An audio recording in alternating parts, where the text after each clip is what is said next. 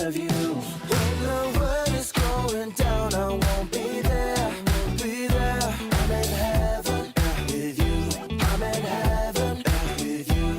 We'll be up and losing ground into the air. To the air. I'm in heaven with you.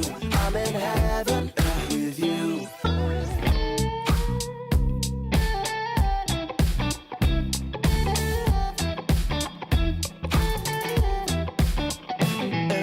Faced harder times when sweet words turn into lies. We got caught in our nest, yeah. I put our love on a rest. Hit the brake, I'll turn over. And never ever say that you know her. Got a flame to fuel every night. Keep her safe and hold her tight. High in your love, high in your love, high in your love, high. It's never enough, never enough, never enough. I'm so high in your love, high in your love, high in your love. I'm so high, I can't stop thinking of you. When the world is going down, I won't be there. I won't be there. I'm in heaven with you. I'm in heaven with you.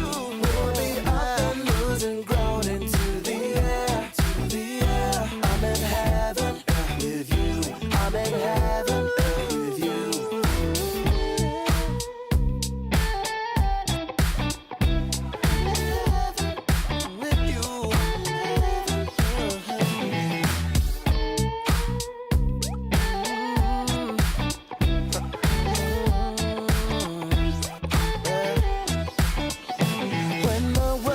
Going down, I won't be there. I'm in heaven with you. I'm in heaven with you. We'll be up and losing ground into the air. I'm in heaven with you. I'm in heaven with you.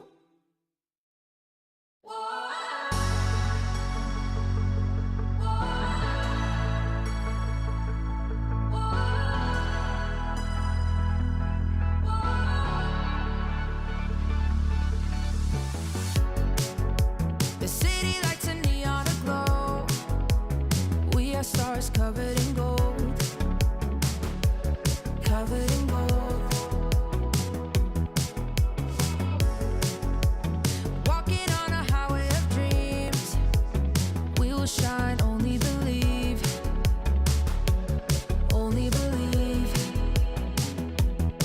And the feeling's right to set the tone. Wanna light the spark and let it go. Late after midnight, light it up in the moonlight. Ain't no stopping us now. We just wanna be the fire. We just wanna be the fire. Burning desire. We go higher and higher. And we never come down.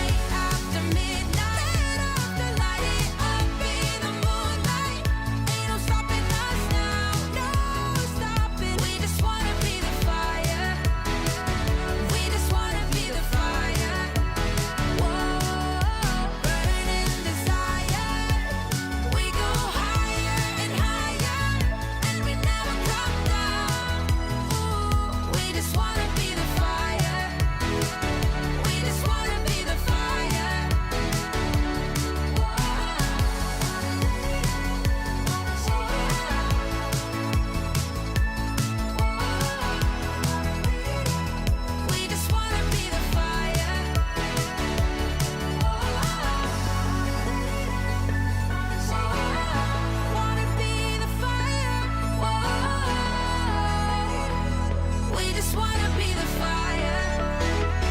We just wanna be the fire.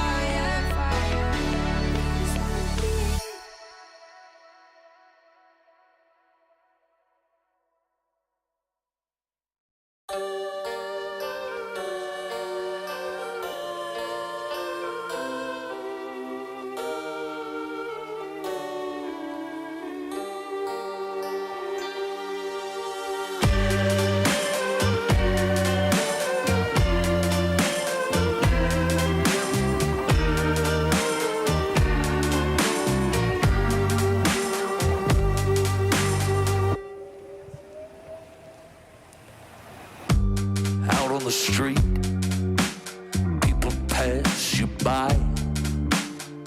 You don't meet their eye, you don't care. And out in the night, you see a light.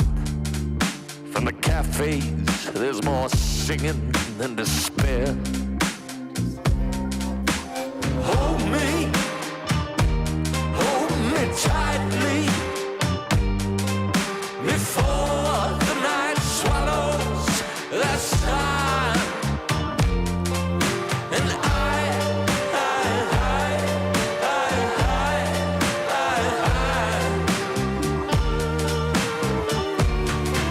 I'm done.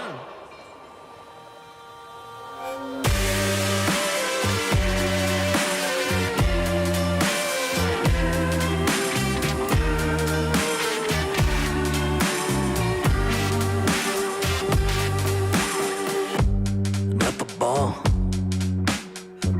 two drunkards sit. They're talking shit of what's been before.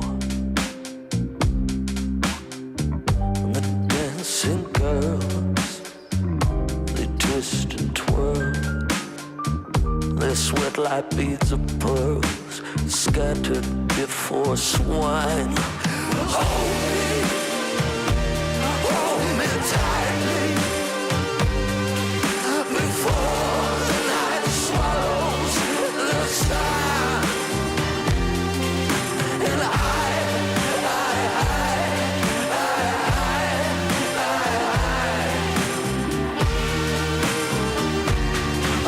done. Well, hold me tightly before the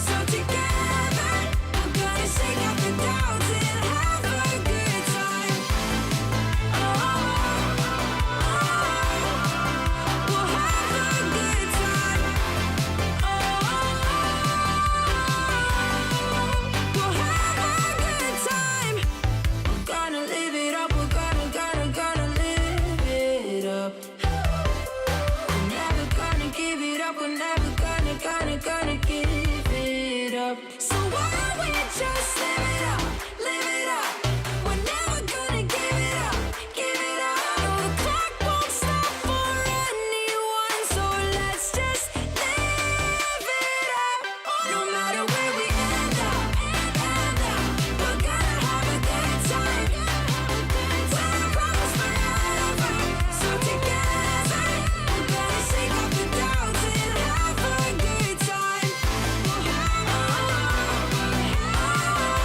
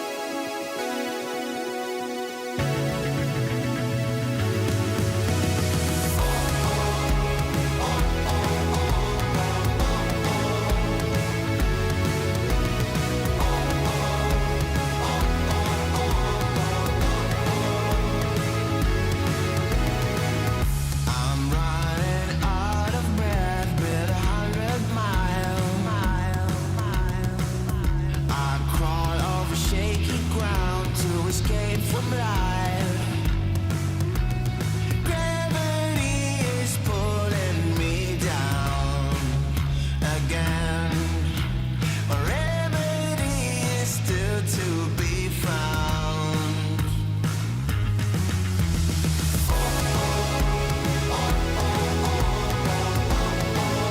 Then I keep running.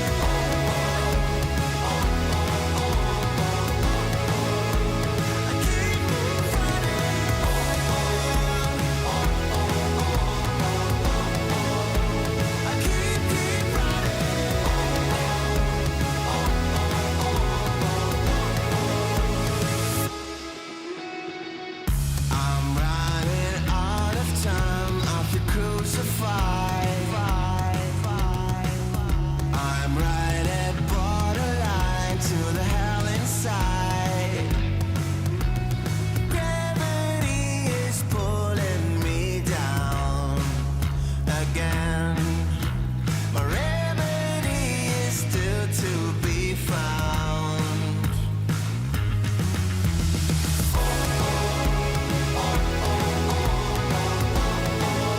Then I keep running.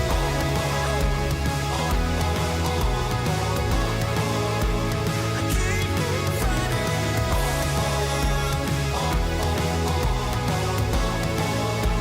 I keep running.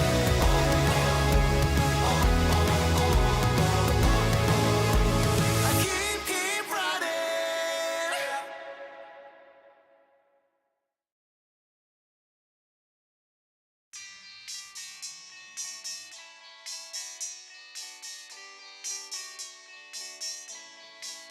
The morning light, it hits my eyes. Last night we partied like it's 99. You took my hand, we danced all night. That's all I remember, we can blame no one. Look where we are, so beautiful. This world is ours for the taking now. Not holding back, not giving in. Stay a little longer in the moment now. No regrets now. I'm not feeling sorry for anything I've done. We light it up just to watch them burn it down. And we don't need them anyway. Just take the chance, make dreams come true. Will I ever see a pretty face again? Rendezvous is all I'm hoping for. Maybe we can meet up on a boulevard. Let's get away, yeah. Let's get away, yeah. Let's get away, yeah. Let's get away, yeah. 'Cause if we got one life to live, maybe we should just let go. Don't worry about tomorrow. Start counting your Insta follows. 'Cause the sun comes up again. New days they begin. So hold on to me, 'cause I won't let go of you. No regrets now. I'm not feeling sorry for anything I've done. We light it up just to watch them burn it down. And we don't need them anyway. Just take the chance, make dreams come true. Will I ever see a pretty face again? Rendezvous is all I'm hoping for.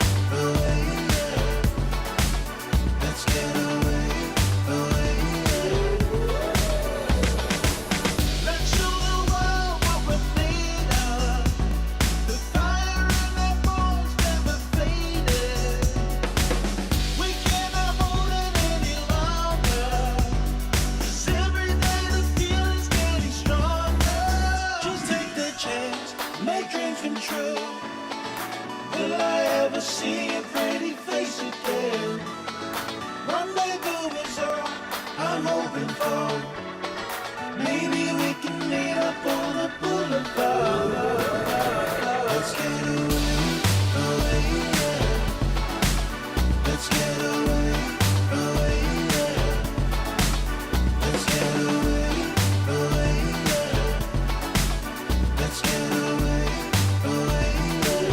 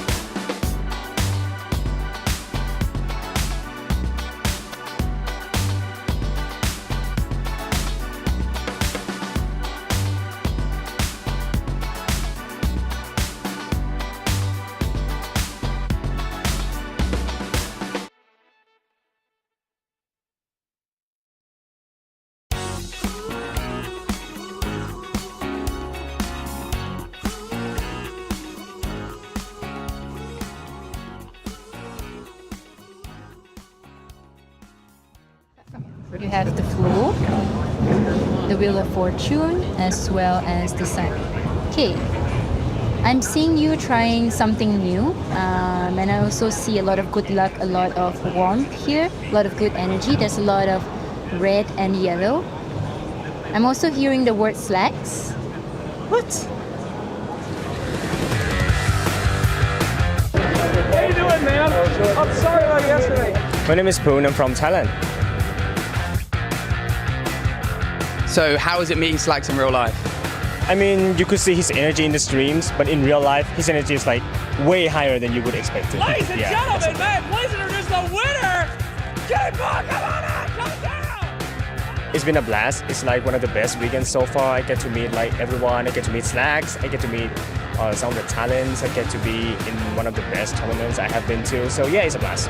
If you have an opportunity to apply to one, just go for it. I mean, one day it could be you, like in my position, and it's gonna be like really great. Yeah. Thank you for this opportunity. I mean, like, it's been a blast this weekend, and I wouldn't have made it without like this sponsor and stuff. And yeah, if you have stuff from overseas you need to carry on and need to get delivered, just get it from here.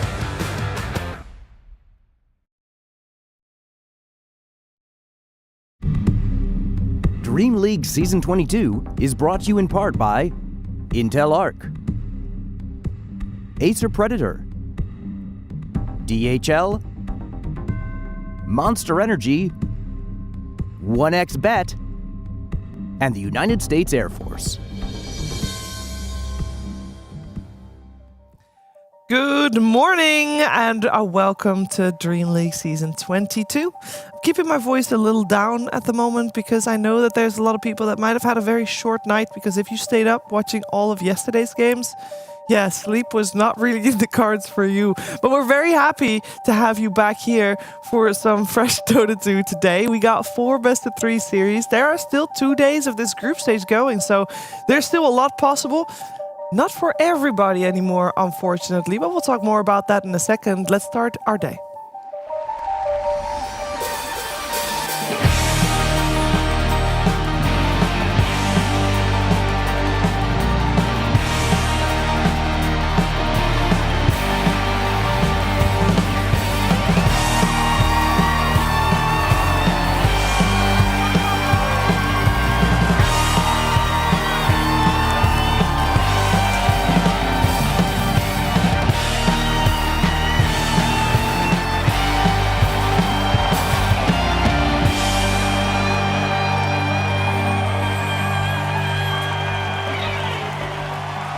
Yeah, it was a very long day yesterday, and OJ, because you made a valiant effort to try and watch the games. Oh yeah, you saw that? Yeah. Yeah, I was like getting ready to go to bed. It was like 50 minutes into OG versus Aurora, game 2. I was like, I'll just catch the end of it, then I'll go to bed. I just kept messaging in the WhatsApp group like, please tell me Aurora won. I want to sleep. 95 minutes later, I hadn't showered yet. The stench, Suns fan. I can imagine. It was insurmountable. I saw you late that night, and you still had your makeup on somehow. He did. You tried rubbing it off with all your might, and there was still You came some out of remaining. your room? He did. We went for it. Went for a nice lovely Always walk. some insult from Shiver to start the day. Usually it's about this jacket I that like I'm wearing. the jacket. Now it now looks you like a look. Yeah, I thought we were gonna ride around on his motorcycle, but we just went for a walk instead. Too cold for that. Sorry, Shannon, how you doing? Why were what were you doing? Well, need to get some exercise, you know? Just sitting in the hotel for so long. I'm a good influence on him. Okay. When I was in Phoenix for our Kickstarter, relicarena.com, we went to the gym. Subtle. We went to the gym Yeah. 3 or 4 days a week. Together. Together, and he's very strong, actually. Yeah, well, you told me about his abs. He's That's right. he's quite impressive. Did you guys tell? See that? That's all Can we muscle. get a zoom in? Can we get a zoom in on that? That's all muscle right there. Sint, how are you doing this morning? Worse than before. Why isn't it lovely to be a guest on the DreamLeague show? It's great. Yeah. I love Shannon's antics. He's a very happy person always. Very optimistic, positive guy. Not negative at all. Yeah. And Sorry about that. Jenkins is the perfect match. Also a very positive, happy guy. Yeah, very, very, very nice to have guests on the DreamLeague show. And we like to sometimes expand the guests on the DreamLeague show. And I believe we have a guest this morning joining us as well. It is none other than Rhea. Hey, Rhea, how you doing? Oh my god, hello? Is this working? It is. Gang, what up? I missed you all. How you doing? What's up with you nowadays? Haven't seen you forever. I'm anime now. I mean, wait, hold on. I can. Sounds really familiar. Yeah, I don't know why. I'm holding this really nice sheep stick. Do you like it? Oh, wow. That's Not good meant stuff. to mean anything at all. Yeah, that's just total coincidence. Looking at that. Hold on, I can be Jenkins. Oh, hey, what the hell, man? What the hell? Very cool. Turn into a rat. I didn't prepare the rat, despite your wishes. And we talked about this. No. I told you I couldn't do the Turn into rat. a rat. Why? This is way better. But actually, maybe with that doesn't even look like That's me. Leviathan Oh, Jenkins you're right. there. I can make it. Hold on, I can fix this. Fix it. Oh, wow. That is gosh, more Jenkins. accurate. I love it. That is actually closer. That was very close to how he looked yesterday That is after the actually gym. close. Yeah. Very, very Purple true. lipstick. That's great. But which games have you been playing lately, Rhea? Anything but Dota. Holy shit! I got my my battle report. It was like, you played 5 games in the last 3 months. How nice was that? I was like, that was very nice. Thank you. I play like Hades. I've been playing. That's pretty much it. Must Just be good hate for it. your Like mental Baldur's health Gate? then. Yo, my mental health is through the roof. I mean, I'm dabbling in anime, so I have depression now. But like, you know, it's fine. Typical. What's the best game other than Hades you've played in the last 6 months? It's Baldur's Gate. It's literally, you know, because I'm so lonely, right?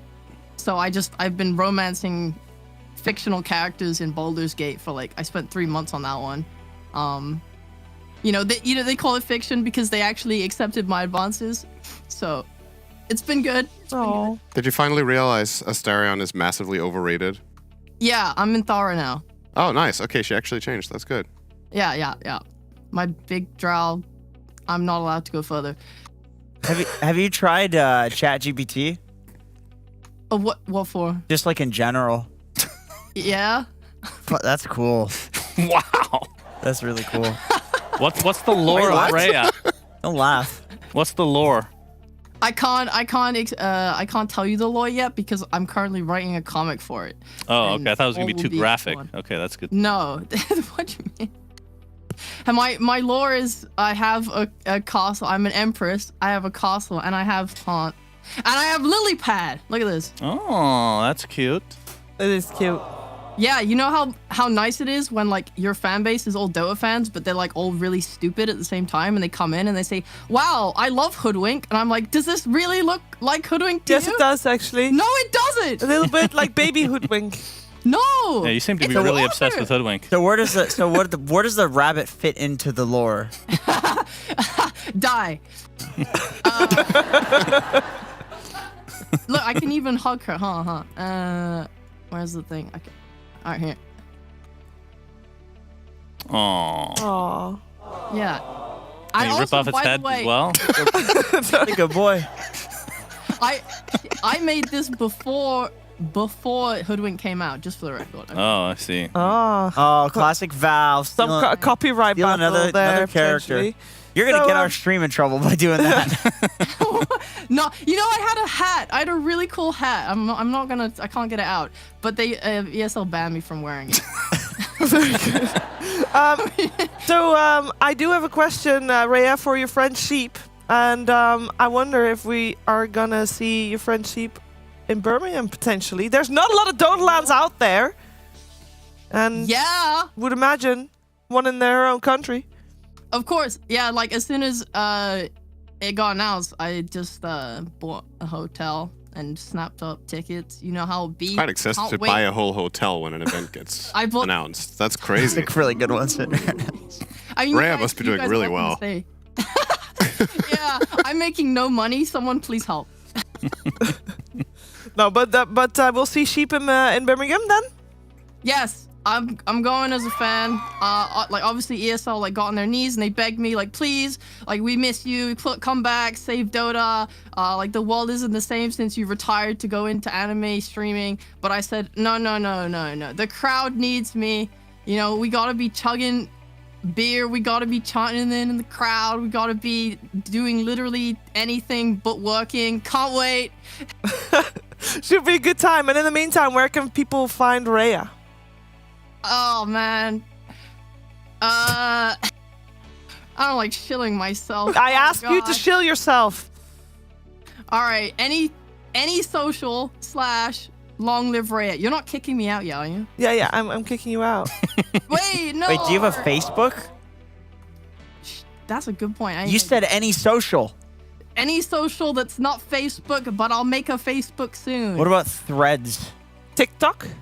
I think I have a TikTok. I don't know about Threads. Don't they automatically make a Threads when you have an Instagram? No. I don't know. I don't You have to they click one don't, button no. and then you have it. Yeah, you have to Okay. click the right button for it. Okay, not on Threads or Facebook. Yeah. No, but Rhea, we do have to move on because, you know, I know how happy you are not working, but we are working and we gotta continue doing so. No, this has been so nice. I love you guys. I miss you so much. We miss you too. I hope you you have soon. have a good day and we'll see you soon. All right, bye-bye. Bye-bye. And because the reason we want to move on is because there was a patch overnight and we got to check that out because there's a bit of update. We have some help, by the way, for checking out what has changed since, because we got Brian over in the technical corner, but this time it's not going to be technical because you're gonna show us what's new, what's up. So, you guys are with me on this one. Shannon said he wanted to rate the new Dota Plus sets. Oh, wait, they're Dota Plus sets? All right, move on. No, I want to see them. Move on. First, the Dota Plus update had some sets, but there's also some cool new features. So we'll start with the sets, but then we'll go to the features right after. So, Shannon, We'll go through them pretty fast. we got a maybe. disruptor All right, how one, about Shannon. this? I have about 1 million shards. Okay, plenty. So it's a yes or no whether I'd use any shards on these. Okay, no. Okay. Nope. Wait, the headpiece is cool. I like the headpiece. Look It at fits this with the emo emo look Willow. that Jenkins had yesterday. It's emo That's Willow. true. Yeah. Definite no. I don't then. like Okay. that. Next. Okay. Nope. Every other Spectre set looks like this. Okay. That's fair. Same with CK. Is that the default CK set? Next. Look at his eyes. Beat little evil eyes. He does have kind of a... I like the head. The beard is cool. That's not Yeah, bad. the beard is Beard very is That cool. was not bad. Goodbye, Okay. the beard. But Okay, no, so I that wouldn't- one's I got wouldn't your spend approval, shards. Sunsman? No, I wouldn't buy shard. I wouldn't use my Okay, shards what for it. about this one first, Spirit? Well, he's pretty jacked. I don't play the hero though, so no. What about like the stone? That doesn't sell you? Oh, yeah, still no. Okay. Oops. Didn't mean to click that. Next one. Oh God, no. That is really low poly. Get that off I the like screen. that. That's Why do really you ugly. like it? That's nice. It's like an Aquaman. Okay. It is Aquaman. He's got the trident. Yeah. Next. Okay. That's literally the only thing he has in common with Aquaman. I mean, Nick's sets are kind of hard to make. Well, but yeah, true. But this is more like alien bug. Yeah, it's okay. I wouldn't spend shards though. Wait, what's going I only on? have a million. Can you go back to the Knicks? What's going on with the glowing thing on its back? Is it failing to load in? It looks like a chessboard. What? It's just The pink and black squares. the pink and black. Oh, I see what you're saying. That's part of the set. But that's Is just it the way they did it. Wait, is that actually because whenever there's like an error with stuff loading, sometimes it's the black checker. Oh, yeah, I see black what you're and purple. saying. Yeah, is yeah, this yeah. actually just No. Is this what it's supposed to The look like, or pink is it and black bugged? squares, or should they be? It's pretty consistent throughout. I think it looks good, actually. Yeah, it But does it's like look if it's good. the entire layer, then No, the layer the might. checkerboard thing is it's that same color, but it's also black as Oh, the okay. squares. There's no black there. Okay, so Next. we don't think that's an error. What is this? That's the courier, the very rare courier. It's kind of cute, I guess. But you'd Yeah, never get it's it. it's a mole, and he's got. So the thing about moles is they can dig, right? They're very good with digging, and they have actually got the 5 digits. They replace his hands with drills. I feel very sad for him because how is he going to hold the toilet paper? That is Why are you true, looking at actually. me, He's going to Sheever? need a bidet, I believe. You get moles removed with local anesthesia.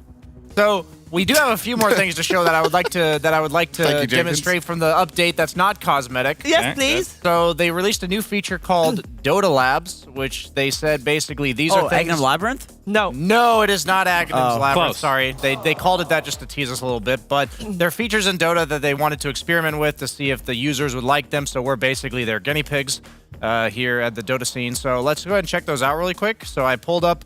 I am in a private lobby right now, but there's a section called Labs, which makes sure if you want to assign a hotkey, I couldn't do this right now because it's just too complicated. But if you ever have issues dooming or Laguna blading creeps, you can use these hotkeys to make sure you don't do that. The one I'm hyped about is the overlay map, which will be showing in just a second. You can set a hotkey to have your mini-map toggled on your entire screen. And then there's the enable high visibility local hero health bar. So we're just going to quickly show the health bar. So if you go in, you see basically I that my like that a hero's lot, highlighted. actually. If Yeah, we that's remove great. it just to kind of feel the difference there, like I like it a lot. I think in a chaotic team fight that will make a nice little difference there, and I don't think it's like too distracting. I lose otherwise. my hero all the time. Yeah, Sheever, So- this will help your positioning tenfold. It's This not is an gonna easy keep you 1,000 alive. And, Details. yeah, and then yep. So fun features coming out from the. Wait, what about the Wait, mini what map? about the mini map? Well. I want to see the Okay, mini map. one more on the mini map. Sorry. Mini map. So you can. Oh, wow. So you don't have to look to the bottom left to see. You can toggle it on. You can kind of like BACSing in the meanwhile as Question: well. Can you move the mini map? No. Like, can you put it like on the left or on the right, rather than the center? There's only one on-off button, so I don't think so. You can't use this if you stream. Why? You're gonna get stream. Oh, because then your mini-map gets yeah, sniped? we hide the mini map a little bit, transparency thing. Brian, then you get a blocker on top of that. Yeah, Yeah, With you get a a blocker hotkey. in the middle of the screen. That's right. That's toggled. That's Excuse me, right. with your mini-map hotkey. You're dying. I am dying. Oh, wait, literally in the game. Oh, gosh. We all are, Sheever. He's got the screen on. We'll let Brian finish his Dota game as Thank we'll you. continue talking about other Dota games that happened today, because I said before that there might be a lot of people that missed the last game of the day yesterday. There was a very long series. It started exactly on time, and still, when I woke up this morning, I saw at 2 a.m. a message saying, Uber coming in 4 minutes, and I'm like, how did that series last so long, from 9:30 to 2 a.m.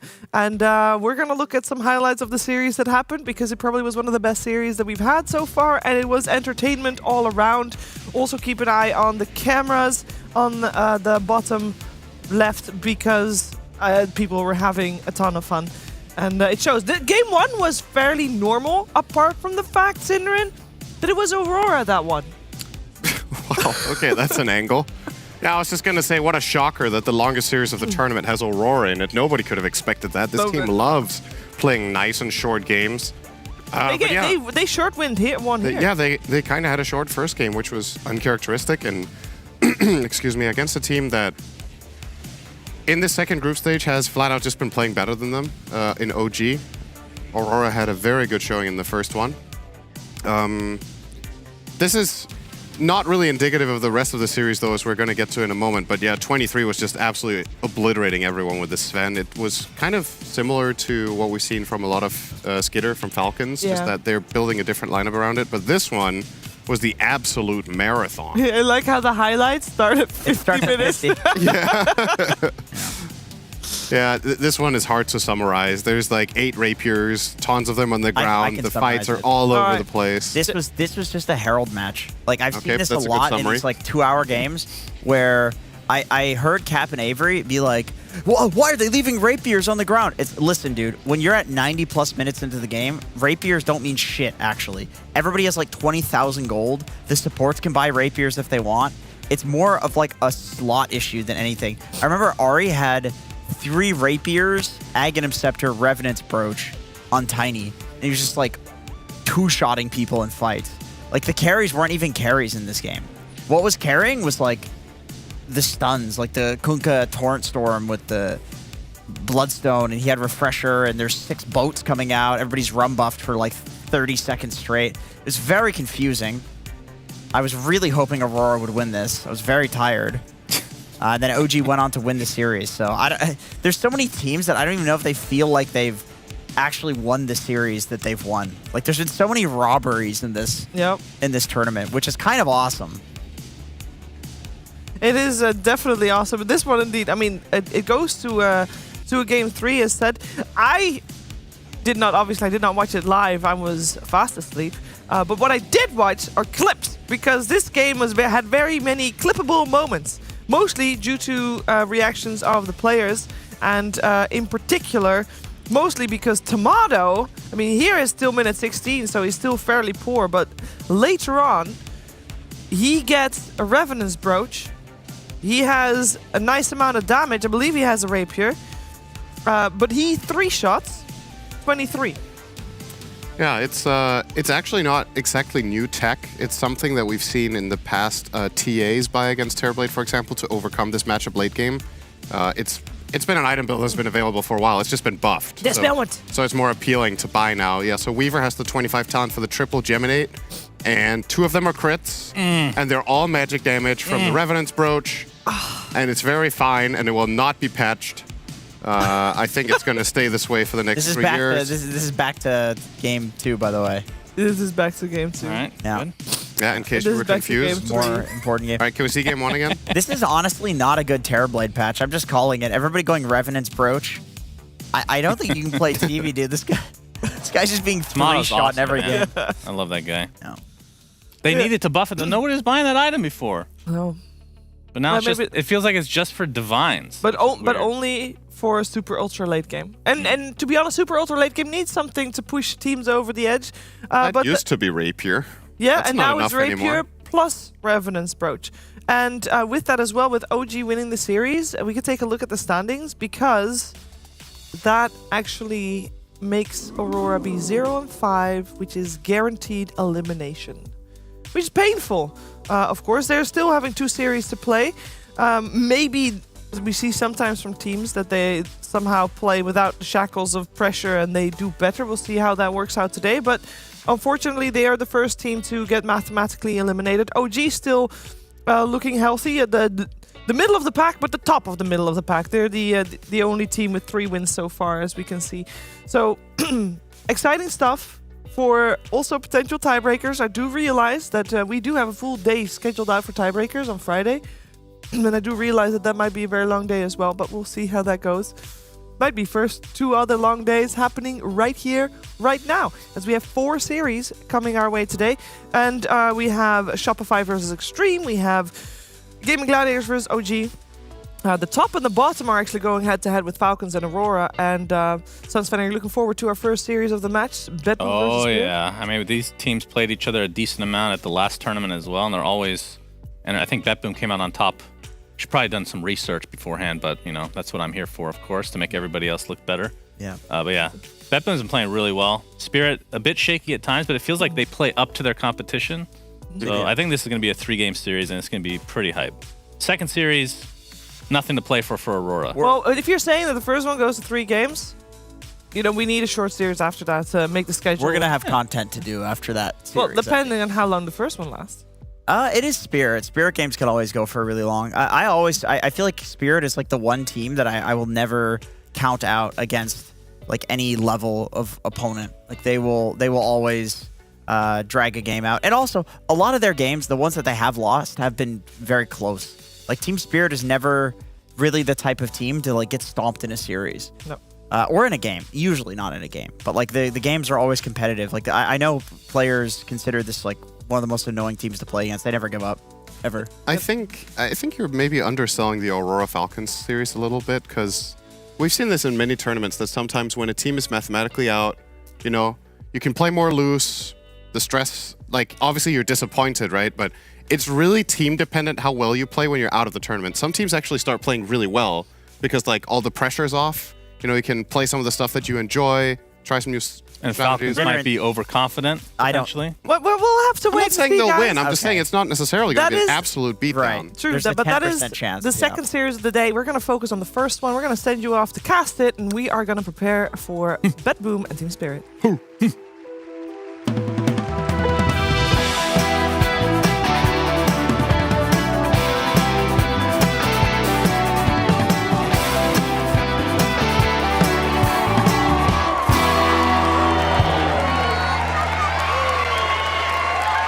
Yeah, we heard Sunspan wondering, you know, he might have needed to do some research, but, you know, he didn't because Brian does the research. What did you find, Brian? Sounds fun. Sunspan? Oh, that's my job. Yep. So I was nerding out a little bit about the carry matchups for this series, because I feel like the meta's been constantly shifting, where the offlaners are, instead of like going Vlads and other items for the early sustain, they're going Yules. So I was seeing like heroes like Slark, Troll, that get kited. We're not seeing them as much anymore, and these teams are deciding to prioritize the illusion heroes. So it was originally Naga, but that hero started losing to heroes like Leshrak, and it's also bad against the Yules because the Naga has the net and the Orchid. And so what's recently happened with both of these teams is that they started prioritizing Morphling a lot higher. Both of them are 2-1 in the second group stage with Morphling, but they also started prioritizing Terrorblade over Naga. And then as a response to Terrorblade, they've both picked Phantom Lancer, because he's considered a hard counter to TB. So I think there's going to be a little bit of a kind of a round robin, rock, paper, scissors of the carry hero pool going into this series. And I think it's going to play a huge role in these drafts, because both these teams are very active, very high tempo teams. And the carry is going to be the one that kind of seals the deal. But I think that matchup's going to be really important in this one. All right, looking forward to it. Also, welcome to the table, Effie. Hello. Good morning to you. And I know that we often look at the offlaners when we talk. I know you look at the carries. I You're look a at the core carries. player, but we look a Yes. lot at the offlaners. And before you give your thoughts on the offlaner on the side of Bedroom Miero, let's first hear from Miero real quick. I think we're happy to be second place, but we need to win our last matches. We have a great team, I guess, and we also have good vibe in team. Our team could play much better. We're always improving, and I guess it's fine. Right now I'm not feeling like I'm the new one guy. I have a good connect with all of our players, and we're talking about Dora a lot, so I think all good. We're improving by our coach, and then we're watching a lot of replays by ourselves, and also 2x2. That's the point. This is already stupidly awkward for OG. The vision. Tomato, he's getting initiated on his BZM, trying to save him a bit, but Miero continuing to go with that trample, and the BKB as the black hole comes in onto 2 with the Minds of Save doing so much work. Ari is dead, Whisper is next. Only 2 members of OG remain. I think playing against Team Spirit is interesting. I knew that guys in real life, so I like to play against them. We will see it, I guess, during this DreamLeague. Who's better? I just want to say support Bad Boom and trying to get better. Yeah, I hear it from Miero. He's looking forward to this matchup. It's always a little bit of an extra pressure on it, or feeling to it anyway, when you are more familiar with the players you're up against, Effie, in real life as well here. Yeah, I feel like the cool thing about the EEU region is all of the competitive teams are actually really good friends with each other.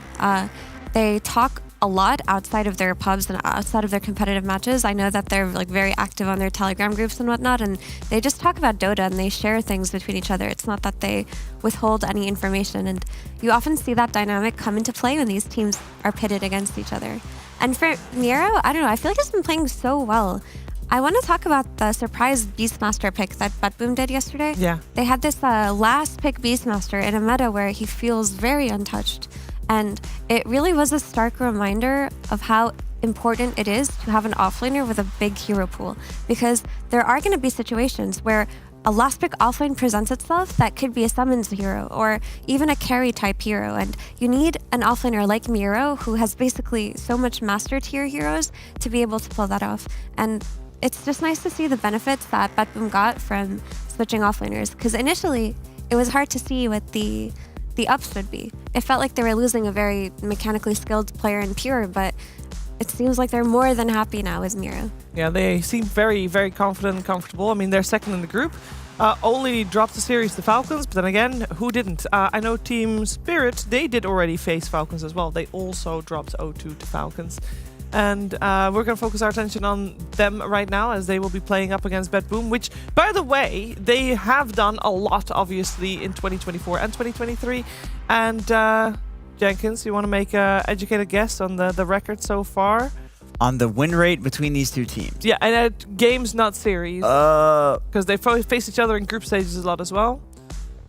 50-50? It is 50-50. If you combine everything this year and everything last year in terms of games, is 9-9.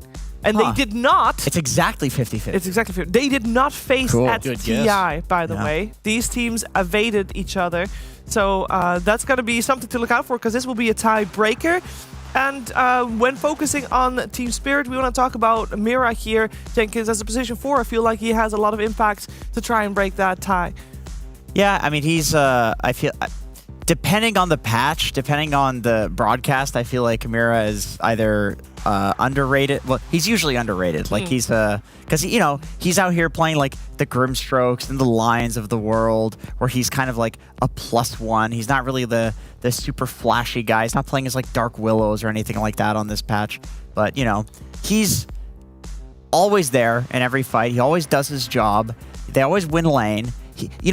Everybody talks about Collapse. Collapse this, collapse that. He's the best Mars in the world. Yep. There's no offlaner without a good support. He always leaves the lane at the right time. He always gives Collapse a free lane.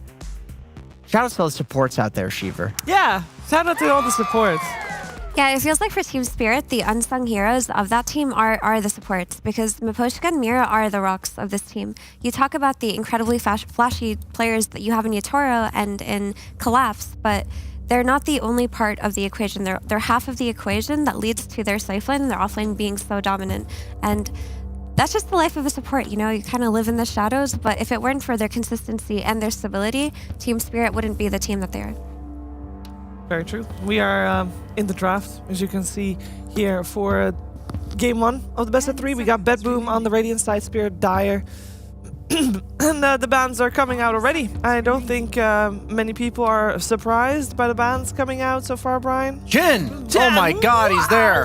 Enigma's the only, slightly surprising one. Bit of an enigma there. If it's not BetBoom, but Toronto Tokyo plays this hero so well. We saw the highlights that game. I got PTSD just from watching the highlights of the game. I wasn't in the game, of course. The black holes that guy can hit with virtually 0 items, very impressive. Then Mira also is an incredible Enigma. Not that he's really been playing it in this tournament. I think he's played it at least once this tournament, and the annoying thing about having this Enigma be given to BetBoom is that it also just opens up for Enigma plus Tiny, and you don't know what flexes or where those heroes are going. Yeah. But when you pick those heroes together in unison, it makes for a very scary draft in that you actually don't know what you're drafting against. So top lane will be won for BetBoom. For some reason. I believe Centaur's win rate in don't lane understand. is like 98% or something. Like Bracer secretly got buffed or something like that. I don't know. That hero doesn't even buy a Bracer. I feel like we asked Collabs yesterday what he thought about why Centaur wins every single lane, and he just said high sustained broken nukes. That was basically all he said. So I feel like every player, every situation, different skill builds, they've just been winning lane with Centaur. And even though his win rate is 20 and 25, it's not a stellar by any stretch. His lane win rate is 25 and 0. So I mean, the Spin, I actually wanted to comment. I had neither of these two teams, they'd only picked Spin one time each. So I thought we wouldn't really see Spin this this series, which I think is even more interesting. That's coming out first for Team Spirit. They've only played it once, and it was a loss. I feel like after all of the other Sven games that are happening, though, like, you watch these games and you're like, Sven is busted, dude. Yeah, I also think he is one of the only carries in Dota right now that wins lane against Centaur. And by win, I don't mean Centaur gets crushed and has no game. This hero will always have a game. But every time I see a Sven versus Centaur in this DreamLeague, Sven comes out of the lane with more net worth than the Centaur, which has really felt like a tall order. So probably Spirit have been paying attention to that as well. Aurora show it to us, Shopify show it to us, Falcons show it to us. Their Sven is always coming out of their lane with more net worth. It's also a dire Sven, so they've got the Mighty Minds buff. That's it, really important. It sounds like a meme, but It's actually really important. genuinely, like him being able to, dip into the jungle. Like level 5. Level 5, and then heal by farming like a stacked small camp or a stacked medium camp or both. Well, the small camp's not within the Mighty Minds, Jenkins. Oh, yes, of course, This is important. Yeah. The Mighty Minds start where the river starts. Yes. Right, very Top important. river. I will say this is the next ban for Team Spirit because picking up a core that early means, and as a second pick means you only have one ban to protect the Sven. There it is, Storm Spirit. I actually think that has nothing to do with Sven. They're just Okay. 3-0 in Group Stage 2 on the side of BetBoom with GPK. Or sorry, 4-0 with Storm Spirit. Yeah. Here's the thing about Sven Cheever. Just like Centaur, you think, wow, this hero is very counterable, huh? Mm-hmm. But Aghanim Scepter makes it so that this hero who is always countered by getting kited no longer gets countered by that. Superman has no kryptonite. Superman has no kryptonite. for That is not what they say. Yeah. So does that mean that, like, because why would not other teams first pick Sven then? Or is it just because they don't Sven- realize Batman has no Joker in this scenario, Shiver.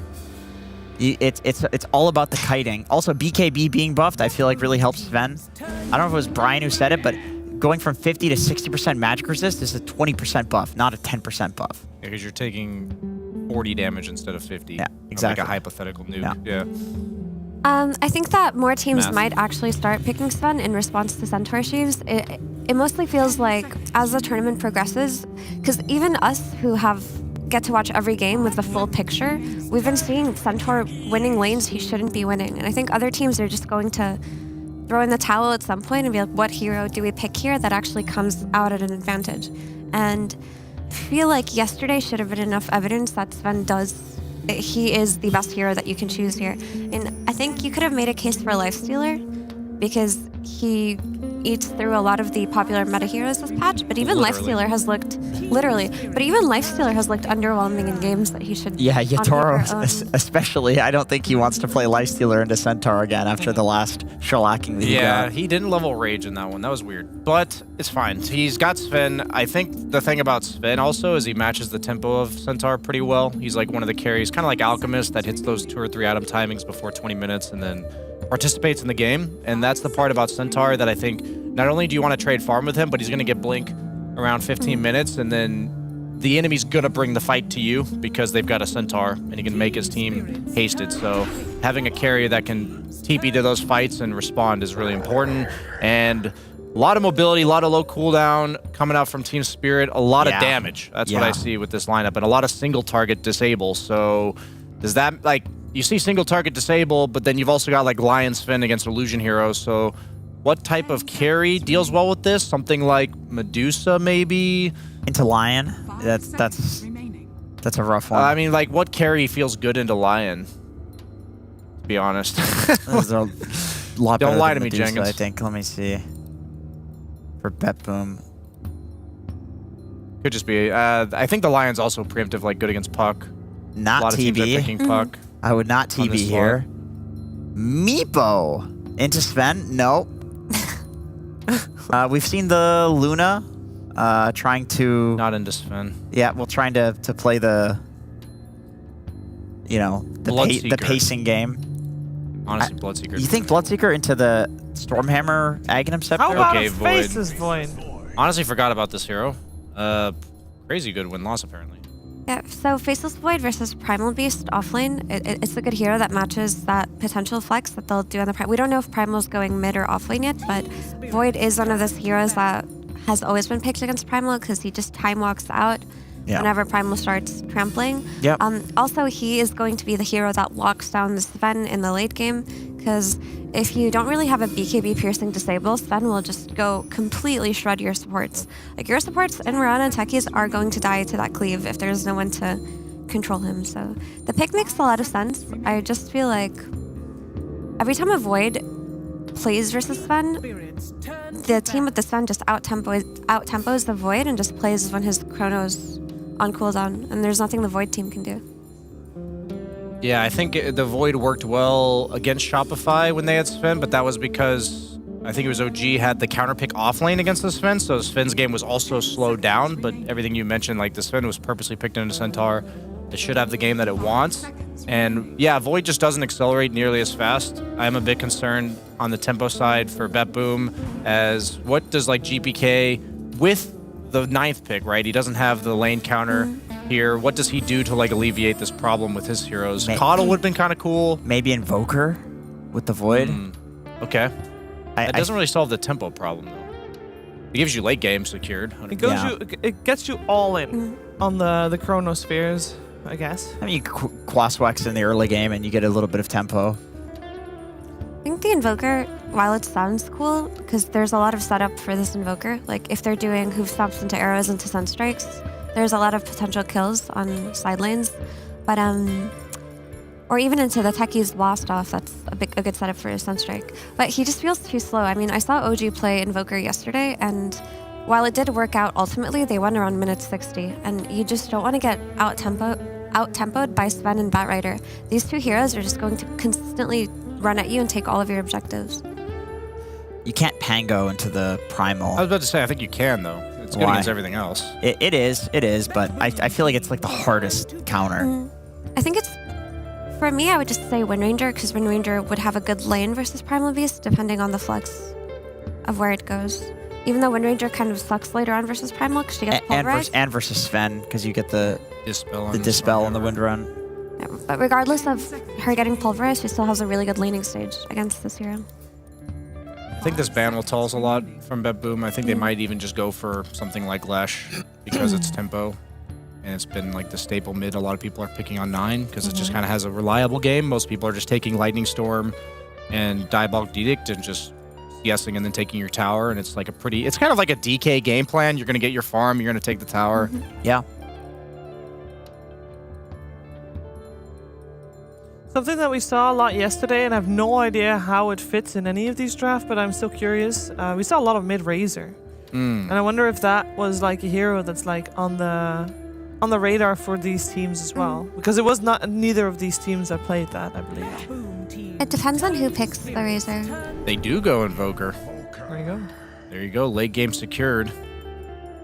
That is a strong late game, and like I mentioned earlier, there is a lot of setup for Sunstrike, so Invoker can always have impact so long as he's playing on Centaur's Blink Dagger. I just worry about the early game tempo. That's the issue with Invoker, is unless you're playing Wex, which you don't want to play Wex when you have so much setup on your team. You want to play on Exert. You want to get these Sunstrike kills. You're just gonna get run at by a Team Spirit. How's the Kunkka Invoker matchup these days? No, Kunkka's banned, but it is Kunkka favored generally. I think Void Spirit might be their option, like something like this. Void Spirit is good. Just they go Pango themselves. Okay, I like to something like get in their melee guy. I did want that, but I guess. Damn, Laurel's happy about that one. Are these tournament stats or team stats? Tournament stats. Okay. Okay, I think this Pango is good. It's going to rotate much more than the Invoker is going to be ready to match. It's going to play on low cooldowns, which Team Spirit are looking to do in the first place. There's a lot of brawly, skirmishy type heroes on Team Spirit, while BetBoom's heroes outside of Centaur, who's untouchable, because that's how the hero is, they do need time to sit back and farm, and they do need to play on good initiations. They need to play on their cooldowns. So Team Spirit are going to hit this really nice window when Sven gets his BKB plus another item where they should be able to consistently run at BetBoom. But if BetBoom take this to the overall late game, they do have incredible scaling with their Void plus Invoker. That's one of the best combinations in Dota. So it's just another tempo versus late game lineup. Will Team Spirit have that like one overextension where like Void TPs in and punishes around like 12, 15 minutes? I think that type of play is going to heavily dictate who takes this game. Like, I lean towards Spirit, but they also haven't been playing, like, super clean throughout this entire also tournament. leaning Spirit a little bit, just because I feel like the Sven, like I agree with Effie, that the Sven into Void, we have typically seen the Sven out tempos, and the Void just gets two-shot at some point because he has less items.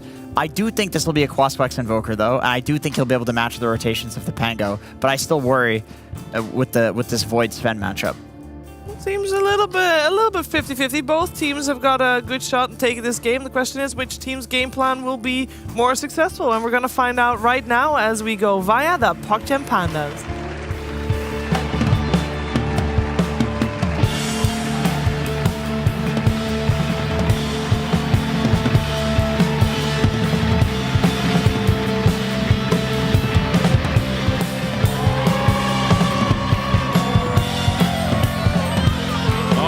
We have made it to day something here at Dream League Season 22. Suns fan here with Cinderman. Backboom versus Spirit. This is going to be a hype-ass best of 3. As we see a lot of familiar heroes, but a couple get through that maybe are a little bit surprising. And we get to see the GPK Invoker. Remains to be seen whether it will be a Quaswex or an Exort. I mean, it does look like a good Exort on paper because of all this setup, but Yep. You never know. Definitely part of the pick is the Chronosphere. Obviously, the Chronosphere Cataclysm combo, a classic. Should mention about this game, more or less, this is an elimination game for Spirit. So it's a tough opponent to go up against in an elimination game, but at the same time, it's also one that Team Spirit knows very well. These teams play each other quite frequently within their own region in Eastern Europe, and plenty of finals and qualifiers and events have been between these two teams in the past. So, a lot and of Toronto mutual Toko respect, used I'm to sure. be on Team Spirit. Can True. you believe it? Been a couple years now, of course. Now, about the lineups, I think this is going to be one of those games where BetBoom want to go super late, whereas Spirit, it's not like you're necessarily on a timer, but I think Sven plus Primal and Pango, like this Tricore, would like to probably try to finish the game around when Sven just has his biggest power spike, like a couple of strong items before Void really gets online. But I do think the panel missed one key part about this breakdown between the two teams, and that is Primal Beast, obviously, Dota 2's Dinosaur. What wiped out the Dinosaur, Shannon? The tomato. That is correct. Tomatoes. I'm very happy you actually got it right. And there is obviously Invoker on the other side who can drop tomatoes at will. So I'm not an Invoker specialist, Cinderin. This is a Quaswex though. And I think the reason that Jenkins thought that was going to be the case is because the matchup against Pango. Pango, this is miserable for him, in theory, Quaswex. But that means that the Sunstrike's not going to be super powerful until much later in the game. I think this is the kind of game where GPK could Guitaro. Oh. That is going to be first blood for save. Some casual right clicks. Classic Centaur techies lane. Feels like this happens every time. Always overpower melee carrying lane. And it's funny that we see a lot of these supports just end up playing kind of the same heroes every time because so many of these cores have to be banned. Obviously, stuff is going to get let through. There's a million heroes in the game now. Yep.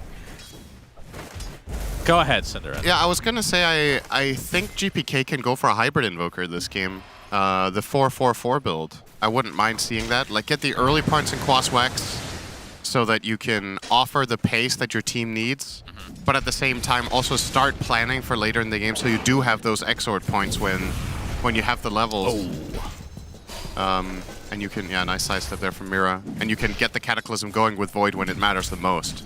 Because I think, realistically speaking, if Yatoro gets farmed on the Sven, is he even going to die in Chrono if there is no Cataclysm? Like, do they have enough damage if, let's say, Spirit have one glimmer? All right, how about this? You know? Techie's Ags into Chrono. Huh? Oh. Huh? How fast does that go off? I don't know, actually. Because you have to... Every time we see a pro player buy it, they barely use it. Yeah. I don't know what the cast range is either. Like, is it on top of you, or is it actually a cast range to it? This is one of those moments where I'm like... I think I'm proud to not know the answer because that means I don't play a lot of techies. I think it's it's based off the flag, so you should be able to get like cast range and place the flag, right? And of course, if you put a Roshan's banner, it just looks really cool next to it. Of course, it does nothing, as we've established in this tournament. I think the cast range is really short, and I think it's a very long cast. Yeah, the cast time is the issue. So, oh, Hex. Yeah, Void. He's actually He's just gonna go down. dead. It looks like. Wow. That was Nightfall. not interesting enough. We will look top to see if Miposhka survives, and he will. Got you. Nightfall. Well, early death for him. I think he was maybe surprised that Mira skilled Hex there. Don't think he should be surprised, though, given the laning circumstances. You know, you're playing against Primal Beast. This is the... I honestly think both carriers are going to suffer badly. Like, these lane matchups are rough. Yeah. Oh, and should mention, by the way, this series, or this game, rather, has 2 of the highest win rate heroes in the tournament, which wasn't really talked about either. Primal Beast is 19 and 10, and Faceless Void is 13 and 5. So, very, very high win rate heroes. After this game, one of them will win, one of them will lose. Unless the server crashes, then we Unless just cancel everything. By some miracle, we get the first draw ever in Dota. You know, you definitely know the answer to this. What happens when both Ancients fall simultaneously? One team wins. Which Toro. one? Actually, I don't know. I'm trying to... I remember this was a conversation that we've had a long time ago. I'm going to say Radiant. I'm going to say I don't remember, but I think it's Radiant. Wow, thanks for asking a question you don't know the answer to. That's just funny to hear you're thinking about something for once. You actually took it seriously. I did. I take everything seriously. That is absolutely. That's as far from the truth as you can get, pretty much. Okay, thank you. Exposing me live. You take nothing seriously, as a matter of fact. That is incorrect. Okay, what do you take seriously? Cats. Okay. That's about it. Yeah, okay. Well. That's GPK in that mid lane, 30 and 8 versus the 20 and 5 for Laurel. So GPK off to quite a good start. Yep. So far it is just, I mean, if you're going to go hybrid like you were, which I've never seen, by the way, is Toronto Tokyo is going to be able to leap away. You've never seen Invokers go 4-4-4? I mean, I've just never paid attention either. You know, I just... that's because you don't take it seriously. At what point do you start going into Exort then, in that case? Like what level-ish? Well, that would mathematically be level 9. Because then you're 4-4 in the other two. And you don't skill your ults. Okay. Good answer. Yeah, stupid question. Just do the math. I thought that your hybrid build was something more interesting than that. Oh, so you honestly. start getting like 1 point in Exort earlier? Yeah, as Nightfall actually goes down. So 2 deaths already for the Void. This is a hero that... This lane is cursed. The moment they look away from it, Nightfall dies. I think you should just keep looking bottom, highlighting that his health bar is empty. That is indeed why he died. Laurel. 0 health. Cold Snap. We'll be able to get the Arcane Rune. I mean, it has been 4 best of 3s a day. Oh, I'm not blaming him. It's rough stuff. You are blaming. You're shaming. I have tried doing camera work for a tournament. Yeah, you're terrible. Thank you. That was not what I was getting Rolling Thunder, as Miposhka is there with the Firefly as well, but gets off the Ghost Walk in time. I can tell you that that catching every kill is stupidly hard, and these guys are doing a great job doing it consistently. We're warming up this morning, though. That's right. The monster hasn't quite kicked in yet. We have to get an IV into our vein. Yep, this is the right lane to watch. Yes! But Collapse again. He can't lane. This lane is actually unplayable. Wow. So if you're playing Faceless Void against double stun plus Primal Beast, you need either a save or nice flame break. Clutch. Go ahead, Cinder. You need either a save or a stun. Like, you need some way of stopping Primal from walking all over your Faceless, and they don't have anyone. Mirana Arrow is not reliable. So genuinely every time Nightfall shows up to hit a creep, he's gonna die. He can't lane. Yeah. This is actually a total disaster. So what's the option? Because he's not exactly a great jungler at level 4. Like, this is a hero that needs the early farm just to be able to go AFK and farm. I think the solution is GPK. I think you have to pull resources from another lane to bring this guy into the game. If he starts jungling now, this game is... I don't know, man. This is... He's going to get absolutely minimal income from this. He will pull the wave to try to get it into tower, which is all fine and good, but he could die in the tower. Like, Yeah. they kill him 100 to 0 in a stun, so this is not safe at all. Arrow mid gonna lane. miss, Laurel with Yeah. the sidestep. And that is one thing they don't have a real easy setup at this stage of the game for the Arrow. Is Toronto Tokyo will take a nice swash. Once they get hoof stomp with, once they get the blink on Centaur for the hoof stomp, then perhaps the Arrow setup, or of course a Chrono at some point. They're gonna steal the stack here. Spirit. Cheeky. Yeah, we got the second cam on Nightfall just in case. Appreciate that production. Oh, that's a good call. I have a feeling this will not be his last death of the game, the third one. But yeah, it was one of two things, right? Either you go and help him with the Invoker, or your Mirana leaves you and goes something else. Mira's level 6. Oh my goodness. Holy shit, he's level 6? Can he just get this kill straight up? Impale forces out the time walk. Goes a little early, I thought. I actually think he could have maybe killed him if he hexed him, hit him twice more and fingered. It would have been close. Yeah, he did the math, so I'll trust that he could not have. Oh, blast off connects. EMP drains his mana as Laurel will take... No, he will not take Oh an my arrow. God, Instead, he gets the kill on Toronto Tokyo. Oh my. Quite the turnaround, I have to say. Mira's looking to kill Nightfall here. Yeah. He's waiting. Wants this the time he has a collapse, and the Impale, it does hit into the Pulverize, and I'm sure the finger will eventually come. Death number 4 for the Void. Yikes. We're gonna need some really good tomatoes this game, I think. Yeah. Some nice San Marzano. Well, he can't make a tomato yet because he still doesn't have Exort. Can you name one tomato breed? Cherry. Does that count? I don't know. I'll give it to you. Thank you. That's good enough. Only reason I know that is because you made me eat one. Oh. And you As a almost bet. vomited. That's correct. You are the only person I have ever met in my life that despises tomatoes. Well, raw tomatoes. There's a difference. Yeah. Well. GPK is able to get the damage rune. What do they taste like to you? Death. How, have you tasted death before? Every conversation with you is basically that. That's fair. Nightfall still. And if only I in the could same eat area. conversations with myself, that would be wonderful. What a diet! Yeah. Level Very 6 good for the nutrition. Void. GPK again. Gonna try for the same combo. Another great gonna flame work. break, but it matters not. Maposhka does fall. And Nightfall, this is the saddest sight for BetBoom fans that they've seen in quite some time. I can actually give an anecdote based on experience on this. I had a game as Faceless Void where I died multiple times in lane and went jungle. It was awful. Yeah, you should be playing carry to begin with. I never came back. I think it was by necessity. Trust me, I don't ask for carry. But this hero is terrible at recovering. It takes forever. You have no farming ability. Yeah. And you like, what do you buy now?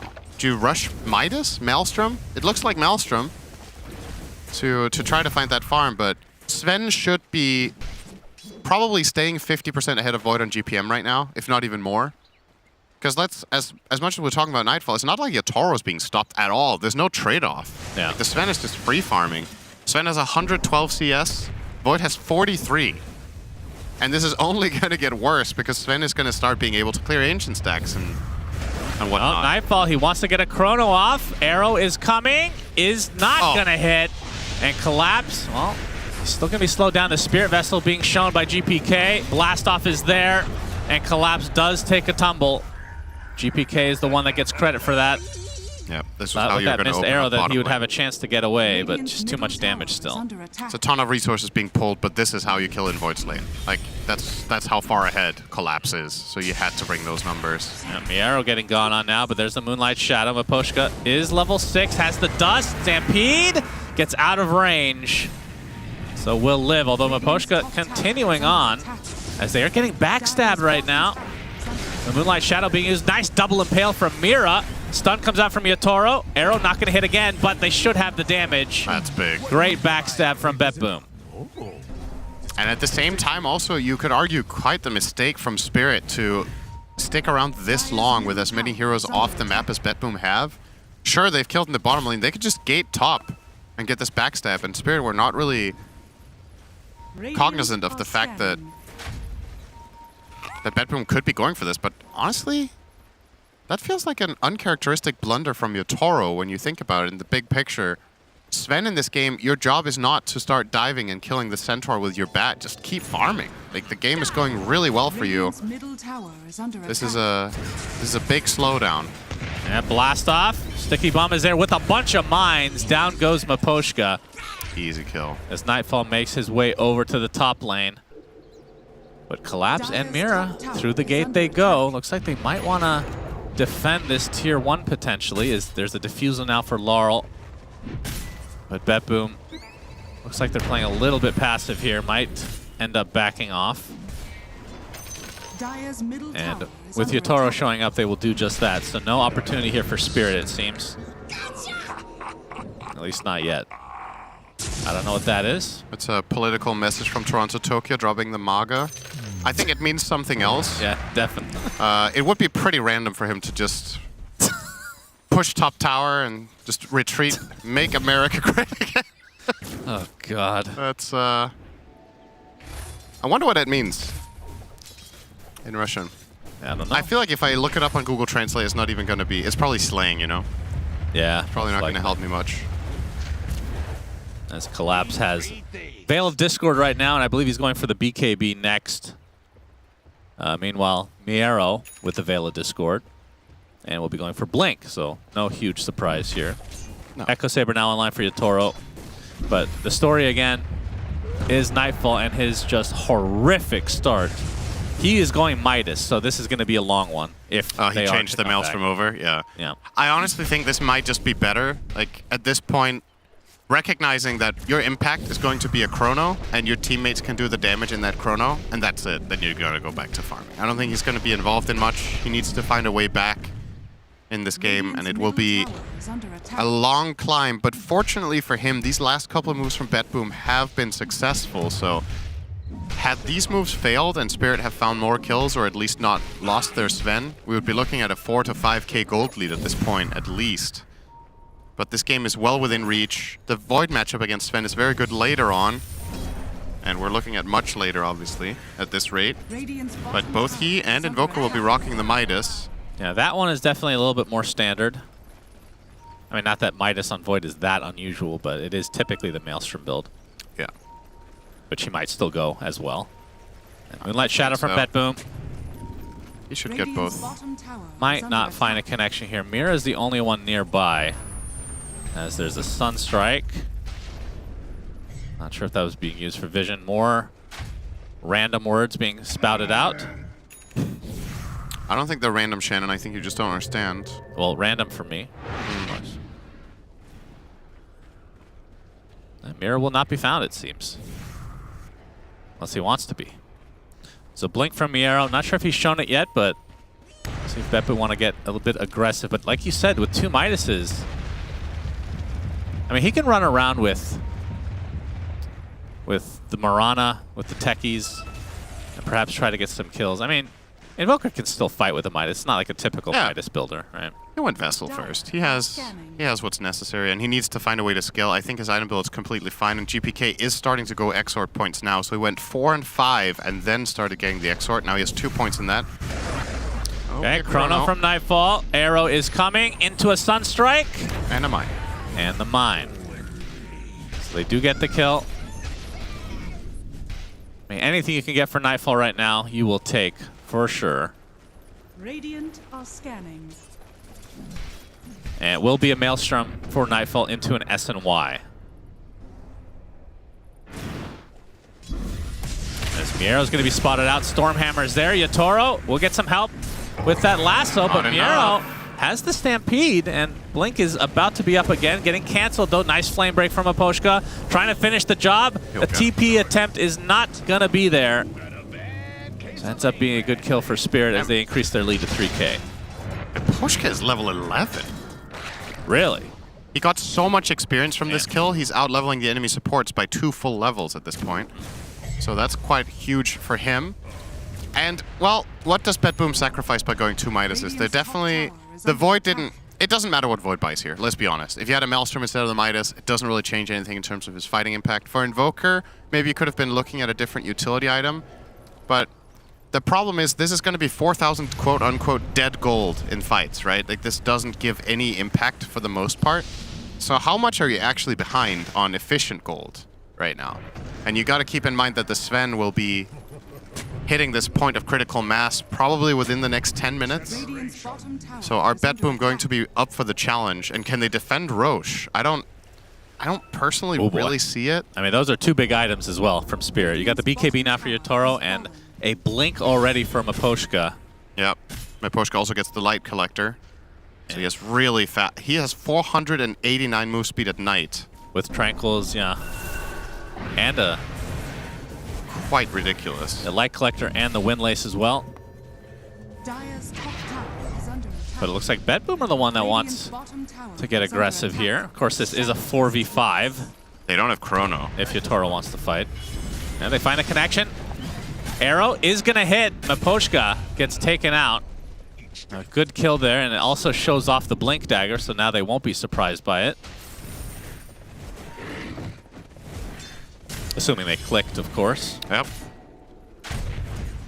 Nightfall, if he goes for this wave, he's in big trouble. He kind of feels like this is fishy. And a great read to get stuck in the trees.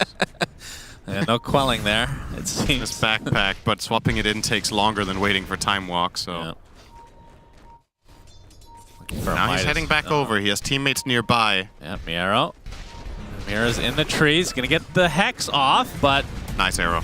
They got the arrow, they got the hoof stomp. Down goes the Lion. Onslaught coming in from Collapse. He wants to fight. Pulverize onto Miero. Laurel is there as well as the Centaur gets off Stampede. Going towards the south. Laurel, can he find the connection? Not yet. Collapse. Not sure if he saw the blink as Miero now behind the Roche pit. It looks like he might be able to get out. Moonlight Shadow so good. Indeed. Wait, was that Moonlight? It was, right? No, it was not. Wait, am I tripping? I like how I said indeed, just assuming you were correct. Always wrong. I just looked over at Mirana and I was like, okay, she has had it on cooldown for a minute. Oh, Lasso finds Nightfall into the Hex Impale. Finger goodbye. Oh, that was so close to being out of range. So yet another death for Nightfall. So it was Save that was nearby with a Glimmer on the Centaur? Or what? I don't know. I got so confused there. I guess he must have been Glimmered and I just saw it as Moonlight because they lost track of him, right? Cinder, get over it. Okay. I can't recover from this. Get over it. I will never. I'll reference this in 10 minutes. I won't be surprised. Mid lane. Taro, but mid lane, hoof stomp. Sunstrike. Nice Sunstrike. But the Spirit Vessel's not going to be enough, it seems. What a great Sunstrike. Laurel gets away. Dire's middle tower is under attack. I mean, this build from Invoker is very annoying for the Pango, as we said. I mean, Tornado gets rid of Shield Crash buff as well. As there's going to be an Ags now, though, for Laurel. A lot earlier Ags than we've been seeing. Yep. Do you think he should have bought Shard first, maybe? Shard is very good against the Cold Snap, that's true. I don't know. I mean, perhaps he wants to align this extra damage with Yotaro's BKB, Miposhka's Blink. Seeming that they want to get aggressive here. As Nightfall being shadowed. Being used as live bait. And now he has his Maelstrom. Now he can continue to farm. But now at a faster rate. Evasive maneuver from Spirit. Miero. He is going to blink out. And there's the Moonlight Shadow. Yep, nice Team Glimmer. They will invade the triangle, but they'll not find anyone. Yotaro has 2/3 of his Ags. We'll take the top tier 1. No contesting this for BetBoom. Radiant's top tower has fallen. Crosses the 300 CS mark. Stampede coming. Blast off as well. That is enough damage for Laurel to take a tumble again. But save coming in. Nice. Nightfall Chronosphere. Do they have the damage follow-up, though? It's still going to be enough to take out Mira in the end.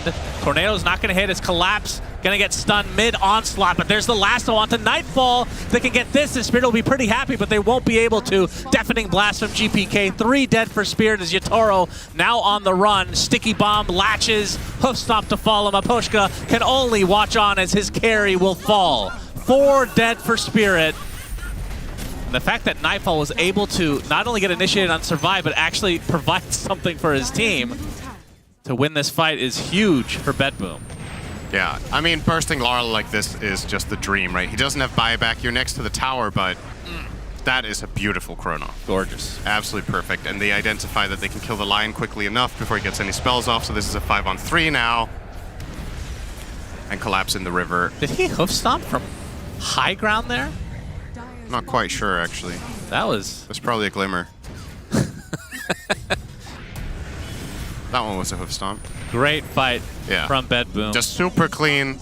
They find the original jump, they take the initiative, and it's just textbook their target prioritization. Like, understanding that killing Pango first as their initial move is the right play, and then finding the Lion. It's very, very clean. Mira will... Man, these sticky bombs, the range on them is absurd. Sunstrike finishes the job. GPK with another kill to his name. Killing spree now. And in terms of net worth, dead even. Yeah. They have recovered this game. I think it's just fair to say that one fight in mid changes absolutely everything. Spirit just lost a 5k lead. Their Sven died a 3rd time. And this... I can't help but feel like this is a different way than, let's say, Falcons would have played this game with their Sven. I feel like Yatoro is getting too involved. I think Skitter, in a lot of Falcons games, if they were in this game state, would just keep farming. He would just continue until he has the full Ags, and then they will make the move, and they will initiate with literally any hero going in first instead of the Sven.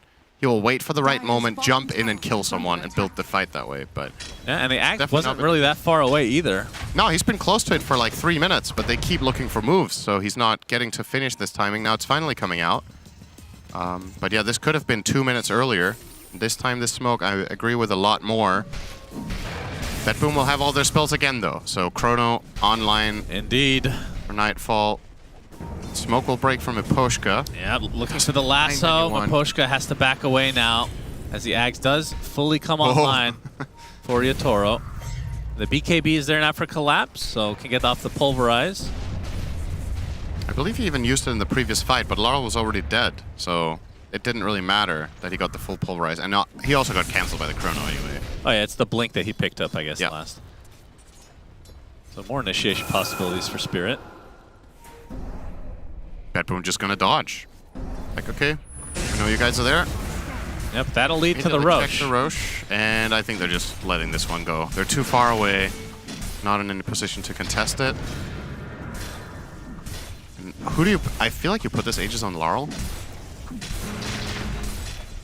Yeah, Toro's second life isn't worth anything in this game comparatively, in my opinion. Like, we've seen other teams... on Falcons, they generally, when they play with Sven carry, they give the Aegis to Malrine almost every time. Because if Skitter does die with God Strength, his second life isn't particularly valuable. Mira with the counter initiation, trying to save Toronto. Tokyo, the cleave coming in, though. Yatoro doing a lot of damage, but Mira dies first, and now the Stampede away. BetBoom get away with murder, and they force the BKB on Yatoro.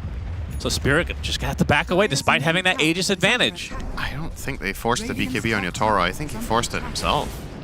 There was absolutely nothing coming his way. He just thought this was going to be a big fight, but again, just not structured enough from Spirit. It's BetBoom finding the picks. It's BetBoom taking the initiative, getting stuff done here.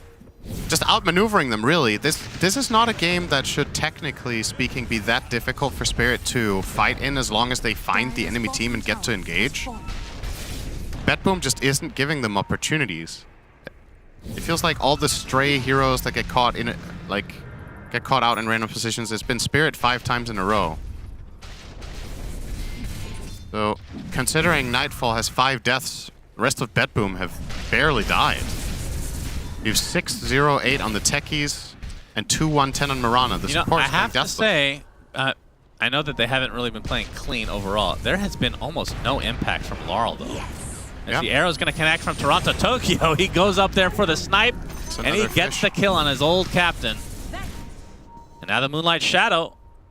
Not sure if Spirit spotted that, but Bedboom can find something else, as the Cataclysm has been online now for a bit, so Chrono Cataclysm Radiant are could be scanning. enormous here. The Moonlight Shadow not really being used in an offensive manner, it seems. A maxed out Exort. Sunstrikes do a ton of damage. This is just, it's not looking great for Spirit. Toro initiated on. Here comes the Rolling Thunder from Larno. He actually cancels it. Oh, they didn't get the Bedboom arrow. are going to back away. Yeah, not able to find the perma-stun. But all they committed was Kata. There's no, they forced TPs. Spirit are not able to take initiative. The Aegis is slowly but steadily expiring. And already, when you look at this from the big picture of what happened 10 minutes ago, it feels like Spirit have missed the timing of this game. Like, Void has successfully recovered. Your Sven has died too many times to stay ahead of the curve. So how are you going to find an entry point into this game? It has to come from, I think, either Blink Pulverizer or Blink Lasso, and then once Bedboom responds, that's when your Sven can possibly initiate. But the curse for your Toro in this game is, and that's why you pick Void into this hero if you're Bedboom in this game, is you can't really go in until the Chrono's been used. It almost becomes this game of chicken, because if Sven pops everything, jumps in and gets Chrono, I think he can die in Chrono to Void Invoker and like a little bit of a stray spell from someone else. The damage is just really overwhelming. And until he has Satanic, even if he doesn't die, he might lose his presence. So if he drops to like 25%, he's got to disengage. It's almost the same as being dead, you know? You can't really go back in as Sven then. Toronto Tokyo might run into Mira, and finally Spirit finds something. Hex It's been Pulverize, forever. Burst, goodbye. What was their last kill? Yeah, it has been a while. Okay, that's Observer not- ward kills, yeah, good stuff. Minute 20, so 10 minutes ago they killed Void, and before that it was, I don't know how long ago. Yeah, it's been all Bedboom recently. Dire's top tower is under Now they're just attack. waiting out this Aegis. Don't have to wait too much longer. Just a little over a minute. Surprisingly, Spirit still have their top tier 1 minute 30, so they're gonna TP on this and use it as a contact point. Ooh. Good reaction from Laurel.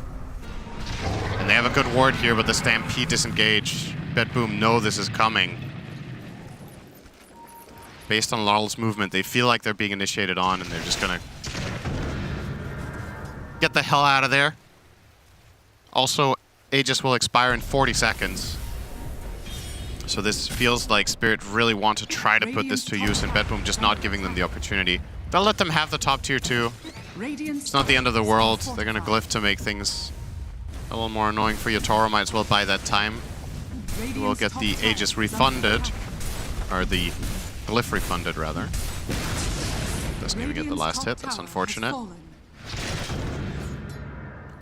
Daedal is almost complete now for Yotoro. They know that God Strength is down now, though. No Stampede for Bedboom. Dire's bottom tower is under attack. That is, I mean, Sven has been really popular and very successful at this tournament, but that's been one of his old school kind of mentalities when you're going up against him. Is you need to play around the God Strength, such a long cooldown until he gets an eventual refresher. Well, now that he has the Daedalist, you would think Spirit's dream fight is to just see Void. If they ever see Void and jump him first with their BKBs, there's no counterplay to that. Void is the counterplay to everything everything Spirit can bring at them. If they jump on anybody else and Sven commits, that's when you get the Chrono. But if you somehow find that Void, you have the tools to burst him stupidly fast now that Sven is Daedalus. They get the worst shard again. It's unfortunate. Well, it was either that or Rock Throw, so... They'd much rather have Rock Throw. Yeah. Not that that's particularly amazing. It's okay. No, actually, would it have been the Pango one? Oh, is he lower right now? They're very Yeah. close. I don't know when they killed it, if he was lower or not. Yeah, the Pango one would have been quite good because Laurel is very stubborn, not buying it. Instead going for the Eon Disc, which is also understandable considering he's been kind of getting locked down in these fights. I feel like we haven't really seen more than a couple Rolling Thunders in an actual team fight. He's 1-1-0, so it's a very uncommon scoreline for Pango this late into the game. Yeah, it's kind of strange. It's going to be taking apart the Eon Disc so he can decide when it actually procs. Yep. You can only do that once, right? Or yeah. Did they change that? Okay. This will be a temporary solution. Eventually, you imagine Void will get a nullifier to solve this problem. For the time being, it will work. The other item of the game for Team Spirit to somewhat recover this later down the line will probably be Wind Wakers. Looks like Collapse is planning on one of those. You need to have some sort of way of saving heroes that get Chrono into Cataclysmed, and Aeon Disc works for the next maybe 5 to 10 minutes, and then it will start looking worse and worse. Moonlight Shadow initiation. Cataclysm is there, but the Aeon Disc being procced, and Laurel does get off his ultimate in time. I was going to say, I'm not sure why he's going back in, because they do have Chronosphere. Is it enough damage? Yes. Laurel punished again. Yeah. And GPK, I mean, the fact that there was no one nearby is now mass TP's up to the top tier 2. Superman's coming for GPK as the pause comes through. And what? The horse happens here.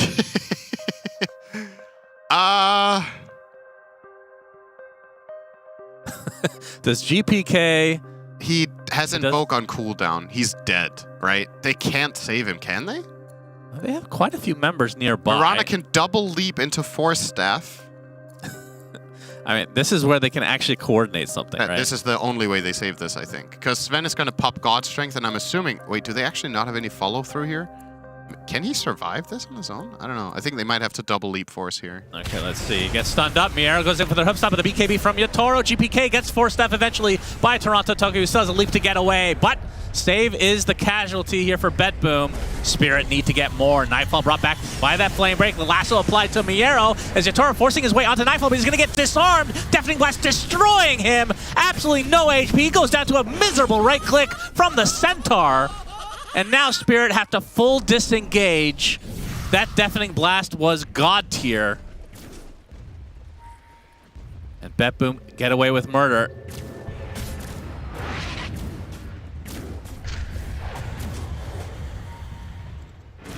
Yeah, Spirit not... I think it's just fair to say not really in their element in this game. Had higher hopes for them based on the way this game started out, but they have just dropped the ball in that mid game, just been outplayed again. Once again, Bet Boom, better map movements has really been the name of the game here. They've managed to dodge every strong timing that Spirit had. And this right here, I feel like it's just a flat out play call mistake. Like, this is not possible to go on the Void like this. There's too much backup. I think even without Deafening Blast, they still win this fight. Sven has not enough in the tank. Void gets one time walk off. The chain stuns were not in range. I don't know if Mira couldn't find the Blink Hex follow or what was the deal there, but either way, that fight was very easy for Bet Boom. Shadows take us. Another Moonlight Shadow. Such an annoying spell to deal with as Miero will show himself on the wave. He's going to get pulverized though. Laurel, Rolling Thunder's coming. Trying to get the lockdown on the center, but he's going to pop the BKB, get Force Staffed away. So again, Spirit just, they can't lock people down for long enough. But Bet Boom seem to have answers every time. It's not only that, it's that they're not doing it at the same time, right? They get this Blink Pulverize opportunity for Collapse, but there's no immediate follow-up. The way this lineup works is that Sven needs to kill people during the stuns. It's not like the Primal is going to solo the Centaur. It's not like the Bat is going to solo with the Lasso. The combinations need to be crisp, they need to be fast, it needs to be uncounterable. That's the whole point of this Sven, is to kill people very quickly, and they have just not been able to set things up. We'll see if they manage here. Stampede initiation, they get Mira. He's down first, we'll buy back right away as Yatoro. There's a big Cataclysm coming, doing a decent amount of damage, but they find the Void, and now Miero will go down the right clicks of Yatoro as well. This is exactly what Spirit needed. Now Bet Boom on the run. And Roche is going to be up in 15 seconds, so I would think that they'll be able to clean that up as well, but they're not done here. Swash not going to fully hit as Laurel continue to pursue onto Toronto Tokyo. Out of leaps, though, for 13. Blastoff comes in, very nicely timed, but Yatoro still packs a punch. Lots of mines going off. Yatoro's in a lot of trouble. Spirit Vessel applied right now, the Cold Snap as well. He goes down to the simple right click of the Invoker as GPK doing so much. Despite losing the rest of his team, that is still a very valuable kill. It might prevent the Roche, in fact. Yeah, this is a huge kill for GPK to find specifically for that reason. Spirit could have got that. I completely get them chasing here, and I think it's a good play call to go for more. Unfortunately for them, though, Yatoro is too vulnerable against GPK's excellent spellcasting and just fighting here. Able to stand his ground. But that was honestly leading into this. This was the first time in what feels like an eternity that Spirit strung something together that made sense, right? They get the jump on the Void where Sven gets to do the damage, they have the stuns, and they kill him instantly, and then they build a fight around that. And the moment the Faceless Void dies, it's blown wide open. Suddenly the Sven can start getting onto secondary targets, they don't have to be scared of getting chronoed on their Pango, and they build something up. But yeah, that one final kill that GPK finds will prevent the Roche. And as a result, BetBoom might just go there now. They still have Chrono. You know, it wasn't used because Nightfall didn't get to play the fight whatsoever. That's right. Alacrity available. Nightfall will likely be the recipient of that very shortly. Ancient Guardian on Pango. What? Nightfall. He's going to show himself on the wave as Spirit towards the north. Still Yatoro, not for 5 seconds. Hoofstomp's going to whiff. Moonlight Shadow now. Trying to isolate Spirit. And there's the Cataclysm giving some good vision. Miposhka with the Yules. Mira gets off the double suck, but he will likely be cleaned up as the rest of BetBoom are just overwhelming him. And that's 76 seconds without the Lion. So now it's a 5v4. The eventual Roche take here. Alacrity on Nightfall. They are scanned up as the Rolling Thunder is coming. Laurel's going to be spotted by Toronto Toki. He's going to find that nobody is in the pit. And now that is a wasted Rolling Thunder, essentially. Man, they're getting so outplayed here, honestly. Like, BetBoom are just dodging absolutely every risk. And the conditions are getting easier and easier. It's a 4v5 with no Pango. They're going to spot Yatoro. He gets hoof stomped. There's the Chrono onto a couple teammates, but more importantly, onto the Sven. 90 seconds on the deck. Collapse even ends up in the Chrono somehow. Walks in casually, it seems. Tornado not going to hit, though, but he's going to wrap around and find himself towards GPK's line of sight. That is the death of the Primal Beast. As Laurel just trying to cut the waves, but this should now be Roche for BetBoom. And again, the Pango, don't want to put everything on him, but just hasn't been able to have any impact on this game, which is a bit unusual for Laurel.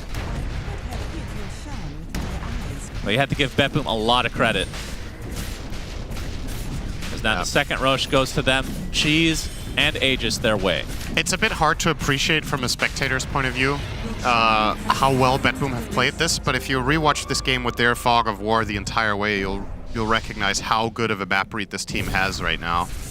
I think Spirit in this game are very frustrated with how many of their moves failed, where they just either didn't find anyone or they got immediately counterplayed.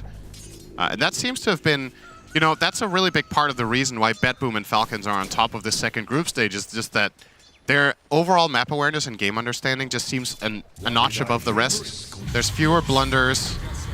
Okay, Miero.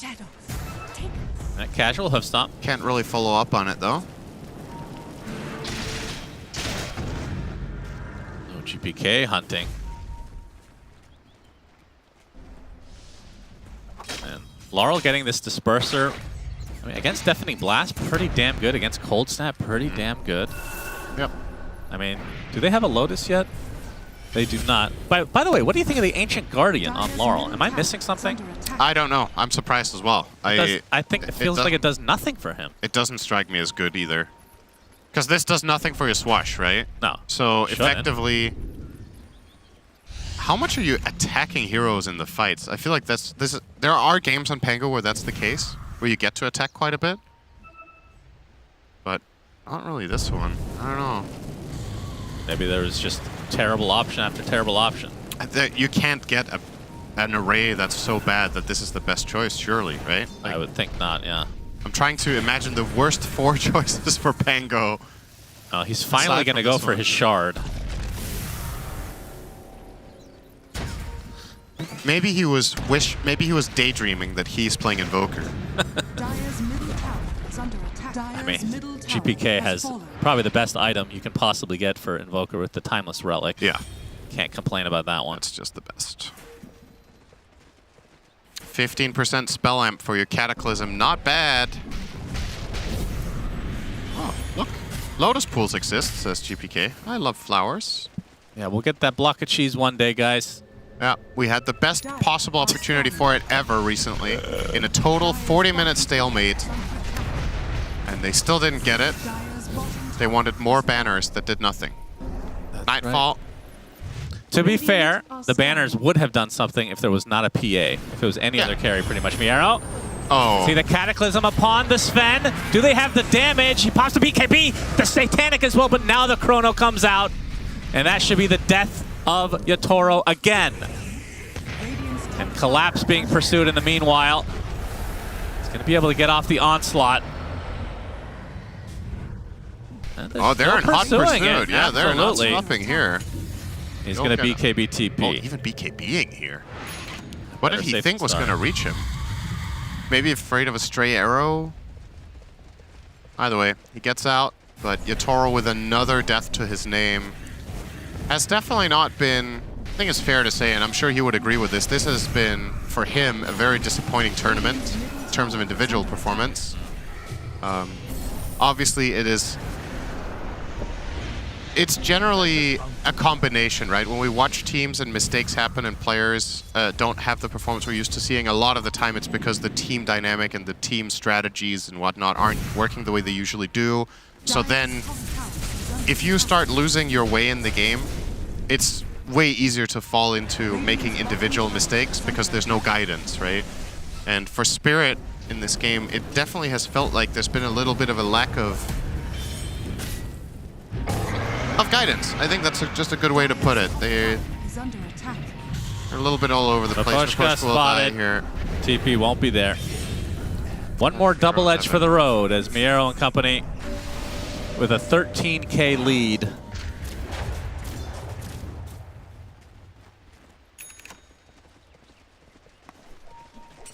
You can see Yatoro. I mean, even with all those deaths, he's not that far behind in terms of just pure farm. Yeah, but and even Laurel. I mean, all the cores are actually relatively close. Sven being behind, though, against Faceless Void, has a tendency to end one way. The win expectancy of this game currently, 93% the way of Bet Boom, and that doesn't mean the game is over. Sven is one of those heroes that can always, even in ultra late game scenarios, if you get the jump, if you surprise and you blast a core instantly and you build the fight from there, you can never count them out. But a really big part of the advantage that Bet Boom, or rather that Spirit could have had, Bet Boom kind of ruined that 20 minutes ago. Sven in this game is supposed to be 5 to 10k ahead of the Void and finish the game, especially with the start Void had. So now that the Void is #1 on net worth, Bet Boom, job well done. Just need to finish it off cleanly without throwing the advantage away. I feel like, to put it into context, I feel like the advantage Bet Boom has now is bigger than if Sven's team was 25 or 30k ahead at this point in the game. Because the amount of options that Spirit have for fights kind of just boils down to jump and burst Void, I feel like. If they go on anyone else, Nightfall will just combo break them completely. Looks like his link hits will now be completed as well, so the jump will be even harder. But Spirit, they've got to try something. I feel like if they just sit around and wait, Bet Boom will catch them off eventually. Little smoke here. Yeah, Toronto, Tokyo. Ooh, not quite in range to break the smoke. So both sides. Mine will detect them. Yes, the ultimate smoke detector. Not sure if they noticed. That's true. It's possible. Nightfall. He's going to be first in line. Spots Laurel, who swashes away. As Miero's going to get glimmered. Shiva's is popped. He's going to get the initiation off on Laurel and does proc the Eon disc. Now they don't have to worry about that. An instant smoke again. Gotta love that ninja gear, huh? Oh, yeah. And now Spirit, with the failed smoke attempt, will have to back away and just go for perhaps just high ground defense, but again... Kokoschka gets found. No detection, though. That's not happening. Yeah. Okay, Cataclysm with also no detection. Nice arrow.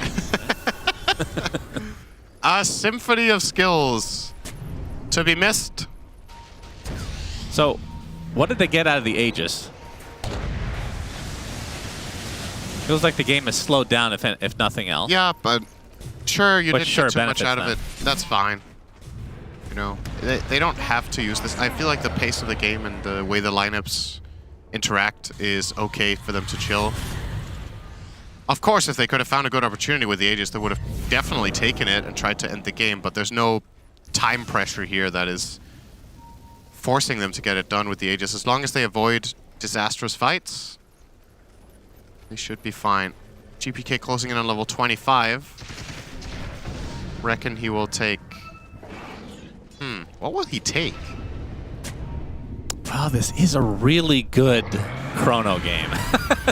Miero gets the initiation off. Actually, Mapochka will die. But GPK is playing Invoker, so he can't take a chrono talent. He does take the double effect. I figured he might do this in this game instead of the Radial Deafening Blast. There's not enough reason to take the AoE Deafening. When people are caught in chrono, you're not going to knock them back anyway. Yeah.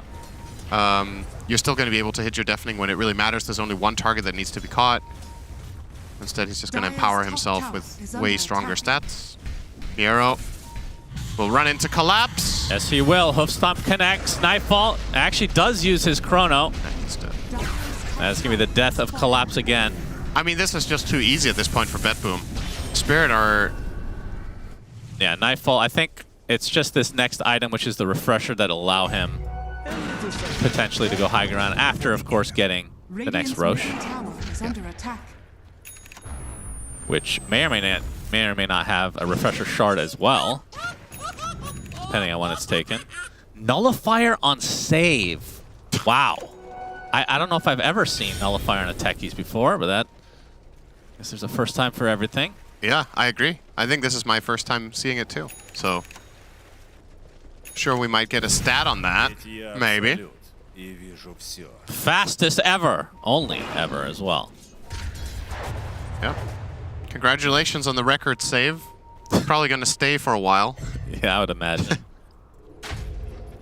Because not only did he get it, he got it before 50 minutes. When would techies ever do this again? Now here we go. First time this patch. Hoofstomp not going to be there as Laurel will swash away, but he's going to be spotted. Gets off the Rolling Thunder. Eon Disc procs. Miero kind of stuck in no man's land. He's going to get Sheep, but the rest of his team is nearby. Yatoro looking for an opening. He's stuck in the tree line here. Looking for the Stormhammer initiation. God Strength has already been activated, so Spirit, they're on a bit of a timeline now. Of course, he hasn't been spotted, but they're just going to run away. Yeah, so now they can't contest Roche. They're baiting Spirit here into thinking they can take this fight because the Void Refresher hasn't been revealed yet, but they ended up not even having to take the fight. Yatoro God Strength out the window. You're now going to go bottom, and this Roche is Radiance. There is just absolutely no way Spirit can do this without God Strength. So this is a scenario where I think you could have hit Roche once, and he keeps the Ags. Actually true. I don't know what you prefer in this game. This is a really good refresher game, though. Double Cataclysm, obviously the Void. I mean, he has refresher already. Yeah, put it on Invoker because Nightfall can't use it. He can't afford it mana-wise, and it's too much inventory management. So you'd imagine that GPK will swap out his Midas for this refresher shard, and then they can do double Cataclysm, double Chrono. Yep. And GPK will TP away instantly and not take the shard. Yeah, somebody will deliver it to him. Some butler type creature. Put the banner onto save. That's the ultimate consolation prize. Everybody else is getting these cool new toys. Yeah, Save I think gets pocket lint. We need the banner icon added as if it's the Aegis or Smoke or Cheese at the top of the screen. Very important to know who has the banner. And it should actually, if you have multiple items, it should overlay on top because the banner is more important. Yeah, the thing about the banner, though, you're going to see it up there for 5 seconds and then it gets placed in the lane. So it's not exactly as interesting as the Aegis and Cheese icons that stay there for minutes. All right, BitBoom. I think it's time for the killing blow. Indeed. So many advantages. Aegis, 2 Chronos, 2 Cataclysms. 2 Stampede. Or rather, 2 Stampedes, I guess, for now. Nightfall. Yep, they have all of it. Well, reverse time walk. And he's going for Ags next. As Laurel's going to get initiated on. There's the Chrono #1. It's just a casual Sunstrike, Nullified by save. GPK is dead from Yatoro on the sideline. As Laurel's going to buy back now as Nightfall pretty much out of mana. Kind of wants to die here with the Aegis so he can get the second one going. Gonna time walk onto Yatoro, who's just trying to ignore him. Nullifier's applied to him, but he's gonna use the Storm Hammer onto the techies. Down goes Save eventually, as Lara coming in with the Rolling Thunder still had that active apparently. There's a Cataclysm finally coming out from GPK, who buys back, and Nightfall now can apply his right clicks to Sven, who's out of mana, out of steam, as Maposhka is gonna be right click down. Still 4 members of Spirit available. Make it 5 as that buyback comes through in Toronto, Tokyo. He's gonna be completely surrounded now. And the Impale will be reflected, but it's still going to be used effectively onto Toronto, Tokyo. Nightfall completely out of mana and completely surrounded. Still with the Aegis, will come back. But now numbers advantage on the way of Spirit as they take everyone out. Impale immediately pulverized despite the BKB. Has the Chrono? Will Time Walk and attempt to TP out? Do they have any abilities? No. They stacked Pulverize and Lasso. So the Void gets out. That's a dieback onto GPK. How does Spirit win this fight? Like, I don't get it. It's crazy. The amount of it, like, to give you an idea, the amount of advantages that BetBoom have, I feel like this is probably the only possible way that BetBoom lose this fight is that Yatoro solos the Invoker. How did they even set it up? I think this happened off camera. So I don't know how Invoker died to Yatoro. There must have been some sort of initiation from someone else breaking the Lincolns, but the way they're building up this fight, and now with Invoker out of the picture, this Cataclysm isn't particularly good. They don't get to refresh Chrono because Nightfall has it in the backpack. And now Spirit onto the high ground. There's a banner. Didn't even know that existed. Good. If Spirit hadn't layered their...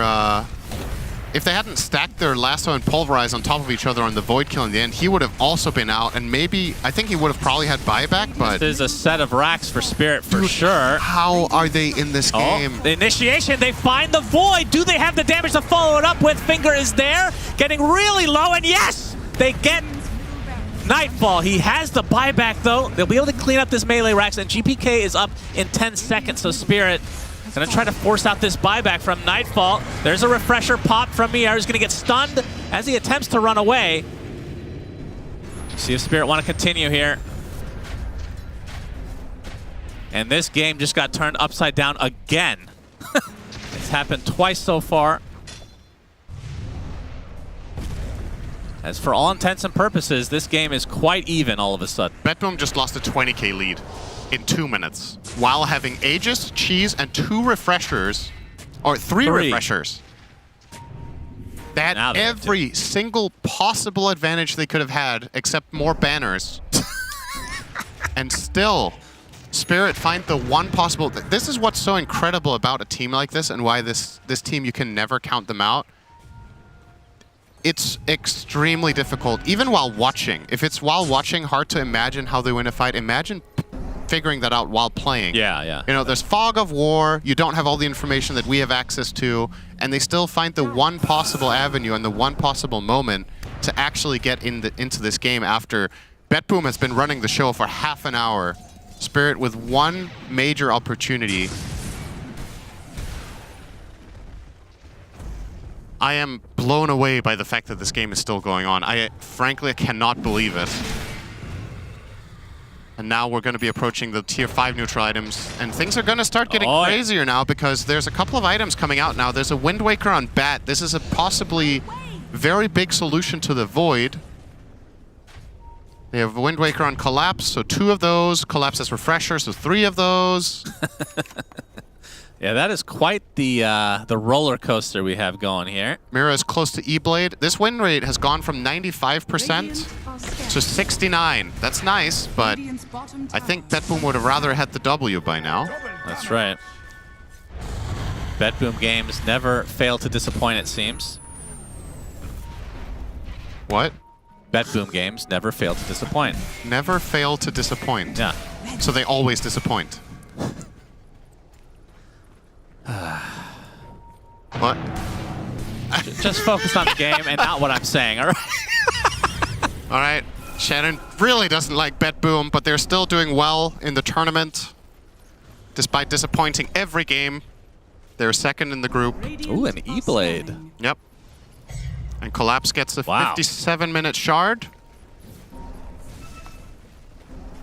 I mean, especially at the last tournament, they haven't done it as much this time. I feel like they've been a lot more disciplined, but BetBoom, they have taken enormous advantages and just thrown them away. Yeah, but not to this extent in this event so Not far, at this right? event, Like, this is right. the biggest loss they've had if they end up losing this game. And knowing this team, you know, we've talked about this in the past, how they could be, you know, tilt-prone or choking when it really matters the most. Fortunately, they have quite a buffer in this group stage at the very least to still get top 4. But this is the kind of game that if you're not a very stable team, you could come to the wrong conclusions, you can make the wrong adjustments, start second-guessing yourself when, as a matter of fact, everything is completely fine. Just one moment you drop the ball really hard. Oh, let's not get ahead of ourselves. The game isn't even over yet. No. It's very wide open. Is under attack. Anything can happen based on the initiation. Away, and the Wind Wakers, like you said, starting to come in. That's one for both GPK sides. now.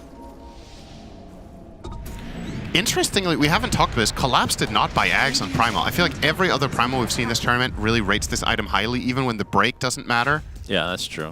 Collapse is opting to go for Swift Blink over Ags. Swift Blink? He just wants more of that mobility on the Primal. Huh. I mean, it is a pretty significant damage boost, I suppose, but... Huh. I can't help but feel like Ags would be better. That's a lot of damage, you know? But... That is, maybe he's just opting. You know this is going to go really late, so those Aghanims on Roche will come through eventually. It's also possible that the length of games in this tournament... Oh, Miero looking for the opening. He's going to get Yules, though. Miero with a very long claw of death.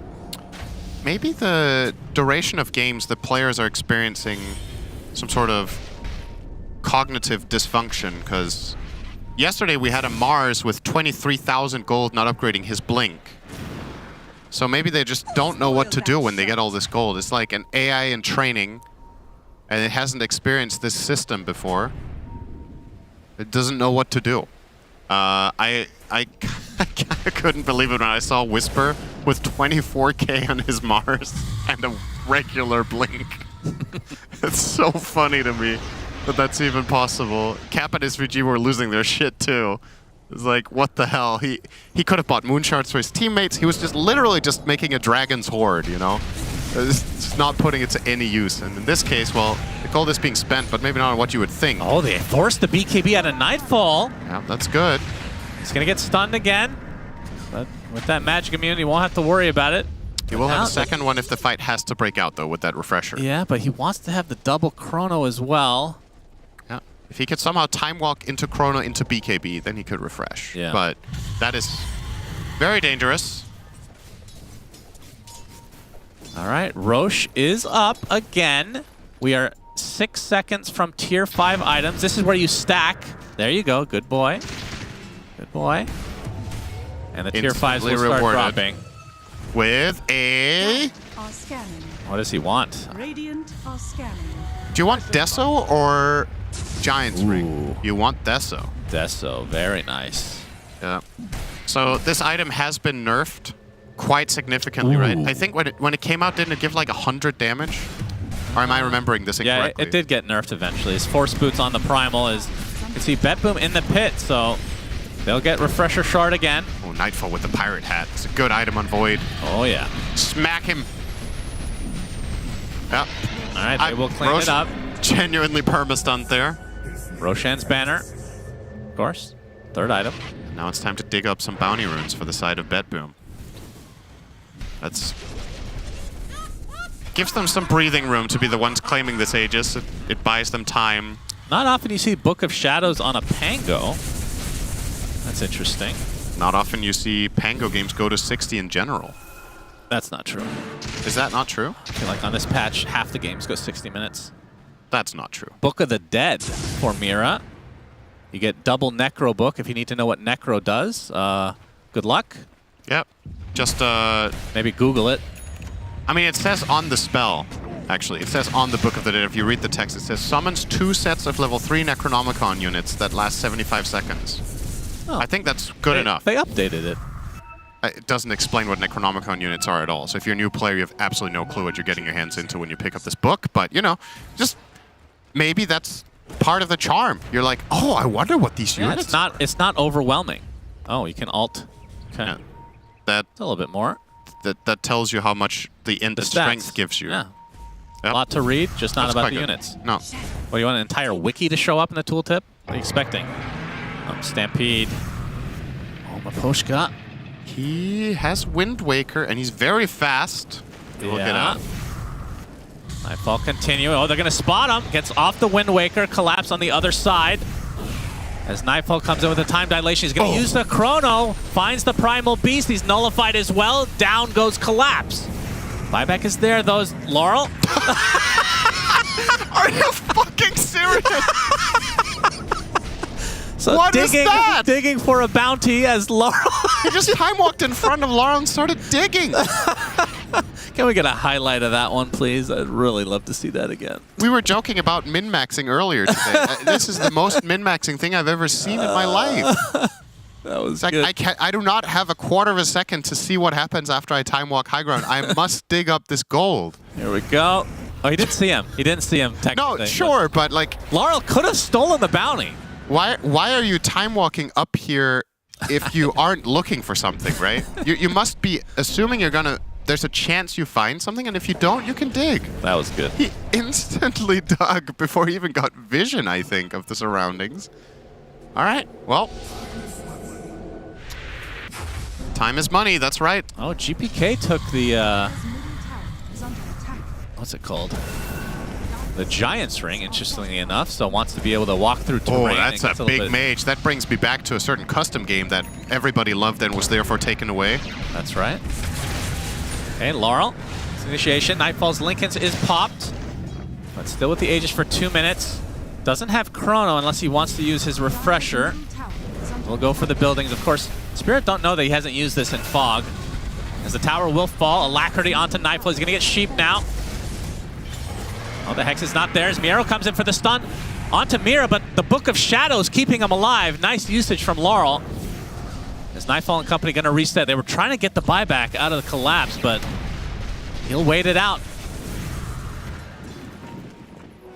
Surprised that Laurel didn't go for a Basher at any point this game.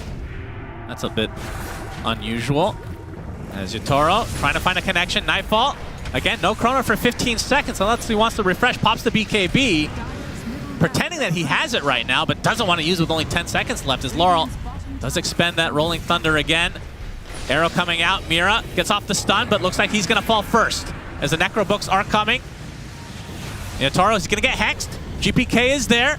The Meatball Surprise on top of him. Save. Won't be able to get the stun because of the BKB as Yatoro's still trying to run away. He's all alone right now. Gets sheeped and destroyed.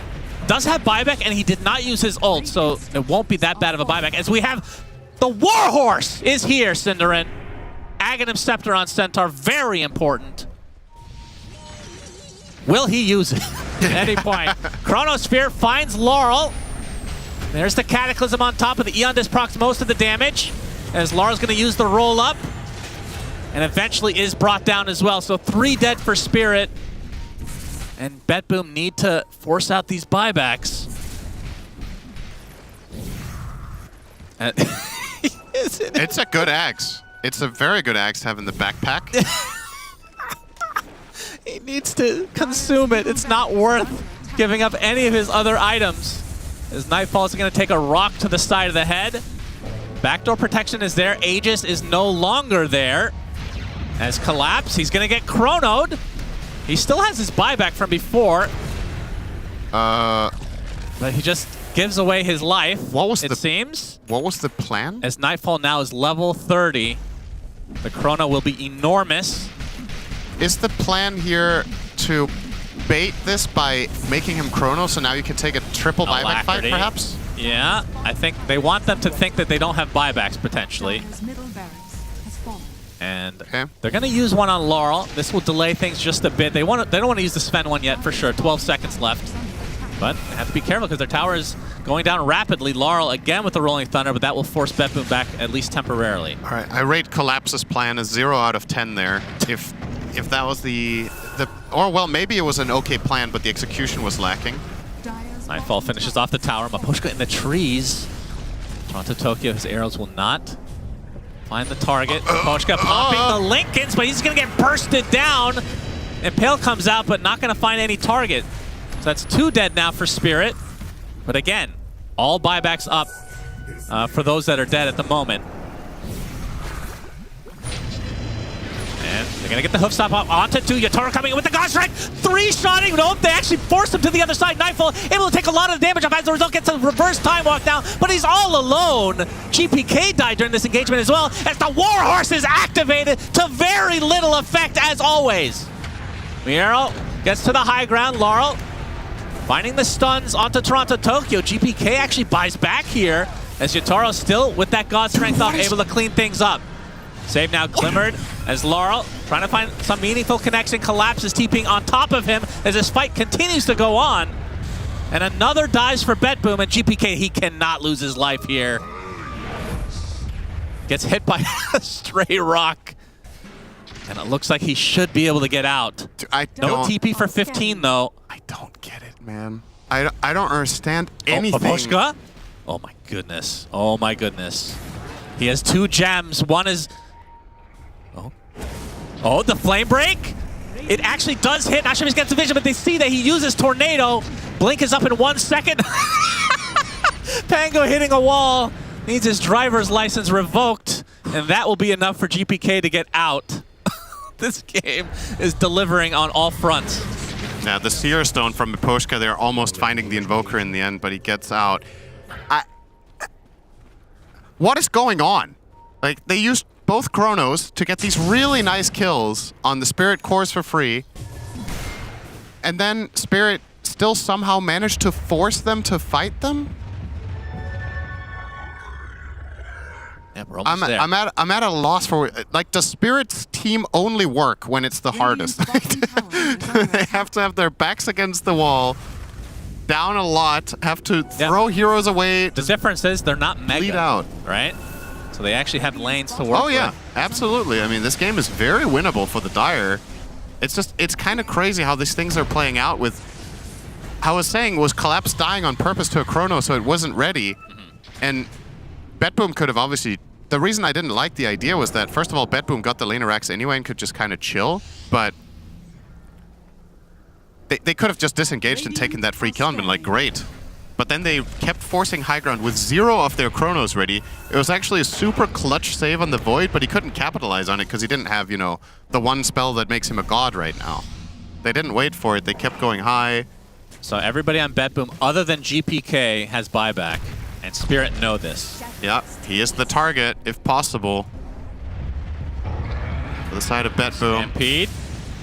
Collapse able Who's to get the out. target for them? Well, they know that Laurel doesn't have it. And Miposhka. And Miposhka as well. Obviously, Laurel a bit of bigger kill. Is Book of Shadows... You can't target at all, right? So what if Nullifier is on you first, and then you Book of Shadows? Do you know how that works? Is it undispellable? Yeah, it should be. Okay. I would think it is. But it's a unique ability, right? There's nothing like it in the game. Roche is up again. And this time, Spirit will claim it. Banner on their side. Of course, they don't have the greatest track record of using this. Aegis and Refresher Shard. I would assume that they keep this Refresher Shard for... Collapse. I was going to say Yotaro because... But he already has Refresher. Yeah, I don't know. All right. BetBoom looking for trouble. Feels Spirit like, looking for a way out, and they will find it. Oh, he actually went Silver Edge on Nightfall. I didn't notice. Yeah, so did the Sven. They both bought Silver Edge, which is, you know, not a popular item this patch at all, but in ultra late game situations for melee carries, it can be a way of accessing the fight. You know, just having the extra mobility, having the ability to go undetected. This is like, this is the ninja gear now. You know? Yeah, in a way, that is true. That's kind of what it is. They want to get in undetected so they can find the surprise factor. It is worth an item slot at this point. Prioritizing it over an item such as AC. Obviously a little bit of a waste to... Centaur level 30 now. Some of his talents are very underwhelming, though, I have to say. Radiant are scanning. Yeah. Shadows, take us. And if you're BetBoom, you're just wait. I mean, both sides, honestly, are kind of okay waiting for these buybacks. But you do have the Aegis advantage for Spirit. Do you want to risk it? It's difficult. I think Boom looks like they want to look for a fight. Despite everything that's happened, I still think BetBoom are in a good position in this game. It's just a matter of... Stop saying that. No, but it's a matter of can they keep it together, you know? Well, obviously not. All right. Oh, they find the hacks. This is a huge kill. Laurel is going to get Chrono nullified, dead. 2 full minutes. Well, and they know this. Yep, but that's bad news for BetBoom because it means they now have an advantage. Yes. And advantages have been working against them. Chrono, So waiting okay. for Spirit to absolutely capitalize on this 4v5 against them. With their mid-hero dead 72 minutes into the game, they will find a great fight now. Refresher used in the fog. Yatoro's in the tree line. Do they have vision? No. Oh, that's a huge Chrono. They actually find all 3. Not going to focus on the Sven first. They get the Batrider, who no longer has buyback. Mira is next, and Yatoro gets bashed by the Aghanim Scepter. Yules is going to keep him alive for the time being. Be forced away. That is the Aegis still intact, but Nightfall and company should be able to get the second laner Axe for free now. Both Chronos Backdoor down. protection. Nightfall kind of resetting a bit as he waits for this wave mid to show up. Wants to finish this once and for all. Yatoro showing up, collapsed with the pulverize. There's the cart from Miero, doing basically nothing. Nobody's inside of it at all. It's an empty cart. And the Wind Waker going to keep Collapse alive, but he's horribly surrounded. The Hoof Stomp is there, taking heavy damage. As Yatoro already pretty low with that Aegis still intact though. And Collapse gets off the Shivas now, the E-Blade. But the Nullifier to counter it, and now that is the death of the Primal Beast. Basically no buybacks left for Spirit after that last one from Collapse, and Mira trying to fight this off on his own. It's not going to happen. And now it's a 5 versus 2 for BetBoom. How to throw now? Yatoro able to dodge out the arrows as the first tier 4 will fall. Eternal Collapse going to have come up with some magical formula here as Nightfall going to try to initiate. Yules is going to keep Yatoro alive, but he's nullified again. Trying to do something, but he is overwhelmed. Aegis down. Buys the Refresher, has to still bring it back to his inventory. Nullified now into Collapse. He's going to use the Force Staff to get away. Yatoro going to try to fight this basically on his own, but he's getting bashed right and left by Nightfall. Yules keeping him alive a little bit longer, but finally the blast off comes to finish him off. Has the buyback, but no ult. Unless he wants to use that Refresher there, but Collapse, he's the one taking the damage now. 2 minutes, no buyback. Laurel is next, and it's just Yatoro on his own in a 1 versus 5. And this looks like it's going to be GG's called 74-minute game. BetBoom wins game 1. Oh my god. I don't think BetBoom feel good about this. I think they're relieved, but that became an absolute slugfest. My god, that took them long. And for Spirit, how many types of games of this are we going to see from them? We had the Mega Creep game against Gaming Gladiators as well, where they just hold on forever in the most ridiculously difficult situation. They still find a way to delay the game, but it's not turning into victories. They ultimately will fall to what arguably is one of the strongest late-game lineups we've seen in the tournament, with Void Invoker, with the 6-slotted Centaur. The supports are mega farmed. The Techies and Mirana both also kind of capping out their builds almost. And eventually, BetBoom get it done, but man, this game feels like it should have ended 30 minutes ago on their side with all of the advantages they had, but somehow Spirit keep us in our seats, on the edge of them, in fact. Absolutely. But could not quite get... These series are so crazy. Love to cast them. It's only game 1 of this best of 3. Shaver, what's up? What's up? You stop doing that. I enjoy it. It's nice. What's up is we watched a very back and forth game of Dota, but I do agree with our commentary team as well. As this maybe should have finished about 20 minutes ago. But that's why I got Jenkins and Effie here on the couch. They're going to tell us exactly why this game lasted as long as it did. Jenkins, go. Oh, good lord. I could... I gotta study this. Like, I don't know exactly what it is. It seems like something on the patch. I've heard people say Vlad's being nerfed means that there's less pushing going on, but Dom 2 was buffed, and so heroes like Beastmaster and Lycan are sometimes getting picked. Obviously, that wasn't in this game. Is that the chef? I think that's the chef. Yeah, I believe so. Yeah, they're boys with that guy. That's cool. The fact that there are very strong hyper carries that always have a chance to, win the game in the late game. There's like Revenant's Brooch, Rapier build. I think Refresher is extremely strong on a lot of these carries, like Faceless Void, for example, having 2 Chronos. It's I don't know. It's hard to say. It's really hard to say, but it seems like every game is either 90 minutes and insane or 40 minutes and boring. And I have no idea why. Do you have any idea? Okay, so the way that I would look at it is, and it was also the story of this game, but there are a lot of heroes in meta that are initiators. Like, if you look at the offlane, the meta heroes are Centaur, Mars, DK, etc. Basically, these are the ones. I'm trying to think of somebody else. Timbersaw sometimes, but we never see that guy. And from the carry role in this game in particular, we saw Sven and Void Spirit. And these are, Faceless Void. Yeah, Faceless Void. And these are both initiating carries as well. So often, if the meta just contains a lot of initiators, you'll see the team that gets the jump first is the team that wins the fight. And the story of the game was, Betboom's draft scaled a lot better, but Spirit did find opportunities where they were the aggressors. They were the ones getting the initiation, going on a target, which would extend the game by 5 minutes every time they were able to find the good jump, which honestly, Team Spirit are great at. They have a lot of grit. They can make situations that look miserable kind of hopeful, and that's what happened towards the end here. The fight in particular was the one near their cliff ward.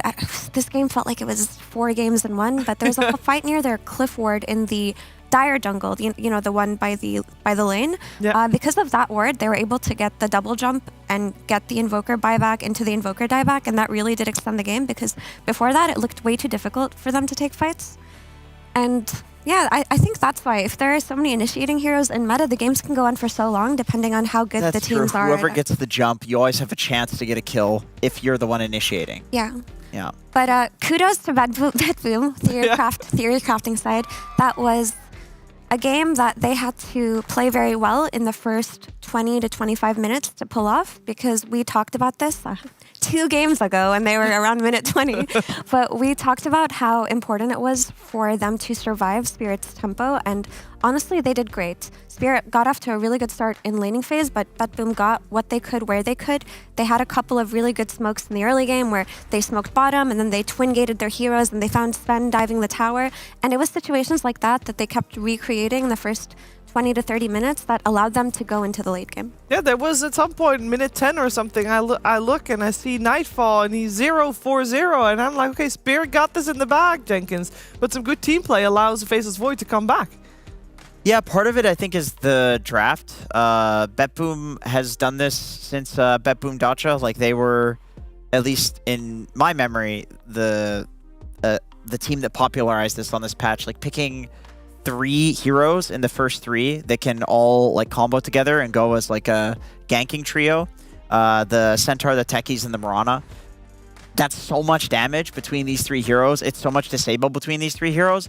And then they also have the Invoker Sunstrike to come in after that. So it kind of felt like even if they throw into Spirit, they can still like always get a pick off on some side of the map and they will always have enough damage. And then obviously you have the Invoker plus the Void as well. Like that was some impeccable drafting. I feel like these days it is very rare for us to see a draft where it's like, oh, they lack stuns or they lack the ability to do anything like from behind or like there's it really feels like just based on the I guess the supports and the offlaners especially that are strong, there's like always a potential to get kills with like one of these like ganking trios. Both teams had it, but I saw Betboom like popularize this at Betboom Dacha.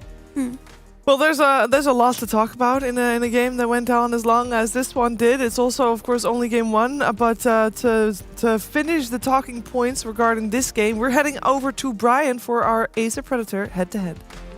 Thank you, Shiva, for the head-to-head of that incredibly standard game. I'd like to talk about the carry players. Shocker from my end. We have Yatoro versus Nightfall, and we're looking at the net worth at 15 minutes. Yatoro honestly almost doubling up Nightfall, and then we see the story of the game when we see the net worth at the end of the game, which is not so much in favor of Yatoro anymore. Obviously, I anticipated this to be like a 40-minute game when I asked for this stat, but it says it all. If we look at these clips coming from the game, we heard from the panel, early game was a bit rough on the side of Bet Boom, but they had a few crucial rotations. This was a Chrono 4-man kill on Primal Beast that led to an immediate smoke from Bet Boom, or at least the 3 other heroes, then Void.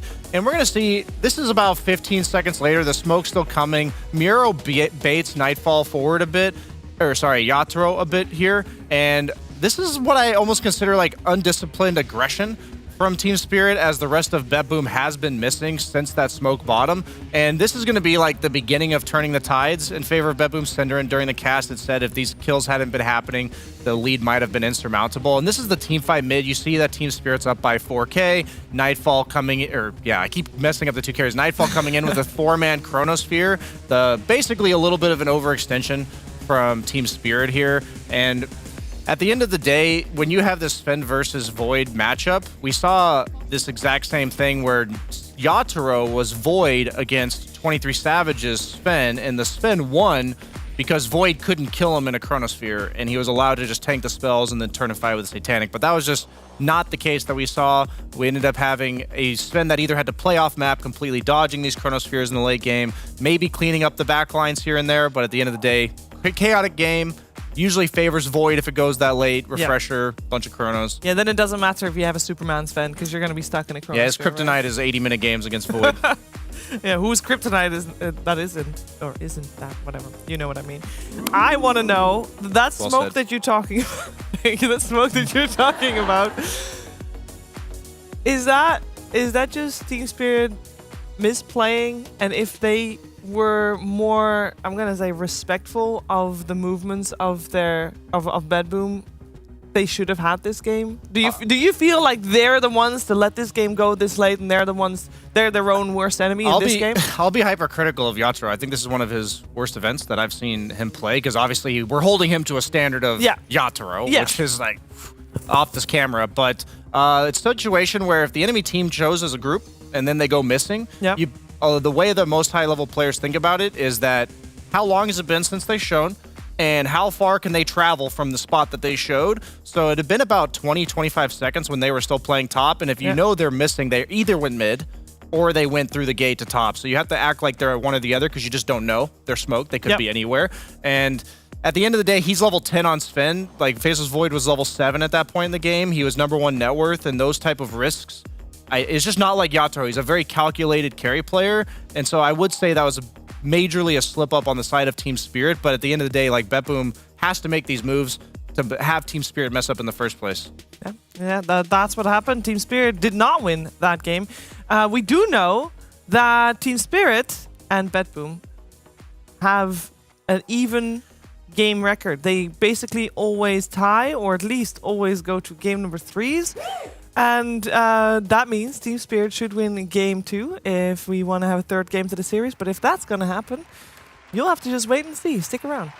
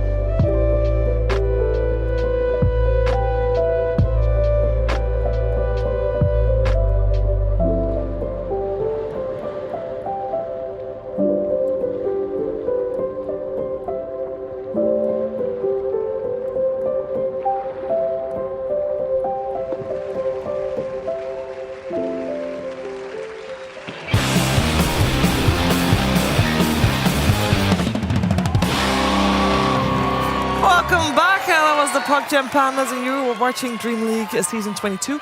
And I feel like I'm having a little bit of a deja vu here because just a couple of days ago, first game of the day was 95 minutes long, and Team Spirit was on the losing side against Gaming Gladiators, and the game was very long, and the series was long, and the day was long because of that. And Team Spirit, obviously, at the start of that, made a big impact on me mentally, and I'm sure it did on you as well. Guess what? They did it again. This time it was not a 95-minute game, it was a 75-minute game, still very long, but Team Spirit lost. And you know what? The second game against Gaming Gladiators was also 60 minutes. It was, but I will say that one was a lot more, I felt more one-sided. And it did feel like maybe slightly, I don't want to ever say tilt when it comes to Team Spirit, because I don't think they're a team that tilts, but I definitely feel like it maybe got to them a little bit. Look how the turns have tabled. I just want to spend the whole draft panel analyzing why games are going to 70 minutes, because I don't feel like we've delved deep enough into it, but I'm not going to. They picked the Sven. This seems to be the best carry in Dota right now. Yeah, I mean, I really think what I mentioned in the postgame might be it. Like, often the drafts that we're seeing will have one or two initiation-type heroes on either side of the team, and when the meta is so initiation-heavy, things don't always go your way perfectly. Like, there are always opportunities presented to the losing team to get that one pick-off that extends the game by another 5 minutes. It's like every pick-off, you're getting 5 more minutes of gameplay in the late game, or that's what it feels like. I will say, I believe, Brian, I saw you yesterday talking to Collapse. I saw you too, yeah. Okay. Well, I didn't really talk to Collapse, but I did see you also, and I saw you talking to Collapse. I did. And you talked about one thing in particular, it was his Mars. Yeah. And it was the Venn diagram of Mars, and it looked fantastic. Are you scared about him doing it again? I mean, this guy's a beast on Mars. Yeah? Like, I asked him if he has to practice the hero at all or anything like that, and he's like, no, I've played 1,100 games or something of this hero, and it's like riding a bike, you know? He'll never forget. I feel like he probably throws, everyone counts sheep when they're falling asleep. He probably just throws spears, Yeah. He's just throwing He them goes over. by Rhea now. True. They throw Reyes, sorry. No. Long live. So, going into the second round of the draft, how do you protect the Sven? Is it worth banning the Faceless Void? Like, is that the one carry matchup? Like, they picked it themselves, so the question is, do they think it's unplayable or like at least a favorable matchup for Faceless Void? That's one of those matchups I personally think both teams have win conditions on. Yeah. The Sven tempo, the Void late game. They go for the Void ban, okay. So they don't want to put themselves in the same spot that the other team was in. Are we surprised that Centaur is still in the pool? It seems like such a strong hero right now. I think Betboom's going to pick it up sometime in the second round, but I think they don't have to pick it up now because Team Spirit's already got Mars. Yeah, they're not going to pick it. I feel like Spirit is happy if they pick Centaur because they have Mars, but then Betboom's also happy to get Centaur because Centaur's yeah, they'll broken. third fourth it probably. And the one offlaner that is from the broken top 5 that are still available. I'd be surprised if we don't see Centaur for Betboom. I mean, what else is available to them that they would prefer? Timber's taken out, DK's taken out, Magnus maybe like a Doomer Slardar if they can get a better game for it. And before the Centaur comes out, I do think they should secure a 5 hero, one of the strong 5 heroes in the pool, like the Murana or the Batrider or even the Lion. Team Spirit's turn to pick. The thing with these 5 heroes is like the pool is so minimal that you can't prioritize another meta hero or you're just going to lose.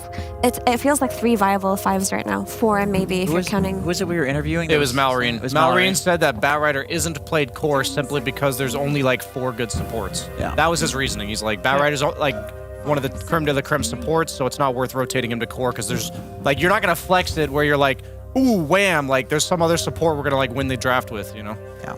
So the supports in are obviously other than the Chen, Undying, banned now as well, Batrider, and the other 2 are Crystal Maiden and Murana? Yeah. Undying also. Yeah, Undying I mentioned, but he's banned indeed. Sometimes we'll see ET if you need a 5 hero that can team fight, but it's much less popular. Yeah, we see Techies sometimes as well. Techies as well. But more, obviously it's not a 5, it's more a 4. I haven't really liked Techies though. Like I feel like it's... I like Techies. That's how I feel about Techies. I like it with the right heroes. Like if you have a good lane for it, like a lot of the offlaners do really like having him just sitting there like poking the enemy carry. Like especially if that gives me nightmares just thinking about it. Especially if the matchup like offlaner to carry is bad. Like if there's some lifestealer, the Techies can actually make the difference. I feel like Hoodwink is in the same category. Those Lion. I like it when Save plays it. He's the player who has most consistently impressed me on techies this tournament. Like, we saw him get first blood on Yatoro last game. Every time I see him play it with Miro, he's always enabling his lane, and they even won versus Anti-Mage with the techies. But maybe Mars is just too strong, because it doesn't feel like Mars should be winning against Anti-Mage. It doesn't, no. But then Save plays techies and they do win, so. We saw it twice as well. And then, to be fair, I think the Anti-Mage ended up winning the game, but the lane was, it was Mars favored, which is shocking. I think it's not too shocking considering the meta of offlaners right now. Like, they're just going like Marses are just going double bracer and right clicking you. Like, he doesn't really need that much mana to do his job. Yeah. So against a hero that, like, once you run out of mana and you just have 1 point in passive on Mars, I feel like most carries do pretty minimal damage, and Anti-Mage is going to suffer even more. But yeah, definitely a hero like Techies will sway matchups much harder than they already are, or if they are even, we'll take it that way. So we have a Grimstroke. There's no immediate synergy. Like, you have the Lion disables, but generally speaking, you always want a core. Oh, you mean with the ult? Yeah, you want a core that, like, blinks stuns, and like Mars utilizes the Inkswell well, but I don't know how much what do you even call that ulti? I think Grim also, the Grim like, ulti. preemptively makes the Pango worse to pick, which could be part of it. Maybe Spirit wants Pango.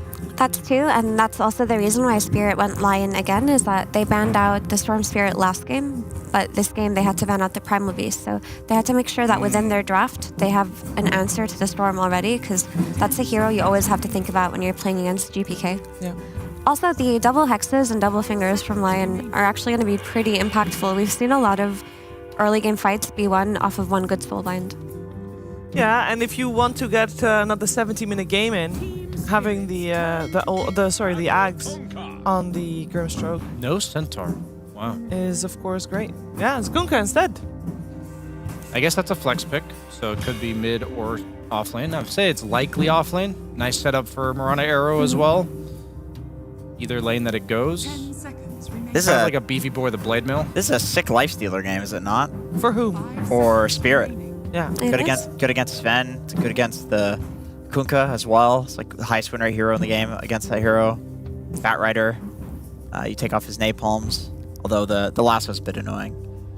Every time we see a good Lifestealer game, the Lifestealer loses. Yeah, that is true. They can just ban the Centaur then. No, they'll go for the Lifestealer because they agree with you that it should be a good one.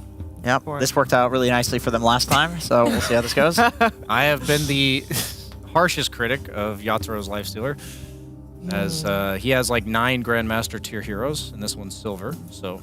I think if you're Spirit, you ban out Slardar, because I could see Betboom putting the Kunkka on mid, and then Slardar off lane, dumps for the Lifestealer, make Yataro's game hell. They'll protect it with those bans, I think. Like, because it's a flex pick, the Kunkka, they should automatically say, we picked Lifestealer with the intent of having a free game. We'll get rid of his bad matchups off lane. Beastmaster is a bit annoying. It's more of like a game thing, though, where the matchup between Lifestealer and Sven kind of tilts in favor of Sven if you have a hero like Beast who's got a BKB Piercing Disable, AoE, or the Aura for attack speed on Sven, so he's going to be buffed up extra. At the end of the day, there's very few ways that Sven will ever outman fight Lifestealer, but if he lives long enough and Lifestealer's rage is over, then that definitely changes when Warcry's active as well. It's also just a ban in response to how Betboom played yesterday. They had a last pick Beastmaster versus Anti-Mage, and it looked incredibly good. I think it would have operated in the exact same way, where it just plays on boars, beats up the Lifestealer in lane, and then they just go win the game minute 25. They get 3 lanes of timing rest. thing, yeah. And Miro did mention that this hero is only good on overall last pick, so that is what Betboom had this game. And because of this overall last pick, they can choose where to put their Kunkka very comfortably, because if it's a bad lane matchup mid, they're just gonna throw it off lane, and it shouldn't do bad versus Lifestealer, honestly. Tidebringer makes Kunkka viable in pretty much almost all lanes. Even if he is shut down later on as people get levels, he'll still manage to get something out of the lane. And as the game progresses, you're gonna have the boat into the arena.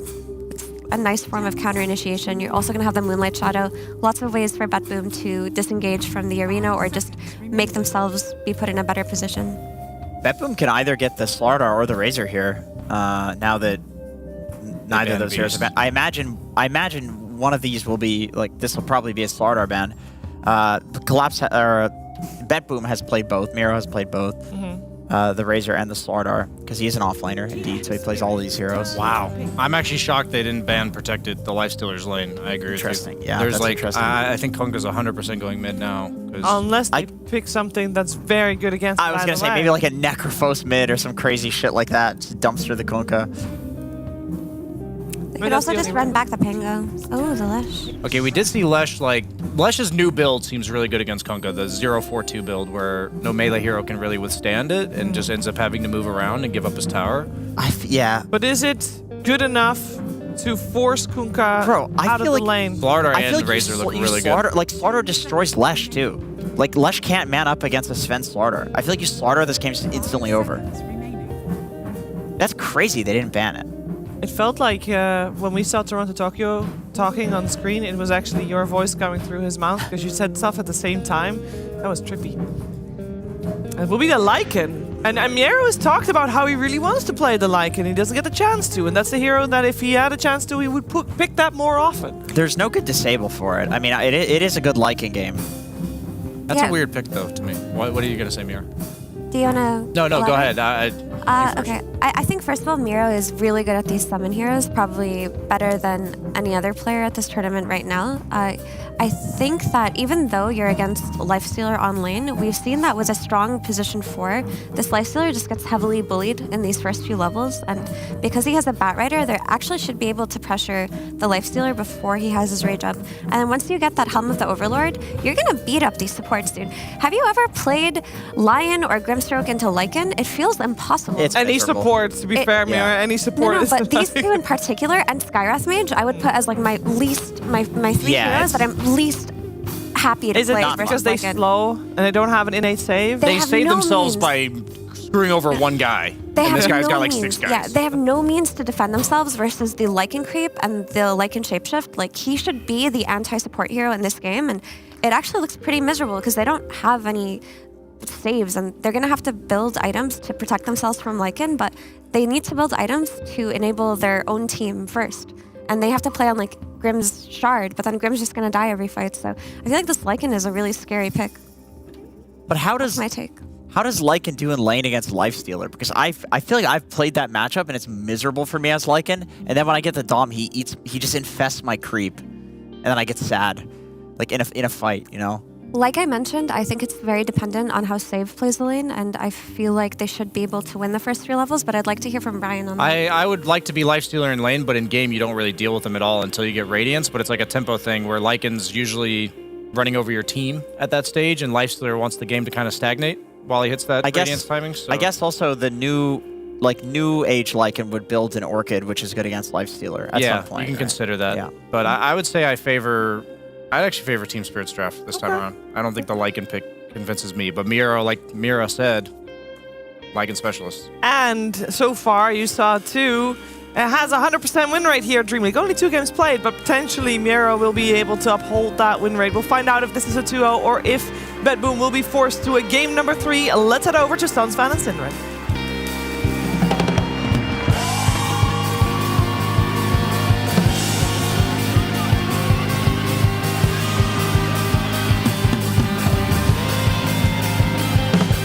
BetBoom versus Team Spirit, game number 2 of this best of 3, and this game is super important. The series, I should say, super important for Team Spirit because if they lose this series, Cinderin, they're at best, and they have to rely on other people to lose. They could maybe tie for 4th, maybe. Yeah.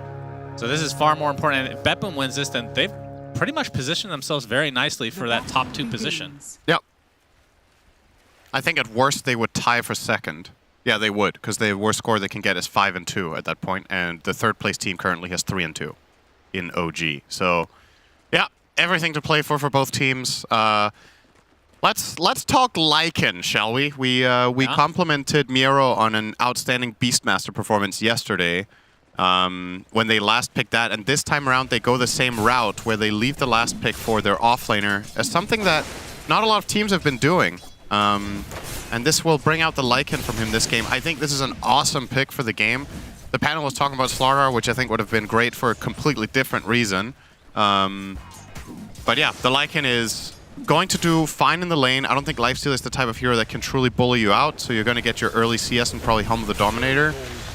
And the supports are going to suffer. And the Lesh too. I think Lesh actually doesn't fare particularly well against Lycan either. You can run around him, you're hard to hit with the stun. That is a lot of denies. That feels like a bad manners pause. GPK has been getting these, was that 2 denies so far? But I think both on range creeps, and both Laurel tries to last hit with the Lightning Storm. Yeah. Very rough. Very early though, of course. Yeah, I mean, Slardo definitely would have been good, but sometimes players, they just want to play, they just feel something, you know? You gotta give some credit to your offlaner who's able to play all these heroes that a lot of the offlaners aren't playing right now. For sure. If he feels confident, why not? This is having these like little tricks up your sleeve or aces up your sleeve is what can get you to a grand finals in the end. I wouldn't call this a cheese pick necessarily. It's like very uncharacteristic. It's something other teams won't be thinking about actively during the draft.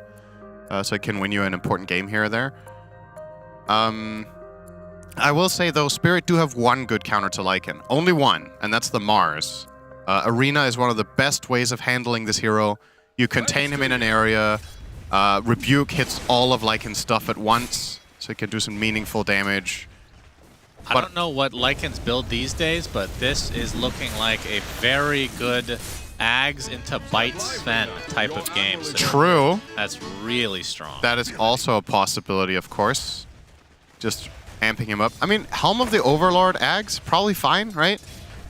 Unless you want to go a right-click route where you get BKB so you can counterplay the arena.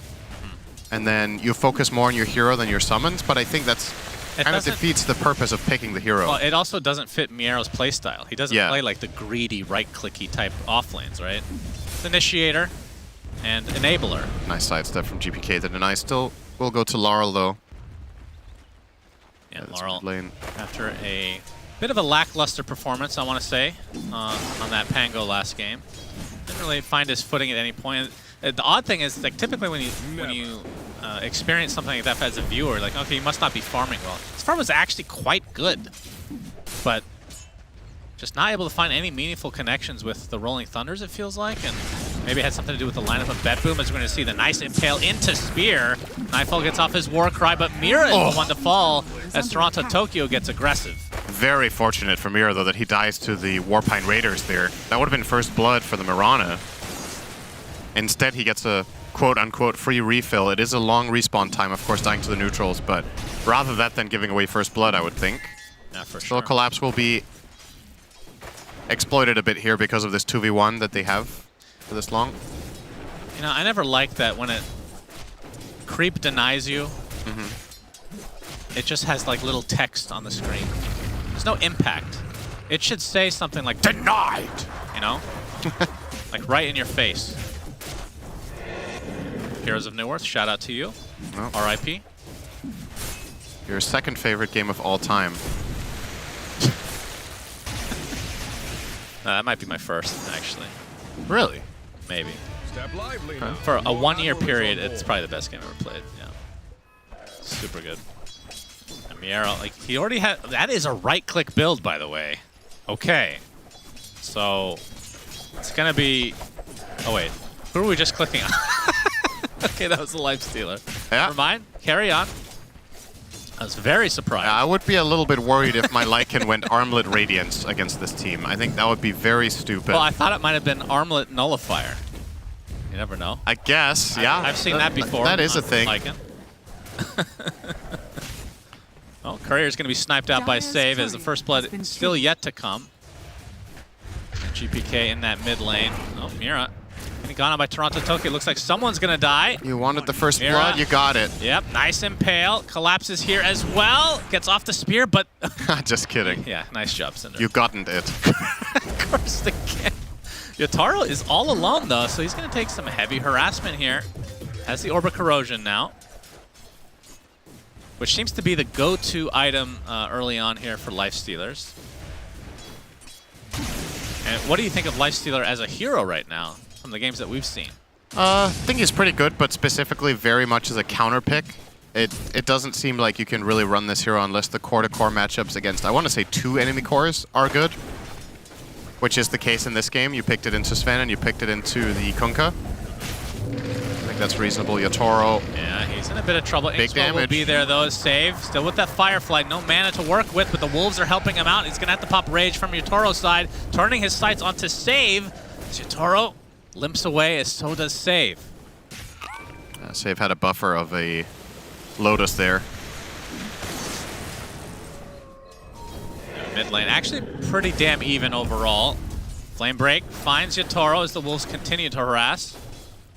This is another problem about the safe lane against Lycan. They can't kill the wolves. Yeah, that's true. They're quite bad at it. Lifesteal can hit 1 wolf at a time for absolutely fantastic damage. And Grimstroke can cheer him on. Bring out your best pom-poms. You can do it, Lifestealer. And Lifestealer says, I can eventually do things. I just need 15 to 20 minutes, and then my hero is good against something. Obviously, if this was a Kunkka off lane, this would be a totally different story. That lane matchup is quite a different beast for Lifestealer. But Bedboom avoided that by putting the Kunkka mid. Yeah, so that's the beauty of the flex picks. cleverly solving that problem. Incoming Power Rune, yeah. GPK and Toronto Tokyo will cover bottom. Yeah, Mira gets off the Impale. It will be a damage rune, and now Mira is dead. Let's see if Cinderin's right this time. X into Torrent, and first blood to GP Keck. First blood. And here come the Sharks. All right, not really a Keck moment there. He's been doing Don't very worry. well this game so far. Yeah, he finds his moments every game. That's his style. That's what makes him such an entertaining player to watch. He's an entertainer first and foremost, and a competitor second. Yeah. As a viewer, I'm fine with that. Laurel Laurel will be yeah. hesitating here, wisely so. Remember Mirana the was Bet Boom in the area. flanking, and Save is nearby too. Yeah, Mira will come in with the bottle refill. That should be the end of that. Miposhka, oh, he's getting scouted out. He's in trouble already. He just doesn't know. Now he knows. Yes, he does. Inkswell, Flame Break brings him back. Can they kill him in time? The Inkswell is there, 1 second away, Nicely and he done. takes the Wisdom Rune in time. That's And- big. Oh, maybe a courier, but no. We'll die first. That is really big. This is something that offlane Lycan doesn't do too well. Like, surely he scouts it, but he doesn't have any stun or slow for the bat to cover with. So Grimstroke just going to run the whole way down and get that rune. That's the first good news for Spirit this game, 7 minutes in. They will get the level advantage on their supports, most likely from this. I say most likely because these side lanes are going very well beside of Bedboom. So it's not even They enough. find a little Mirana action. The silence is there, and the Pulse Nova cleans him up. So Toronto Tokyo overstaying his welcome a bit as the Inkswell now will not find its mark. Tier 1 tower, though, did take heavy, heavy damage. Less than half HP already. If Lesh loses tower to Kunkka, that would be To something. be fair, there's been wouldn't 2 supports close by for quite. Sure, I'm not saying it's Laurel's fault. I'm just saying that is not what you were expecting out of this matchup. Yeah. So I think Mira might but be a little Lifestealer bit is just stronger. so until he gets armlet, man, it's just there. Yeah, he is a creep. He's an absolute creep, which is ironic because in Dota 1 he literally was the creep model. The dire Yeah, just a melee bigger creep. version. That's right. And he had a great ult, giving him 18 seconds of magic immunity. Yep. I Was think that would very. be pretty good these days. I actually don't remember that one. I wonder if that was in the game before BKB. If BKB was actually inspired by that ulti, and then they reworked him. I think you've been playing a little bit longer than me, so you know that. I think BKB was always in there. Yotaro gonna dodge one spell, but the Torrent into the Centaur stomp he has Infest. Takes over the Centaur now. He took it back. Where are we going, boys? Where are we taking the Lifestealer? Oh my god. Where are we Is taking this him actually today? happening? I mean, if he waits long enough, he'll have the Rage. TP. He's gonna get chased now as Miro pops the Shapeshift. Yotaro getting closer to the tower. Will finally pop his Rage. Now the X will bring him back into Death's arms, and Miero just chomps him down. Meanwhile, mid lane. All of this just to try to get Toronto Tokyo, but he's gonna live. And now GPK. It's good tower damage at least. Tower is under attack. But yeah, I mean, what do you do there, Yatoro? I actually think he's making the right call getting out and dying. Because otherwise you're just wasting time, right? Like, you need to respawn. Yeah, but Toronto, Tokyo. I can see Laurel. It's already really low, but the Inkswell doing so much. It's going to cost Lesh's life eventually. At least he gets a little bit of XP in the way. As Laurel finds a double kill. Did Toronto stay in the Edict? He actually stuck around in the Edict. Don't see that very often. And GPK trying to run down Miposhka. One more, nope.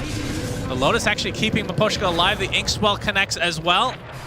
And he'll be able to get out of dodge as a result.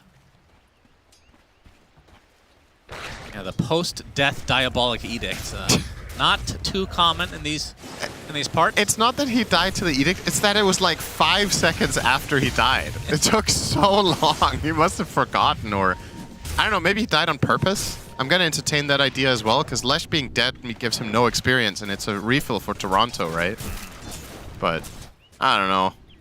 Maybe that's a bit of a stretch. He could have gone and died to a neutral camp as well.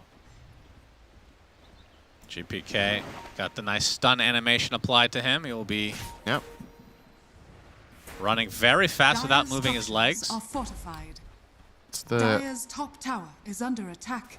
Almost not done so with much it. Kunkka right now. It's the cursed pirate captain. Yeah. Walking on 0 legs. Taro is going to be in a bit of trouble here in just a moment. Radiant's middle tower. So there's the shapeshift. Yatoro runs to the north. Miposhka is the one that's found and likely will be the sacrifice. As Yatoro tries to TP out, we'll be fine. And to the jungle he goes as the tier 1 tower falls at the 11.5 minute mark in Bedboom's favor. Radiant's middle tower is under attack. Starting to build a pretty good lead here, and obviously concerning, to say the least, for Spirit that Yatoro's game is this bad on Lifestealer. We've seen Lifestealer from other teams do quite well against heroes like Sven, but that's been with a better start. Sven can overpower you if he gets ahead by one major item, and that seems to be the trajectory that we're on right now, where Spirit don't really have the best ways of making sure that this Sven doesn't get off the ground after the lane. Every other core in the game is 1,000 up, basically. Yeah. All around the same thresholds. Regeneration. Yataro's the one left behind for now. Almost done with his armlet. Just the recipe away. And I mean, you just got to farm still. I mean, Lifestealer does have the advantage of, I mean, he doesn't have really an Infest Bomb target until Collapse gets Blink. Not really. Participating in, as I say that, okay. He can use it as a save, though. But I mean, that's the thing, though. Even if you're behind on farm, you get this armlet, you go inside Collapse with that Blink, you can actually set up some kills. Yep. It's possible. Nightfall, he's going to show up in the top, trying to potentially set something up onto Yatoro, but he's all alone for the time being. He's 3 levels ahead. 2, I guess. Yatoro's about to crack 9. Trying to force him out. Is under attack. We'll just farm and back. And Spirit still looking for somebody. They're going a little bit of a ward expedition as well with this smoke, so that's going to be cleaned up immediately by Bedboom, it seems. BK still stunned with how well this game is going for him. Not so safe harbor, eh? There's the Moonlight Shadow. This was such a huge part of that game number 1, the Moonlight Shadow. Of course, you got the Wolves as well. Yeah. Lots of scouting potential. We didn't talk about that. That's actually quite important against Mars. In this meta that we've seen, Mars is getting so many key jumps in clutch situations, like around Roches or around towers. We've seen very few teams pick up scouting tools. And now Miero has played both the Beastmaster and the Lycan, and they're taking advantage of this extra information that they're given. So this could end up playing a key role. You combine that with Moonlight Shadow, the Wolves find something, you Moonlight in, your entire team comes in invisible together with the Wolves and just jumps on some sort of opportunity. And it also forces the side of Spirit to invest heavily into detection, which means their supports, in turn, are going to be really poor. Seeing some of the effects of it right now. Both Mira and Miposhka well at the bottom of the chart. Yeah, this could be an opportunity for BetBoom as well to get kind of an early Roche. Lycan, pretty damn good fighting that. There's a tier 1 tower in the bot lane. Not as good as when the Overlord gave the Vlad's Aura though, but still. Yeah, that's true. Still solid. Structures are fortified. Sutoro will be working on the Radiant, so this has been pretty much the build of Lifestealers at this tournament thus far. And then eventually S and Y. I wonder if this is a game where you could have made a case for the good old armlet Deso AC. I think Bottom tower has fallen. the Radiance is probably the faster farming build and it keeps you ramping up better, but if you're working under the assumption that BetBoom is going to bring the fight to you with this Lycan, I think having AC is really valuable for your team against the tons of physical damage the Radiant has. And the Deso will allow you to burst with Infest Bombs with Mars onto someone like Sven or the Lycan as well. Dire's middle tower But maybe the risk-reward just doesn't favor it enough. And considering the average game time that we're seeing in this tournament, maybe if you're ever in doubt, just pick the farming item. Of Collapse. Gonna use that Blink Dagger to full effect as the Finger of Death there to finish off save, but little to his knowledge, BetBoom was there already. So they're gonna clean up Collapse and Mira on top. Double kill for Miero, but Nightfall, this would be an enormous kill for Spirit, but you can see the mass TPs actually being canceled now, as Nightfall will TP out, so the only trade is the Bat Rider. Dire's top tower is under attack. Dire's structures are And Miero going for an early shard, by the way. It's funny how that item has actually gotten to the point where it's worth buying. Yeah, this hero's been through some different phases, hasn't it? Lycan has changed quite a bit. Where's the shard? He's going AC. Okay, he I trusted you. No, he had it there. He will be going for the Ags, though. That's exciting. Yeah, after AC first. Yep. I think that order makes sense.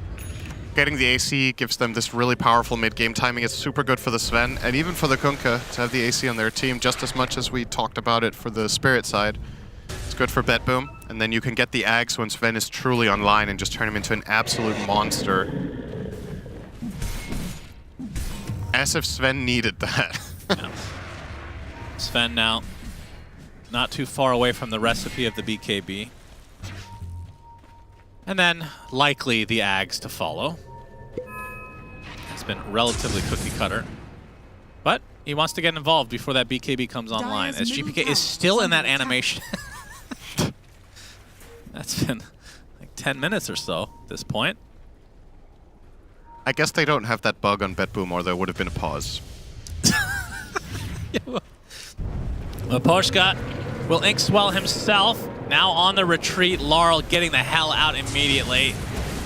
Wow, are they getting... They're getting nothing other than, well, even Miposhka getting away through the tree line. 0 kills there. What? Yep, God Strength. They might just go Roche, though, with this God Strength up. That was such a... The amount of fogging going on there from Miposhka was super clean.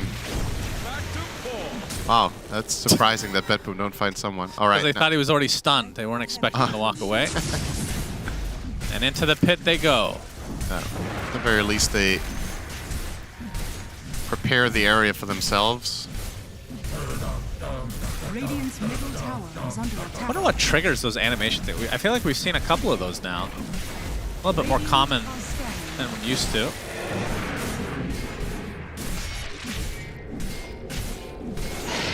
Yep. So there's the Aegis for GPK, and he's not far away from Torrent Storm as well. And that might be lined up pretty nicely with the AC on the Lycan and the BKB on Nightfall. The AC is quite far off, but that would also be an insane timing to have that soon. I'll tell you this much. It's not fun being a support on Spirit this game. Now you have to navigate Torrent Storm. Lycan eats you alive. You get one shot by Sven. There's plenty of problems for the side of Spirit that they're going to have to solve with good positioning and play calling and realistically speaking, because of the nature of the lineup that they have, they're not going to take very much initiative right now. They still need to wait for Yatoro to at least get the Radiance, but he does get the Rage off. That's some damage, but now he's going to get X'd. Trying to get the Infest, and just in time on a barely creep. got the wave there. And Mira not going to be so lucky. Starstorm finishes him off. So Bet Boom. Looks like they still want to fight here. Torrent actually connecting onto Miposhka right away. He just gets melted. And now the arena coming out from Collapse. You talked about this early game. This is a good counter to the Lycan. And in fact, Miero's reign will end here. But you can see Bet Boom still very happy to fight. X arrow you actually cannot misses. miss Collapse that can arrow. use the BKB now. GPK might have to run away, although Nightfall getting off the God Strength as Save gets eaten up by Yatoro. Stormhammer onto Yatoro. Armlet toggling will actually get away.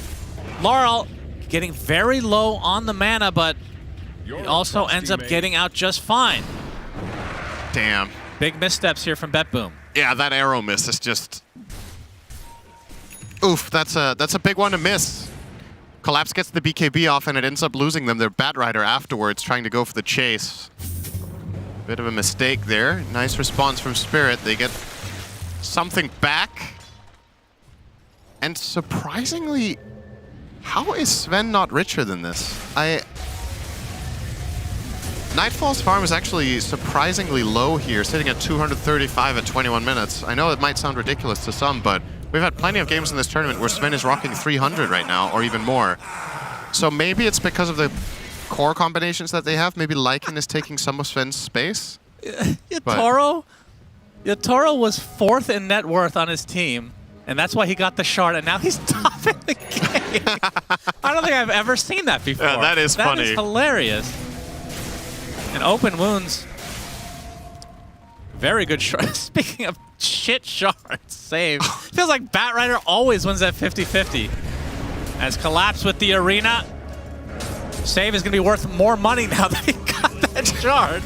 Collapse is very happy with the enemy Tormentor. That's a good sequence for Spirit. That's a good roll of the dice right there. Yeah.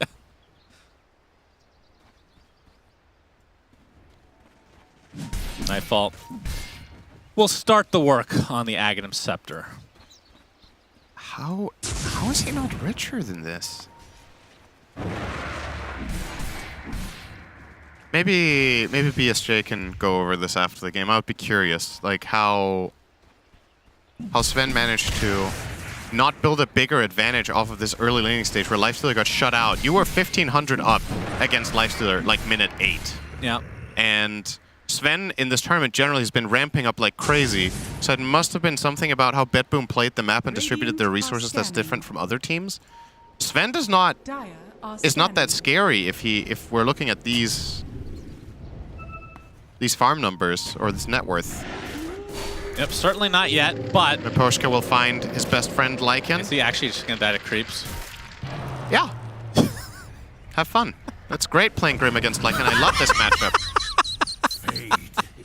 Oh my god, that looks miserable. He has to buy Ghost Scepter. It's the only item you can buy. Yeah, for sure. And then it's going to open you up to more torrents on your face. Yeah, but you got to pick your poison. I think both supports in this game should be thinking about it at least. Laurel, lasso initiation, but Collapse was there for the counter initiation save. It's going to take an arrow. GPK getting off the Torrent Storm, doing a lot of damage to Laurel, but it looks like he's going to live. The Infest keeps him alive. Extra HP to boot as GPK might have to back away. He kind of wants to use the Aegis. Nightfall coming in with the God Strength and the BKB takes out Mira quickly. The Pavis not enough. As Laurel. Oh god, that was close. Whew. Felt that deep in my bowels as Laurel. Somehow Toronto closer to hitting that one than the previous one. Yeah. That's how it goes sometimes. Yep. And after all that, a 1-for-1. Support for support. But we are very close to some gigantic items, Cinderman. AC for Miero. Yep. Nightfall halfway to the Ags, as we've talked about ad nauseum. And Itoro, what is he going for after the rating? This is probably the SNY still? Yeah. It'll be SNY into AC for him. Yeah, pretty straightforward. I definitely expected him to eventually get AC in this game, given the matchups. It was coming at some point. I wonder... I'm still worried for Spirit about how they're going to handle the supports this game. Because I think what's going to be deciding for this game is who supports get to play the fight more. On the side of Betboom, Batrider as well as Mirana, if they get caught in an arena, their fight is just over. But at the very least, they need to be spotted, and then Collapse needs to find the angle, get the jump, and isolate them. For the side of Spirit, if they just envision, Lycan can pop his ult and just run them down at no risk until they have these Ghost Scepters. But at that point, Sven will have Ags. Yeah. And then he can just fly across to the Wolves scouting for him and just one-shot them. GPK, is he building a BKB right now? Yeah, he is building it. I think for now, the open wounds, something we didn't really discuss, is actually God tier against Kunkka. Yeah. Not only because he's such a high strength gain target, but also the spell lifesteal that you get, or overall lifesteal for your team, nullifies so much of the damage of the Blade Mail, so you don't have to actually stop hitting him. We'll see if they put that into effect, but of course once that BKB comes on, the open wound's not going to be nearly as effective until it is gone. Betboom looking. They have their Ags on Sven after that disassembly of the Echo. Yep, Collapse. Oh. Link in, Rebuke. Gets off the spear, finds a connection onto the Sven, Impale to follow, but not going to follow with much more as now they try to run away. Split Earth is there as Nightfall focusing on the Lion to start things out. Both supports dead, in fact, for Spirit, as now they're on the run. And Miero continuing to chase. Spear will connect, Nightfall shadowing him. BKB finally popped by Collapse, but now the focus is onto the Leshrac, and there's the arena. Just the 3 cores of Spirit. Lara loses his life. Yotaro has the Infest, needs Mars close by. Gonna try to fight it out instead, potentially. X marks, but he gets stunned finally. Gets off the Infest, but it's on to a Wolf. Can't find him. They don't have vision, though. Where'd he go? So the getaway is successful for Yotaro, but still 3 lives lost for Spirit. You can see he's still trying to potentially find somebody here. Toronto Tokyo does not have any leaps. This would be a kill. And down goes the Mirana. And the Butler action. Wait, am I missing something? Or does Miero actually have the foresight here to buy dust so that he can dust when lifesteal infests his wolf? There's no other invisibility on the Dire side, right? Huh. What a genius. He had dust in that fight. He already used one, I think. Oh. But then I wonder why he used it prior. Like, why would he have it on cooldown? I don't know. I was looking for any sort of Glimmer Cape or whatnot, but it has to be to find the wolves when... Maybe he thinks they have a Glimmer Cape. He just assumes. How would you not? I don't know. Yeah. Because it's super next level to have the foresight to think Lifestealer will be in trouble and he's going to infest my wolf and then I'm going to dust him. But then he wouldn't have used the dust. So why does he have it? I don't know. I can't. Maybe misclicked it. There's a lot of buttons on Lycan. You're controlling a lot of stuff, so. True that. And Yotaro, top net worth right now. After such a miserable start. It's just crazy to see that he's recovered really well. And Miero's AC's there, which means Aghanim Scepter next on his list. Collapse will get an Octarine here. Okay. Lower cooldown on the spears. Just wants to keep pressuring the Sven, I suppose. There were definitely different paths you could have taken here. Now there's the GPK BKB. Oh, they know something's coming here because they see the way Yotaro is moving, anticipating his team is smoked behind him. Light Shadow. And they have an idea this is here. The Wolves will scout things out. Maybe it's Sentry, so they know that they've been scouted out. As the stalemate continues. 20 seconds for Roche.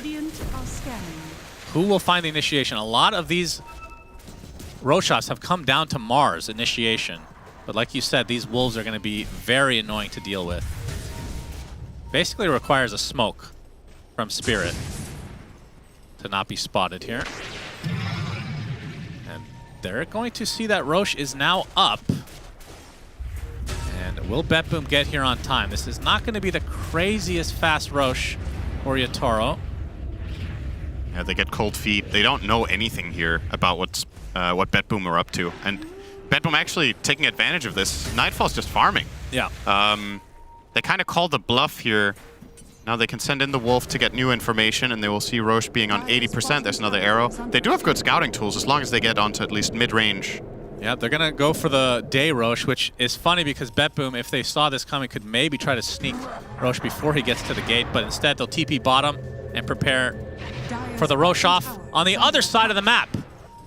As Toro actually leading the way. They want to get initiation Nightfall's being onto spotted on a Nightfall. ward. There's the arena onto 2, but the quick BKB from GPK to be able to get off his Torrent Storm as a result. Lasso applied to the Torrent, going to keep him alive. It's a little bit longer as Mapochka and Mira get deleted by Nightfall. And Yatoro able to infest inside of Laurel. Gets off a split earth onto 3 heroes. Look at the damage now. The Rebuke ends up killing 2 basically as a double kill for Yatoro. The only member to get away from that engagement was the Lycan.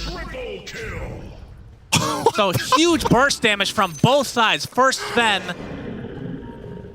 And then Spirit follows through as they win the team fight in the end. Sven one-shot both supports, and then they won the fight after Spirit did. They're going to clean up Miero here as well eventually, you would imagine. Collapse. Yeah. Keeping him busy. Rebuke is there. Miero forced to kind of try to fight this off. Split Earth will hit. And the spear. Wow. To the pulse. Give me that replay. That one Sven swing. My goodness. Look to the bottom right here. So he Stormhammers in, and then he ends behind the trees, which is unfortunate. Boom! Oh. Disgusting. And Lesh gets off. If he doesn't get off this Bloodstone Yules on like 5% health, they just lose the fight 5-1, basically. Triple Split Earth. Man, that shard on Lesh is absurd.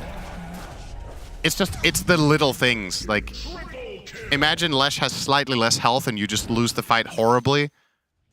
But they're playing on the limits. They're Laurel with a huge moment. They will get the Aegis now on Yatoro as well. And of course, the thing is, as long as Lesh gets off Bloodstone and Yules, when he lands on half health, they also have the Infest for the boost. They're keeping Laurel alive just long enough to outlast the side of BetBoom. And this is starting to look very healthy now for Spirit. Aegis in hand. Sven is 3rd on net worth, which is definitely not a good look. Yeah, despite one-shotting. Yeah. It's kind of crazy, right? But maybe Lycan Eggs can swing things a bit for BetBoom here. That's going to help him. We have not seen the Wolf bite yet. It's free real estate, free net worth for the Sven that he doesn't usually have access to. Doesn't usually need it either, though. No. I honestly think this is maybe an even bigger item. The Bat BKB is going to open some doors here for BetBoom now. He will be able to reliably initiate against this team. It's been quite difficult. You need to always account for the Hex. You can get counterplayed by Mars Arena. You get Yuled, but now he can 100% jump on the guy he wants. But who will that be? Who can you kill? It's ironic to say that when you're playing together with Sven, but Lesh probably a bit too tanky right now for the Sven to eat. Lifestealer you're not killing probably either, and he has Aegis, so at the current point in time that's not an option. So maybe you try to just... Mars is tanky too. Who do you go on? The supports you don't really want to lasso either of, because they should just be dying to Lycan anyway. Yeah. Wonder what target Save is going to end up selecting in the coming fight, or if they even take one. Maybe BetBoom will play keep away for a while. Well, there are plenty of towers in the top lane they can bulldoze with this Aegis advantage. Now that they got this tier 2 bot, there's only a tier 2 mid, and then the untouched top lane. They have plenty of time as the Infest Bomb available for Collapse. They're TPing top. Dire's middle tower is under attack. Oh, the Wolves scouting out again. They'll see the corpses of the Wolves, though, will. so Collapse will know that he's spotted at the very least. They'll know that they know that they know. Yeah. And that's the end of that. Now the 3rd blink on the side of Spirit as Mira picks it up. And Yatoro will be going for BKB. So be able to rage BKB, then I'm not sure how much downtime there is with the following rage, but not much. But if you use the Infest, then you should have plenty of If you use all of your tools, you will have a second rage. Radiant's top tower is under attack. Just going to go for the back door. Nice and easy.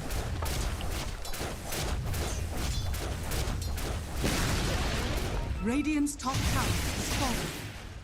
As Laurel's going to show up in the mid lane to Diabolic Edict this tier 2. Radiant's middle tower is under attack. See how much damage he can do before they force him out. As Save is going to get the lasso initiation. That is the shield run onto Laurel, so able to withstand it quite easily. They will get the tier 2 as a result. Does cost him his BKB charge. But Spirit will end up bulldozing this top lane in its entirety. So all outer towers likely to go down now in favor of Spirit. Lifesteal looks so stupid with this high attack animation. The way the arms Ghoul swing. Frenzy, baby. Put crest on him and he swings so fast. It looks like Angel Arena. They bought 100 Tome of Agility. The split Earth. Off we go. Onto the high ground. Tidal Wave stopped immediately thanks to Rage. And Spirit, they're going to get this tower. It's going to be a fortification though. As a split Earth, so annoying to deal with. And Yatoro will finish the tower now.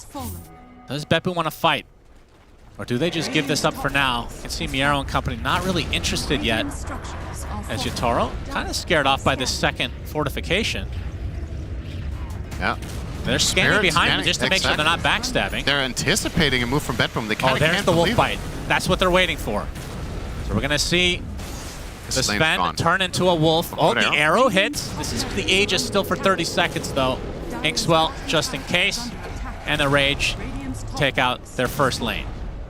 All right, Miero has not shown this Aghanim Scepter yet. Radiant are scanning.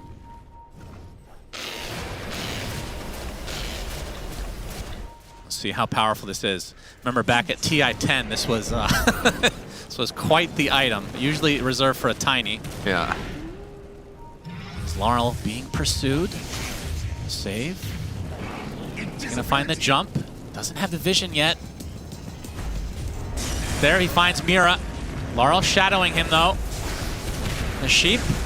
Looks like that's gonna be the cleanup of Mira. Nightfall had to use his BKB for this. Yeah. Worried about the counterplay from Mars. From our point of view, obviously completely unnecessary BKB, but he does not know where Lifestealer is.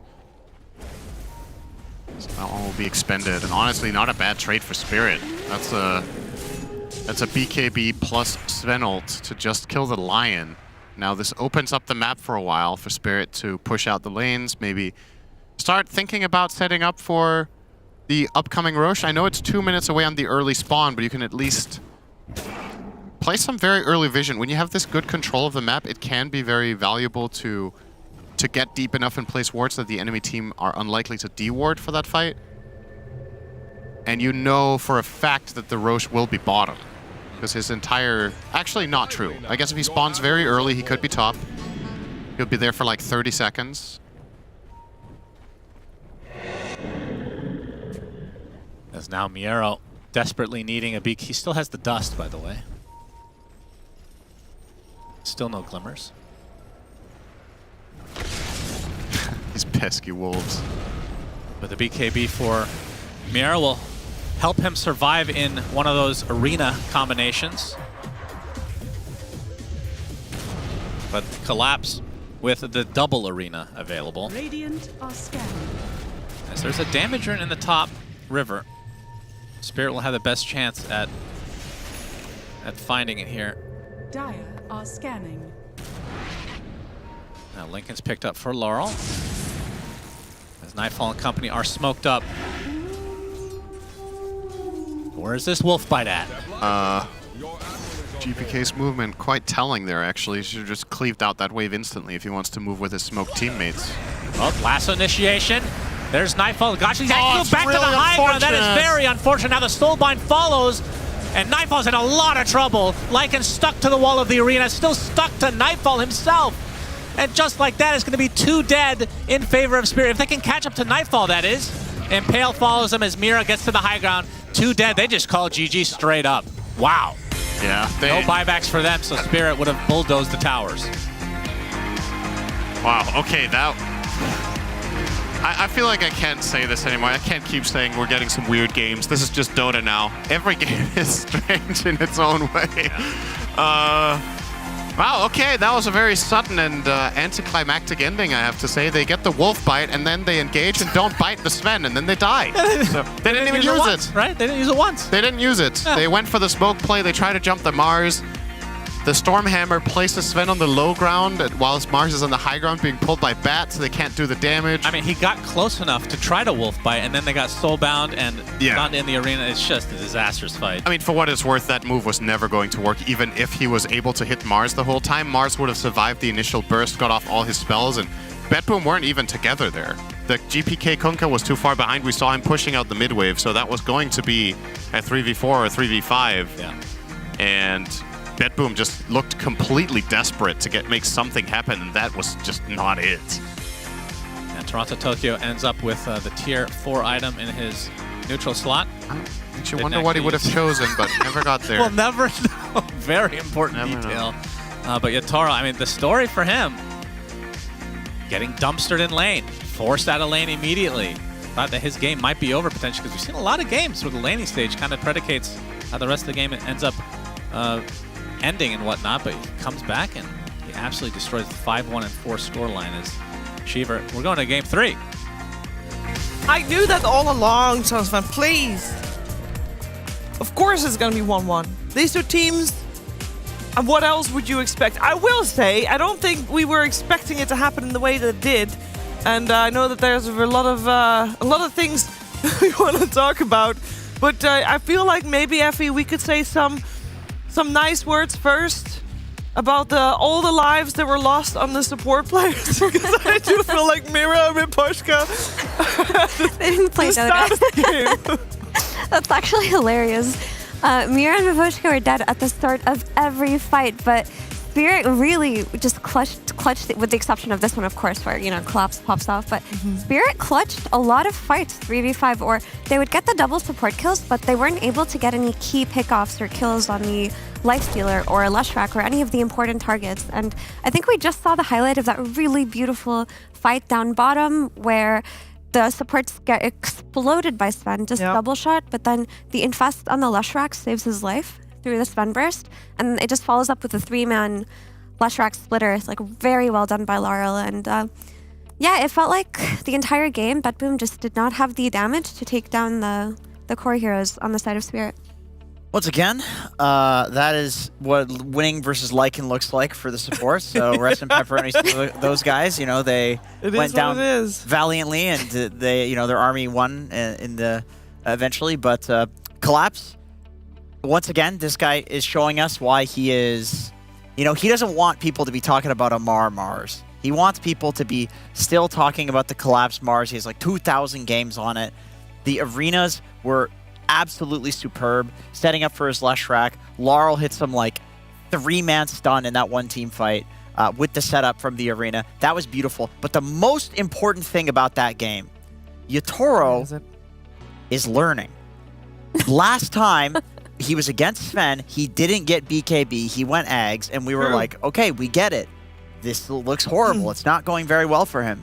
And then in retrospect, the BKB looked better because then you can rage BKB and then rage. There's less opportunity for them to kill you. And sure, the Ags gives you the same aggressive potential as the BKB. You're sticking on the target, right? But it doesn't give you the defensive potential, and you just go down to the Sven. He had a BKB in that game, and he could just man up in all of the fights. And against the Sven, that's what you need to do. You just sit there and you hit him until his BKB is down and he's dead. Yeah, I also had the presence of mind to just be a little less net worth than his other two cores. Really genius. He convinced Miposhka, hey, you're gonna need to have your shard really early here this game. And then they took the Tormentor, and because he was 3rd on net worth for his team, he gets the shard. See, you just get yourself an extra 14 gold. And it worked out. Lucky for him. And overall, I will say, Team Spirit, there were moments everywhere I did not think that they were going to do, but they are able to clutch it out in these fights. Yep, I'm trying hard not to sneeze right now, Chambers. It's too cold. Push your tongue to the roof of your mouth. Yeah, yes. Mew. Never say that to me. Stop. So Yatoro didn't have a great laning phase, just due to how well Betboom play their offlane. Save is such an exceptional player in that he will always find a way to shut down the enemy carry. But I think that all he had to do was go into the jungle and wait for the correct fight to take, because when you're playing Dota and the carry to carry matchup in this patch is in your favor, you don't feel pressured to be running into the enemies. If they run into you and you can join an opportune fight, you're in a good place. And we saw that happen when BetBoom chased Team Spirit into their triangle for the first time. They got the double support kills, but they weren't able to get anything else. It felt like that was happening so often this game, where Lifestealer was just walking it off. We saw him toggle one time, like while Sven was chasing him down. We also saw him infest Miro's wolves and go invisible, and they didn't have anything for that. And I think in those two scenarios, BetBoom needed the kills on Lifestealer, but they just weren't there because they were committing their Sven to joining these early fights, and he wasn't getting anything out of it. Yeah, did we ever figure out, by the way, if Miro bought the dust before or after the infest? Oh, don't throw Synderen under the bus like this. I'm throwing Synderen under the bus. Brian, did you ever figure it out? Or was the replay not caught up yet? He bought it after. Synderen! I told you, Synderen was trying to cover for himself. We all do it, you know. Don't throw him under the bus like that. Leave Synderen alone. Yeah. Everyone. He gets enough shit from Sunspan. Okay, never mind. Instead of that, I'll give credit to Synderen for noticing it and credit to Miro for having the presence. Yeah, the foresight. The foresight, yeah. And you. That was a rage buy on the dust. Like, it's not happening again. Like, goddamn wolves. Dust aside, it is nice to see Team Spirit win this game. Yeah. I mean, throughout this tournament, they've had moments of brilliance and then moments where you wonder why they're losing games that they should be winning. And to counterpick with the lifesteal like that and pull off the win should instill a lot of faith that for game 3, they're going to be in better form than they looked in all the other days. Yeah. And maybe it's just the interregional matchup of playing versus BetBoom. Maybe this is where they feel most comfortable, actually. Maybe, but also, both games that we've seen so far, we had Sven first phase picked. And it was on the losing side.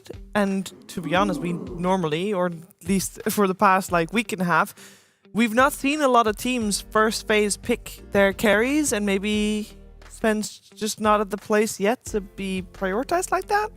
Or is that unfair to say? I think that's fair to say. I don't think that we can... I don't think we can go off of these two games because it's not that the Sven team didn't have a window opportunity. Like, if the Sven team was getting rolled... Yeah. Both games were close. I'll say that as well. If the Sven team was getting rolled, then that would be a valid criticism, I think. But I do think conceptually, picking Sven versus these tanky offlaners should... Because if you see the offlaner first, you should be able to pick your carry next. That's just how Dota's been. I mean, in the patches, before the draft order changed, when offlaners were meta, they would be picked, and then we'd see carries in the first phase. We'd see anti-mages and Terrorblades. And conceptually, that hasn't changed. If you see a Centaur, you should be able to pick your Sven. My only thought towards that is that, I feel like we talk a lot about the carry-to-carry matchup on this patch and how that matters a lot. And I think what makes carries overpowered in this patch is, knowing that you have a good game for it. Like, you get a Naga Siren against a Mars or something like that. It's a free game. You get a PL versus a Mars and a TB, something like that. So you very high win rate against both of those heroes. Whereas something like a Mirana or a Batrider is just overarchingly strong or overpowered. Yeah. I feel like with how the carries function right now, they're good against particular lineups. And so that's the only reason. I'm glad to see teams try picking it in the first phase, because there's no way you can just break all of this down. There's too many permutations of things that can happen in a draft. So I'm glad to see them try it, but there's a real possibility they try it and then Sven just drops out of the first phase again into the second phase. It's happened a million times before. True. And the question is, will it happen? Will this lesson already be learned for game 3 of this series? That's what we'll find out very soon. We'll be back after a break for the series.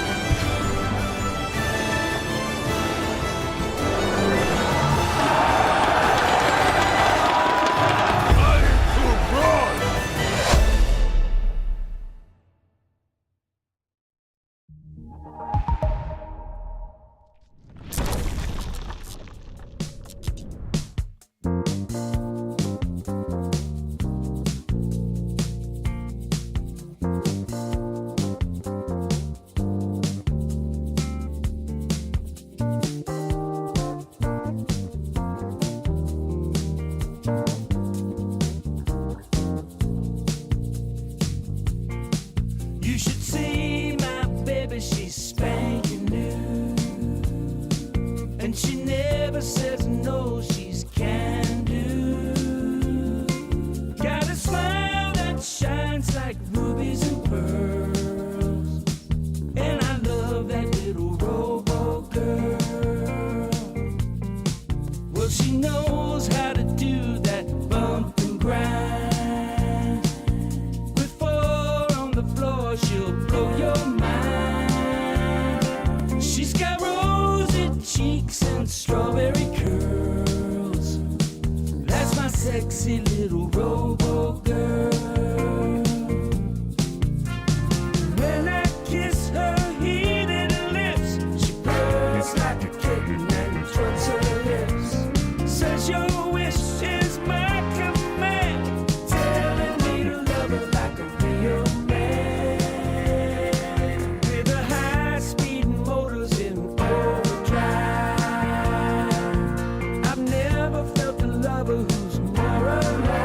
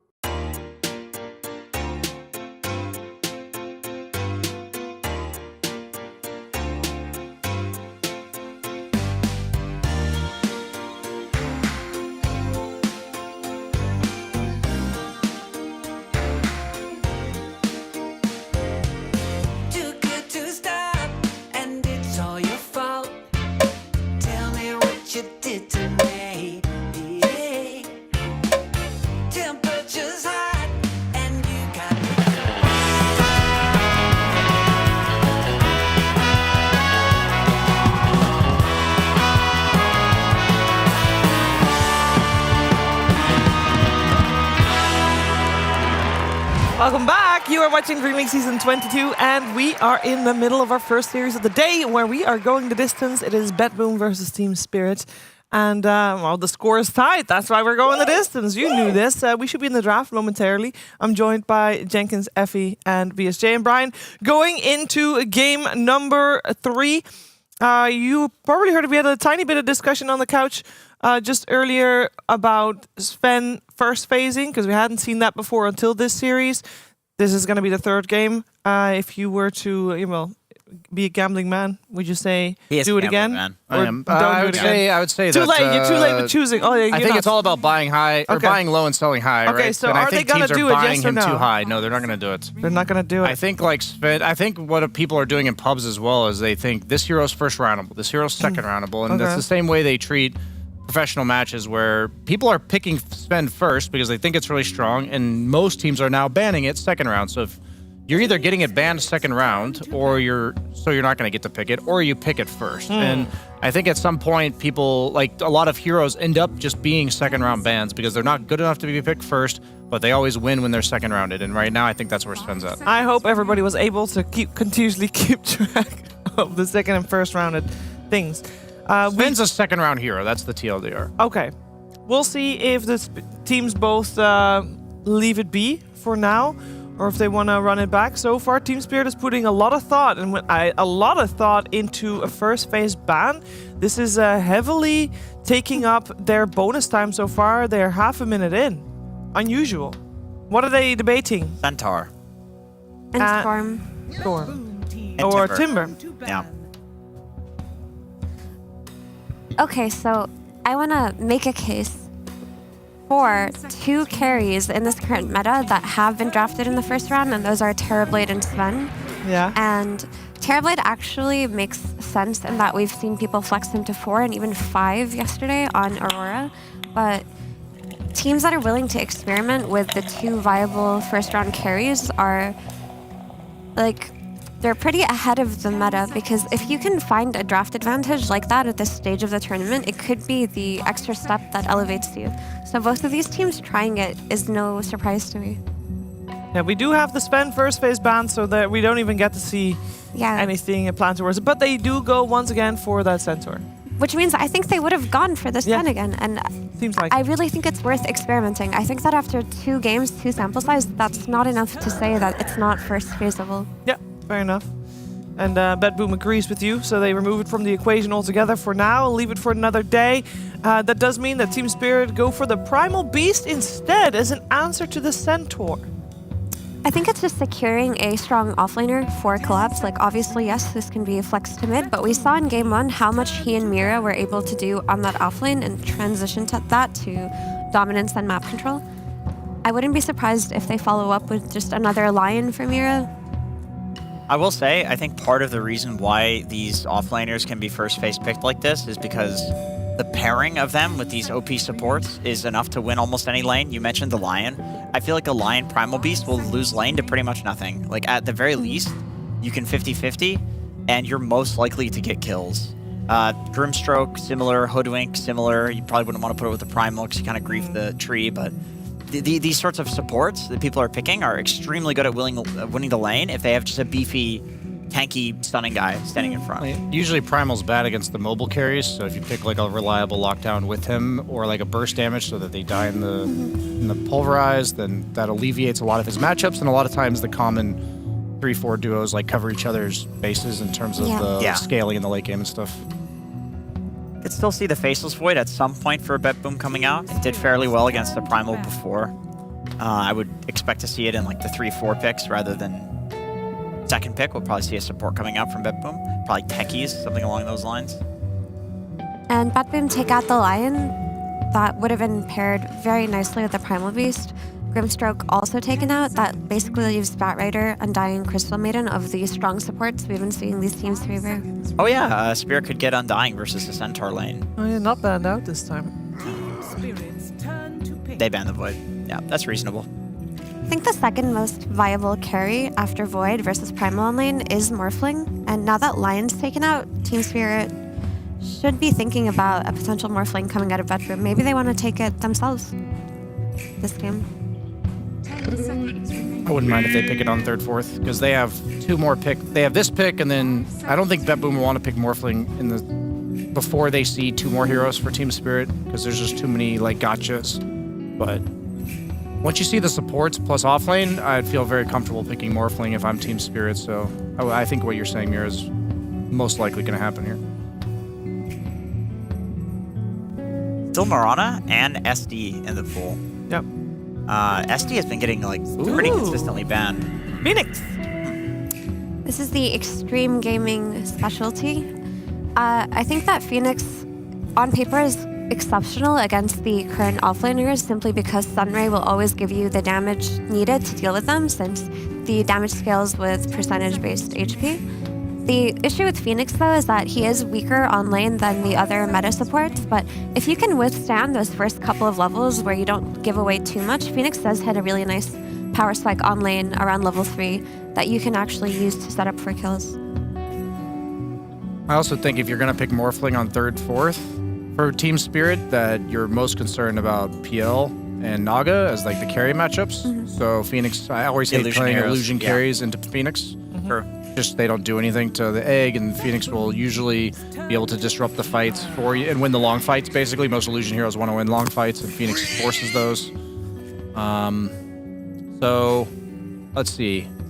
Coddle, is that a mid Coddle, we think? Or a setup to help them with the Storm that's still in the pool as well.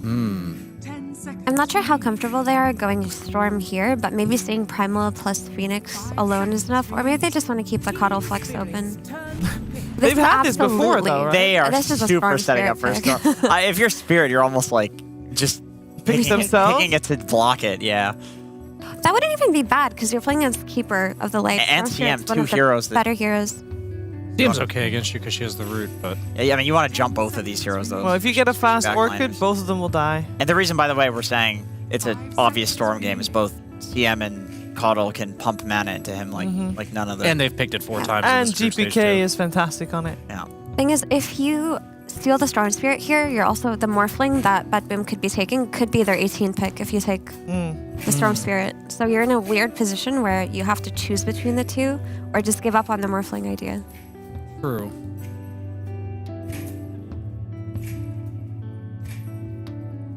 They could also just be trying to concoct an anti-Storm Like double pick preemptive? here. Yeah.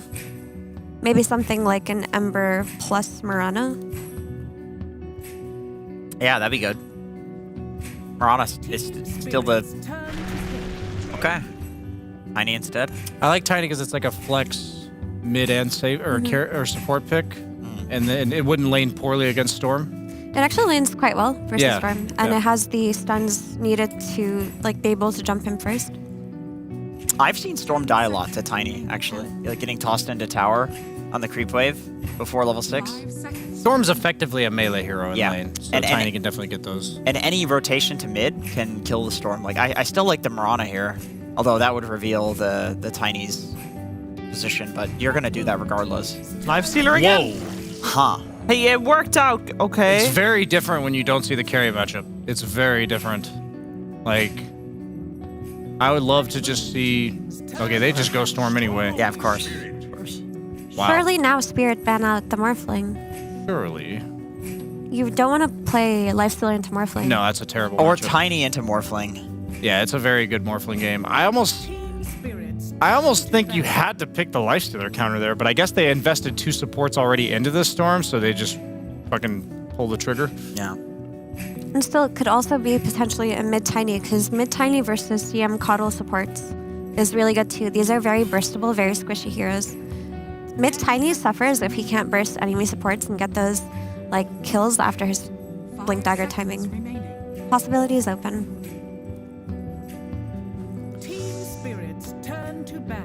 What about Terrorblade? I mean, you are playing versus Phoenix if you're BetBoom, but that would give you a hero versus Lifestealer and the potential core Tiny. You could relegate it to position 4 if you pick the TV.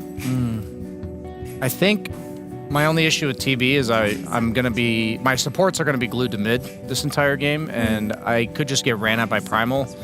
So I would lean more towards like Morphling or Weaver or something like this that's really hard for Primal to chase around and kill. Like, yeah, he may be able to like slow down your farm, but like Terrorblade's early game is the portion where he matches up very poorly against Primal. So that would be a concern for me. Well, now the Morphling is out, so what's the next best carry? I mean, Weaver, I would honestly, choose Weaver. Does not look bad. I would personally choose Weaver. Kills the egg. Great against Lifestealer. Lots of physical damage, minus armor. Good against Primal and lane as well. Can run him down. Slark's okay too. I just really want them to be a carry that doesn't die to ganks. Slark, yeah, Slark is definitely okay, but it seems like bad hero territory. I mean, I guess Troll is also not bad. I was thinking about Troll as well. The issue is I've seen a lot of Trolls just lose when they get pulverized by Primal Beast, especially if you're going to the ultra late game and he gets the pulverized talent. The game starts to feel kind of unplayable for Troll. Yeah, Troll's not a Lincoln Spire either. But they could play Troll for that earlier timing. Yeah. So what do we think? Troll, what was the other one we were saying? Weaver. Troll or Weaver? I think those are both good. I'm curious what their in-game or their like in-team comms here is, because when I'm carry, I'm just thinking I have no support help for the first 15, 20 minutes. Yeah. But that means they might also want to hit that mid-game timing that Mira's talking about. So these heroes like Terrorblade, like Troll, like they could be just okay, we'll let you play passively on the map while we run around. Is Juggernaut just completely dead? Yeah. Yeah, I That's think a so. shame. And I also like Ursa, but I feel like picking Ursa on 23 versus his heroes is you're begging for some That's counter risky. pick. That's risky. Then they can like Primal mid and counter the Yeah. lane, just dumpster him. They do seem convinced, well, at least for their bans on the side Tiny of Core? Bedroom, that it's Tiny Core, yeah. Or just they want to cover their bases, that they would be more worried about it. Oh, that's a Meepo. Ooh, okay, that is risky though. That is risky. Are 'cause these heroes on Team Spirit bad versus Meepo? I don't think so. Actually, I think other than the Lifestealer, they're all good against Meepo. Even Lifestealer is good versus Meepo. He just rages away. Yeah, when you he can gets rage the flash. net. I feel like you can Wyvern here. You can Earthshaker if they want to play that, which they have not. There's like a lot of Meepo counters that are still in the pool right now. Yeah, and with the flex that they do have, why not? I mean, Elder Titan as well. There's always the ET last pick. Or Puck. Okay, so Puck is a great hero for jumping these backlaners. It's also an anti-Storm hero in Coil, even though I've seen GPK beat up on Puck's mid with Storm. He just gets Orchid before they do. He also out-CSs them on lane. But maybe they just wanted a hero that wouldn't suffer versus Meepo. Maybe they thought putting Tiny on core versus Meepo would make it too difficult scaling-wise. And they should be able to scale just fine with this Puck. The way that I feel about this Puck last pick is that they're not like overcorrecting for the Meepo, which could go either way. It could be one of those things where if you pick some Elder Titan and you try to hard counter the Meepo, or pick a Wyvern and try to hard counter the Meepo, the game just goes terribly because you're fitting this weird hero into the draft that doesn't exactly slot in. I would guess that Puck with the Ags is actually probably quite good against Meepo. Like, you silence all the Meepos, you got the Mjolnir bouncing around. Like, maybe there's something there. I have pride as... Oh, go ahead. No, go ahead, Brian. I was just going to say, as a carry player, I have pride. Like, Lifestealer is a carry that's counterable. And 2 games in a row, they've seen it, they've had picks, and they just said, we'll play game plan stuff that we want to pick and just let you have Lifestealer in a free game. So I think it's another free Lifestealer game. I don't like the way BetBoom's crafting these drafts, personally. I think BetBoom's idea was that they wanted a carry that could hit Egg, but they didn't want to play Troll or Ursa or even Weaver in a game where he could get caught out. They also saw the potential mid-Tiny flex, and they wanted a last-pick carry that could deal with Tiny as the game scales. And I don't think Tiny's matchup is very good versus Meepo, but the issue is that you just relegate the Tiny to 4 then, and then you pick this Puck, and they banned out 2 supports in their overall last phase. So Spirit's heroes absolutely deal with Meepo as the game scales. I also think Meepo got hit super hard by that Disperser nerf. Like, it feels genuinely bad. The last time I saw Meepo do well, it was actually BetBoom that played it, but they had it with the Chen, and Chen was buffing up the Meepo with auras, and they don't have that this time around. So for me, BetBoom's game is like, can GPK carry this on his Storm Spirit, or will Spirit just win because their heroes are better? Well, I will say this is an incredibly important game, incredibly important result here, because we got on one side BetBoom that's 4-1, obviously really nice, but there is definitely also a difference between being first 2 in your group and 3rd and 4th. and first 2 gets you an upper bracket. It makes a big difference. So they want to win this to have a shot at that, where at the other side, Team Spirit is still trying to scrape by to even make it to the top 4 to begin with, because they're 2 and 3 right now. And tomorrow they'll face OG, which is also a very tough opponent. So they really look to win this one. Will they have a free Lifestealer game, or will the Meepo plan play out for Bedboom? We're finding out as we're heading over to Sunspan and Cinderin.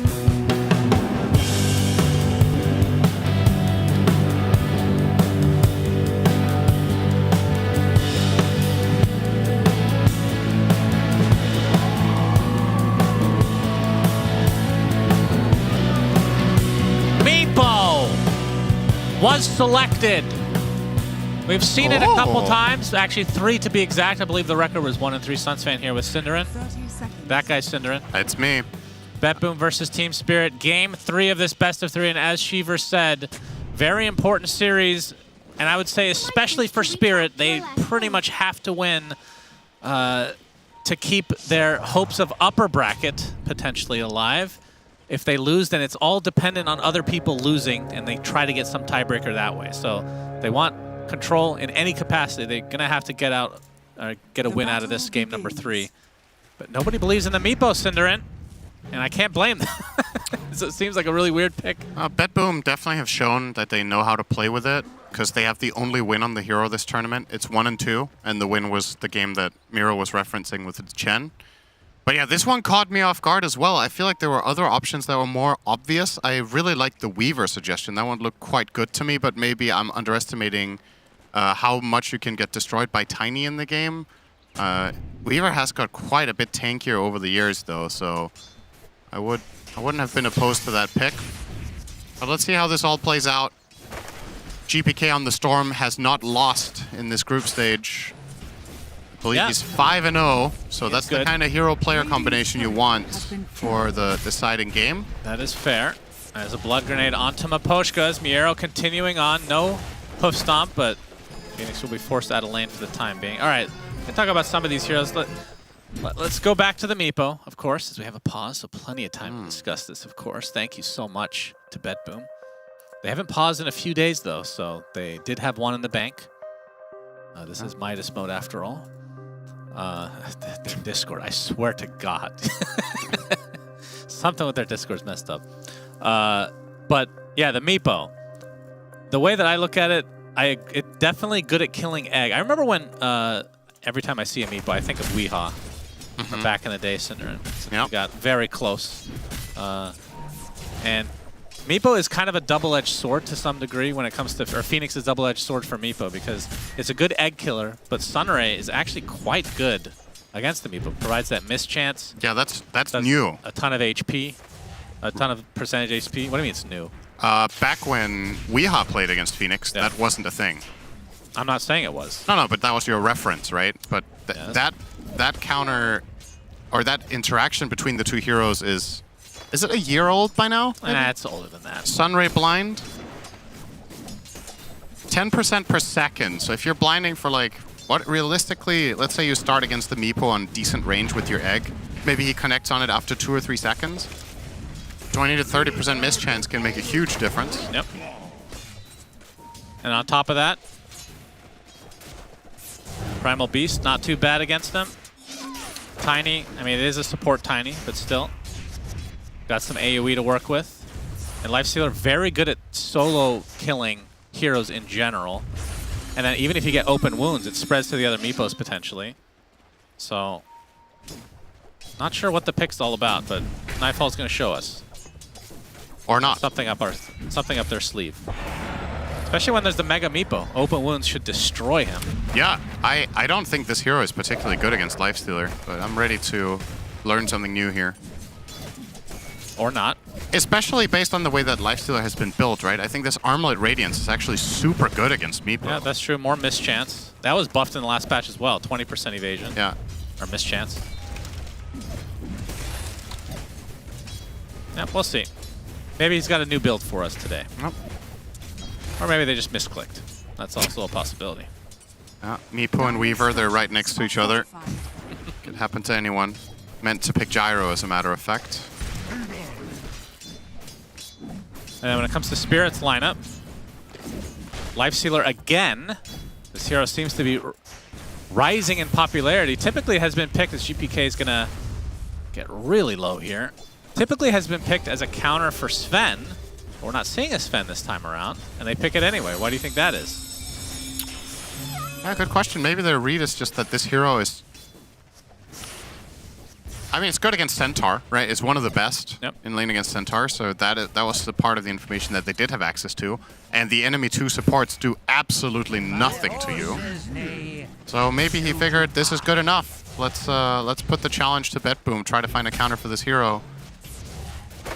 I guess Lifestealer against Storm is also a little bit of an oddball, because Storm, you know, he usually has freedom of who he jumps, including cores. But Lifestealer has an inherent counter that isn't one you need to buy. So, and they were anticipating the Storm pick, right? It's BetBoom and they pick Coddle. I mean, come on, what are they going to do? True. So Toro has to rage away for the time being. As GPK, uh-oh, he's in a lot of trouble. Gets off the Electric Vortex, but the first blood still comes. We'll go to Mira on the support Tiny. So you talked about GPK not losing his lane, or I guess it's the games you were referencing, but he hasn't really lost lane either as the Storm, it feels like. But Laurel getting some help this time around. Yep. And they could turn this into a bit of a snowball play, because obviously Puck will now hit level 6 first. And if you get level 4 on Mira before then, you can come in with the Coil plus Toss, making for a very quick second kill on the Storm.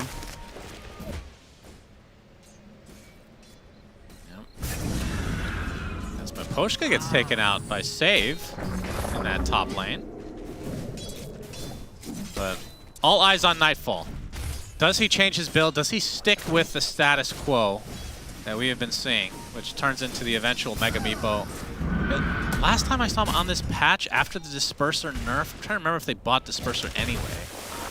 Not sure. I think he did. Did he? Mira gets off the Abba. Could be wrong, though. On the run. It's going to get slowed up, though, as Nightfall. Blood Grenade applied, Earthbind as well. Should be the death of Mira. GPK there for some of the... Okay. Primal Beast collapse. Coming in to try to save his teammate, but he was way too late. Just feeds away his life to GPK. I think this move from Collapse actually makes sense, because he was likely trading for the Maiden, and then he could have TP'd out against the Meepo or just run away, but did not expect GPK to be down there. An unexpected rotation from the level 5 Storm ruins that play. Now he's 6. Yeah, and he's got the Invis. Coil expended. It's just for the CN. They should be able to clean up Toronto, Tokyo. But GPK gets out with the rune. Go back to farming. So yeah, it will be the Diffusal first for Nightfall. So eventual Disperser. I don't remember, were they upgrading that right off the bat, or I feel like there was an item in between. So Hoof Stomp does find its way onto Yatoro. I think he'll just go Ags after, right? Maybe Blink Dagger was a thing that game. Don't remember the exact order. Oh, actually does get clipped in the end. Walked right back into it. 7-minute Wisdom. Miposhka setting things up. He's really on top of this. He did it with Grimstroke as well. Oh, Save's going to run right into him, though. He will have Blinding Light ready. Yes, he will. Will Save dive first. 3 seconds until it's time. The dive in, there's the Blinding Light. Save does grab it. Will likely cost him his life, but well worth it. Open to your keeper. Oh, Mira able to get the opposite one, so it is a trade in the end. Whoa, whoa. Solo killed by Mira. Man, we have been seeing, I feel like this series in particular, the position ones getting dumpstered by the offlaner. Not a kill I was expecting given the start of this lane, but 3 in double edge, so all kill build here for Miero. This pleases the master. We'll see how that works out for him long term, because a lot of times you want a few levels in Retaliate to be able to farm a little bit faster, but if you can get a bunch of kills, then obviously it's going to be well worth. As the Helm of Iron will be there very shortly for Miero. And GPK looks like it'll be the Orchid first, and the question is, what will Laurel go for after the Witchblade? Might be that Yule's, as the Avalanche is there. Laurel does get the Illusion Rune, though.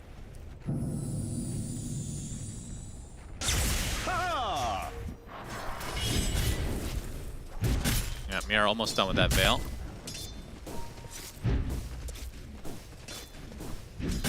And I'm sure Yotaro is going for the exact same build as always.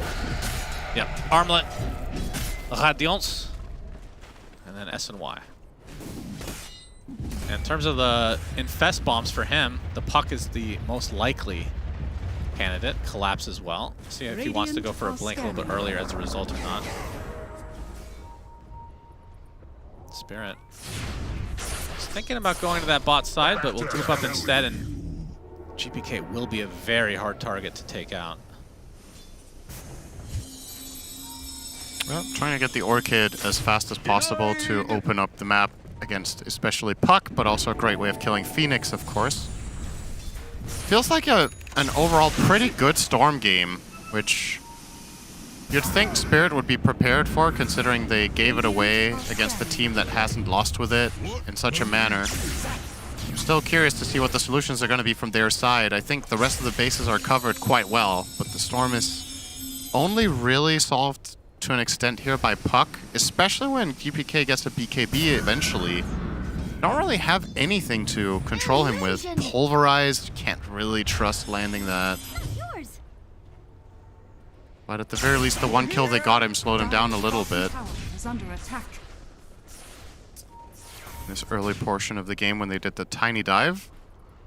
Fusel about to be completed now on Nightfall. Will be quite telling what he goes for after the Axe. I mean, there's no build where you don't go Axe, surely, right? Like, that's just too... I doubt it. Coil, expended. It's going to hit several targets onto Bedboom. Stampede is there.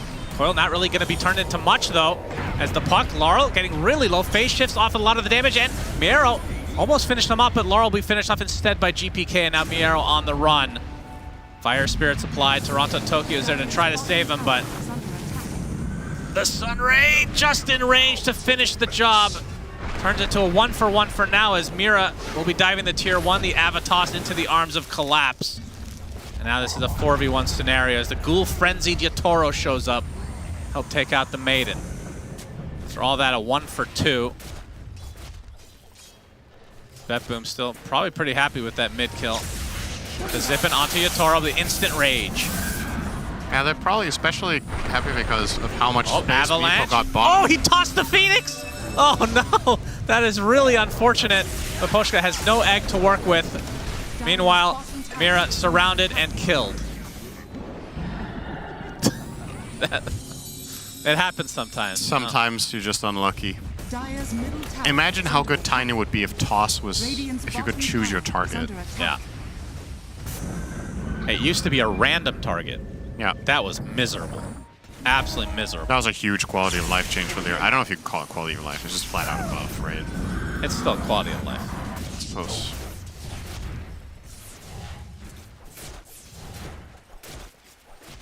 Dire's top I mean, who do you think is happy with the state of affairs in this laning stage? It's...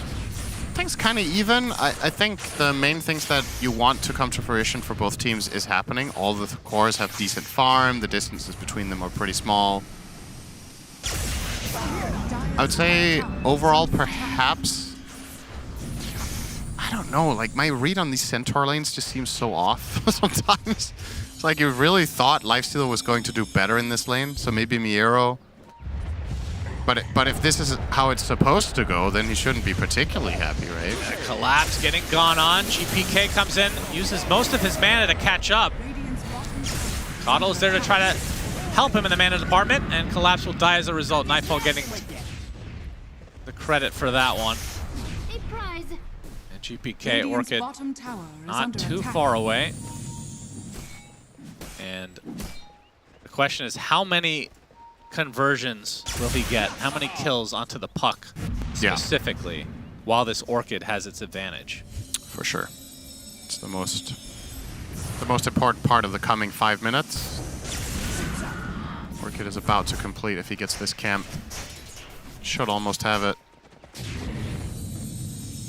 Save will just follow him around. The more sophisticated butler. This one is on a horse. That makes you more sophisticated by default, huh? Oh, yeah.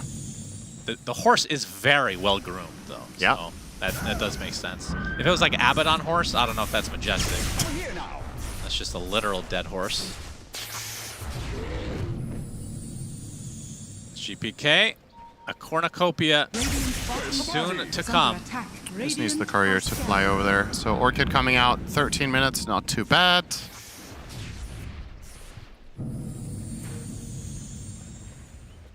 Now they're gonna smoke up. And this will be the Orchid reveal. The tier 1 tower will fall in favor of Spirit. Fortification comes out, but no defense will be mounted. See what they find on the top side is Spirit are going to smoke on the bottom side of the map. Could run into the Meepo in the jungle, but towards the top is where that Orchid reveal will occur, and the Lifestealer would be such a juicy target, but Yatoro, Spidey senses tingling, TP's out in time. 1300 into his eventual Sacred Relic. Dire's top tower. Both smokes not really resulting in any kills. Nightfall will be opting for the Ags, already halfway there. Yeah. Actually gave me an idea with our Tiny Talk earlier. If that hero ever needs a buff in some capacity, you know the toss requires no target talent? Yeah. What if that instead was toss vector targeted? And you select your target and then you draw where you want to toss them to.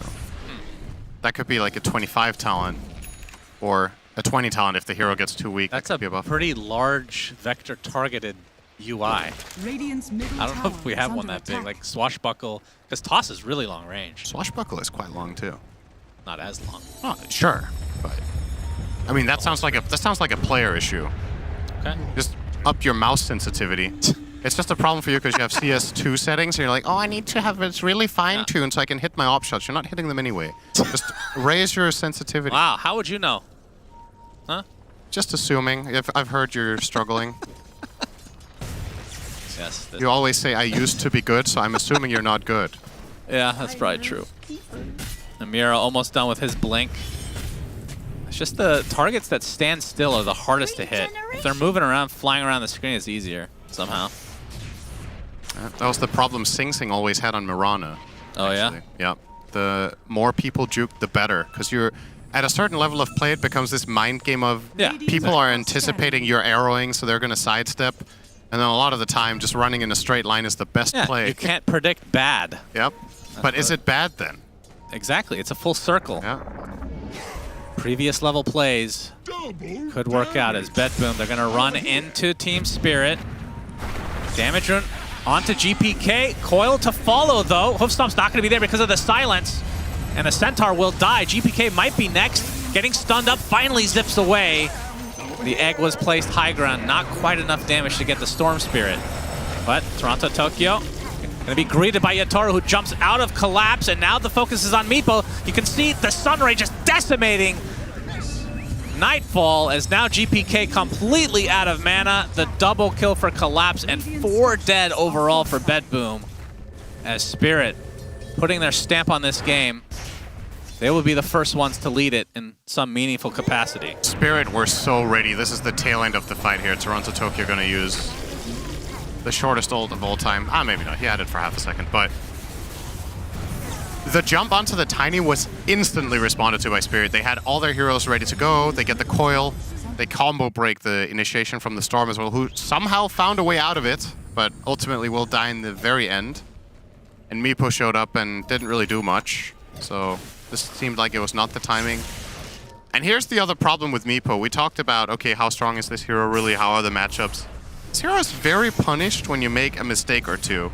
It's not as bad as it used to be, where it's just like, okay, Meepo messed up the mid game, it's over. It's not that bad anymore. The hero scale is better. It has more potential with the Ags and stuff, but it is still, for all intents and purposes, a quite snowbally hero. So these mistakes, as I'm going to chalk that one up to from Bedboom, a little bit too quick to jump the Tiny next to his tower and then get all the heroes involved. 1 or 2 more of those and it's going to start looking really rough. Spirit's lineup scales incredibly well across the board. Absolutely. All 3 of their cores are monsters in late game. Oh, GPK spotted out. Avalanche toss and destroyed. But the counter initiation is here. Maposhka's still alive. Doesn't have his egg, doesn't need it seems, as Miero getting chased by Collapse, showing off that newly picked up BKB. He picks him up just briefly with the Pulverizer. Now the Avalanche into the Stun Ray again with Yatoro coming to fruition, but you can see the Mega Meepo activated. The stun from the egg is there though, as Nightfall surrounded. He can fling, he can throw out Earths. No, it's not gonna matter. Earthbinds don't go through the rage any longer. Toronto What was that? What was that? Can we get a replay?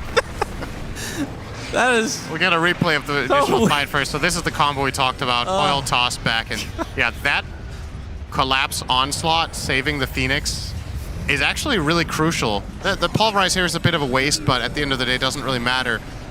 Oh, yeah. All of this happens because of the onslaught. Otherwise, Phoenix is dead on the spot. But Spirit get to reset. They get to get Miposhka back in, use all of his spells. Get a beautiful sunray off. Wait for it, and... It doesn't get old. That's so good. As Mira, okay, this is live action GPK. All right, he's not gonna die this time. Mira explodes. A little bit of a close call considering how this game is going. It's already a 9K lead for Spirit. My God. Filth. Yep, they're winning the fights convincingly. They're also finding the farm in between. All three of their cores are doing very well this game. And scaling is not a concern. So the problem here is, let's say Betboom somehow comes back in this game and equalize it. You get to minute 45 or whatever. The scalability of the entirety of Spirit's lineup is huge. This is a dead Maiden. They can just infest bomb. So, let's see if Miposhka finds a way out of this. Looks like it. Indeed. Now Collapse trying to chase. Mira from the other side gets the Avatos onto Save, who will eventually fall. Wait. Nice blinding light. Oh, wow. Okay. Really well done. Surprisingly enough, he gets away, but GPK using the Orchid onto Laurel, but now he's out of mana completely. Yatoro won't chase, as GPK does have enough to TP. How many late game pucks individually have we seen pop off? And how many late game primals? And this time you have both of them. Yeah, that's true. These heroes, when you get to this 45-minute mark and they start being 5 or 6 slotted, become true scaling carries in different ways. Like, Puck is more of a... I mean, honestly, Primal Beast can also be a monster damage dealer, but a lot of what he does is just giving tons of information at very low risk. He just walks in front, he's mega tanky, and if he has Ags, the damage can definitely be there. Puck, on the other hand, we saw Malrine in particular in one game, I want to say 2 days ago, get the Rapier and just completely take over the late game. Oh, yeah. Rapier and Shard. Puck is a true late game hero nowadays. Used to be... Used to not be the case. Used to kind of fall off.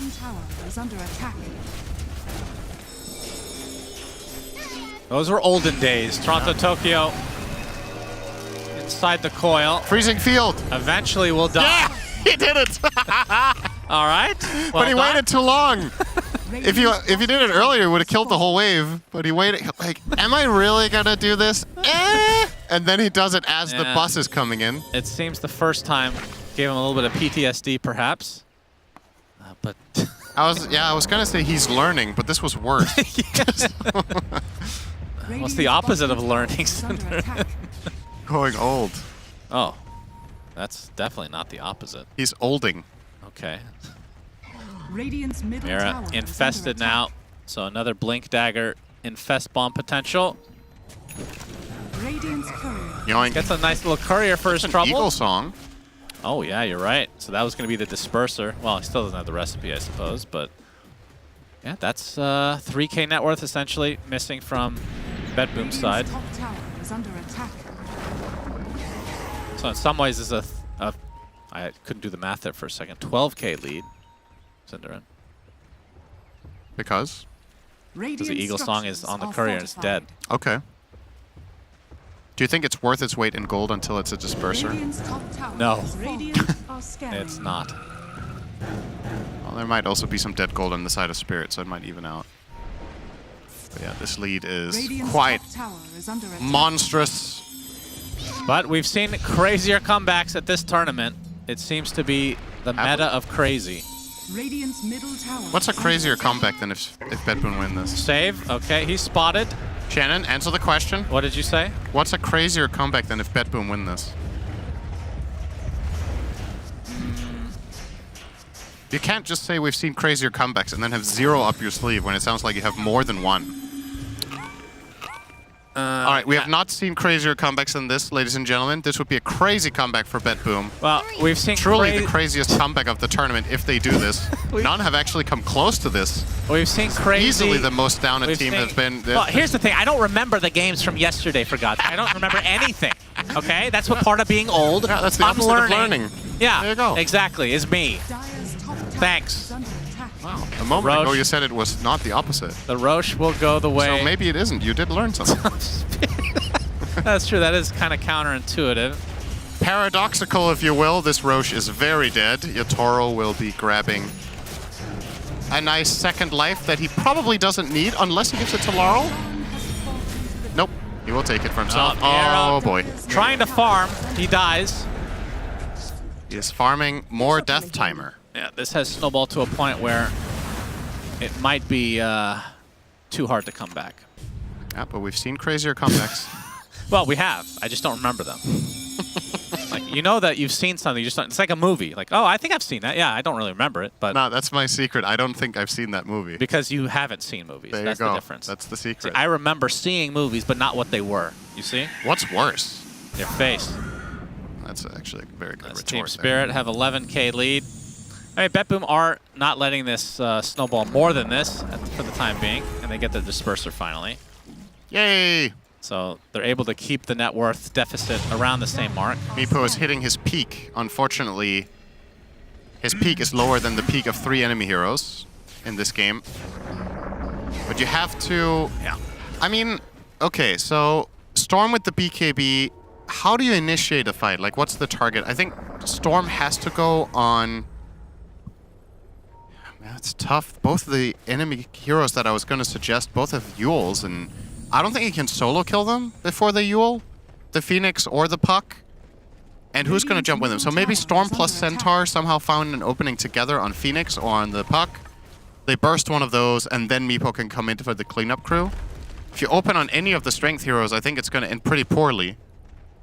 So you need to be very selective how you approach the fights. Oh, Mira showing a lot of restraint there.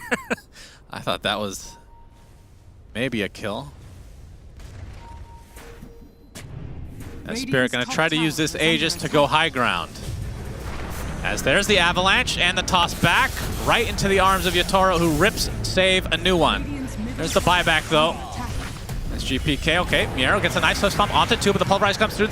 Sunray as well, just decimating. Yatoro has to jump out of the Mira target. Toronto Tokyo getting trampled down in the meantime. BKB already used for collapse, so not sure if Spirit want to continue on here. Not too bad for BetBoom, given the circumstances. Wouldn't call it a win, but they're at least buying time against this Aegis. And he actually did buy the open wounds shard.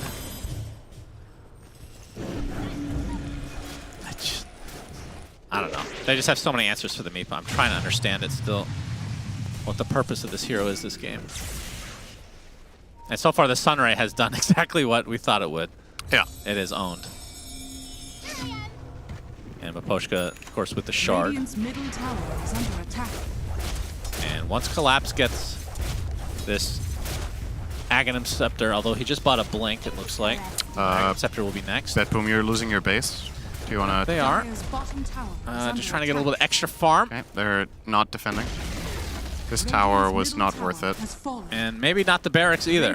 I mean, if you're just giving that tower up for free and you're not close to a key item, you're giving... Pulverized GPK is dead, and that's no buyback. 50 seconds as Yatoro just bulldozing down. So second game in a row that BetBoom have no answer for this lifestealer, it seems. Even less so this time around. Yatoro will get the full lane of racks at 27.5 minutes. This is shaping up to be a really fast game, which doesn't really align with how this patch has felt so far in this tournament.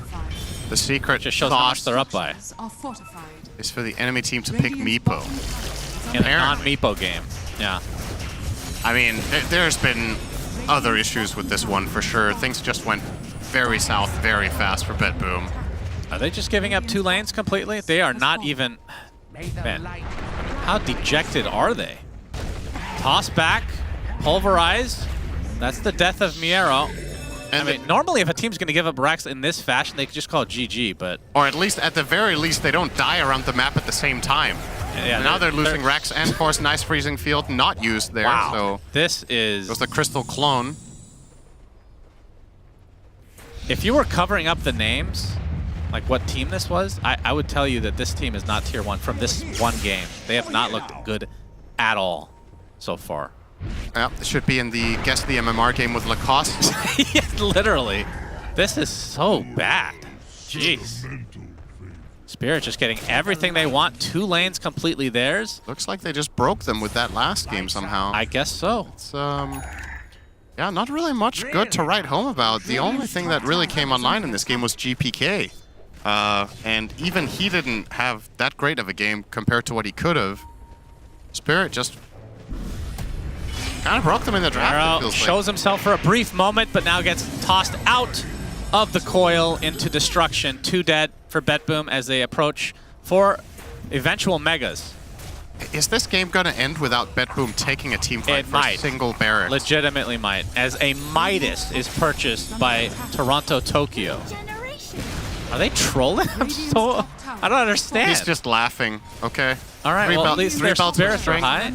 I mean, again, for this, BetBoom still is going to remain in 2nd place right now, as Mega Creeps will eventually come. There's the team fight. Yep, there it is, and Meepo's getting destroyed. Gets the Mega Meepo off, though. Earthbind onto several heroes, and GGs are called. What the fuck was this game? What? Was this a game of Dota? I don't understand what I just watched. What did we just witness? All right. Meltdown.mp4. I think this was... Collapse just looked to his right. He was like, why didn't they defend any lane? They just...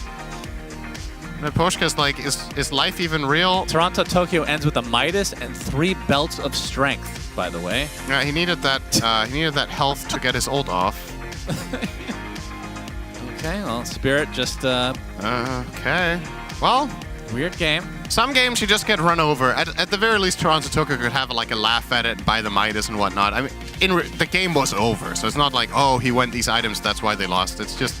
It looks funny. It's a talking point because for BetBoom in this game, there was barely anything to talk about. So, you know, they didn't really manage to string anything together in the times in the game that it mattered. The Meepo last pick fell completely flat. Ends up having the lowest hero damage in the entire game, as a matter of fact, on 6.5k. Yeah, just... Yeah, and honestly, asked for. Well, Team Spirit get a much-needed win, 2-1 victory for them, and this might have been one of the, maybe the weirdest game of the tournament, and that's saying something, Sheever. It really is saying something. Weirdest game. But the series overall, I enjoyed it, actually. I feel like we learned a lot. It definitely feels like a series between 2 teams that have intimate knowledge of each other. Oh, yeah. And, yeah, this game showed as well, because I think if BetBoom was against any other team, they might have continued trying for a little bit longer, but they knew the writing on the wall, Jenkins, on this one. Yeah, I hate to blame draft, you know, but it did feel like... Well, yeah, I'm going to go ahead and do that. The Meepo was kind of useless. One thing that I wasn't thinking about in the draft is, Effie, you were saying Lifestealer is actually very good against Meepo. I was thinking because he can dispel the net, he can focus the little Meepos. You know, I'm thinking like old Meepo, right? So I'm thinking like Earthshaker, Wyvern, which I do believe those heroes are still good against Meepo. You know, so is Tiny, Invoker for similar reasons because they have AoE stuns. I'd prefer Tiny on a support role to use the AoE stun, and that's like kind of it. And then, you know, if Tiny dies to Meepo, whatever, so be it. But the best hero currently against Meepo and Dota is Troll. And the reason for that is because, number 1, he can make all the Meepos miss, but number 2, and more importantly, is when he Mega Meepos, you can kill him with the attack speed through the Mega Meepo, like 6,000 HP and 40 armor. Lifestealer is very similar. You have this hero with a massive amount of HP because of the Mega Meepo, which he has to get the Mega Meepo because he's playing into Tiny Phoenix, Puck, Primal, all AoE heroes. He has to get the Mega Meepo, but then you have a Lifestealer who's playing into a hero with almost 10k HP. So he just munches through the Meepo. We saw the Mega Meepo one time that game, and it didn't do anything. Yeah, the Meepo didn't work out. Unlucky, unfortunate. I respect that they tried it. Yeah. Maybe because of what you were saying, Shiver, that these two teams know each other so well, there aren't really any surprises between them, and BetBoom wanted a surprise pick on overall last. I did see their idea there. There was an idea that they wanted to play on like early Aegis timing. They wanted to play on a fast carry timing and just take advantage of how strong Storm would be with all of those mana batteries, but unfortunately, BetBoom did not get enough out of the laning stage for this kind of idea to work. And when the net worth was about even, they did their first smoke in the mid lane, where they wanted to play on Storm's timing. They found a double damager, but actually Spirit read that smoke very well because they had 2 hero tops and 2 hero top, 1 hero mid, and 1 hero standing behind the hero mid. And then when BetBoom smoked, they TP'd in both heroes that were top, so they were ready to counter that first smoke, and that's where the game fell apart for BetBoom, right? Because all of a sudden you're just planting a supernova and you have AoE stuns to defend the supernova, you have a primal beast to chase, you have a lifestealer who's going to right click people, and BetBoom could not take 5-on-5 engagements, but Spirit had a really good read. They forced an early 5-on-5 engagement, and rest was history after that because you're playing with Meepo. That was Collapse again. Yeah. He's the one that TP'd in. He's one of the couple of heroes that TP'd in, ready for that play. In the previous game on the Mars, I feel like he was doing a very similar thing where he was either starting the right fights or being there ready to disrupt the team fights preemptively. He's the unsung hero of this team. I know that sounds really weird to say because it's Spirit, but they're not doing that sick, so I feel like people are forgetting about this team. They're forgetting about this player. This is honestly such a good Collapse patch. I hope this team can make it through to top 4. I hope they can squeeze by. I will say, though, this is one of the few times, I think it's the first time actually here at DreamLeague that we see GPK not winning on his Storm Spirit. Did we feel like he was particularly countered? Was the puck just enough there, Effie? I think Laurel played a really great lane because I did see GPK beat up on pucks before with Storm Spirit. Laurel fought back very valiantly. They had equal CS on that lane, but it wasn't more so about him being countered. I think that they just didn't have a means to fight as 5, and Team Spirit brought the fight to them. And when you're playing Storm Spirit and your carries Meepo and you have inferior team fight, you don't want 5-on-5 engagements. You want to play for a pickoffs with your supports. You want to play the map. You want to push as much as you can and try to get early Aegises. And that didn't happen. I'm surprised how quickly it snowballed out of control, though. I think that also the pickoff that Spirit were able to get on Storm made a huge difference. Like after that fight I talked about mid, Mira, I think it was Mira on the Tiny who finds Storm Spirit, tosses him back, and they managed to kill him. So they really did a good job at slowing down his timings. They really, really did. I believe I have the honor and pleasure to talk to one of, well, the carry in the world, the #1 carry. Toro, how you doing? Hello, I'm fine. How are you? Doing good. Congratulations on the series, of course. It was a pretty long series, so we won't keep you too long. But I was curious to hear your opinion on seeing, especially, I mean, this is the first series that we saw it happen, have the Sven, the carry Sven, move up in priority, see it first picked on both you and on BetBoom as well during the series. What's your thoughts on that? I think it was a good draft on the first map. We picked Sven in a good lane stage, but we just made a mistake. I just died for first blood. That's why they was good at lane and I was not so big. And they just took Void as well. It was good to carry matchup for them. And when game goes late, we're gonna lose. So we do some couple of mistakes about early game and mid game. And they just return to game because Void was a super bad game. So I think it's good, but we didn't play it enough good for win first game. Fair enough, and with that as well, I mean that was a very long game. Obviously 75 minutes, and I know a couple days ago, you guys in the first game of a series went for a 95-minute game, and I can only like it sucks to lose games like that. And I know yesterday we talked to Collapse, and he's like, I just want to forget that game ever happened, right? You don't want to. But do you, as a team, like, can you learn something from games like that go that late? Like, do you have to look back on it? You feel? I think we just understand some problems what we do in the early game, what gives us to this so long game. But also in these long games, we can understand something new about hyper late games. So we just understood some new tricks what we're gonna use on the super late games. So yeah. I guess there's not that many experiences you get with games like that. They do go super long. I also have BSJ that he'd love to ask you some carry questions, of course. Hey, Arturo, Lifestealer is one of my favorite heroes, and I had seen you hadn't picked him in almost a year before this tournament. Now you've played him 5 times in these group stages. What do you feel like's changed about this hero? What do you like about this hero? I think just other carry heroes are trash. And now in game we have like Sven, super meta hero, some Gyro maybe super meta hero, and like I don't know, Luna, Naga, all of these heroes, Lifestealer Ijin, and we didn't see like meta like Viper or Razor at offlane. So I think it's good hero about his stats, and he can just out-carry the most heroes of this patch. They got some couple of counter picks in the meta, but it's playable, I think.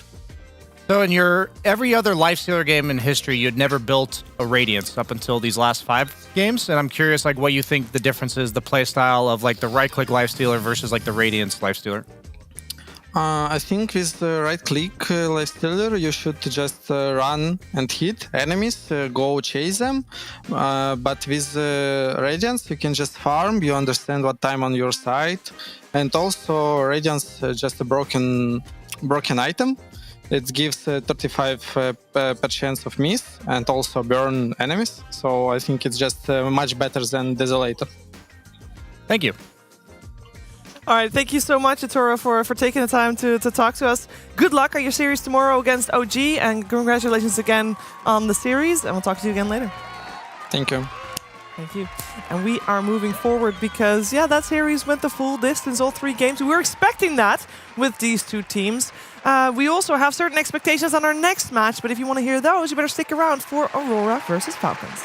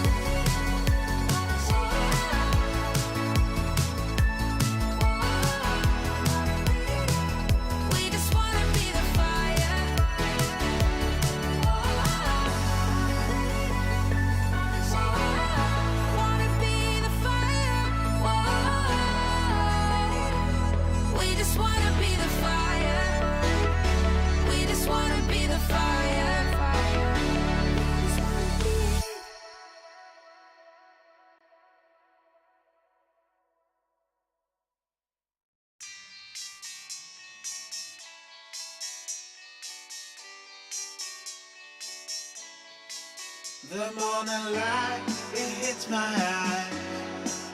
Last night we partied like it's 99. You took my hand, we danced all night. That's all I remember, we can blame nobody. Look where we are, so beautiful. This world is ours for the taking now. Not holding back, not giving in. Stay a little longer in the moment now. No regrets now. I'm not feeling sorry for anything I've done. We light it up just to watch them burn it down. And we don't need them anyway. Just take the chance, make dreams come true. Will I ever see your pretty face again? Rendezvous is all I'm hoping for. Maybe we can meet up on a boulevard. Let's get away, yeah. Let's get away, yeah. Let's get away, yeah. Let's get away, yeah. 'Cause if we got one life to live, maybe we should just let go. Don't worry about Good afternoon. Yeah, we're still in the afternoon. That was a very long series, number 1. And we are about to head into our second series here at DreamLeague Season 22. And it is an interesting one because we have the top of the group facing the bottom of the group. It's Aurora versus Falcons. And Falcons has a track record of 2-0ing every single opponent. And that would put us back on schedule. Can they do it this time around as well? Let's find out.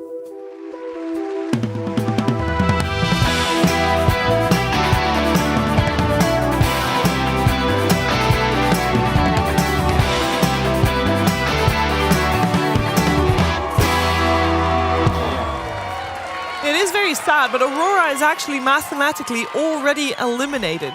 That being said, this is also a team that I don't think will stop playing because of it, because they'll still try incredibly hard. I'm joined by Purge, I'm joined by Effie and BSJ as our tech analyst.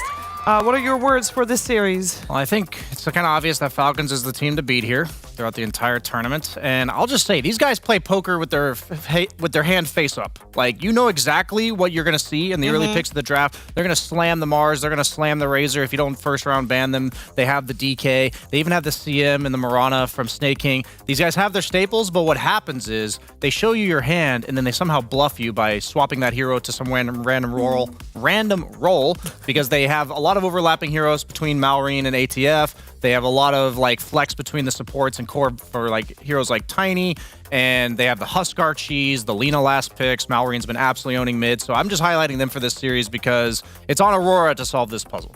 Yep, that is what we're here to find out. Can Aurora leave with a record that is looking a little better than what it does right now? Again, 0-5. They did take games, though. They did not win series, but they were able to take games. And I think we're going to talk about yesterday's game, of course, as well, that they've played. But first, we are going to take a look at the Wisdom Rune by the US Air Force, as Skeeter is featured in that one today. With the fewest average deaths so far in DreamLeague this season.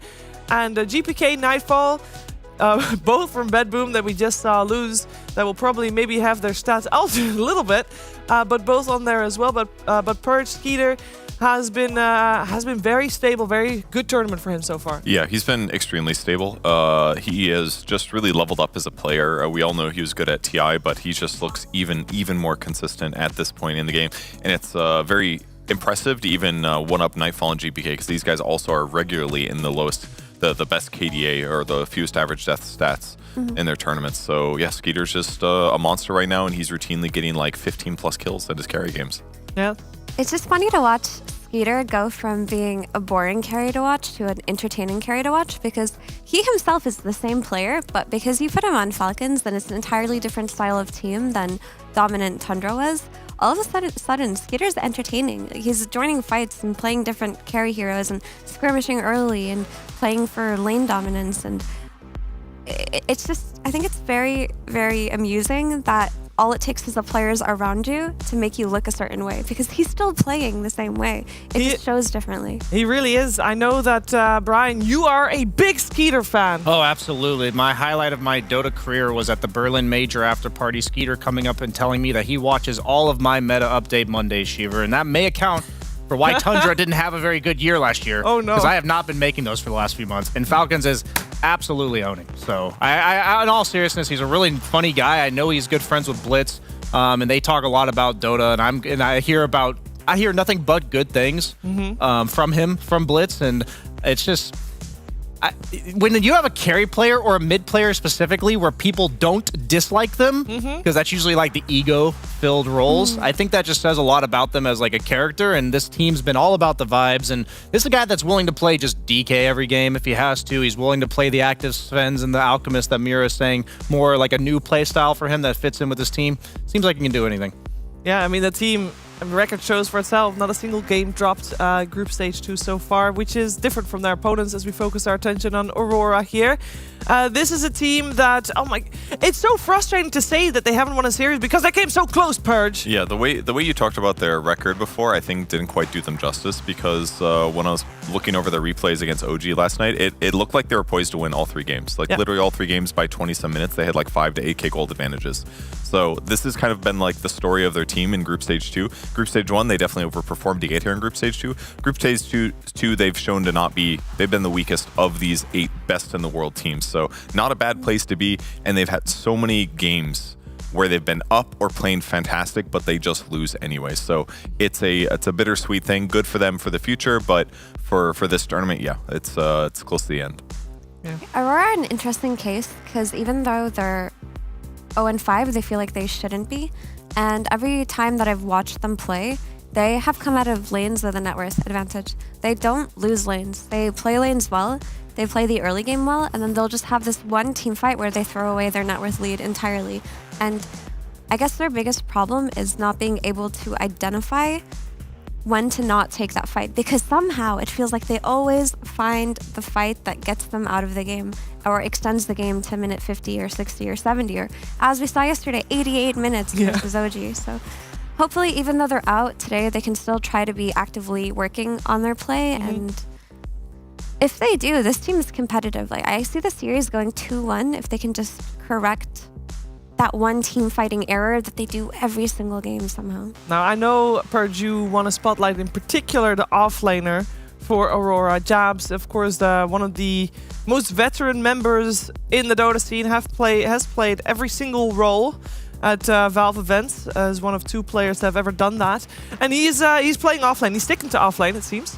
Yeah, he's very talented. I mean, there's been some watch of him where he's one of those chaos players that does goofy stuff in the offlane, picking anti-mage offlane in previous patches. But this tournament, he's been playing all standard heroes basically, and he's been playing fantastic. His series yesterday against OG, he played extremely good on Primal Beast the first 2 games, and then it got first phase banned because it was just way too impactful. He's definitely a big piece of the reason that they've been doing good in the early games. So definitely a bit of a targeted player. And I think his stability right now is a really good asset to the team because he doesn't bring chaos and weird things out anymore. I just like watching the evolution of jabs. Like every tournament, every meta, you don't know what kind of jabs you're gonna get, because typically Talon or now Aurora were always a team where he last picked his hero, and he was the guy who brought carry from the offlane into meta last year.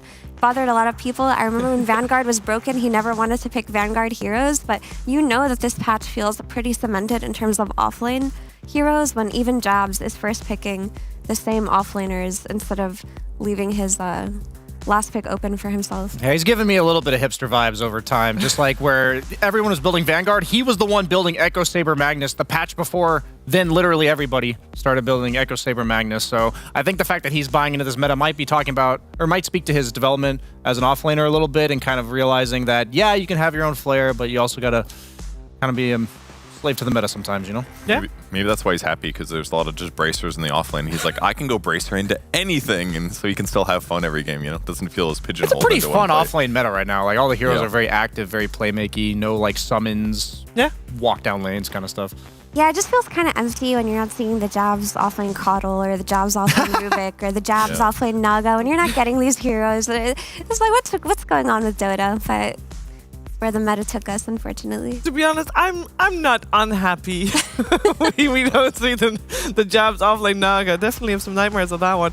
We are moments away from the draft for game number 1 of this 3-game series. And I want to know where it's going to take us because we talk a lot about offlaners, but I feel like maybe the previous series has also shown us a little bit of a development. Maybe, like, how much do you look at a series like we just watched, Brian, and Falcons and Aurora are going to be like, oh, this is Sven. Why do they first phase it? And should we? I mean, Falcons have literally played Sven 5 of their last 6 games. I know, but they were able to get it at last. But no, they're getting in their second round, to be fair. But not first phase. I think Falcons has so many heroes. I said, like, in my pregame analysis, like, they'll just jam the same heroes over and over again. And it's because not only is it like a Mars specialties, but it's also heroes that usually can play on multiple roles. And they are winning. So for them, I think it's good for them to keep tabs on what other teams are doing and maybe be prepared for it. But I see absolutely no reason for them to swap up what hasn't been beaten yet. Yeah, the thing about Falcons is that if you're focusing on their Sven, you're going to give them their Naga. And that's a huge problem. But I can see Sven being a heavily contested hero because Aurora loved to play that hero as well. They also love their Terrorblade. They first phased that yesterday. They flexed it to position 5. So I do expect some very strange compared to other games first picks coming up here. We'll see. The only thing I might be unsure about is Aurora still going to go like full super tryhard mode like they are in the tournament, or are they going to be a little bit more flexible picks? My hunch is that they are still very hungry because they were very close to doing well in group stage 2.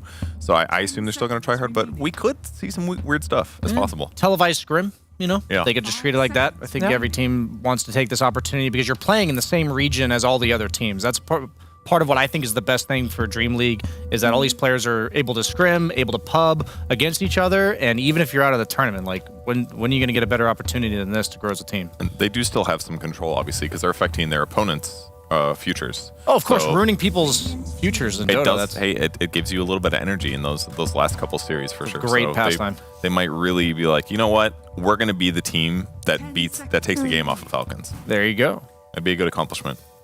Yeah, but how much can you affect Falcons' future at this point? I feel like they're Yeah, probably. I was going to check that. I Guaranteed think with Bedboom's loss just now, they might actually have secured themselves the upper brackets. Because the only reason they weren't locked in yet before is because there's obviously a difference between upper bracket, lower bracket, and If OG is to lose today, then Falcons would be guaranteed upper bracket. Right now, they are guaranteed minimum tiebreaker. Yes, and I think if they win this series, they are guaranteed upper bracket. Oh, yes, they will be. Yes. Yeah, they'd only have one left after that. Yeah. So they've got something to play for. It's not like Falcons is going to start experimenting on us now.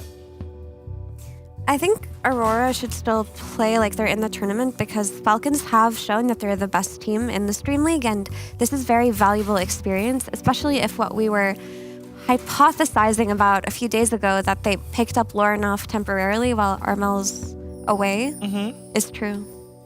Were you there when we were speculating, Brian? I think I was. Was that the panel that we were talking about there being his mistress and stuff? Yes, that was okay. that one. Yeah, that was me. I was there for this one. It was the exact same panel. Good point. Okay, Timbersaw first pick. We've got like Centaur, DK in the pool. I think they've prioritized DK historically, but it's also pretty bad against Timbersaw. They also prioritize a lot of 5 heroes in this first phase on Falcons. Like they'll pick their CM or their Mirana. I'd prefer CM if they're going to go there. Yeah. What do you like CM better? The root against Timber. You actually have pretty good magical damage with like a +1. Get the 1/4/1 skill build, +1 with your ult. You should be able to bring down a Timber. Maybe you need 3 heroes, but when I think of Mirana, it's like somebody else is supplying the damage. So then that kind of pigeonholes what heroes to pick with it.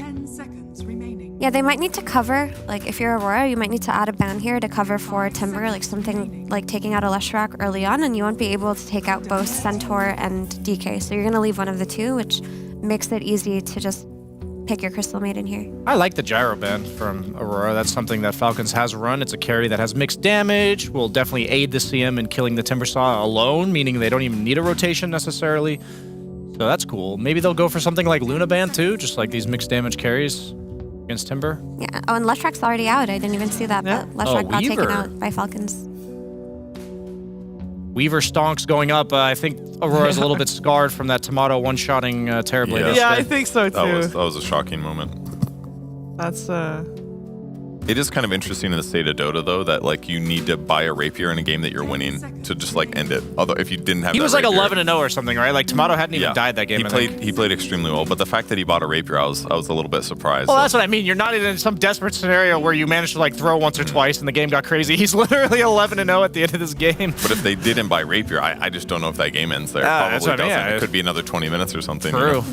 Or 60. You never know. These games have gone long. At the moment, you have no idea. It might be just the next 2-hour game we're seeing. We are seeing the Shadow Demon ban into the Dragon Knight pickup.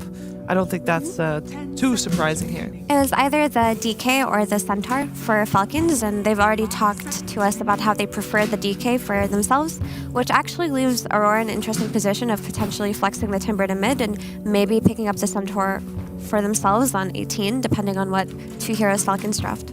The power of this DK for them is they play at all three roles. So by the last pick, they have overall last pick on Falcons. No matter what happens in this draft, it will be a flex pick. They can put it anywhere they want.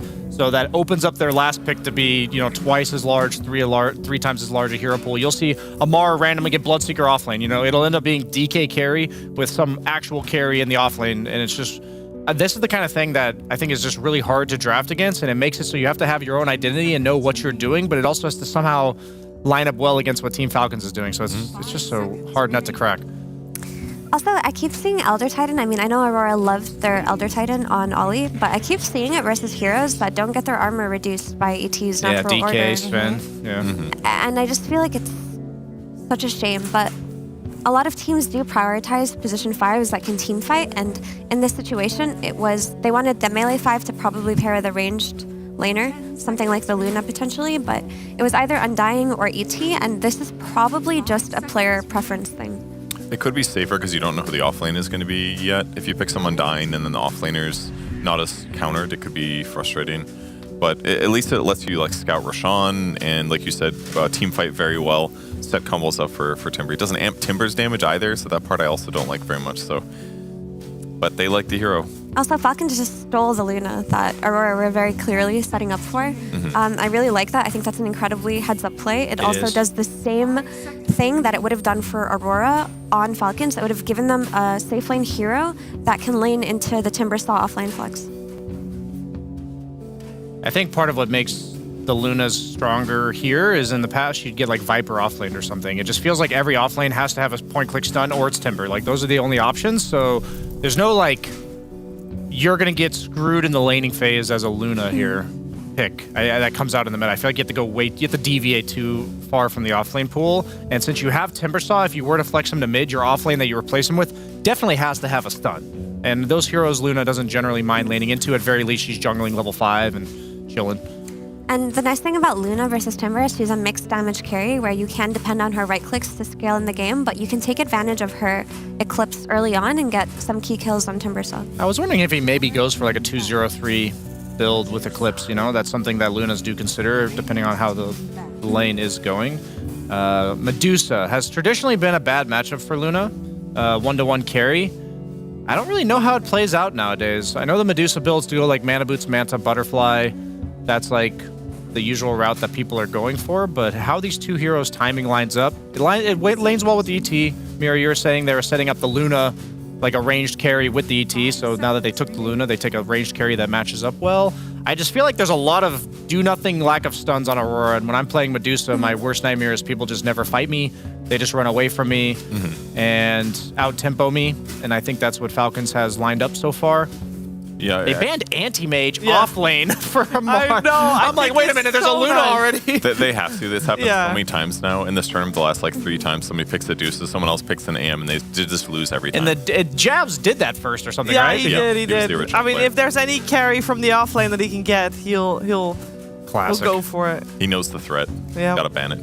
I would like to see repositioning on Falcons, because what Medusa suffers from the most is when she gets displaced in a fight. Yeah. And like Brian mentioned, she outranges the Luna, which can make it kind of hard for Luna to get on top of her. So Falcons are in a position where they can choose to just put DK on Malrine and pick something like offlane Tiny or offlane Magnus for Amar.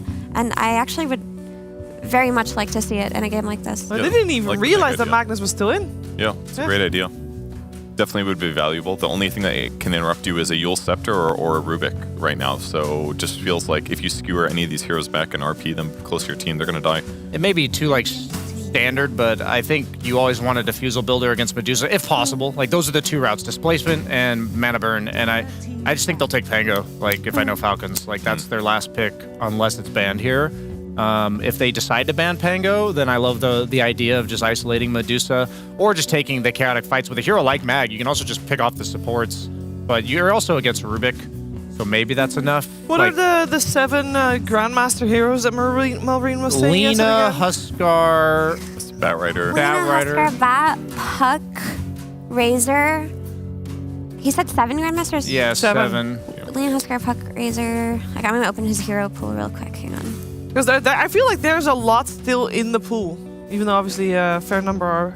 Primal Beast, I think. Primal Beast is master Primal tier. Beast, he was level 29, because that's the next one he wants to Can't go count that. for. Nope, Is, not fair. is this Leshrac Grandmaster tier or his Storm? Yep. Puck. No, Puck is a Grandmaster. Puck is We Grandmaster didn't count tier. Puck. Yeah, Puck's in there. Storm might be. I don't think Lesh is. Yeah. He's got a lot of Grandmasters. He's got a lot. I think This guy it's, plays a lot of Dota. He yeah. said his way to the top was playing 20 games a day. He said, I will be better than these players. Hey, that was they his do better at the interview Primal. yesterday. He was a cool guy to interview. Yeah, he was. And I will say, I do think it should have effect, right? You're queuing into a game, and all of a sudden, the person against you, you know he's a Grandmaster tier of a hero. Doesn't that scare you? It does. I mean, Inherently? that's the new meta for these younger players. They just say, like, we're going to have 5 or 6 heroes that you have to learn to ban, and then we kind of get to pick whatever we want in the meta. Like, these aren't even the best heroes in the meta, so now we get to just practice the best meta heroes, and you still have to ban our shit. And he's got 7. Yeah. That's 7 bans right there. And you add 1 per patch, you know? Like, Primal Beast is only like a year and a half old or something, like 2 years old, and he's still level 29. Like, this guy just beans Dota and plays whatever.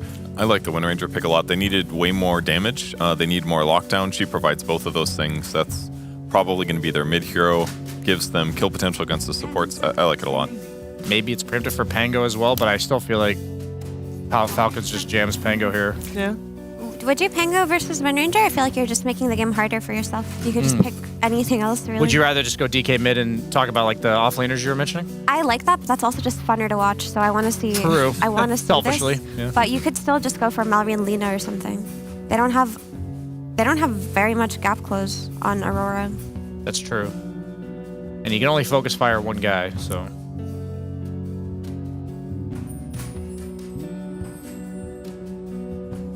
So, one more pick, 30 seconds to go. Question is, does he have any input in it himself, or will he just get told what to play? This team's all vibes. They're definitely like, you know, when Amar had last pick, they're like, what are you feeling against That's Undying? true. Just give me Centaur. It's fine. And the question is Amar then talking, or is Melreen talking? You know, that will maybe give us an idea as well regarding where Dragon Eye's going. I mean, he could also like Pango offlane on purpose too. True. Well, it will be the Pango, and in a second we'll see where, and it will be going mid. Yeah, there you go. Yeah. I mean, they like it anyway, I suppose. They don't really care that Wind Ranger is going to focus fire it later. They're just very confident in the way that they play it. They're going to be confident in their Luna DK timing, which is very respectable. I like when teams stand by what they play. Yes, it is more boring, but like Brian mentioned, an early Diffusal buyer versus Medusa is probably the easiest way that you solve it. It's a good rotating hero. The Rolling Thunder, there's not much to prevent it. Like Rubik and ET can't do that much. So yeah, it makes a lot of sense. I really like it paired with techies as well because it provides so much teamfight disruption. It makes your mines so much more likely to go off. And then if they do, your Pango does more damage too. So just feels to me like Falcons has this great cohesive draft. They can jump in together, back each other up, and they have way more ways to catch. If I ignored the 2 teams that were playing, I still feel like the ET just... I don't understand his plays. Like, what's his aura amping? Like, Medusa's not like a ton of damage. Timbersaw is literally pure damage that doesn't get amped. And then Wind Ranger's mainly physical, I guess with Maelstrom, but I don't know. It just feels like both drafts make sense when you look at all 3 individual lanes, but when you look at the whole picture, I just like the way that Falcons has set them up better. But Wind Ranger on lane beats Pango, no? Pango's deceiving. I think he'll lose slightly, but somehow that hero, the shield crash changed to a flat amount of block instead of percentage, made his laning stage way more reliable, I You feel can like. always focus fire him later on, and then he's just dead while he's rolling around. I don't think he loses on lane, really. You don't really lose lane on heroes unless they're completely countered 1-to-1. It's more so that Wind Ranger is a really good hero at dealing with them because any hero that can kill him in Rolling Thunder is consider it a counter. But I mean, I've seen Mallory win lanes that he shouldn't be winning. So Or I'm not crush worried. lanes that he should kind of win. Yeah, so I'm not even worried about this matchup. I'm just worried about Aurora's ability to take their Medusa to the late game because DK Luna is a lot of map control. It's a lot of early objectives, and they have an ET Rubik dual support. Like, how are these heroes going to fight back? Yeah, and even if his lane goes bad, he can always gank and rotate with his teammates. So I feel like he'll be able to have a good game no matter what. Okay, well, there's always a chance in Dota 2. It's painting a very grim picture for Aurora here, but they're going to show us exactly why Rubik and ET were picked, right? Guys, surely they're going to have a good game, but we're finding out together with Stuntsfan and Synderen.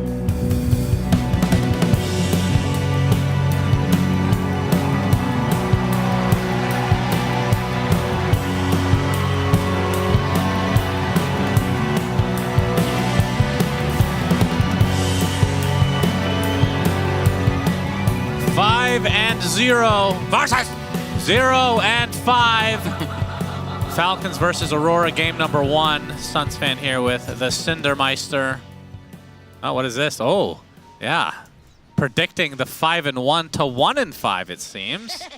Of course, Aurora already eliminated from DreamLeague, but they, of course, have to play it out. And you mentioned this, and I agree to some extent, of course, that once you're eliminated from a tournament, there's no more, you know, you can kind of play free, which sometimes helps. Sometimes it doesn't, though, Synderen. But I think Aurora they'll take anything they can get at this point. Great taunt, Skitter. Thanks for that. Yeah, I kind of expect to see Aurora put up a decent performance today. I don't think they're going to get absolutely rolled. Of course, they're not favored. They're playing against the team of the tournament so far in Falcons, but I'm hoping that Aurora will at least give us a somewhat competitive game here. And I think some of the pieces that they've got in this draft gives me hope. I think Jab's Timbersaw is really scary. They've run it, and it's been banned against them quite a lot as well. But he's looked good on this hero for the most part, I would say. They've got 23 on his Medusa, and this time he doesn't have to play against Anti-Mage for once. Yeah, but you got the Pango. There is the Pango, but that's definitely not the same as Anti-Mage. It's two different heroes.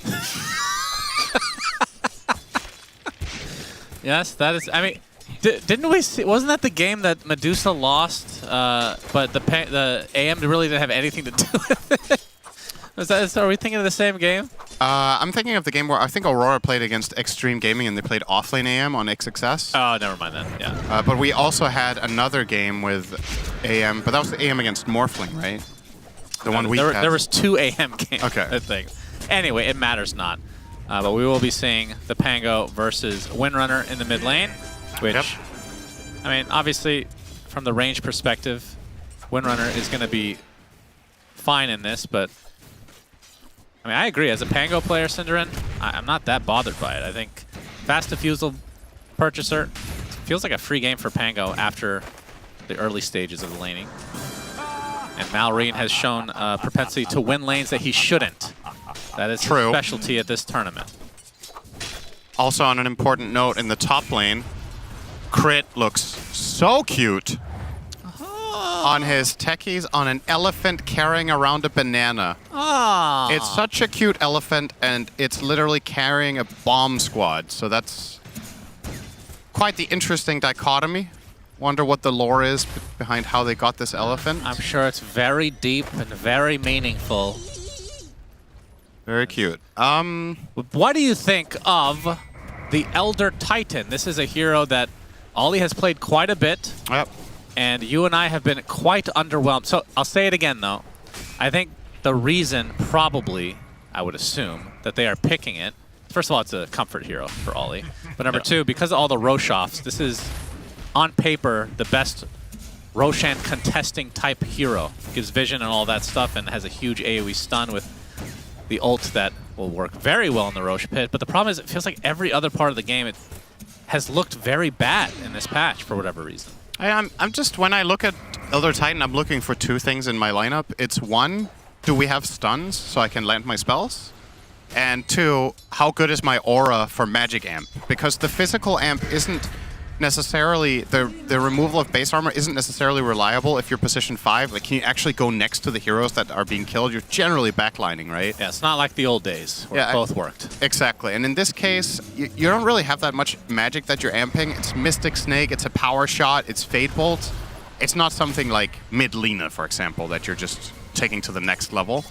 And as far as setting you up so that you can hit an Earth Splitter, it's mostly yourself in this game. Like, maybe a Shackle shot here or there in an Edge Case Stone Gaze, but I don't feel like you're drafting for that. So I'm kind of with BSJ here that I feel like they didn't really make it that good of a game for him. Skitter in trouble here. Will survive.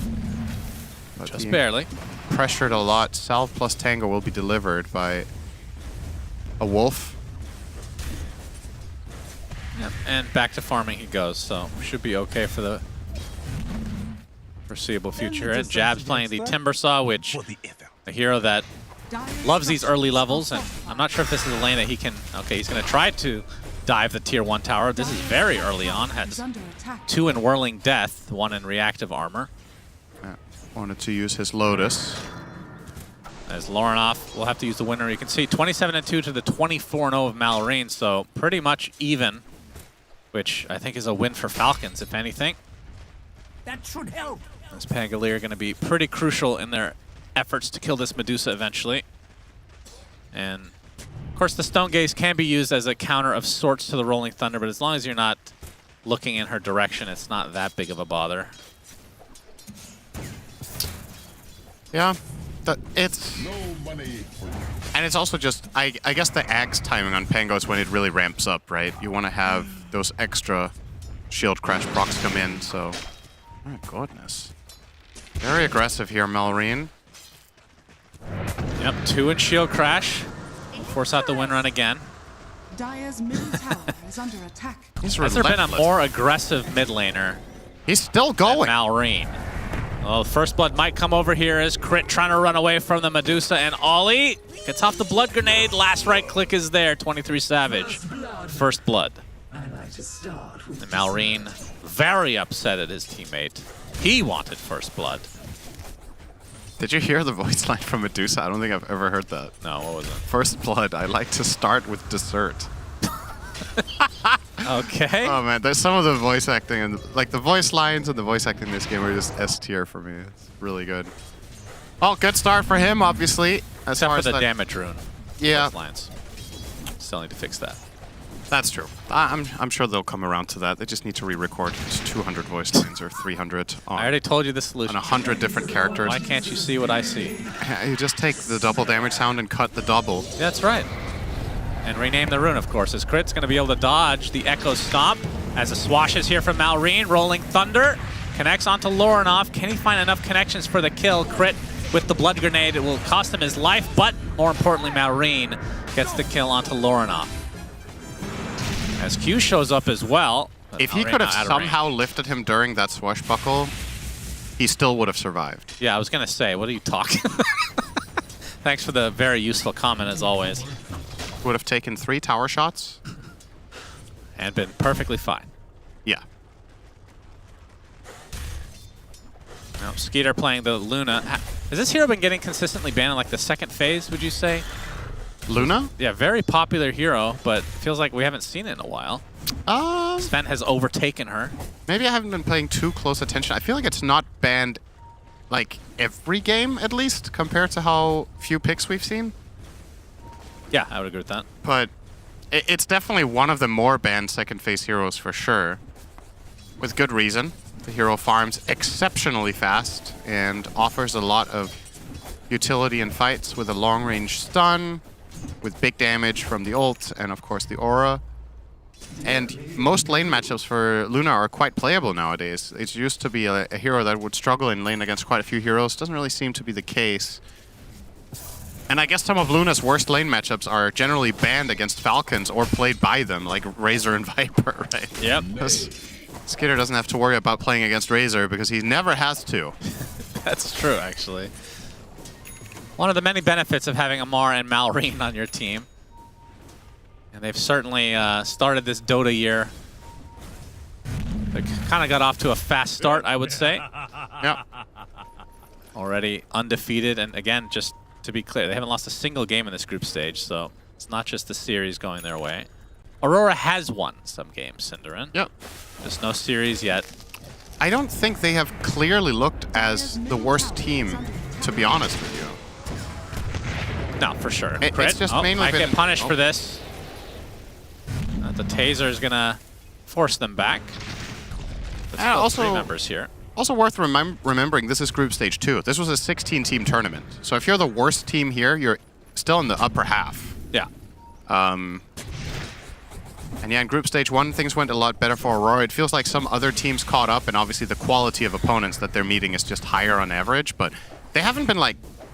You look at a scoreline and you see 0-5, and your mind immediately goes to, oh, they're just clearly the worst. But many of their series, they look competitive. Maybe they just don't clutch it out or lose a 3-game series like the one against OG yesterday, where they definitely could have won, which would have obviously been huge for a lot of the teams that OG are competing with for the top 4.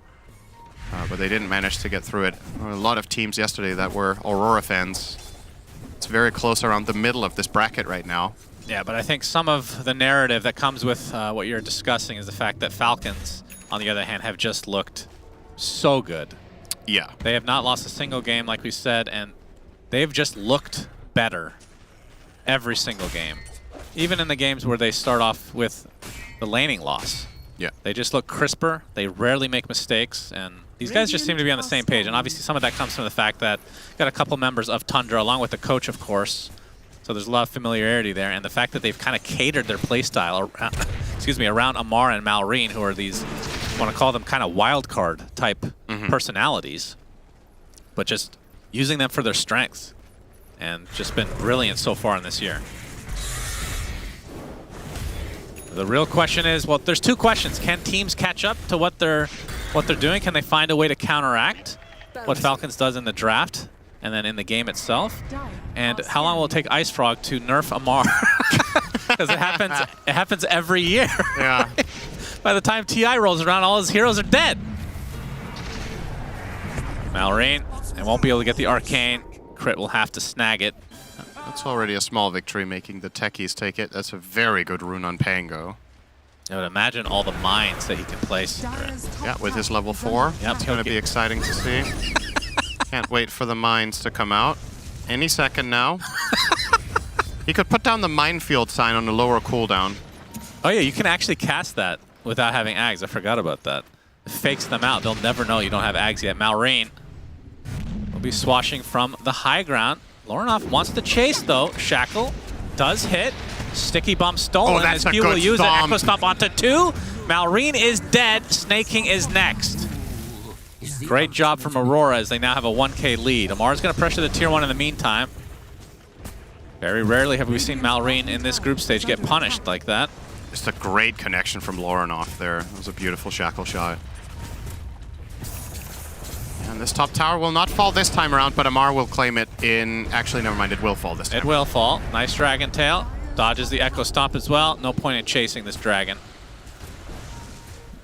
Well, now that he's human, maybe. So far, so good from Aurora, though. Indeed. 11.5 minutes in. A lot of teams in this at this time in the game are down by 5 to 10 kills against Falcons and a couple thousand gold, so job well done by Aurora so far. Worth keeping in mind, they, as a team, their team identity is very late game oriented. So that's where they, for the most part, drag the games out to. That's where, for the most part, their lineups really come together. So if the early game goes well, that's a very good sign that they can get to the part of the game that I would say it's fair to say is probably where they're, I don't know. They're comfortable. Yeah, at the same... Echo Stomp. ET ult is coming for Snake King. Big and damage. he evaporates. Malrine using his ult, but hits the corner of the wall. So it ends up being a wasted Rolling Thunder, but Amar doing a lot of damage to the tier 1 mid. As 23 Savage showing up quite a bit in this early stage. Yep. So Malrine, you can see that 1 kill upon him has made a big difference in his game. He's bottom of the charts in terms of just the cores. Yep. As a Maelstrom now there baby. for Lornoff. That's a lot of mines. Oh yeah. And a lot of creeps. Good stuff. Mar will clean that up. Let's see some camp stacked stats. Got an interesting stat for Knoxville. I think it was yesterday. We were casting a game of Falcons, and we were pointing out Falcons had stacked an obscene amount of camps minute 12. It was the second highest amount of camps stacked of all time in a game at minute 12. But not just that, it was the second amount in any game ever, including, like, just... It was second only to one game by Gaming Gladiators, which was 75 minutes long. They stacked that many camps at the 12-minute mark. Aurora has stacked more. It was ridiculous. In this game so far. That's impressive. It's been something Falcons have found a lot of time to do. I guess they do a better job at it on Dire. It might be... Yeah, maybe it is a Dire thing. Might be something. That's certainly possible. Manta there. Come to think of it, don't we mainly see Falcons play Dire? Oof. I don't look at... I mean, they're both equal to me, Cinder. I don't see Radiant or Dire when I see Hero. They might not be equal to Falcons. I think they've actually chosen side over pick priority, if I'm not mistaken. And maybe in this game, Aurora chose Dire specifically to counter that. I don't know. Okay, they are not able to stun him in the end, as the Tier 1 bottom will go down one way or another. Can Jabs go for the deny? Won't try. TPN from Laurenov. Snake King. Hello, Snake King. Spot Laurenov. Or is it the other way around? Illusion Rune being used to dispel the Frostbite as Snake King gets off his ult, but the power shot finishes him off as Malrine. Well, not able to get the first connection on the Rolling Thunder, so now we'll try to roll away as Jabs, using that pure damage to his advantage, onto Skeeter. Swashbuckle from afar. Echo Stomp. Not quite there as the Blast Off comes in to try to counteract this. The Taser as well, but it's not enough. And Aurora end up netting 3 kills for themselves, and it's an 8-1 advantage. I told you. Never count out Aurora when there's nothing to play for. You have a big sample size with Marine's like, wait, aren't these guys bad? What's going on?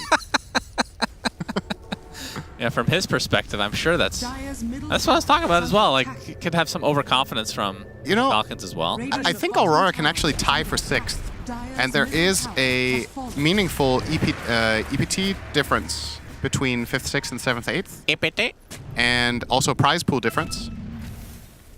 Correct me if I'm wrong here, but I think the amount of points is actually quite significant. Yeah, it's different at all levels. So pretty much. Playing for these steps is quite important. Obviously, people will be very focused on, okay, can you make the final stage or whatnot, but looking at the big picture, these games still hold value to Aurora. It's not just for the practice and for the fans here. I mean, despite definitely something on the line. We're going to have the stun from Amar as the rest of his team are coming to clean up Jabs. They'll get him.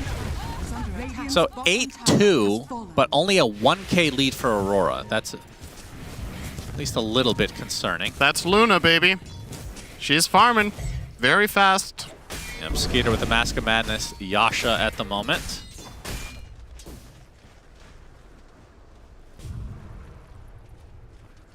You can see Aurora now.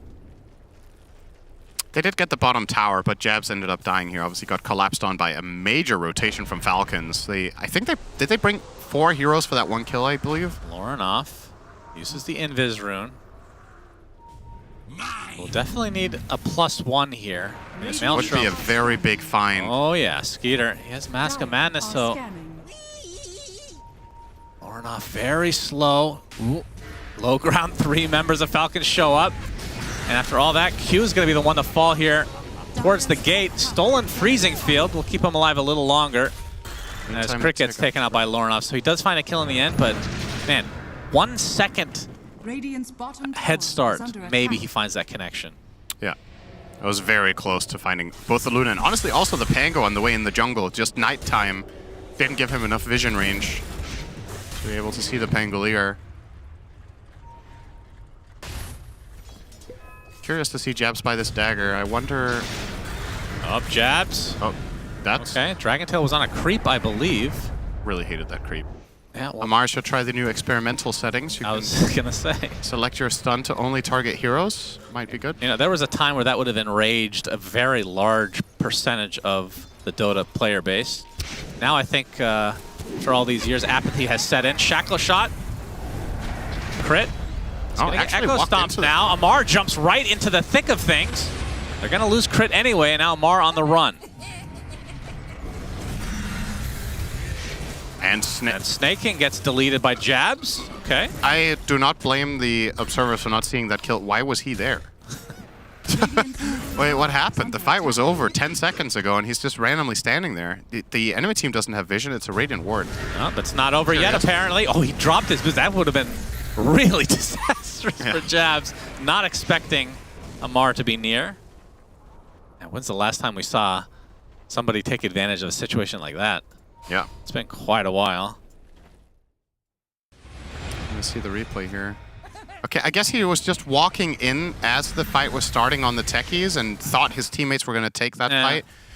It makes sense because Amar on the Dragon Knight was jumping in for the Dragon Tail, right? And Snaking wants to cover the flank and actually counterplay when the Aurora team is perceived to want to retreat, but unfortunately for Falcons, they didn't care and just stood their ground. I mean, Crystal Maiden is so slow that once you make your trek to wherever you're going, you just give up. Or no, you know? Like ships in the night actually dodging each other there. I think Snaking saw him, or excuse me, Skitter saw him. Snaking is dead. That's 2 little engagements here for him. Second one results in the death. This is a big steal on Q, actually. The Frostbite can come very much in handy against Pangolier, against the Dragon Knight. This spell lasts so long on Rubik, and the cooldown is quite short. So as long as he has that mana, it's actually, I would argue it's the best spell he can have right now, probably, in the game. Mines, maybe? Yeah, and you can always look to something like Eclipse, but it's more like contextual, whether you can get that off. Frostbite is just such a feels-good spell on this hero. Wait, how does Eclipse work now when you don't have Lucent Beam? Because it used to not do anything. You get the same level as Luna has, I think. So you kind of get 2 skills, in a way. Yeah, I suppose. Just that you can only use one of them, so you get 1 spell. Okay, good. Tower's gone. We'll go the way of 23. So Butterfly is what he's opting for. You gotta look at this, right? 2k lead. We said the Luna's farmed. If Medusa and Luna are going hand in hand, it's a good matchup for the Medusa. So Aurora with a potentially good late game matchup here. Not just the Luna, the Dragon Knight, I would say Medusa also fares pretty well against. So definitely not looking too shabby for them. Crit. TP out. I'm imagining Malrine will do the same. They got the farm they came for. Backing down toward bottom. Crit gets a nice reactive taser upgrade from the Tormy. Yep. Cast on allies, give that disarm. Quite nice to put on the DK when he initiates. You could Dragon Tail into the taser exploding, and then you have a full-on disarm on the Wind Ranger, for example. Would be very nice. Skater, BKB being delivered. We'll buy the shard next. So, from Falcon's perspective, when is the time to fight? Is it this BKB timing on Luna? Because even if you're saying the Luna versus Medusa matchup late is Medusa favorite, Falcons are not scared to go late game either, though. No, this is definitely a game that both lineups can win even late. It's just the carry-to-carry matchup. I like the Medusa in that one. Obviously, there's more factors at play. Only gets maybe the second worst shard in terms of the supports that we've been seeing. Batrider being number 1. It's actually maybe interchangeable. Maybe this is worse than the Batrider one, actually. At least this one gives you a choice, right? Yeah, but also increases your net worth by 1,400. Yeah. But yeah, being able to take the place of the Spirit can be helpful sometimes if you really need that armor removed from the... Let's say you're chasing the Luna, right?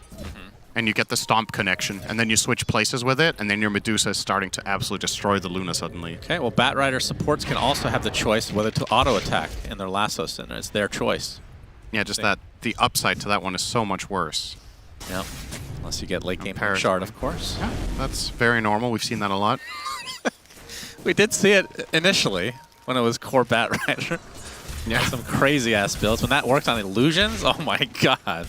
Yeah, Bat has been through some hotfix phases, as usual. Every time some new concept gets put in the game, Batrider needs a special clause. Crit, yeah, they're going to put some illusions up here to tank.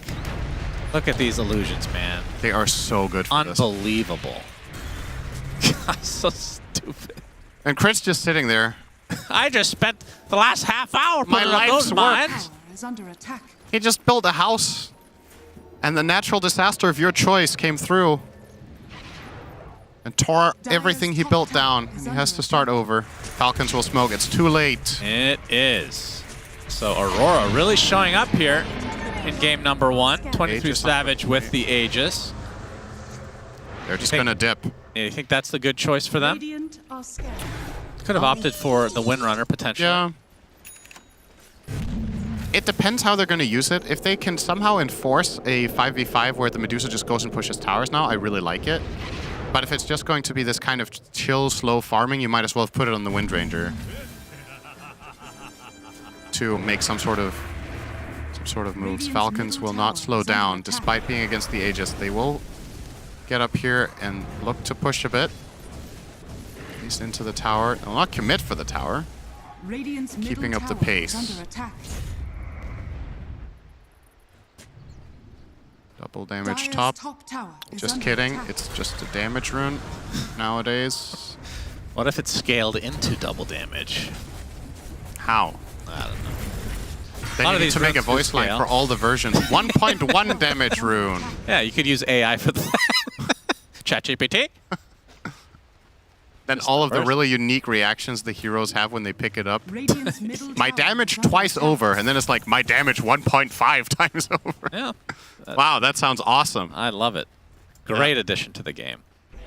Aurora Medusa sitting has in the 2K lead. officially caught up to Luna. That's impressive. Equally rich. Yeah, and Butterfly is coming. So, from Luna's perspective, this is not a hero that wants MKB. I mean, both of these heroes are going to get Butterflies.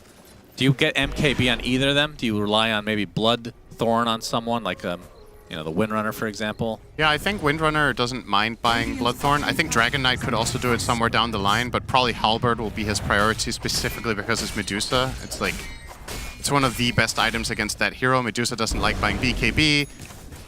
And Dire's courier has been killed. you just have this very long... It kind of works as a stun against Medusa because she can't really do that much else. Looks like Amar will maybe take the Axe first, though.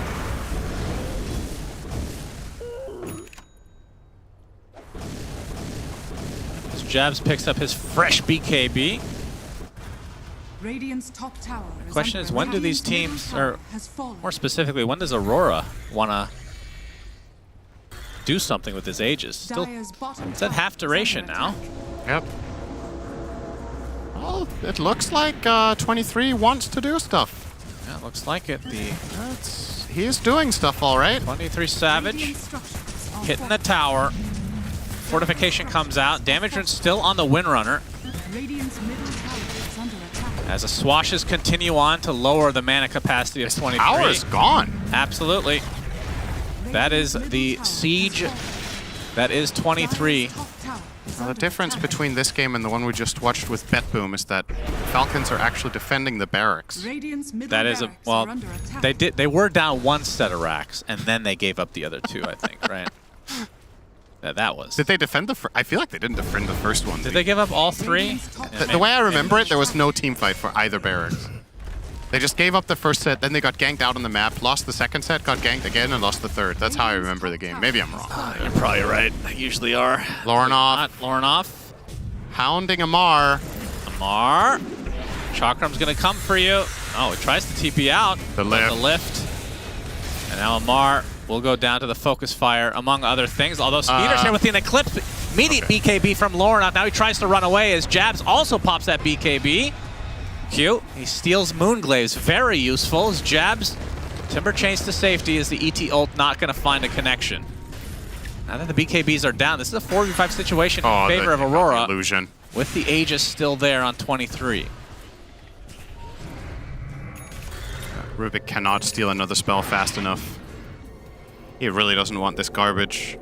He doesn't have his shard, so Can we click He on? currently I want to see him. I want to see the Moonglaves. Do they look like Moonglaves? He needs to Or does he have attack his own version? He needs to attack something. Yeah, let's see. He's gonna do it here. He's gonna fade bolt into right click. The wave that's not coming.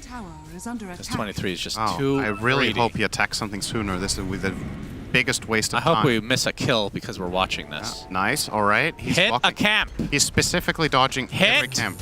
Nice. Anything. He took this. Use your Moonglaves. Oh, wait. here it come. No. Tomato is Midway. juicy. He's going to fade bolt and not attack. Ah. Oh. Okay, it's just a Moonglaive. That's the Moonglaive. Wow, exciting. Hey, he can farm. That's you know, the build on There's worse Rubik ones. is you go Ags, and then you steal Moonglaves and Empower. Oh. Yeah. And then you jungle. There's a Magnus in the game. I forgot about that. You're right. Yeah. That's crazy. What if you could steal spells from creeps? Would that be useful? From neutrals? Yeah. What would you steal? It would be a random one if they have multiple. Oh, you wait until 23 they cast it, and Savage. then you can take it. No Aegis anymore. Yeah, that's true. 5k lead for Aurora as they want to go high ground. The tower is dead mid, but they'll focus on the bot for now. As I'm sure just trying to create space, and they probably won't overcommit until they have this next Aegis on their side. And while this is happening, Skeeter is going to be pushing the top lane, but now might be backing his Malrine. Ready to go with his ult. There's the Dragon Tail stun to start things out. Rolling Thunder in addition. Great Do they have the Shackle. lockdown? Crystal Maiden dead already as 23 Savage. His Lincoln is going to be popped. Eclipse to follow, but the ET ult coming in hits several heroes. And this is going to force Falcons back for now. Now the BKBs galore pop from Aurora as they're trying to go in pretty deep. Lorenoff gets the double kill. Amar will be the recipient of that. He does have his buyback in addition to his ult, so they could fight if they want to. As this is a 15-3 advantage for Aurora. Lorenoff, God. What an insane shackle shot. That just made the entire fight. He binds two heroes together. He finds the focus fire onto the Dragon Knight. You're going to see the replay of it here. So this Dragon Tail comes in, and he's in the perfect position as this is coming in a second. Here, this one. They instantly burst Snay. Yeah, that's dirty. Yeah. That is dirty. And that is Lorenoff. So we go back to live, and that is almost another tier 3 in favor of Aurora. Falcons being put to the test by the team that's already been eliminated. Oh, he's Skeeter gets bursted from full. No buyback at all. And 23 Savage and company on the high ground. Hitting the barracks uncontested. And remember, there's no tower mid. I don't see how they're going to stop this. Unless 23 Savage and company just back away, which they will for the time being. They can sense that the smoke has occurred. They will counter smoke as well. Jab sitting on the sideline. Aurora is a team well known for peaking at the right time. Finding the absolute stellar performance against the best team in the tournament. This is the team you want to beat. This is where you want to play your best. Unfortunately, they lost 5 series before this one. Yep, that is unfortunate. It is a shame, but they are definitely showing what they're made of here. This game has honestly, so far, not even been remotely close. It has not. They are just out-strategizing them. They played the moves better. Oh, they find the connection onto Amar. He has to be careful. This would be a dieback for him. Malrine with a nice rolling thunder. But Q's able to get out Snake's quite just easily to dead. focus on Ollie. And yeah, CM dead again. As Malrine forced back. He's going to get Gleipnir. Do they have the damage to finish him off? Not quite. Dragon Tail. You can see Jab's in pretty deep right now. We'll Timber Chain away, though. As the butterfly is finally completed for Skeeter, but this is the second Rax now Aurora will be getting. And 23 Savage, you can see, literally not using his hands as he right-clicks these barracks. What's a right click if you don't use your hands? Is it like a mind click? I guess it's an auto attack. Yeah. He definitely has auto attack on. They're not only beating Falcons, they're beating them telepathically. Damn, that's impressive. And we're approaching some really good potential meme numbers here for the meme connoisseurs and investors. There's a lot of them out 322 or 420, both in range here for Aurora. Yep. Oh, crit. Crit wants to will, contribute, but blink away. As 23 Savage will get the tier 2 Amar in his dragon form. We'll try to slow things down, and Aurora can now steal the Tormentor to add insult to injury. And then I would imagine they get Roche and then try to finish this game. Although the smoke comes out from Falcons, they want to try to contest whatever Aurora is doing, but Aurora actually backing away. 23 Savage is going to be the one to likely pop the smoke. Although they actually go around the other side. Do they know they're up here? Oh, Rolling Thunder from Malrine. All right, Rubik instantly dies. They find Ollie next. That's 2 supports dead just like that. Stone Gaze popped by the Medusa, but the Halberd applied. Can't really auto-attack. Will actually just TP out instead. They cut their losses. It's a really nice move from Falcons. The way this broke out, they had crit breaking on the south side, so Aurora thought the attack was about to come in, but then it came in at the same time. They didn't really have time to prepare based on seeing crit. And they found a very nice backstab onto the perfect target in the Rubik and then onto ET. Couldn't have done it any better. But they can't get cores. They will just BKB TP out on all of them. So we miss out on all the memes in terms of the kill counter. Very unfortunate. You're looking really hard at it and thinking right now. So thinking about what's funny with 5. It's just a really unfunny number. Yeah, that's true. If we end up 6 to 99, it could be pretty good. Yeah, 690, the next scoreline we're looking at. And Roche number 2. 644, I guess. Yeah, I guess. That one's not very good. It's also very uncommon, That's though. really forcing it. Here goes Roche again. Aegis. Banner. All right, I have not gotten to see Aurora's usage of Banner. Remember, the last time Falcons were down Mega Creeps, they went down mid and won. Yeah. So it's slightly different situation. Yes, this is accurate. This is way earlier in the game, so it's way harder to do. The respawn timers are shorter. Oh, Hex from Jabs. Yep, Q is there with the telekinesis. Amar's going to be able to fly away, though. Lorenoff trying to pursue, but he is in human form now. Gleipnir not going to connect. Snaking with the freezing field from the tree line as Malrine in the Rolling Thunder. Lorenoff's just going to brush him off with the BKB. The Medusa all alone. This is the Aegis, remember. Can they kill him even once? 23 Savage getting quite low now on mana. Pops the Stone Gaze. They do not have the damage, it seems, as he will be able to get away. The Disperser used to give him a little boost, and back to the fountain he goes. Aurora's backline was so far behind, and they just stayed there for so long. Like, they were 2k range behind the Medusa, didn't really come in to help, just confident that he was going to survive that, and he did, but that was very close. He had like 1% mana lift. Yeah. Well, Falcons are going to have to do something pretty damn quick. Creeps are in their base. This is a good read from them. Yep, they get the connection, but the Lincoln's procs on the Dragon Tail, but the Blastoff is there. You can't block that one. And the auto attacks from Amar. Will it be enough? The ETL comes in doing a massive amount of damage, but Crit is the first to fall along with Lorenoff. So it's a 1-for-1. As Skeeter pops his BKB, now trying to run away. Has the Eclipse. As 23 Savage can't pursue any further. Oh, Skeeter stuck in the trees. Oh boy, that is rough. Telekinesis into the burst from Jabs.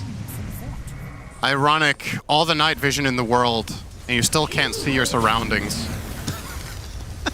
Might want to get your night vision goggles checked on that Luna. Or train your mount better. Where did that tree come from? It would be really funny if it actually spawned in front of him. That would be funny. Oh, boy. The Hex. I thought he was out for sure. Echo Stomp coming for you. As Jabs will be the one doing most of the damage here.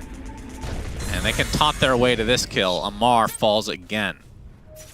He's down for 70 without a way back in. And Aurora. Aegis still plenty of time. Yep. This is the perfect opportunity to just end the game here. You have a 1-minute timer on Dragon Knight. You know Luna, even if she buys back, won't have BKB for a bit. Straight up we go. Can they defend? How can they possibly hold this? Well, Luna has buyback. That's one thing. As Malrine will try to get rid of the creeps, but she'll do so. The illusion's not so much, though. 23 Savage, another Disperser usage just to dodge out some of these rolling thunder. Was that a stolen Dragon Tail? Gleipnir on top.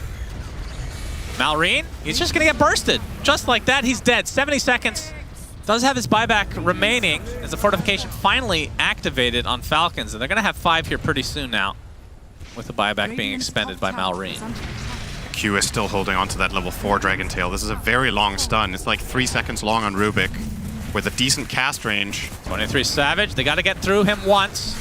But the sheep initiation from Jab, do they have the burst to get through to the Luna? Gets force staffed. BKB is still there, but he's still stunned. Echo Stomp onto several heroes. Down goes Skeeter. Still at the buyback, though. He will use it. Snaking gets canceled on his ult pretty much immediately. Jabs disrupted during the Timber Chain. Eclipse comes out, but the Stone Gaze retreat means that most of these Eclipse charges will not connect. They're going to try to reset just a little bit. Ollie's going to be the first to fall. 23 Savage. No more BKB. His mana is getting quite low, but Skeeter, this will be a dieback on him. He's not careful. Gleipnir onto 2. Do they have the damage to finally finish off this Luna? Yes, dieback for Skeeter. Now Amar will be pursued on the high ground. The Rolling Thunder being used by Mallory, but he's going to get focus fired. He might just drop. Indeed, he does. Double kill for Lorinoff. GG's called. Aurora completely stomp Falcons and provide them their first lost game of the group stage. They played so well this game. Why now? Why is this? Why is this when you come online like this? What a beautiful game all around. We had a couple of questions about the strategy. My MVP for the game, Elder Titan, of all heroes. I think Ollie played an insane game. How many multi-hero stuns did we find? How many setups? How many bailouts? It was not a particularly good game for his aura, but it didn't really feel like the aura was a part of the strategy even. No. They just set each other up so beautifully. They counterpicked nicely. They took advantage of their knowledge of Falcons' drafting patterns by, baiting them into the Luna, countering with Medusa, and then closing out the draft with the Wind Ranger, expecting they have to pick a mid-hero that goes Diffusal. We know which one that's going to be. That's Pango. Yeah. And we have the Wind Ranger with a favorable matchup and a favorable lane matchup again't that hero. Well, you wanted the memes. Ollie ends up with 3-2-2-2 good line. So that works out. Yeah, you can't have a game like this without some good memes. But wow, Aurora. Yeah, Aurora take game number 1 in very, very surprising fashion. Shiver, you knew all along though, right? Yeah, definitely. I was never doubting it any second because I never take the things that my panel say seriously anyway. No, we had our doubts in the draft with Aurora, but there was one thing that Effie said before the draft. You said that if anybody had a good chance, it was going to be Aurora. You thought that this already was going to be a long series and that it was going to be an even one. Yeah, I said earlier that if they stop doing that one team fight where they throw their early game lead on Aurora, this series can easily be 2-1. But even then, I found myself doubting them in last game's draft, even though I shouldn't have, because I assumed that at some point Falcons would just hit their Luna DK timing and run over the map before Aurora got strong enough, but we just need to respect Aurora's players. They're all incredibly solid players. Every single game that they've played in this tournament, they've won the laning stage. I very, very rarely see them lose the laning stage. They always have a net worth advantage, but then they just throw it away somehow. And I assumed that the pattern would continue and that they would find a way to throw their lead into just a snowball on the other side, but they played incredibly clean. We talked about the Elder Titan a little bit, about how I think it could be less valuable than the Undying as a lane support, but this has always been an Ollie specialty hero going back 5 years ago. He loves this hero. He played incredibly well. He was skirmishing alongside the Wind Ranger in the early game. They found so many important pickoffs. I think at some point they found the Pangolier and Pangolier +1. I can't remember if it was Crystal Maiden or not, but they just found them kind of setting up for a rotation top to secure the top tower with DK and kill the Medusa. They found them there. They killed them both. Everything that they needed to do on the side of Aurora, they did. Yeah, I was really impressed with the support duo. They played great the previous series as well. And I talked up Jabs a lot in the pregame segment, but they looked great prior to this series as well. And the ET performance was not something we expected, but I think he was very instrumental to shutting down all of the early rotations that came from the Falcons. When we expected Pango to get that, he got the fast diffusal blade, he went for these rotations, and the stomp alone was just enough to buy them follow-up nuke damage, which was very shocking to me because I didn't expect it to be that good. But as the game continued, if you have these two ultra tanky frontliners between the Timbersaw and the Medusa, this now gives you so much more fishing potential. Because a lot of times if you have like a squishy carry, they get jumped on, they get bursted, they get exploded if they don't press their BKB in time. But because they're so tanky, he can just like fish with the Spirit and just wait until he gets a stomp. And that guarantees his ulti damage, and that guarantees that even just like a Rubik's Stolen Breathe Fire, they now can burst Luna from full to 0. So the ET was the hero that surprised me the most, for sure. And Luna died a couple times, but 23 never died on his Medusa at all. And I'm very curious indeed if Brian... No, tell me, which heroes did you choose? Which players did you choose? I'm going to do that stare for a second longer, as that was epic. So, for my head-to-head Acer Predator, I took the mids, Lornoff versus Malrine. And Malrine had the overall last pick, but Lornoff had the last laugh, Shiver, as he went 8-2-13 on the Wind Ranger. And I just want to highlight some of his plays that were either impressive or I just didn't even expect to work. So if we want to pull up those clips, we see the bottom lane here. We're going to chase. Lornoff gets the shackle onto Malrine, and I feel like he just had Malrine's number throughout the entire portion of the game. It wasn't only his shackles also that were locking him down, but it was also just like every time Malrine came out of that Rolling Thunder, it just felt like he was stunned by something, even a stolen Dragon Tail. As this sick shackle from the backlines when they had 23 Savage just baiting all of the abilities onto himself, and seems like every fight just started with a shackle and somebody on the side of Falcons getting picked off, and he still has Focus Fire, BKBing in, finishing off Amar there. Yeah, I'm just overall super impressed with the stand-in performance from Lornoff, and obviously everyone on the side of Aurora played well, but particularly him in the sense that he had 9th pick overall, got countered, and still just carried the game. Yeah, because, I mean, you say got countered? You feel like Pango is a counter to Wind Well, Ranger in that I'd sense? say he got countered in the sense that, like, Malrine got to choose the game that he wanted to play. But at the end of the day, he did win his lane on Lornoff. And also, I don't think he really ever took the pedal off the gas in that one. I just think that he was instrumental in 23 having the space that he needed. He had a couple good rotations to jabs that enabled him to basically pressure the Luna while 23 had his own game. And then we saw 23 just become this unkillable beast. And it's always just impressive. Somehow, the team that hasn't won a series yet gives Falcons their first loss. Yeah, it was an incredible feat, and I'm sure that we are all hoping that the next game will be very, very top tier as well. But before we get to that next game, I'm going to check out what's happening behind me, because Jenkins is here, and I wonder what you got Yo, for us. Sheev, what up? Yo. wait. One more time. Yo. Anyway, aside from that, Purge actually let me know this morning that there was some key, crucial information here on the social front to dig into. And he said actually it was Sunby that wrote a tweet about his team and about the SEA scene. Of course, he's the coach of Team Aurora. So if we can pull the tweet up here real quick. Sunby said, that's really far away. I can't read it, but basically... Impressed with the level of Dota being played here on DreamLeague. Tough competition. SEA needs a lot of work, and it's also very hard for me. We must remain vigilant in knowing that our opponents are monsters. The monsters abroad. Yeah. SEA is too chill. No virtue in weakness. We out, but haven't lost heart. So I think that's a fantastic quote, Sheever.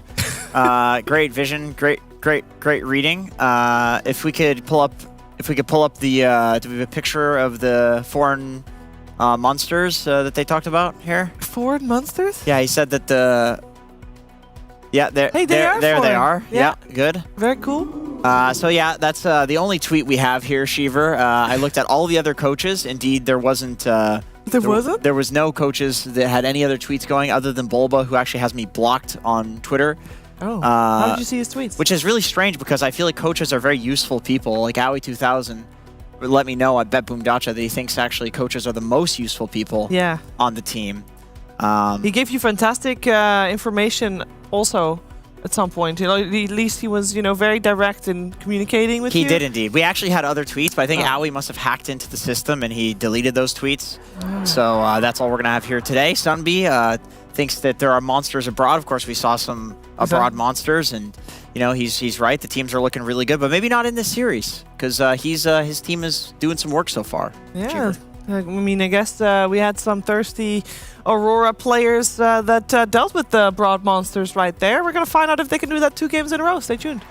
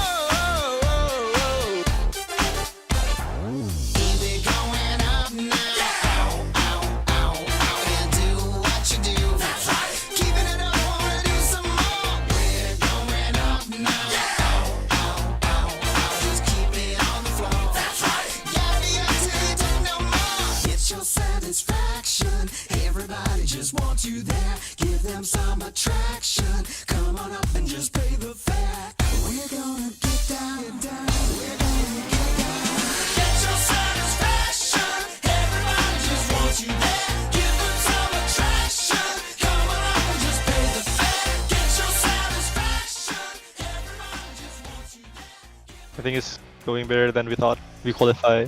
I didn't really think about result, just try to do our best. I expect us to qualify to the playoff. I think we can play better in late games, in a lot of games. So we just need to improve on our late game. Yeah, I think Lorenov changed our playstyle a lot. He's really dependable, so we play around him. He's really great as a person and as a player, so I really like him and how he plays. They've got to do something as quickly as bloody possible. They're TPing into this Radiant base, and the clip is up. Radiant going for tier 4s and looking for a push of their own. They're thrown in the Radiant base, jab. Ollie with Lord off there here. It's going to be a clue who've done it. The throne has fallen. Yeah, we just spoke in English, but sometimes I don't understand him and I just be like, yeah, and then I just try to blend in and make him think I can understand him. But most of the time we can understand each other. I want to play Tundra again. I want to play against 1-1. I don't want to tie with him. I want to kick his ass.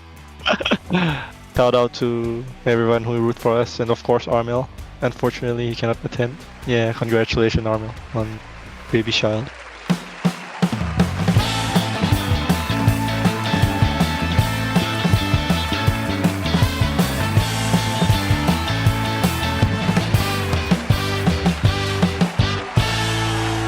Yeah, it is Aurora. That was the first team to do it here in second stage of group stages here for DreamLeague Season 22. Aurora, the first team to take a game off of Falcons that are the top dog, the raid boss, if you will. And we're going to find out if they can do it again. Can they 2-0 the 2-0ers? That's what we're here to find out. Purge, Effie, BSJ. We should be in the draft momentarily as well for game number 2. But I mostly want to know, Brian, because how did they do it? And is that also recreatable with maybe different heroes if they don't get their hands on the exact same lineup? Which obviously shouldn't be the case. Yes. That's it. Okay, thank you. That's it? Yeah. Okay. How did they do it? Honestly, like I mentioned twice already, I think they have a very strong early game. They have a very strong laning stage.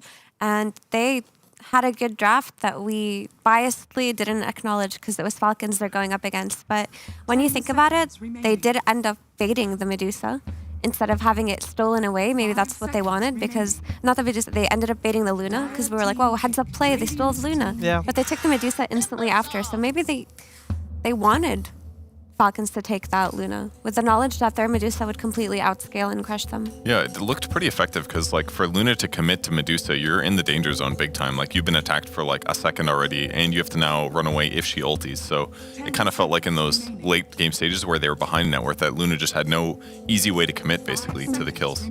I think a lot of that actually has to do with their last pick, Pango. I mean, they picked Pango into the Wind Ranger, which we know would be difficult, and Pango was their defusal buyer, so a lot of that game was dependent on Pango having a good game, rotating on the Medusa, but he got one of his rotations interrupted, and he just got outmaneuvered in that early game too, and they could never really use the defusal timing and on the Pangolier to pressure the Medusa is what it felt like. Yeah, one thing that was cool about the Medusa was it did delay the DK's top push a lot. Like, Medusa's a great carry for just snake the wave and walk away, and DK generally will boot most carries out of lane, so I underestimated that aspect of Aurora's game. It kind of allowed, I think DK usually makes you respond to him a lot. Usually I think like Timbersaw is going to have to go top because he's like the main source of damage against DK, and that's going to free up a lot of space for Skeeter. But that, like, complete opposite of that happened. Like, 23 mainly held the top area himself, which allowed Aurora to make either counterplays on, as you mentioned, Malrine and around the mid lane, where they got some crucial kills from Lornoff, and also playing around Jabs, who went like an early Blink Dagger,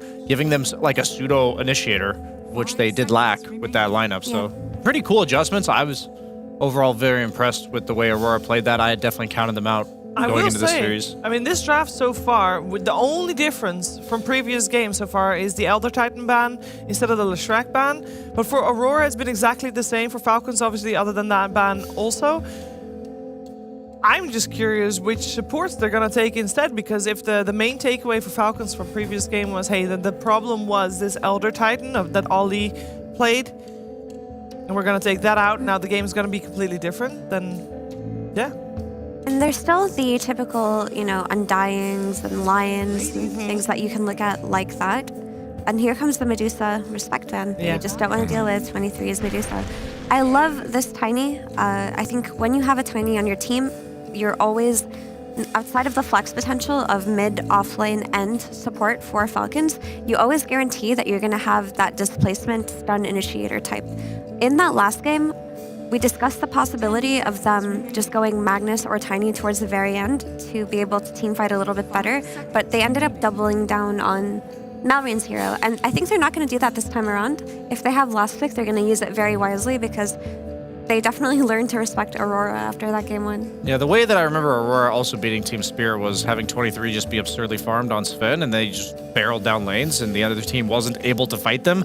We did talk about pre-game series that they were winning a lot of their games early, Mira, and they had like 1 or 2 team fights that didn't go Aurora's way, and they were losing games that they theoretically should have won. And I think one easy way to avoid that is to just be unfightable, you know? And I think the Tiny kind of alleviates that problem because, as you said, like there's no such thing as like 5-man balling against these displacement spells because you just eventually your Medusa that was tanking all the spells is no longer in position to. Obviously, that hero's not going to be in the game, but like she'll be out of position and you'll have to come save her rather than huddle around her with heroes like ET. So I like that Falcons is basically saying if you're going to beat us like a very different way than you just beat us. 5 seconds remaining. Except though they're on the same side in pick order, so there's a lot of straightforward similarities. They're going to opt for Pugna instead of Elder Titan as their hero. So similar concept. Yeah, I guess so. Amplifying magic damage a little, provide some team fight, some nice save. I don't know if Pugna's gonna be able to do as much to like interrupt skirmishes in the like 10 to 15 minute part compared to what he did on ET last game, but I feel like you need double frontliners with Pugna. Like if you have a Pugna and you're drafting for him, you're either drafting him as a mana battery for something like a Storm Spirit, or you have double frontliners where they're going to take up all of the attention during a fight and you just hide in the background and you're just healing them up. Because you would see that in the past with heroes like Mars who would just go in first, or heroes like during that melee, was it the melee mid patch of Earthshaker and Earth Spirit and Primal. When that was happening, we saw the most Pugna because he pairs the best with heroes like that. So Timber enough is going to make Pugna useful, but I would like to see a +1 hero because now you don't really have reliable stuns on both of your supports. So you have to double down on just running at the enemy team. Also, you have to consider Storm Spirit still when this Pugna comes out. It would solve the issue.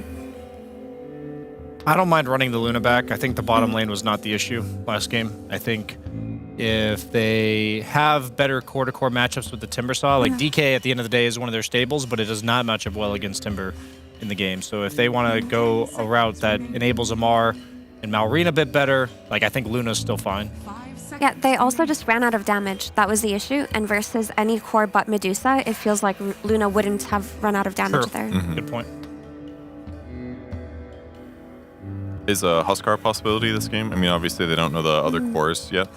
Overall last, yes, but I don't think you can pick it here.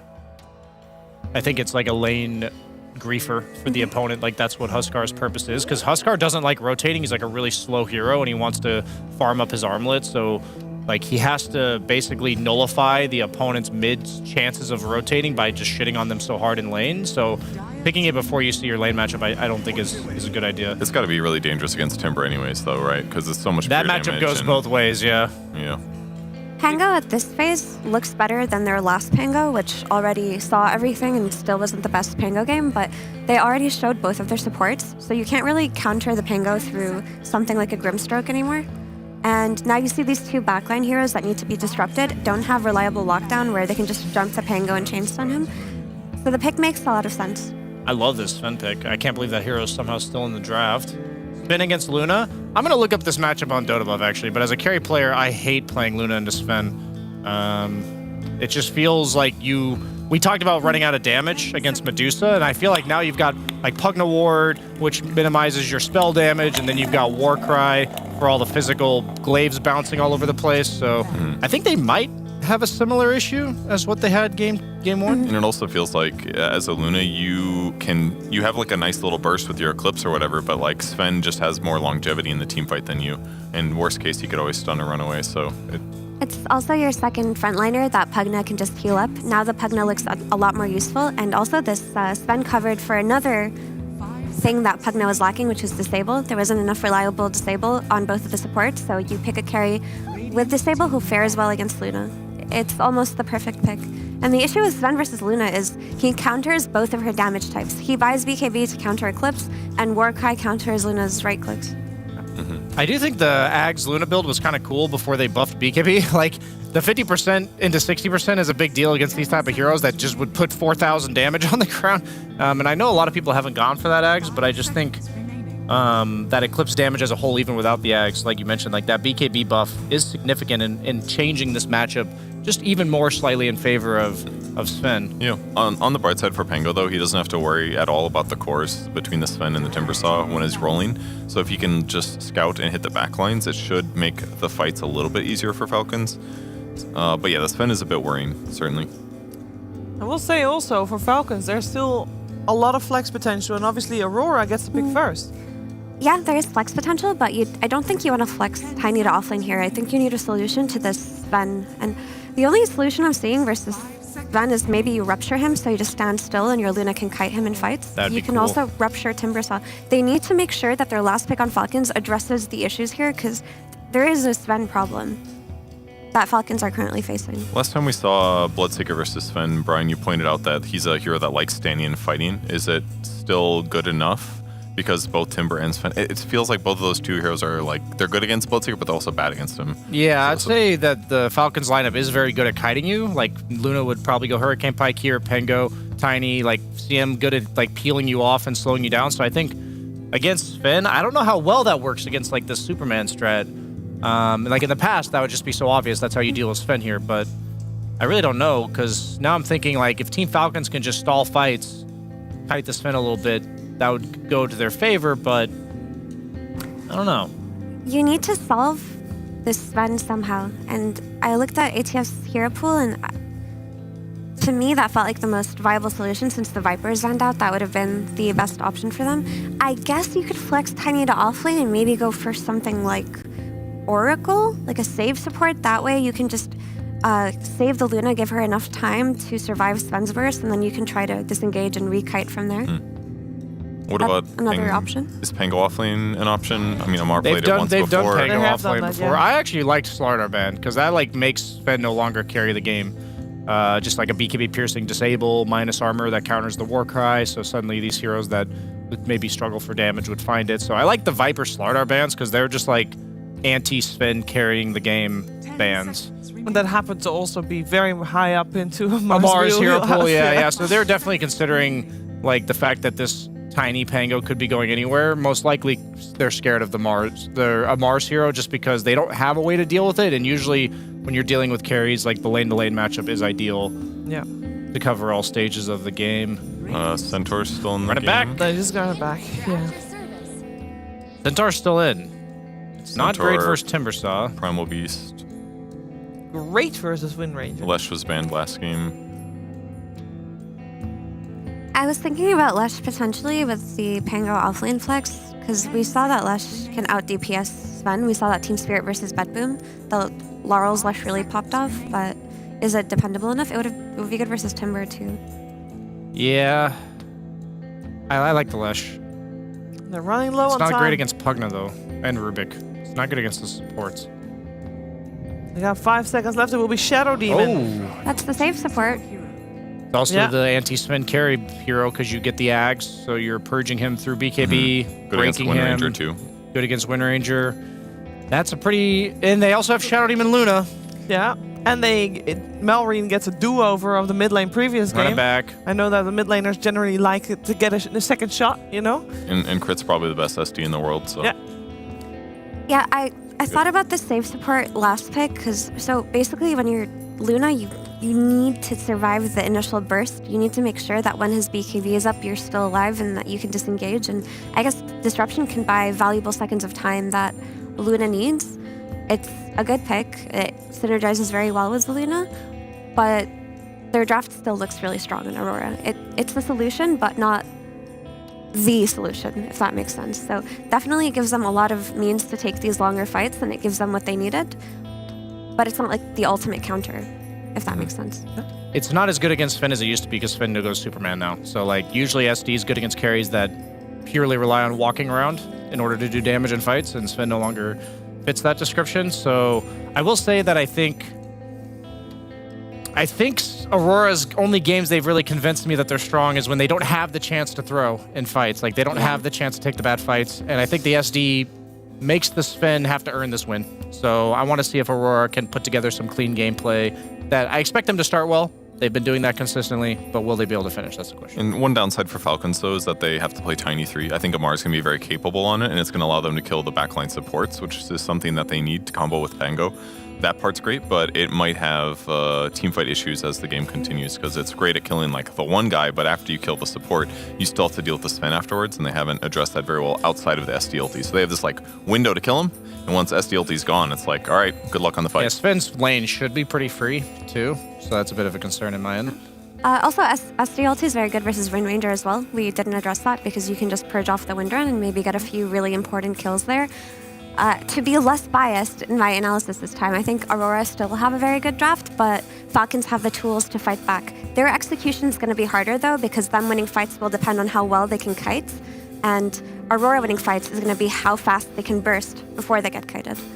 So we'll see what happens. It sounds like the panel is a little bit split. It could go either way, and that's the way we like it. That's the way our commentary team likes it as well, where we're heading to right now after the PogChamp Pandas.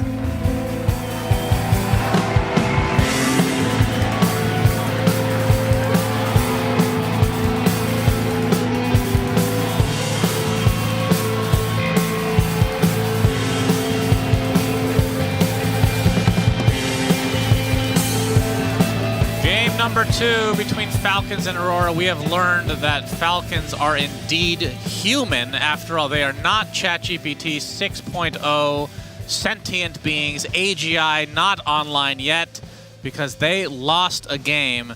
And not only that, they got embarrassed. Aurora stomping them, and this is a team that had yet to win and still has yet to win a full series in this group stage. Yep, and that is going to be the challenger is going to convert this, because now Falcons have got a taste of what Aurora are all about. Correct! You are going to have to use your disruption at some point, but it matters not. First blood for Lorinoff, and that is a great person to have it on if you're an Aurora fan. Will be a 2-for-2 rune split, so at least that for Falcons will be even, but yeah. Off to a good start already. Still will be a true challenge for Aurora to see if they can repeat what they managed to do in the last game this time around. The carry matchup probably still good. The mid matchup probably still good. So, you know, maybe the conditions are similar enough that they can just pull it off one more time. It's also an offlane Tiny playing against an offlane Timbersaw. Obviously, they're not laning against each other, but just that core matchup, not the best either. So I actually think on a hero-to-hero matchup, I really like what Aurora have got this time once more. See if they can string things together in the same fashion. Of course, the big difference, Cinderin, is no Elder Titan, which we were questioning last game, but yeah. Once we got to about the mid-game stage, just saw the benefits of having all those Echo Stomps, and I mean, he hit multi-hero ET ults very consistently in that game. It goes to show that Falcons had the same feeling about that game as I did, that Ollie was the MVP, right? The fact that they choose out of all the heroes from the last game to prioritize banning, it was the Elder Titan being the first phase ban coming out from Falcons. Don't want to have to face that one again. Ollie will be on the Pugna. He's a very good Pugna player as well, but I feel like this is a difficult Pugna game, actually. Tiny eats you alive. Pango can be super annoying. Luna is a hybrid damage carry, so she can also kill people even when they're decrepified. The guy you're life draining can just get disrupted. Plenty of potential problems for Ollie. Also, Crit will probably get an Aghanim Scepter this game, in which case you'll be able to take off Decrepify and Wind Run at any point, or Warcry. Yep. There's plenty to choose from. And if he has the Shard, he can take off the offensive Decrepify. Yep, that is true. But we'll see if Aurora can get off to a great start. They never relinquished their lead either. They're just feeling free now that they have been eliminated from this tournament. Nice body block. Malrine. Swashbuckle onto the high ground. Lorinov being chased. Shield crashes What there. an outplay. Malrine, 1v1 kill. They tip each other. That's after Lorinov. Ranger who got first blood. That's true. I forgot about He that already. even had the advantage going into this lane and still gets killed level 3 in a... Damn. I feel like you could ask any top mid player in the world, they will say this is not a lane that Pango can get a kill in. Right. Malrine with the sick body block against the wind run. And then the chain spell usage will get both water runes. So even with Lorinov coming back to lane straight away, Malrine full on resources to try to do it again. Yep, he's warmed up after one game. Playing that Pango. Didn't have a huge impact on the game overall since, I mean, they were stuck with 3 kills 30 minutes in, something like that. Yeah. Have not seen Falcons get dominated that much at either tournament. Bedboom Dacha in this one. But Aurora definitely have something up their sleeve here. Let's see if they can replicate it without the ET this time. And yeah, talk to me about the Tiny off lane, as Snake King will go down to jabs. Yeah, I'm trying to wrap my head around why Falcons decided on this versus picking a different core. You could have made a case for playing, let's say, for example, the Pango Tiny offlane could have even worked here, and then you could have picked a better mid matchup into the Wind Ranger. You could have put the Tiny 4 with Pango still mid and got another offlaner that fares up better against the Sven, but I guess they just feel like one upside in this game is if you do get farmed on the Tiny, as Amar has done before in these games, and get the Conda, your hero can actually one-shot probably someone like Wind Ranger. Even the Timber will take massive amounts of damage from the Tiny, so it might not be as one-sided of a matchup as we're used to thinking of it as. And above all else, it's comfort, right? It's what they probably evaluated. This is the best way for us to set up our lanes and accomplish what we want, so they're going to stick to their guns. After all this Conda talk, Cinderin, where everybody on Reddit and throughout the community overall picking Conda on every hero and everyone talking about how bad it is on most heroes. We started out this tournament saying, it's probably good on about 3 heroes. I think there's about 7 now that we've established that's actually good on. What's that? List them. Oh boy. You're gonna make me do this now? Yeah. Okay, there's Luna, there's Tiny, there's Sniper. Okay. Morphling. Yeah, Morphling, so that's 4 so far. All right, you're more than halfway. That's good enough. Pass. That's a passing grade. I'm sure Wonderful. There's at least 2 more we can come up with, surely. Yeah, let me know when you figure it out. Okay. Go ahead and cast the game while I look Did at you the mention list. Tiny? Yes, I did. All right. I could have lied there. So Toss there's back 4. onto 23 Savage. Decrep instantly disrupted, though. Yeah, so that's going to basically nullify it. He has tons of stacks of poison on him. 4 stacks, in fact, 23 Savage. Need the 5th one. Okay. He's standing still. Ooh. Okay. He actually lives. Yikes. You seemed very sure he was dead. No, he was standing still. I'm not sure if the 5th stack actually hit or not. Or if that was a 4 pop, but either way, really good aggression from Falcons. This is going to cost Sven so much on this wave. Now, as the panel has talked about, fortunately for Sven, he is dire. Omni Knight. Sorry, go ahead. Yeah, That's all right. 5. Keep going. Cool. Good, good. Sven is dire, so he can retreat to the Mighty Mines and get that nice HP regen while he's jungling.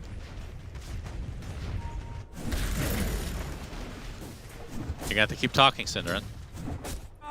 Conda is a beautiful item. I love it very much.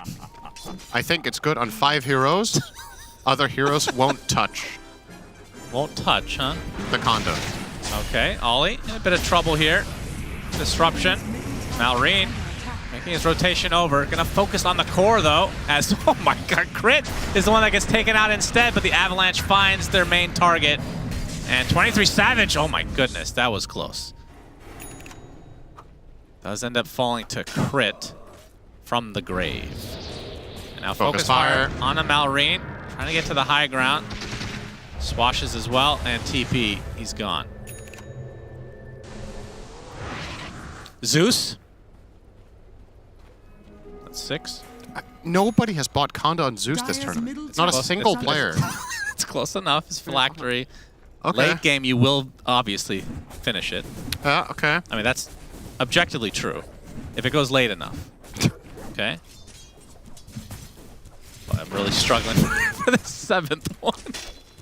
Stop looking at the hero list, Cinderin. I'm trying to help you. So this Bounty conversation Hunter, can end. technically, Yeah. could buy phylactery, and then if it goes late game, Yeah, okay. he might buy it for his full build. I actually skipped over Bounty because I knew you were going to flame me, but I'll take it. Really? It's fine, yeah. Since when do you care what I think? That's a good point. I don't know. The only one you care about what thinks about you is Sheever with your jacket. Really, Yeah, that's true. really I really care a lot got about you with it. that one. Rune fight! Yep, 8-minute rune is upon us. Oh shit, Malrine is in a Arcane really bad taken by spot. Lauren off Malrine. Onto the high ground. He's going to have to use Rolling Thunder. Doesn't have TP for 8, so we'll just have to make his way back to his side of the river eventually. As Lorenoff finds a snaking. Onto the high ground he goes. Jab's coming in. Oh, Nice power side step. shot actually does get dodge. Cute. There's 4 members. They better get this kill. Oh, they That will. king does die. Dire's middle tower is That was under quite the attack. extended chase from Aurora to get the job done. This does leave 23 in a calm 1v1 though, which he's not, I mean, definitely not favored against a level 6 Tiny to just get every last hit. Tiny obviously with massive damage with the point and grow. But you're Dire and you can do this. And as long as you get your timing right and stack the camps, you can tell he's using the stun here specifically to be on time to stack this one. See if he counted it well. He did. Very big juicy boy. Oh, that's an unfortunate break though. Yep. That creep has got to be one of the more annoying ones. It's very annoying, especially because there's 2 of them in the camp. Yeah. As Ollie. Crit's pretty Gonna dead find here. Crit here, Lorenoff. Oh, you say Maybe that, not. but Mars coming in with the Avatos potential. Doesn't even need the toss. Calculated it down to a science as Ollie takes a tumble. But Jab's coming in now, focus fire. Onto Amar, 23 Savage as well coming in. Gets the toss off. Stormhammer does hit though. And Amar will fall to the Chakram. As I said, Amar dead. You get Amar and Crit mixed up all the Dire's time, middle it's fine. tower is under attack. 10-minute power room inbound. Let's see if Lorenoff can be on time for this one against Malrine. Has the coverage of snaking. They really want this one. Aurora gonna try to match in numbers. Yeah, and the rune It'll will be be bottom. bottom. Invis. Crit is... He died to the ancient stack. Let's just say that was on purpose somehow. It could have been. It's probably faster to die to that than to run back to base from there. If he already got the stack off. Yeah, it's definitely faster.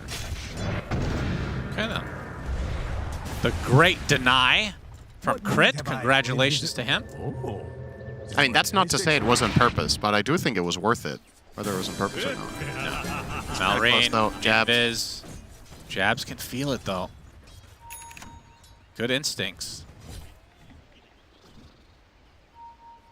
Has that deep Observer Ward. I don't think that Observer Ward saw the Pango coming, though, but he knows that he picked up the Invis, and he's not showing mid, so the decision-making tree is relatively limited here for Malrine. It's gonna stop him from stacking these Ancients, you would imagine. Nope, he's actually gonna let him do it. Yeah, doesn't want to give it away, Cinderin. Or he just steals it later. Yeah, this is really good if Jabs were to go for this right now, if you could steal a big chunk of it, but now the Invis will expire. Jabs actually saw him there on the stairs. Oh, wow. For a brief moment, Malrine was one step down too far. He's wasted a lot of time now. Swash. You got some Aurora members coming in. Swash was stolen by Q. Tower does fall, though, as Malrine. Oh, nice telekinesis, trying to go for the ult, but it gets shackled to a tree instead and bursted down. After all of that time, Malrine gets punished super hard. They Aurora still get read the him like a tower. book. They get the tower and they're pushing mid tower, so not too bad for Falcons there. Oh, Frostbite into the freezing field as Jab's making his way. Gets the Avatos now. That is enough burst damage to take him out. And Ollie looks to be next. Snaking the Ice Queen. Yep. Ollie will eventually get run down here. Question is, how much damage can he do? Can he take out Snaking potentially? No. Avalanche will cancel the drain. Really good plays happening from both sides right now. does feel like Falcons are coming out ahead, though. The Sven's game is just too slow. When you're counterpicking Luna with Sven, you really want Sven to match on pace, but the top lane from Amar and Crit worked out very well in their favor. As a result, Sven being 5th on net worth right now. Climbing to 4th just then from farming the stack. A lot of ground to cover. That kill on Malrine down in bottom was really clutch, though. Q lifted him instantly in the swashbuckle as the animation was beginning. Basically inhuman reaction, so you kind of need to predict that he's going to cast it at that moment in time. That should help. And then they got it into a shackle shot as he was rolling up into the Rolling Thunder, so very nicely done. Tower top will fall as well, so that's 3 tier 1s now taken by the side of Falcons. With a 1k lead, that does mean that there's a bit more efficiency on the map, I guess, from Aurora. If they were to have the same tower kills, they would be ahead on net worth, but it's very close. Yeah, Pango with a really bad win rate this tournament. I mean, you asked how many nerfs will it take, Cinderin, to make this hero not good anymore. Maybe we are at that point. I mean, this Malrine not off to a good start again. Radiant's bottom tower 2 games in a row. Yep. Quinn not picking it when it's not banned. That must mean something. Avalanche, toss back. Such 23 Savage is dead. He was not expecting to get jumped by his own tier 2 in mid. There was no protection nearby. His entire team is bottom. Bottom tower has fallen. Falcons will take that and they will invade the triangle, try to remove vision, maybe play some of their own, get some control of this area, steal away those ancients. Yeah, Malrine has the diffusal now. Well, that's another thing. You eventually get the disperser, then you get more dispels upon Aurora. Blessings upon a loyal warrior.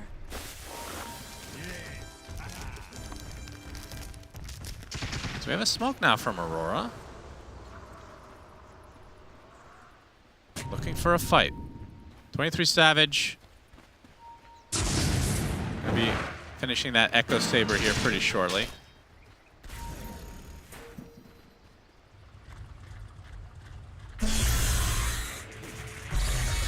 Jab's working on a Blink Dagger, so just a casual Kaya into Blink.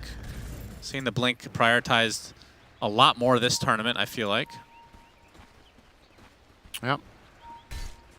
A little bit worrisome whether he's going to be tanky enough on the Timber here. Up against some insane magic damage burst and not opting for any magic resist. You're against Luna, you're against Tiny, Crystal Maiden. Could see a lot of value in an Eternal Shroud in this game. I think other Timbers in this tournament would have prioritized that in this spot, but Jab's going for the aggressive route. And keep in mind, he doesn't have a reliable save. The only pseudo save they have is Decrepify. That's not really going to help against that problem. No. Decrepify no longer gives negative or increased magic damage taken by allies. Crit looking for a big target. We'll find the Rubik instead. Demonic Purge into an eventual death.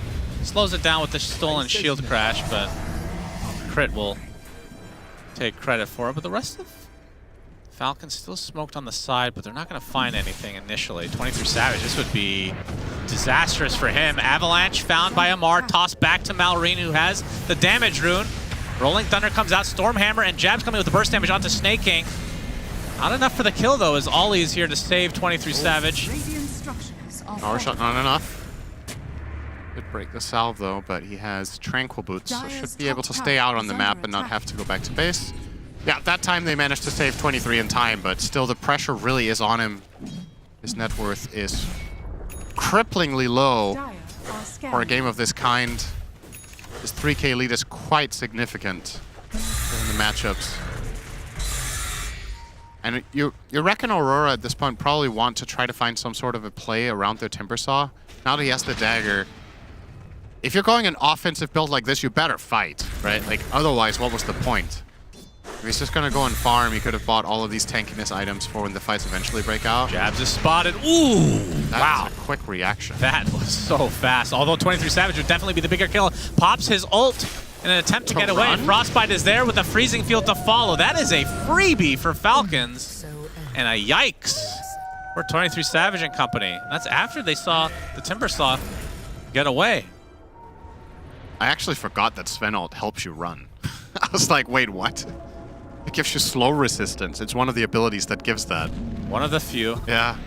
Hasn't been a very popular mechanic. It didn't help there. Hasn't caught on too much. Yeah, Frostbite, not effective. Yeah.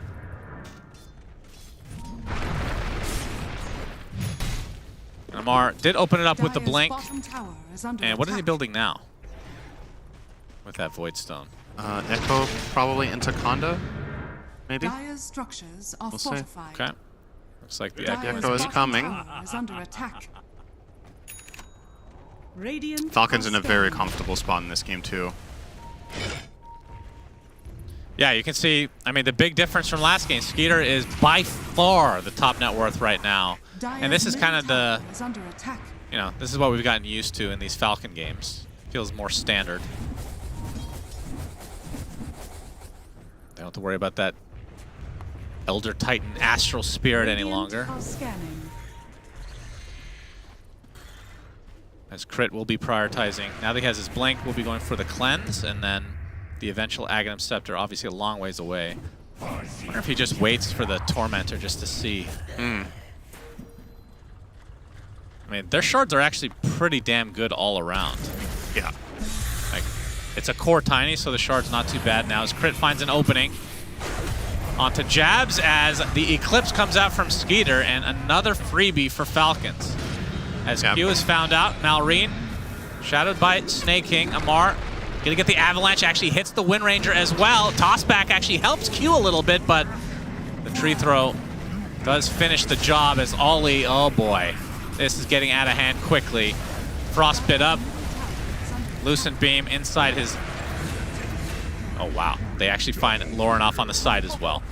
So 4 kills across the board, and obviously the Sven could not help out because God's Strength has been down. He is even in danger here. Amar. Malrina's on the way. 23 Savage wants to fight through this, knowing that the backup is likely coming. And we'll pop the war cry as the TP is coming from Aurora. Is under attack. 23 Savage is very little mana. Swashbuckle's there. It's not quite enough to get the kill, though. His jab's coming in. Whirling Death. A lot of damage applied to Malrine. That is enough to find the kill. And 23 Savage lives. That was unexpected. Yeah, that's a great outcome for them. I was like, why is 23 falling for this, you know? He's standing there fighting the Tiny for so long. Obviously, they have the outpost advantage, but you'd think that backup from Falcons will arrive in time. Oh, Demonic Purge, Lauren off. No win run for you, which means Skeeter can just right-click to his heart's content. I wonder how many games Falcons have last picked Shadow Demon. I feel like it's Dire's been middle 3. tower is under attack. Pretty much the only team in this tournament to last pick a support that much. But they're... It's been the most impactful last pick support several times now. Yeah. They're picking it for a reason, and Crit is delivering. Killing off Dire's middle the enemy mid hero there. Pushing with the Luna now. The Disruption Illusions, mid tower is gone. Dire's middle tower. And has now fallen. the planning for Roshan begins. Basically, the entire net worth lead of Falcons is sitting on the Luna. So if Aurora could somehow find a fight where they initiate and kill Skitter, Dire are scanning. that would be a big win for them. But obviously will be protected by that Shadow Demon at most points of the game, you would imagine. Yeah, they just have so many Dispels at their disposal. 23 Savage now grouping up with the rest of Aurora to take out their Tormentor. Amar hunting, gets the toss back into the Ava. Do they have the vision? Yes, Q is dead. Tormentor will give Q his shard in the grave as the Rolling Thunder finding Wind Ranger. There's a heal up from Ollie, but it's not enough. Lucent Beam finishes him off. Eclipse very deep. Falcons are going, and 23 Savage falls. It's gonna buy back on, okay, it's not gonna matter. It's just the Rubik buyback. They find 4 kills deep in the base, and Falcons, we've seen this before with the Luna, as GG's just called. Absolutely. I guess it was time to go high ground. Classic for this patch, 20-minute game. See these all the time. Aurora, they built up, they got their Sven ready, and then they instantly lost before he was ready. Yeah, I think our panel's going to be pretty late. They're probably running right now to the stage. Falcons had a point to make after that last game that was a fluke. They make a couple of draft adjustments. I still feel like Aurora on paper have a couple of good core matchups here. They just didn't get to play. They absolutely got completely rolled in the mid game. And Falcons make it look really easy. So we will be going to game 3, and I'm curious to see what adjustments both teams will make. I feel like at this point the onus is kind of on Aurora to come up with something. Indubitably. I need to dig it. I wouldn't say they need to dig deep, but for me this Pugna was a bit of a failed experiment. Despite being the top hero damager on the team, as a matter of fact, Ollie. What? Yeah, the 5 Pugna did more damage than anyone in his team this game. What? But the problem is the hero did not accomplish its primary goal in the game, which was get 23 off the ground. Right? They lost the safe lane too hard, so couldn't really get the strategy going, and that's that. All right, well, it's split 1-1. Shiver, are you out of breath? No, not me. I am normally here probably first or second, so I'm fine. And I think that Falcons was also fine. Aurora definitely out of breath at this one, though. I do think that Malrine had a little bit of a score to settle with Lorinov, and I mean, he did. He was successful in that one. He took that last game personally. Yeah. He's like, you beat me mid? No, no, no, no. And then he was so stylish in that first kill. He just body blocked him during his wind run and dove the tower and killed him. And it really made the world of a difference when your Pango can hit the ground running in this game. It felt like Falcons. Is that happening? Oh, we heard about this clip. Yeah, we heard about it. It was not during this. Oh, okay. But yeah, no, they did great. Honestly, the story of this game was Sven could never get to his timings because he got completely handled by Falcons. Falcons this time around did not concede anything in the laning stage. Their Tiny denied everything. They consistently ran at Sven, and as we can see in this clip in particular, the one playing on the big screen over there, the Purge versus the Wind Ranger was very effective. Yeah. So if your Sven isn't getting the items needed to fight into the enemy Luna, it's just a matter of time before you lose. Yeah, I really liked the Tiny pivot for the offlane. It was totally fine that game. It's maybe not the most traditional offlaner, but I think what it did well is it changed Amar's priorities in the game, which was I'm killing heroes and not pushing waves out. Like when he plays Dragon Knight can be a successful offlaner, but the way Amar played it in the first game I thought was underwhelming. The Mage Slayer Manta or whatever that he built last game is about kind of dealing damage to heroes a little bit, but not so much initiating. Whereas if you're playing Tiny, it's just straightforward. He's going to go get kills. Yeah. And that pressure is what completely made the game one-sided because he actually got active with his team and they had the nice hero counters. Crit ultied all the right targets. You know, there was a lot of Wind Ranger kills, a lot of Sven kills, things like that. So they just put pressure all over the map and they looked like Falcons again. So everything's fixed. I would imagine, though, Aurora wanted this game to last longer, right? Effie, they had to try and draw it out? Not necessarily longer, no. I think they just needed Sven's game to go better because Sven and Luna farm at the same pace. They both have farming steroids built into their kit, and typically they hit their timings around the same time. But because this time around Sven had a bad lane and Luna had a great lane, the 5-man and the team fights and the overwhelming of Aurora happened a lot earlier. So they definitely needed that game after losing the laning stage to go late. But ideally, when you pick Sven, you don't want to go late in the first place. Fair enough. I have just been told that we have to find check in with Jenkins, but I think he's doing exercises. Is this intentional? All right. What's up, Jenkins? This was not part of it. We're actually just doing exercise. It's for the gamer posture. No, is that right, Bob? Gamer, yeah, it's a good fix. But I'm here to We're doing our bit already? I'll join in. I mean, you know, it's a good stretch. I got muscle aches still. So it's really good for the shoulders. I feel my chest muscle wrist stretch. But what you got for us today? Same thing going on, except I was able to run a file recovery on the system. I went in and I deleted system 69, recovered that file. Right. So we do have those tweets for you. We're going to go ahead and look at the first one. This is the Coach's Corner. We're looking at these tweets from the coaches. Shiva, if you could go ahead and read this for me, please. This is the exact same as previous. Yeah, read it quickly. Impressed with the level of Dota 2 being played here at DreamLeague Season 22. Tough competitions. SEA needs a lot of work. We must remain vigilant in knowing that our opponents are the monsters abroad. SEA is too chill. No virtue in weakness. We out, but we haven't lost heart. And Holy shit, that's a long tweet, Shiver. It is. Next one. Okay, then there's just, of course, this really shitty joke where we're going to go ahead and show Monster on the screen. Monster Abroad, right? Monsters Abroad. Really Even better good the joke. second time. Yeah, really great, good the second joke time. for Lovely. anybody that's... Thank you. But there's more coaches. It's not just B-Sun. There's others. Here's William, of course, from Team Liquid. Shiver, if you go ahead and read this extremely long tweet as well. Why are you coming Shiver, go ahead. I think everyone is disappointed in the results. That's now 3 Dream Leagues in a row that have gone to shit. We'll try our best to make sure that it's not a common reoccurrence going forward. Sorry, fans that support us right now. We'll bounce back, I promise. Hashtag ESL Pro Tour. Hashtag Road to Riyadh. Right, and then his very next tweet was this. This is not a tweet. That's a tweet. He says sus, and that is... What is the picture? That is Ol Matumba Man, queuing for a Dota match. So there's a real possibility that somebody's going to step in for Team Liquid, and there's a kicking. No, I'm just kidding. They're not kicking anyone. He's just messing with his buddy. We'll go ahead and skip to the next tweet here and see what we got. So this is Cass. This is from the coach of Heroic, and this is kind of poking at the fact that the upper echelon are Group A and the lower echelon are Group B, although after today, things have maybe changed up a little bit in terms of those rankings. So this is Calf's opinion on that. And then up next, we have a tweet from...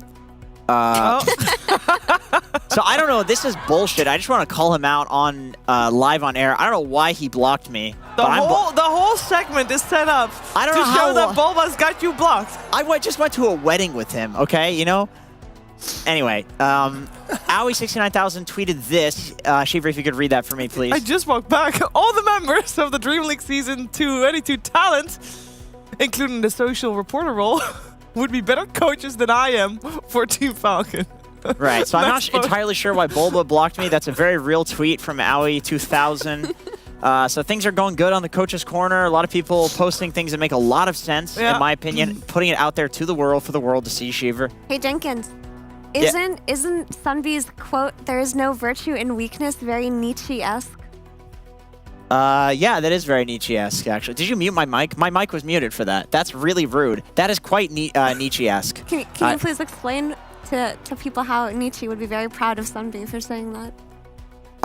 Nietzsche's whole thing was all about kind of self-empowerment and creating your own virtues and not accepting the virtues of other people. Genealogy of Morals, he talks about the history of the language and where good actually comes from. And it's a really great way to, if you feel like you're a very, very guilty person, you feel a lot of shame, to absolve yourself of that guilt when you look at where the things that are actually making you feel the guilt are coming from. Because a lot of the time you don't realize there's this pressure that's on your life that's just... Can we fire the sound guy? How is he still here? How is he still here? I appreciate it. It was actually, this is like an impromptu philosophy lesson that people watching from home were. Eric, the sound guy, and I'm sending it to HR every season, and he's still here doing this stuff to me. Are you done? I'm done. Okay, great. I'm gonna check in with Ryan. Hey, Ryan, save me. Talk Dota. Am I supposed to actually have a serious segment after that one? Jenkins? Jenkins, the camera. No, I don't know. Do you have I do. Quick flashback to the game we just watched, as Game 1 was convincing for Aurora, and Game 2 was more so convincing for Falcons, and I think a lot of that was behind Amar's hero and what he was able to do for them, so I have a few clips of Amar really opening up the map on Tiny. This is his first, blink reveal on Sven in the mid lane, and this is just day and night from what we saw for 23 Savage in Game 1, and then we see the double combo there, setting up his team for success. It felt like every pickoff, this is the one that ends the game. Q ends up going down in a GG, does come out about 30 seconds later, but I really do feel like when Falcons is allowed to pick and choose their plays, that's what they look like, and that's what their games look like. And I think for everyone at home, Game 1 was definitely a fluke. I don't want to say because Aurora beat Falcons, but because Falcons just looked aimless in that game, and usually I'd say it's Malrine leading the charge, so it's a bit different to see Amar being the one doing it, because he likes to usually play those more farm-heavy offlaners. Maybe Aurora caused the fluke, though. That's what you gotta look into. Oh, of course. I want to emphasize the fluke for me is just watching Falcons have seemingly no idea like what plays to make on the map, because there isn't any plays. So that's a drafting situation that Aurora put them in, of course. I will also say we just saw Sven lose the third game of the day. 0% win rate today, so maybe people will be swayed away from the hero a little bit. But, you know, time will tell. We will have a third and deciding game after a little bit of a break.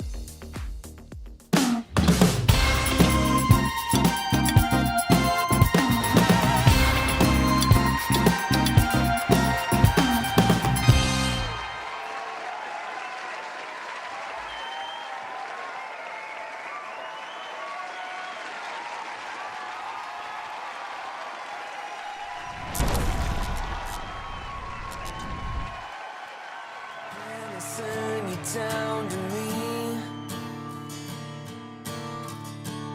Only angels would agree. Shine your light into the dark, fading in from far away. Trying to find the words to say. Everything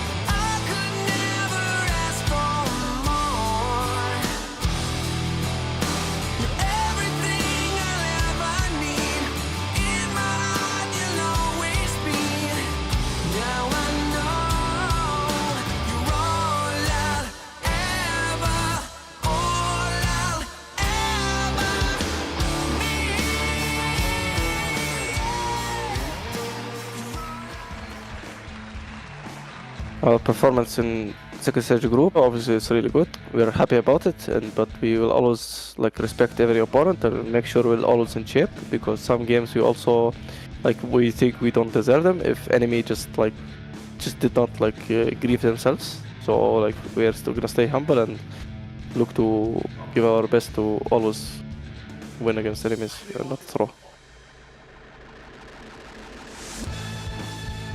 We have expectations, so we always look to whatever is gonna happen is gonna happen. So we'll always look to perform the best, and our expectation is just to become better. That's I think the only thing. I don't think we expect to win every game. Doesn't matter where we go, we just aim to win. Back instantly, Amar refreshes, and 3 dead for OG, and now it's a 5 versus 2 situation for Falcons as they are going for the win. The Ancient will go down for Falcons if they just ignore everything, and they win it.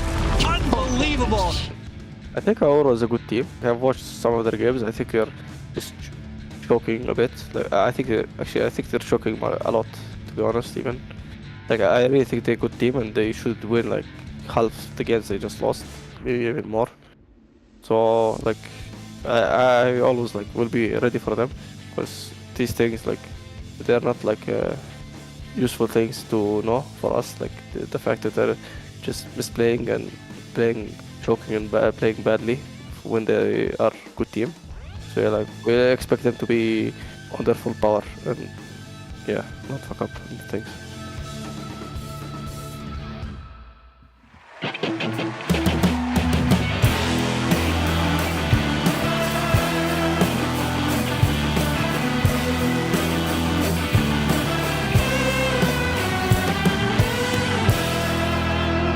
Yeah, you heard it from Amar. Aurora has been choking a little bit in some of their games, but guess what?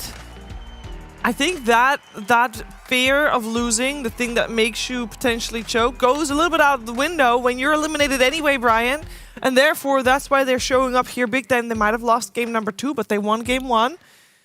And, They have absolutely nothing left to lose, Chiefs. That's what I'm saying. And that was actually a compliment from Amar. He literally only said that because he thought they were good. So he's they're really good, they should be winning, but they're choking. Yeah, him saying them messing up is saying, I had these high expectations, and they're not meeting those right now, but I still expect them at any point that they could easily just whip that out. So. Yeah.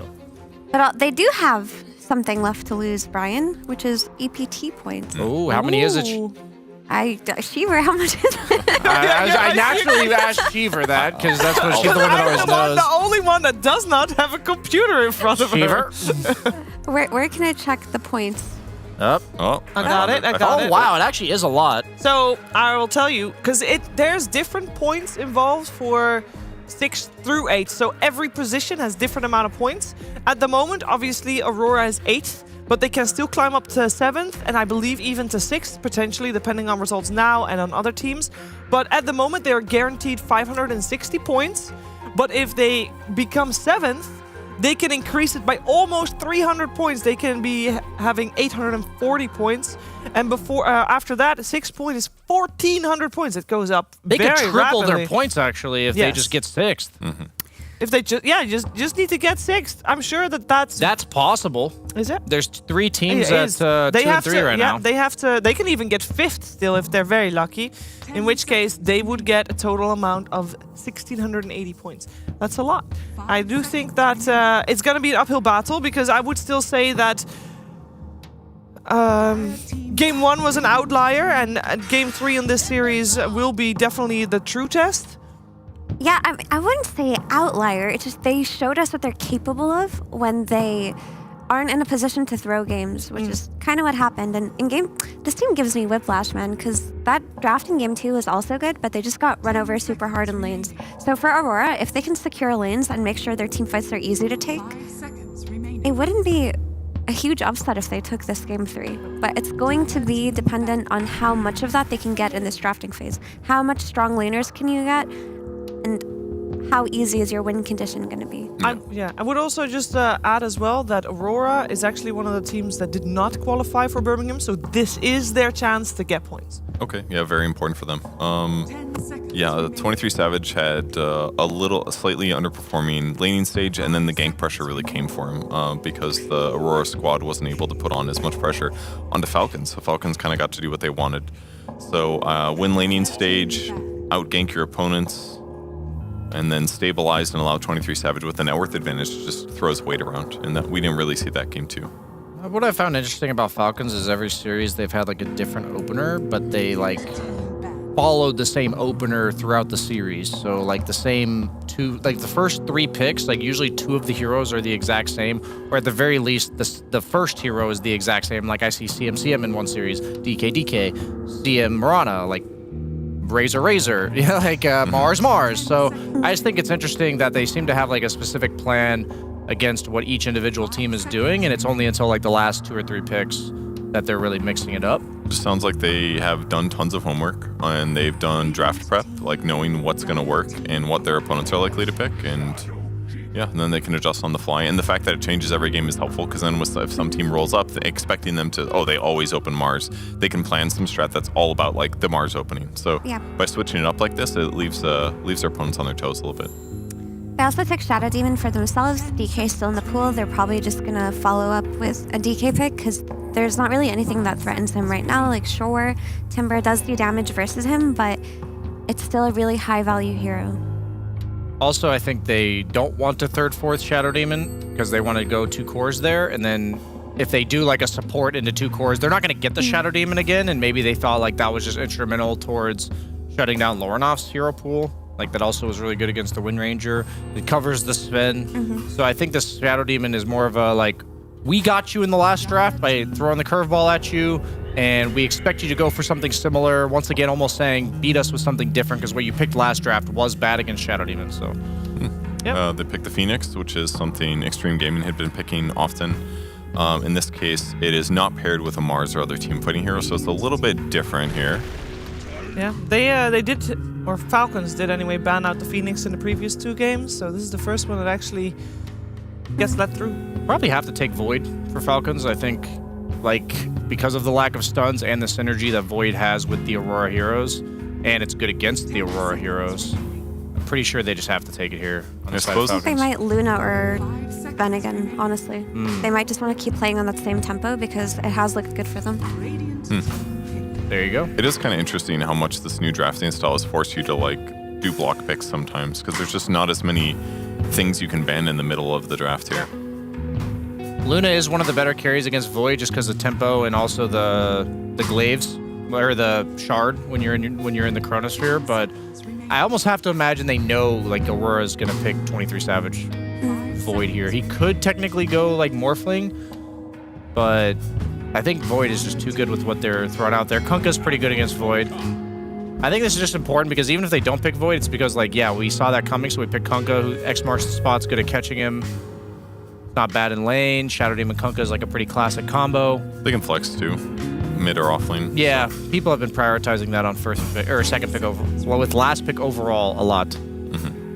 And conceptually, Kunkka's very cool versus these Phoenix-style heroes that take an area, like with Supernova or with Tombstone, for example, where you plant something and enemies have to walk away or run away from them.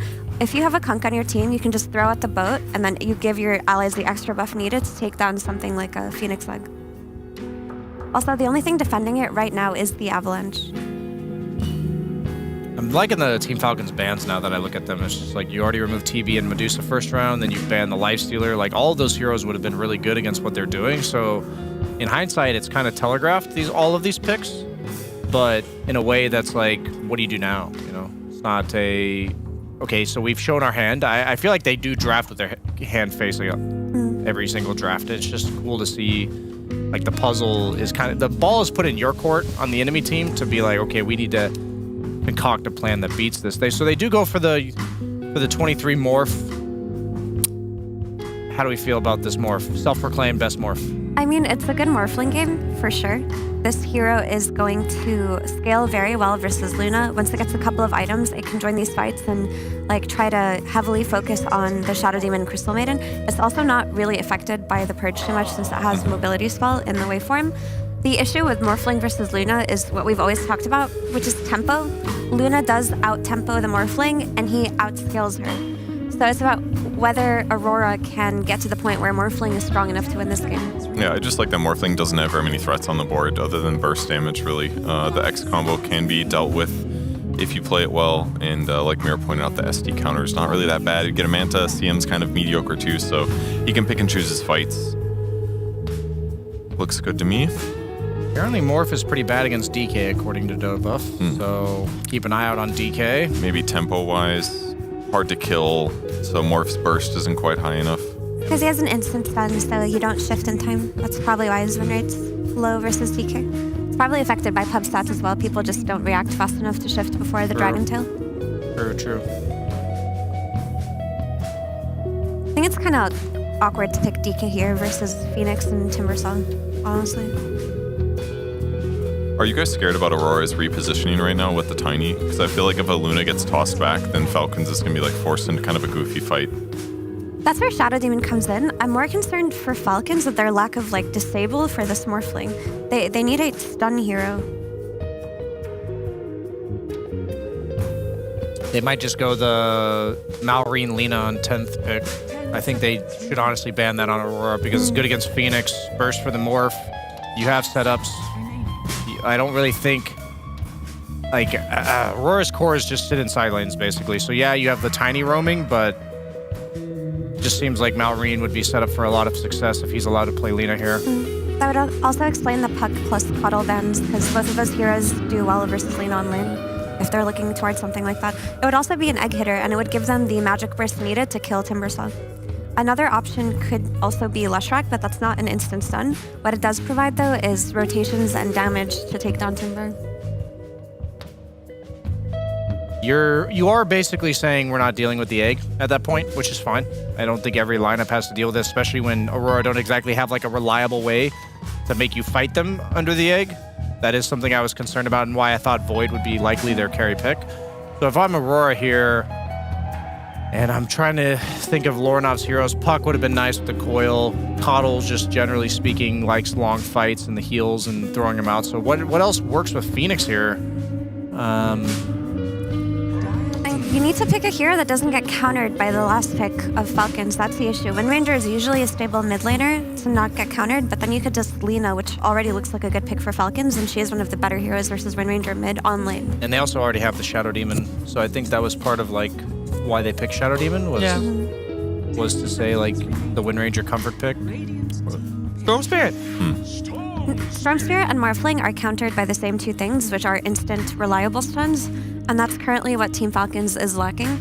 So picking the Storm while they're in a position where they have to play versus two heroes that they lack the means to deal with them is pretty cool. That's actually very cool conceptually. Can they get the counter to both though?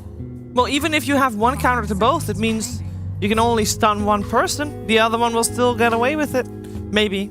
That's the It's more about, yeah, you're definitely right, but it's like if you just go around ganking them, taking turns, you know? That's fair, that's fair. Get that network down, then it's not as big of a deal. You can cover it with Orchids or a Mark could buy an Orchid on a Kunkka or something like that. Like there's some pivot here, but their catch is pretty weak at the moment. But between Timber, Morph, Storm, yeah, Magic Burst and Silences basically beat these guys. I just think they're going to go super standard with Lina or DK. Like, Falcons hasn't been too unpredictable with the heroes they pick. It's just where they go and what they do with them. That's more so the curveballs. Primal Beast, maybe. It's not exactly super reliable, but could help with the catching. It would. Yeah. It's not a Grandmaster hero for Malrine, though. Only at level 29. 29. Yeah, I know. Disappointing. Disappointing. And you can't get points out of this match, right? You gotta do it in pubs. It's a big difference, though, because level 30 could mean literally infinite games. That's well, true. 29 is... Yeah, they go for the DK. They still go for the DK. Why not? DK looks better than Lina here, for sure, because you can actually build Orchid on DK, and you're going to need this Orchid. I mean, we saw Collapse go Blink Orchid DK, and that looked really cool, but when you play versus Storm Spirit, you need to be able to exploit this hero, and Lina mid would have definitely beat Storm on lane, but later on, Storm would have just kept jumping on her with the addition of his supports. Like, she is very punishable once that Storm hits level 6, and that same kind of punish window for Aurora doesn't exist if it's a DK instead of a Lina. She would have been squishy and poor at repositioning if she got tossed back or if Storm went on her, whereas DK is at least tanky, so if he gets gone on, he has some counterplay. The downsides to the DK, though, are there is a Timbersaw and a Phoenix, so the damage to kill him does exist, but he's going to be solid on lane, he's going to give them the disable that they need, and he's going to scale very well. I just see the lane momentum going in favor of Falcons in pretty much every lane. Like we see the way Luna works against Timber both games is you just push out the lane and leave, and that's what Luna feels good about. She doesn't like matchups where they can like threaten to kill her when she's level 5 or 6, and then she has to just jungle. But that's not the case in this because CM also helps enable you that way, win that lane, so it's going to free up the supports to play around the DK, a lot of pressure on Storm. It's just going to come down to, I'd say, the tiny rotations in Phoenix to help route their mid. And how well 23 Savage can play, because if the only stun that you're worried about is the Dragon Tail and you're a Grandmaster Morphling the way that he is, you look at this game and you tell your team, I can carry this. But the question is, will they be able to set him up for success and take him into the late game with the heroes that they have? So like Brian mentioned, the mid rotations are going to be very important because these two mid heroes are going to be the anchors for both teams. Okay. Well, I will say that Aurora still has a chance to become 6th, not 5th. I've been corrected. Gork, you are, of course, correct in that one. By the way, he'll be on the broadcast tomorrow as well, so make sure you tune in then. But they do need to start winning. They need to win this game if they want to even have a shot on going up on the rankings. Can they take down Falcons? We're finding out via the PogChamp Pandas.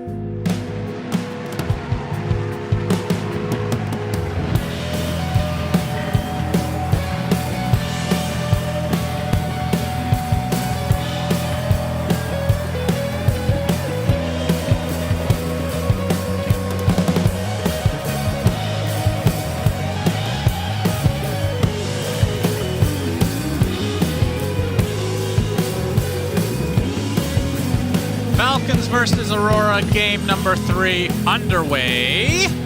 Suns fan here with the Cinderman. And we have some heroes to discuss, Cinderin. We do. We have a lot of heroes. There's 10. That's double-digit heroes to discuss. Oh. Dragon Knight makes it to the last pick. Yeah. Well, that's because Timbersaw has made it through the banning phase as the first pick, and Jazz has played it literally every game so far. Yeah, in game number 1, Falcons played Dragon Knight into it as well. They picked DK in the second phase in that game, I believe, after picking Crystal Maiden first. And this time around, they end up pushing it all the way to the end. But yeah, a couple of matchups here that are kind of questionable for Falcons, right? You've got the DK plus Kunkka against Timbersaw and Phoenix. And you don't really have anything that kills Egg, which I don't think the panel talked about this too much, but maybe I didn't notice. They were looking a lot at the damage potential from both sides in terms of the offensive output, but obviously, if you can place a Supernova and basically guaranteed almost protect it, that is really, really big for a matchup like this. So Aurora with an early Phoenix pick going largely unpunished. That's true, but there is a counter, Cinder, and eventually Snake King will be level 20 for the 225 attack speed talent, in which case the Phoenix Egg just can't survive any longer. Definitely going to come into play. Can't wait for that. Thank you, Sunspit TV. Thinking that, like BSJ talked about, I think the laning stage here should be quite telling. If the Kunkka Shadow Demon can get off to a good start against Morph Phoenix, that would be good news. However, Morph is one of the better carries at dealing with the consistent harassment of Kunkka, because you can just reset your health. And Kunkka isn't exactly a burst type hero in the laning stage. Will be nice in the first few waves, of course, but then imagine eventually the Morph will actually start finding pretty good farm here, and he is not that countered either. I think Falcon's lineup looks really good on paper. I love the heroes they have together, the way they work around the same timings, the way they synergize with spells. But Aurora, similar to the previous game, have decent core-to-core matchups, so can they get there? That's what's going to be the question. Only time will tell, Cinderman.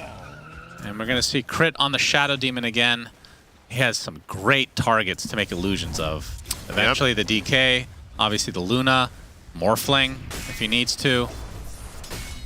More so than anything, you imagine he is going to be the save against Storm, I think. That's his primary objective is not to create illusions of specific core heroes, but rather to combo break and to set up Amar as well. The Shadow Demon Kunkka combination is actually quite interesting. Allows you to do this. Yep, the disruption into Torrent, an old classic combination. Ollie's going to be forced to dive away. And of course, Shadow Demon, everybody remembers him from Dota 1, Cinderin, as a mid hero. Yep. He is transformed into a support. Oh, he is also mid. And what do you mean? Wait, hang on, which hero did you say again? Shadow Demon. I thought you said Kunkka. I was like, what? Support?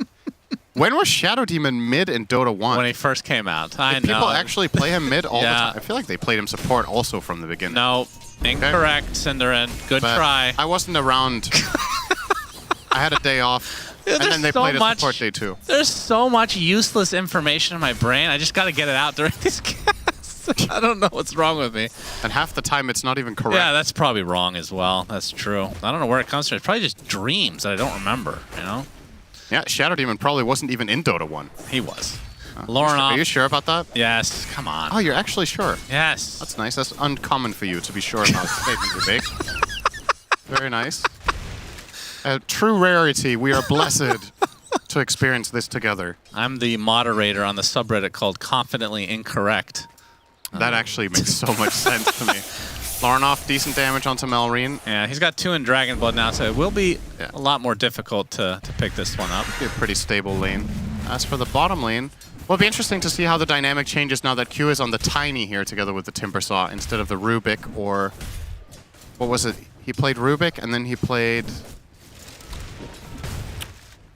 Why can I not remember? What did Q play? Did he play... It's been so long, man. It's been an hour. You're talking about the last game? What did he play in the 2 previous games? Because they played Timber 3 times, right? Played Rubik once. Yeah? What was the other one? And... Was it Rubik? Was it Tiny? No, that's why this is different. God damn it, man! I don't know. Maybe you picked the same one twice. They didn't play 2 Production Rubiks. says no. I know. All right, do a drawing of the hero on the minimap. Come on! God. You know, our laning stage casting has devolved into just degenerate behavior. The degeneracy is out of control. Lornoff getting chased a bit by Malrine. I'm looking this up. This is going to bother me forever. All right, go ahead. Enjoy yourself, Cinderin. And Crit going to help secure potentially this water room, but Malrine should be able to get it just fine. And Lornoff trying to get something. As we've seen so many times before, Malrine's just really good at this early mid-game pressure, or mid-lane pressure, rather. So he actually has a blood grenade in his stash. Interesting. Still looking. Take your time. No, I just want to make it more awkward the longer this takes. That's very good. You're doing a great job at that. I'm very proud of you. So something you guys don't know about Cinderin, he's basically the human form of a sloth. Everything he does What do you mean? So slow. Your Googling skills, your typing, just wandering around aimlessly. He was Rubik twice. Okay. Why did production lie to us? I was losing my mind. All right. Good job, Cinderin. We got to the bottom of it. Now can God we cast damn it, this man. game? Like, they said, did we play the same hero twice? And they shook the camera. Yeah, that means yes, apparently. All right. Good effort, everyone. It's been long days here.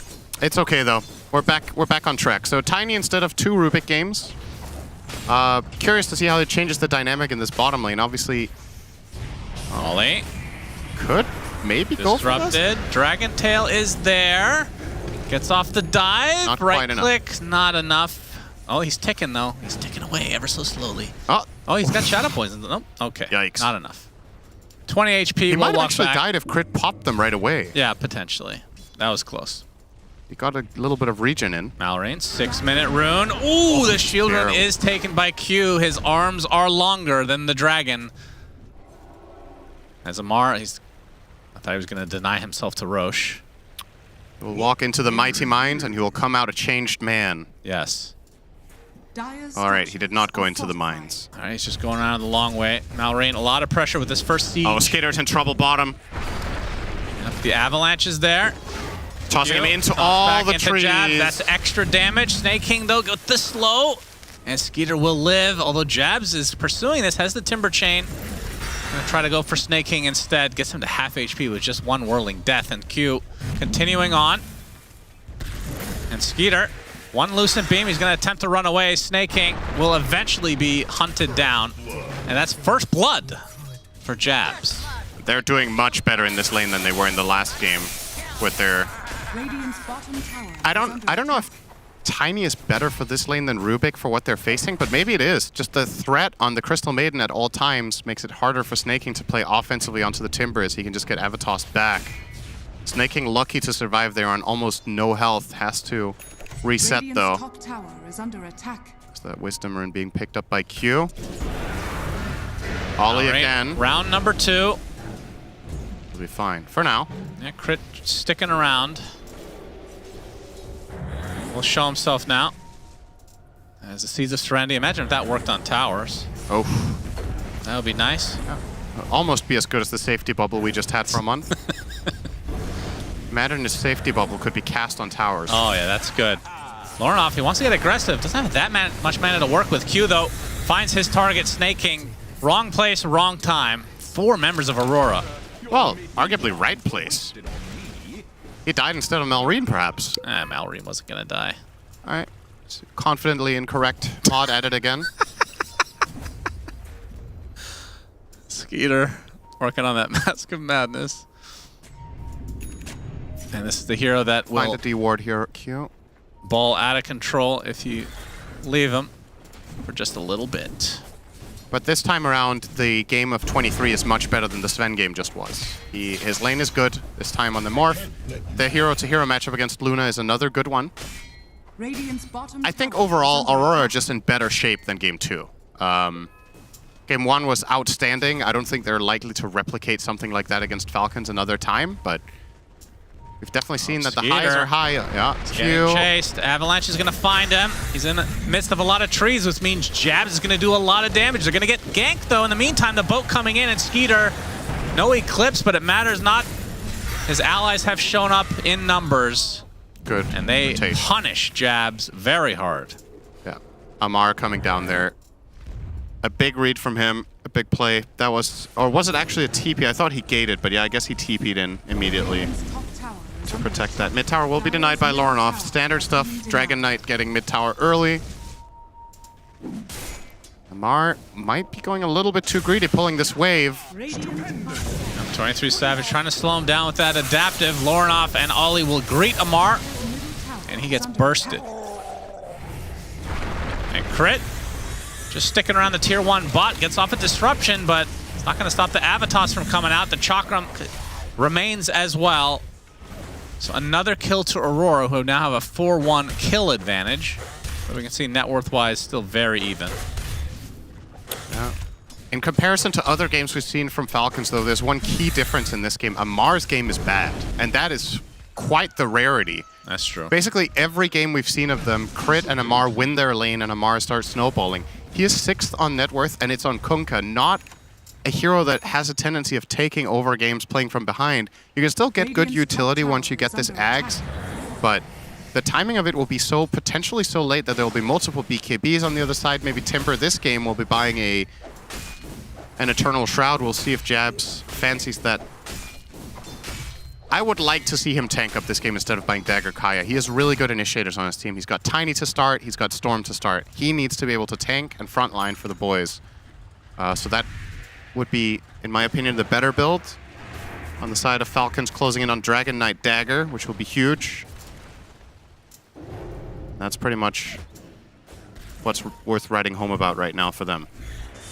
Radiant's middle tower is under Is there attack. any way these... Oh, as I say that, Amar might be doing it. I was going to say, any way that Amar is the one taking these stacks instead of the Luna.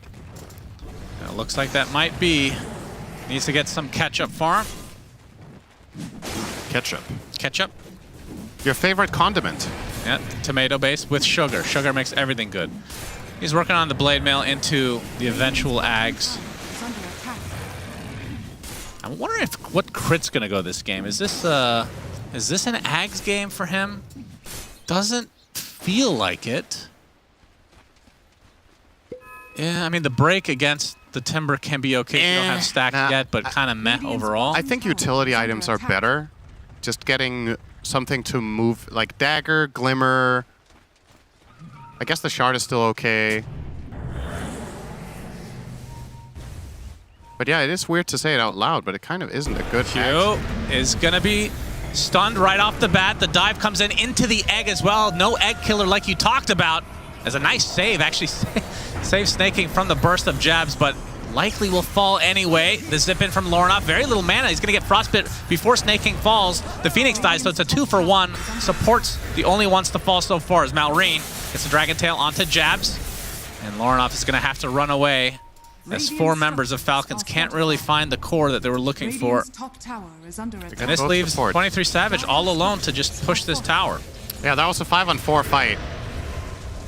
Didn't actually react. Oh, ooh, wow. I got spicy for a moment there, but he will be okay. Yeah, they play that 5v4, and the trade-off is honestly probably Aurora favored, if not for this deny, which I guess equalizes things a bit. But it's a big rotation from Falcons to only trade 1 support for the 2 of the side of Aurora, and Morphling is getting big.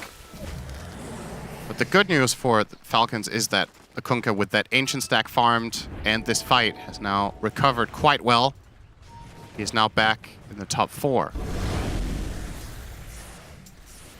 And a 1k lead for Falcons. Quite insignificant. It's obviously going to come down a lot to execution in this one. And Lornoff will be the... I feel like the man to watch in this game is Storm, closing in on Orchid. Needs another 500 gold, so probably looking at 15 minutes. And that's going to be the biggest challenge for Crit, because that's something he is far from having a solution for. He needs the Glimmer, needs another, what's that, another 1,500 gold for that currently on the Shadow Demon. It should be Lornoff's preferred target. Yeah, I was going to say, definitely. The others are just too tanky, it feels like. And Shadow Demon is going to save them, so has to prioritize them. And that's obviously under the condition that it's like a static 5-on-5 where all heroes are present and whatnot. But looking at the lineup of Falcons, it's not far-fetched to imagine that most fights in this game will be quite grouped up. They do have skirmishing power with something like Dragon Knight plus Maiden, for example. But we're not looking at some truly assassin-type heroes on their side. Jabs will do the same build as always, it looks like. See if it comes back to bite him or if it's going to work better this time around than it did in game 2. Worked well in game 1. But no defensive item on the Timbersaw, and his only save is Sunray and I guess defensive toss, which is always a... You can never really rely on that in your itemization. There's that Orchid. 15 minutes. That's what it took. Falcons on the offensive. Find Q. He's going to tank the gank. He's got reinforcements coming. The Torrent's going to hit. Not going to get the fast kill. Eventually he will die, but it takes a little bit of extra time. And you can see Crit was the recipient of Jabs' burst damage. Malrine's going to the Orchid reveal. Get some stacks of poison onto the tower.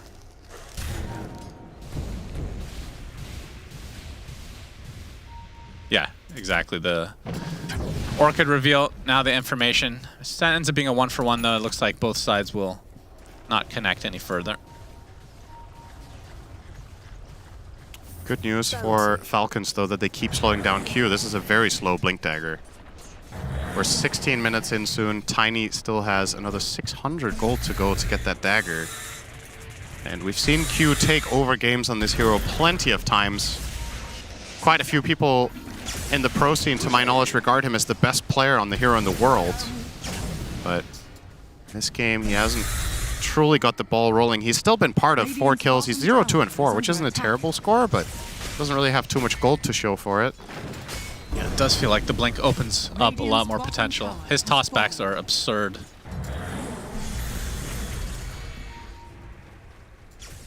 Illusion. Oh. Crit finds a nice couple bounties there. A little snack. Kaya coming for Jabs. Dire's top tower is under And Amar halfway to his Ags right now. Is there an item timing for each side that they're waiting for? Like any type of BKB type purchases? Because the Lincolns is there for Morphling right now. Obviously doesn't want to fight with just one item, but can definitely participate in a poke. I feel like Malrine's Mage Slayer is worth waiting for. He's going to have it now, though, so don't really need to wait anymore. But that is a very powerful item in this game. You want to hit the Timbersaw once, you want to hit the Storm once, you want to hit the Morph once. If possible, just mitigate a lot of that magic output the side of Aurora have. And of course, getting the magic resist for yourself is also crucial for mitigation purposes. aside from that, I mean, Luna is actually just probably gonna not be interested in fighting if she could avoid it entirely until she has BKB, I would imagine. Like, it is kind of high risk to get involved in fights against this lineup. We talked about the tossback potential. Storm is a dangerous hero for Luna to fight into. She can't really commit on the egg until she has BKB. It's going to be too difficult and too protected. So Falcons, I think they don't mind this if this just turns into a farm fest for the next 10 minutes. Despite the morph matchup being a bit tricky for the Luna, it's better that we get to the point where you can at least stand your ground and take it from there. Yeah, I don't think either side are too upset if this ends up going to the late game. Aurora, I love that. That's their specialty. The last game was probably 60 minutes under their average. It's a dangerous spot to be in. Gonna try to burst him down. They finally do with jabs. It's disrupted though. The boat is coming for him. Into the Eclipse, Jabs is dead. Nice Lucent Beam to stop that Timber Chain. The egg is placed, and that means Falcons needs to run away. The focus right now is onto the Luna, but Skeeter able to get to the high ground. And with that, the Arcane Rune about to be stolen. The Avalanche will prevent it, so Lorinoff gets it in the end and zips away. We'll be able to get back to base, it looks like. So it ends up being the 1-for-1 in favor of Falcons. It's funny when you put it that way. Snake King not afraid to put his body on the line here. Yeah, this is something this team does really well. Instant reaction from both teams, and a very important disruption here, setting up their whole spell combo. Get that punish, and again, I mean, not to sound like a broken record, but Timbersaw just isn't tanky. If he has a defensive item, he does not die here, but obviously the dagger was also the reason they killed Maiden, so it is a bit of a trade-off. Very curious to see what route he's going to take. Snake King, as you can tell, he's playing CM in that shot. Jabs is actually going BKB.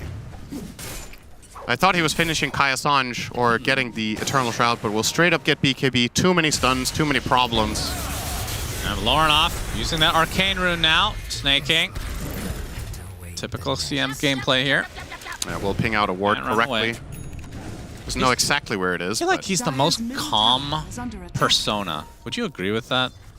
There's never anything that phases Snake King. He won TI. Stone-faced. You know? Yeah. I guess that's both good and bad. He's a very even keel kind of guy. Well, I think it's really good for this team. Yeah. As they're going to actually just take the Tormentor right away. Not wasting any time. See what shard they get. Both of them would be good. It will go to crit, so... Okay, the cleanse for, well, Orchid. Orchid, Fire Spirits. And... Earn. And... that's about it. Face. Face? Yeah. Okay. Clinch your face. Okay. Good one. Yeah. It's par for the course. We're not doing too hot today. Everyone has an off day. Oh. 3 digits. Or well, very precise. Very, very precise. All right, well, Malrine in the cover of smoke. Yeah, Manta now picked up for the side of Aurora. 23, keeping up with the Luna quite well. Oh, Jabs. You're going to be able to get out of this one. Lots of roots. Freezing Field now. Disruption setting up the Torrent. That'll be the death of Timbersaw again. All right, this is a first pick Timbersaw. Yeah. And they know it's coming. So they have time to pick things that they think would do well against it. That's a lot of magic. The biggest surprise when I look down the net worth is how low Lorinoff is. He's 6th, despite being 3-0 and 3 on Storm, but... Yeah, that is interesting. His CS, perhaps not the best, but still. Imagined he would be doing a little bit better than this. Falcons, they're going to use this, transform this Timbersaw kill into a Roche. Don't think Aurora particularly interested in going here. Mostly lane creeps, it looks like, in terms of the discrepancy.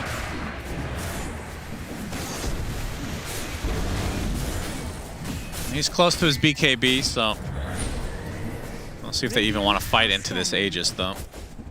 The Skater will pick this up eventually. They're going to give him close to solo XP, which doesn't really matter these days. It really did back in the day, though. That was fun. Yeah, do you remember the level 1 Roches where you could give one hero level 5? That's right. Or 3 heroes level 3? Yes. I loved it. Yeah, I you missed would. those days. Yeah, that basically sometimes the game just ended, so that was kind of great.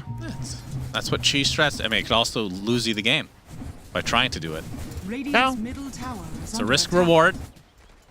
If there's one thing we love, it's for our games to be decided minute 0. A lot of people in pubs would probably prefer that. A lot of people actually try to do that. Yeah. By different means.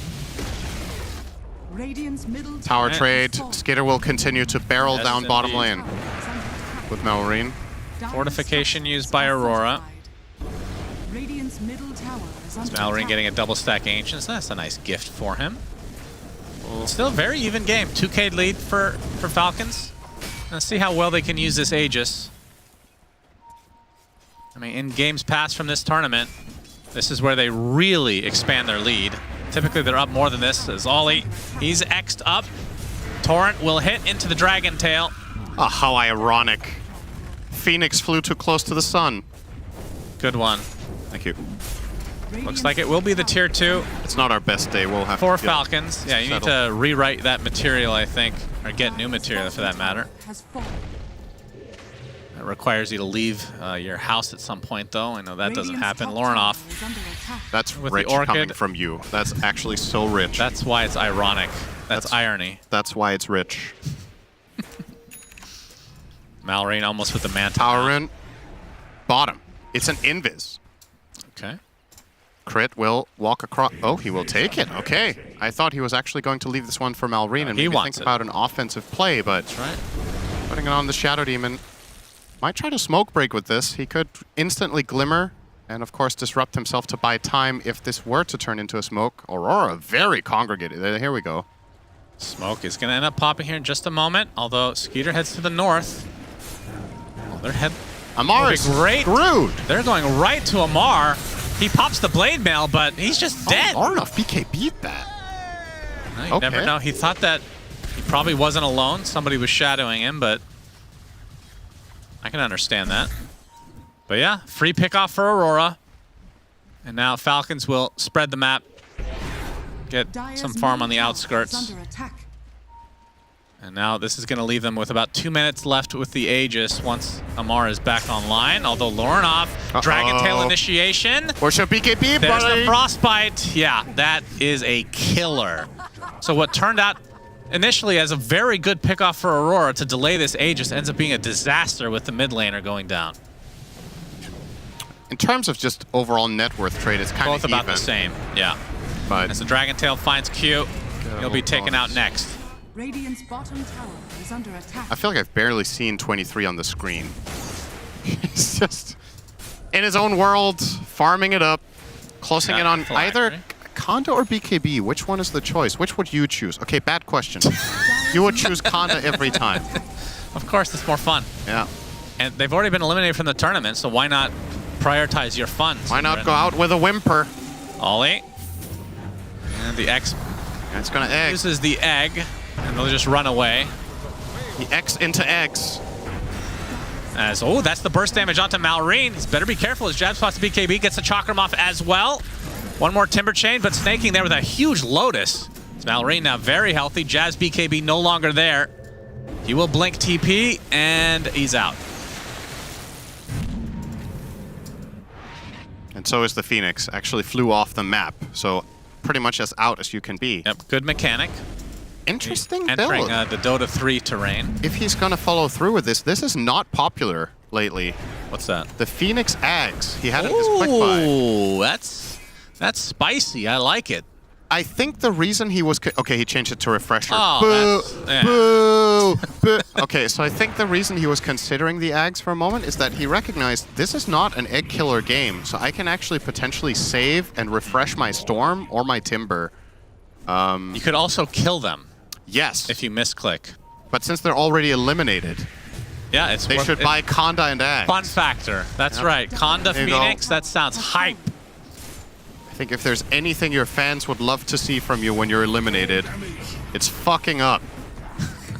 They love that. Now there's the Conda for 23 Savage. That's what I like to see. Yep. Good choice, my friend. And now the BKB next on the menu, surely, before the Scotty that he also has in his quick buy. Radiant are scanning. Still 5k lead, not the biggest for Falcons. We've seen, I want to say, similar positions from them where I would be more confident in the victory just based on lineups. Yeah. Their lineup can absolutely win this late game. Dragon Knight scales like a beast, so does Luna, but Amar not on a traditionally super scaling hero here for him. Yeah, perhaps Aurora is Falcon's kryptonite. Who would have thought? Crit. Showing off the Blink Dagger. Dragon Tail to follow. Jab's already at half HP. Has to pop his BKB, and the Eclipse essentially wasted then. X mark. Yep, the Nice egg is going to timing. be used on the high ground to prevent the bring back. As Skeeter will steal the Wisdom Rune. And they're going to go trying to go deep here. They get the Dragon Tail onto Ollie again. Nice Lucent Beam to prevent the dive. Lorenoff trying to get some revenge here. Has to pop his BKB. He's taking a ton of damage. Has to zip away. The boat comes in. Not to much effect. If you guys are wondering where Morphling is, he'll be on your screens in 10 minutes. Oh, yeah. There he is. Okay, Conda. Hey. Oh, got the Conda. He's still farming. Radiant's bottom Why not? He doesn't tower feel is like under attack. Falcons can push. Oh, I'm not saying it's a mistake. With the Dragon Knight Luna. He's just not there. Just keeping people up to date so they don't lose track of who the carry of the game is for Aurora. Yep, They were fair enough. Other Conda, almost there for Skeeter. We're gonna have double Conda. Yeah, the Luna one's very good as well. All right, give me your top 3. If Anna unretired Cinderin and he bought Conda, would you call it the Anaconda? As Malrine. Wow, that's really bad. Walks right into Q. They'll find him in the trees. Frostbite, and the eventual death will come, I assure you. The illusions, are they gonna actually leave it to the illusions to finish him off? That is disrespectful. As Skeeter comes in for the phylactery Lucent Beam. A special kind of Lucent Beam. Oh, what was your question? Something useless, I'm sure? Yeah. Okay. Rate your top 3 Conda users. Top 3? Yeah. In terms of effectiveness or fun? How good they are. What do you think? I don't know. You're asking me. I mean, 2 of them are in the game here, so the only question is what's the third? And I guess Morph is number 1. Yeah, it's definitely number 1. Oh, I'm really... I don't know if I can separate my heart and my head. You're about to say Sniper. I really want Sniper to be Yeah, the you're third about one. to say Sniper. I could feel it. I knew it was coming. I mean, the only issue is you do need Ags for that to be good. Yeah. And more damage. Whatever, I'll say Sniper anyway. Smoky time for Falcons. See if they can run into Lorenoff. They are pinging him. Yep, he's got his BKB back. He cannot react. Oh, he gets away right before they get in vision range with the Dragon Knight. And Aurora will actually successfully read this and get out. Yeah, they've been doing a pretty solid job at not letting this lead really grow too much for Falcons. Jabs might be caught. Or who catches who, really? He blinked. Oh, they got Ollie. The X. He has to egg. Egg again. Well, that is a problem.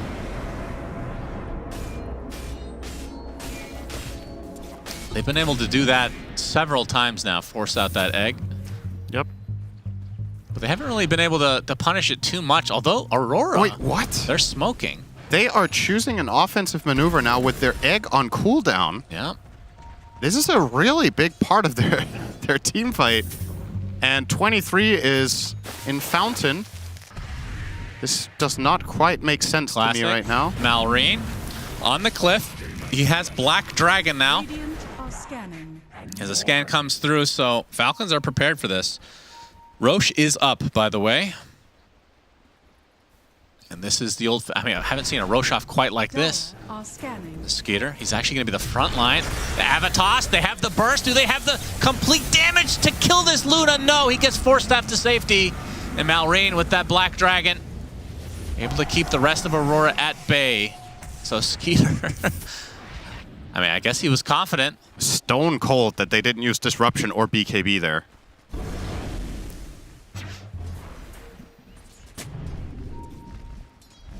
And do they go into the pit now that the dragon form has been used? Yeah, Aurora is actually going to just forfeit it by killing Tormentor. This is free info. Yeah, unfortunate shard for them. But it's okay. Considering it's an Aurora game, there's a decent chance we'll be farming for a while. So now Tiny can start to get some more items. Right, fair enough. So this will be the Aegis, and of course everyone's favorite topic, Roshan banner. And Snake King will take it. And let's see if AUI 2000 has given them the secret info on how to use it. If they don't use it for the next 5 minutes, that is the correct usage by my estimation, Synderen. Your thoughts? Yes. Okay. Well, Lornoth has an arcane rune. Now that Egg is back up, I mean, fighting into this Aegis is pretty rough. Do you just wait for high ground defense if you're Aurora? I mean, they're only down 3k, so it's... This game is even. Like, they're not really in danger of anything as long as they have their spells in good posture. Oh, Conda. Skeeter takes some damage as a result. This is BKB backpacked at the moment. 23 is going dragon hunting. One of the great benefits of the Kunkka, able to split push without really having to go there. More dragons. Yeah, this is where it becomes really obnoxious. 23 Savage. Is that full Agi right now? He's going to go in for the Conda hit onto Skeeter, but he gets stunned up right off the bat. Eclipse to follow. He's going to pop his BKB. He's going to live as a result. Jab's going in. There's the Egg with the Sunray applied. And this is the disengage from Falcons. Amara hasn't gotten the notice, though. Pops his BKB, now going back in. And Lornoth will zip away. Ollie on the cliff, attempting to TP out. And he's going to get frostbit and killed off. So one dead after all of that. He's going to buy back pretty much right off the bat. And the Torrent Storm, nice connections on the gems. He pops the BKB, but then dies and drops the gem as well. Lornoth now has to zip back out, completely out of mana. That's 23 Savage trying to finish off Skeeter, but this is just life number one. Putting yourself in a bit of a precarious spot. And Jab's not able to get the connection onto Skeeter. It's going to cost him quite a bit of HP. He actually will not fall, though. That would have been a dieback if they were able to find that for Falcons.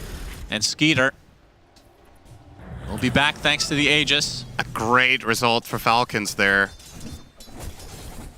Yep, so that ends up being two dead, 2 buybacks. Maybe a little bit crazy the way 23 starts this going in first. I really like that he's doing this to give vision and give them intel in the fight, but Lornoth is too far away. Look how many spells and how much time is spent before the storm arrives.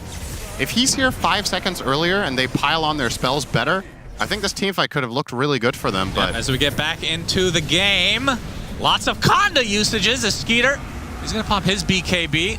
Torrent and Boat. Nice dodge. Oh my goodness. That's a sexy, sexy dodge. 23 Savage, also known as the best Morphling in the world, in a vote among 23 Savage. That's right. Self-proclaimed. He won both the judges' vote and the fan vote among all 23s. All right, keep so the farm going. So that fight did have a significant impact in terms of the net worth. Now we're starting into the 8K territory. Pretty decent for Falcons. But not only the net worth, also in the win condition. Now you know there's no buyback on the Timber. And they've shown that they're able to burst him, and the Phoenix in particular is a quite easy kill if Ollie ever missteps. So has to be very careful. He's only level 12 on that Phoenix, having a really rough one here. Obviously, it's enough to have the level 2 egg in this game, fortunately for him, but far away from anything here. Trying to build up toward a Yule's by the looks of it. Dire's top tower is under attack. Lornoth will work on a Lincoln's. Yeah, he needs that desperately. Feels like so much of his mana is expended just to get away from the fight once Jabs gets bursted down. But Falcon's doing a really good job. They don't really try and kill the egg at any point, but they disengage pretty much every single time. It's gonna have to be BKB. and away he blinks. He's going to be going for the Shivas now.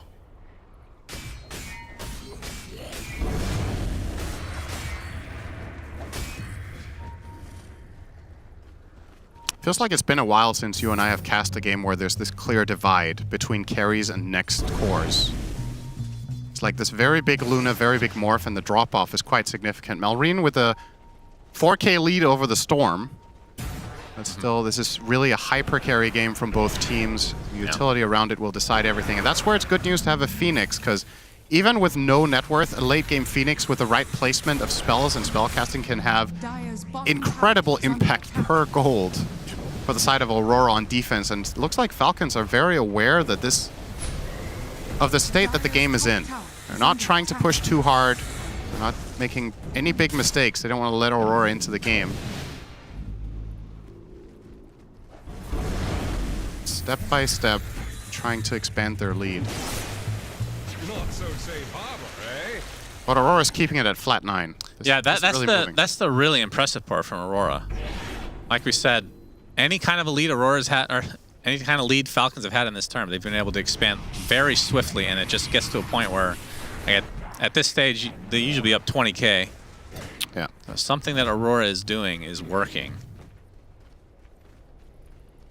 And keep in mind, they have given up the Timbersaw every single time, and playing against that, Lauren off. It's not something they've really had to do this tournament.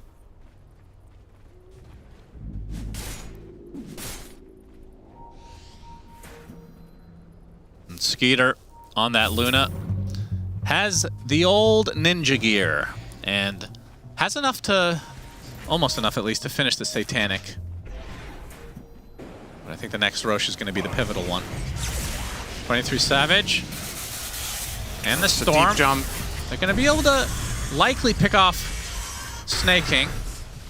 They do. It's a lot of mana expended on the Storm, but they have pretty good positioning here to probably not get contested by Falcons this time around. Octarine for Amar. And it looks like Tidal Wave will be next. Yep. Pretty standard stuff. Could get on the Tormentor, though, potentially. Could also consider Bloodstone here. I wonder why he chose the... Lincoln's is popped. He's going to have to use his BKB. Turns into Luna. Takes the Moonglaves as a result.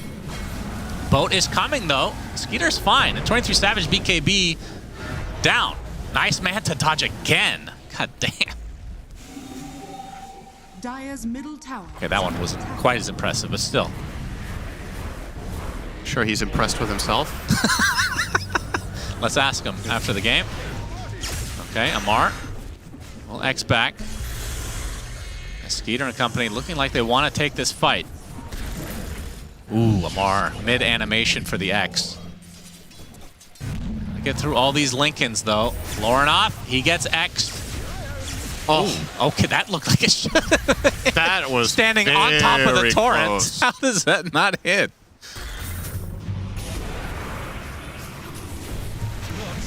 Of course, having to contest with this Manta Black Dragon is a feat in and of itself. Just such an annoyance. They have pretty good heroes for dealing with it, though. Morphling, one of the better carries at killing them off quickly. The Timbersaw. So the tools are still available for Aurora. And yeah, but you can make these Shadow Demon illusions, Synderen, and yeah. The Manta illusions, and you can just split them on 3 lanes. Yeah, place a banner in each of them. Oh, don't talk. Oh, the banner, is it still there? I think it's expired. What, they used? Yeah, the top creeps were pretty strong for a while. Damn it, Curtis! Well, Jenkins did ask him how to use it, and Curtis said he didn't know. No, he said no. He's not going to tell him. Oh, okay. Well, Jenkins said, "Can you tell me how?" And he said, "No." You can interpret that in 2 different ways. That's true. Right? I didn't think about that. Mar, ooh, quick BKB. He is out of there. I'll teleport. Dire's bottom tower is under attack. What? Oh, he gets X'd. Oh, that was sick. Nice. So Morphling turns into Kunkka to get the X off, and Mar. That interaction is so weird, isn't it? Yep. Skeeter with the Lucent Beam. Conda. Malrine. Oh, ooh, all right, close another on the nice fire. blink. Sunray coming into play. Cute, taking heavy damage, but Lorenoff is in the thick of things. X and the Torrent Storm going off, not really finding much, though, as Falcons will reset the egg. forced them back for the time being. The Torrent perfectly timed, though, and there's the silence and the destruction of the Phoenix. 70 seconds without Ollie. They're actually going for the... I was going to say, there's no way you're going to damage that. 23 Savage able to make it to the barrier. Falcons lineup is so difficult to kill. Yeah. The Dragon Knight is annoying, the Kunkka has boat and long reach, the Luna's mega tanky, defensive support from the Shadow Demon. Both teams really are hard to kill, but ultimately they will poke and prod down the Phoenix after forcing the egg. Yes, X marks the spot. And with that Tormentor killed, the lead is back up to 5 digits. Malrine will get the Fireball. Skitter will get the Wisdom Rune. Already level 25 on the Luna. Level something worth looking at in a slow game like this. Who's going to get the big talents first? And it is the Radiant side with the Luna on 25. Morph coming up to 24. So not too far off his 25 talent, which is probably going to be the waveform cooldown, you'd imagine. Roche underway. Skeeter not in the pit to help out yet. Backing out. They get the roar off, and maybe they're just trying to bait it, which is that sound they are. cue. 23. Oh, the opener. That's quite a bit of damage. We get the attribute shift off. The boat is coming. Pops the BKB. Torrent Storm is there. As Amar popping his Blade Mail now, but look at the damage onto Jabs. He has to BKB and try to run away. Not sure if he'll find it, though. Way too much damage from Falcons. They rip right through him. And now, looks like the Tiny is next. Not sure they can take out 23 Savage, so they'll have to settle for the support. As the Havoc Hammer is enough from Amar. So 2 dead for Aurora, both maintain buyback for now. Can they force it out? Probably to Roche Pit first, I would assume. Haven't really seen that too much where they just proc the sound cue and then back away to set something up. That's pretty cool. It's a nice bait. Looks like they want to push though. Uh-oh. Dragon Tail. Again, the attribute shift comes off as 23 Savage taking a full Eclipse. No waveform for 5 seconds. Do they have the damage? Yes. He does have buyback though. That's 3 dead for Aurora. They're going to have to expend it. Once this tower goes down, Luna will decimate your base. They're losing minimum 2 lanes if they don't buy back here. Absolutely. Actually, they could force Throne if they really want the buybacks to come out here. Yeah. They'll go for the waves. Going for the Torrent in the fountain. Very important. So first lane to Falcons. There's the fortification again. And Aurora almost certainly going to be buying back here. Missing he back. tries to go for it, but yeah, the Dragon Tail comes out. Get the stun onto Malrine. Able to get out for now, though. As Ollie does not. He does have his egg. Skeeter. Now he's getting gone and pops the Satanic, trying to 1v1 versus 23 Savage. There is the egg as well. Doesn't have the Sun Ray. Oh, actually, there it is. That'll force Falcons to back away for now. Not quite able to get the melee racks mid. Isn't it just weird to watch? Every time there's a supernova, all the Falcons just walk away.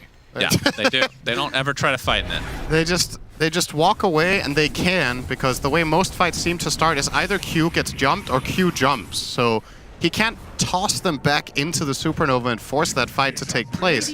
Falcons will just poke out that egg, back off, and then go again. There's not enough zone control from the rest of Aurora to really enable this Phoenix, it seems. Maybe a Storm Axe could help. Now Snake King. Ooh, he's actually going to avoid any initiation there from Aurora. And Lorenov already used half his mana pool just to try to catch him. Tidal wave onto Q. What's 23 doing? 23 Savage all alone. The Conga, oh my the God, Torrent, what is he's that? dead. 2 minutes without Morphling. Was trying to flank, but that might just cost them the game. I mean, they are down 30k. Oh boy. But that is a rough way to lose. He wanted the backstab, gets caught off completely alone. And yeah, you're right. It's like, what do you do now? The game's just... That might be it. Falcons into the base they go. Can Aurora try to defend with 4? Phoenix would have to buy back for it, of course. Doesn't have egg quite yet. And that is going to be almost megas. 1 more barracks to go if they want. Oh, they do get it. And now the tier 4s are next. Q and Jabs, last stand for them. The focus right now is on the Skeeter. He pops the BKB and has the Satanic to boot. And Jabs on the outskirts of his base will be broken. Disruption is there while the rest of his supports die. And it's just Jabs now along with the Storm as GG's come out. So Falcons do win the series.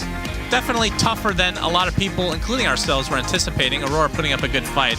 Yeah. But it does end up in the same result we were expecting in the series, at least, with Falcon winning. And Amar with a little celebratory juice box there. It's a job well done. Got to stay hydrated.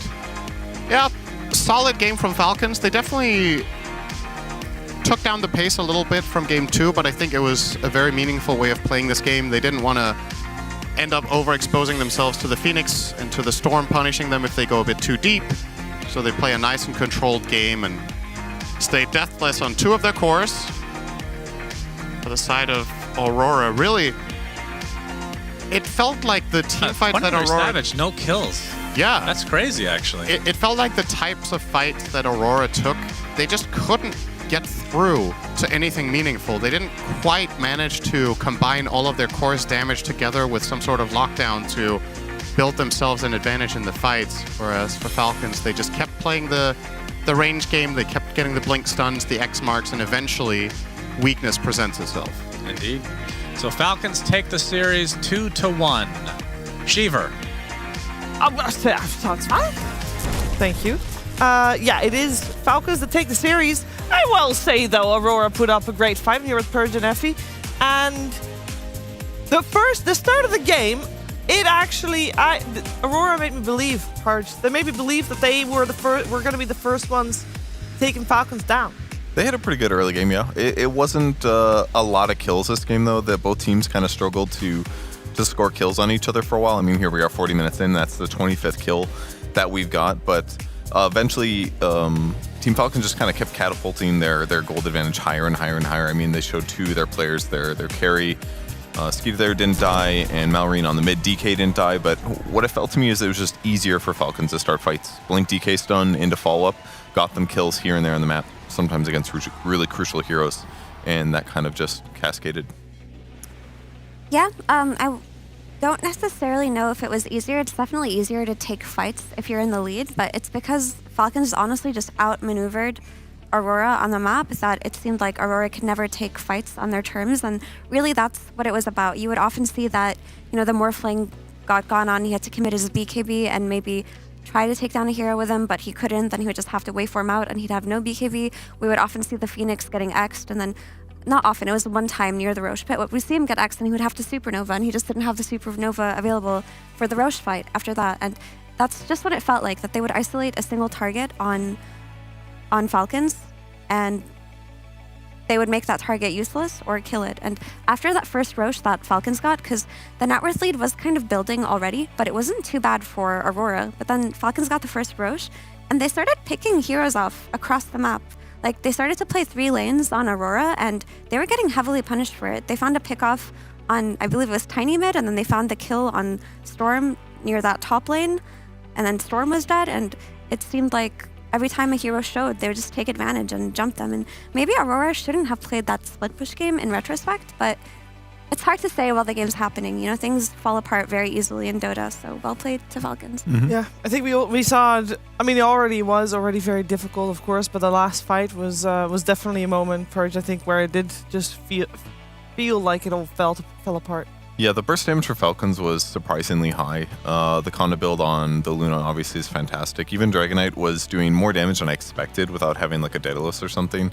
But yeah, their poke and prod was pretty effective. Their teamfight initiation with Amar in the front with his very low cooldown spells was allowed them to fish for a lot of opportunities.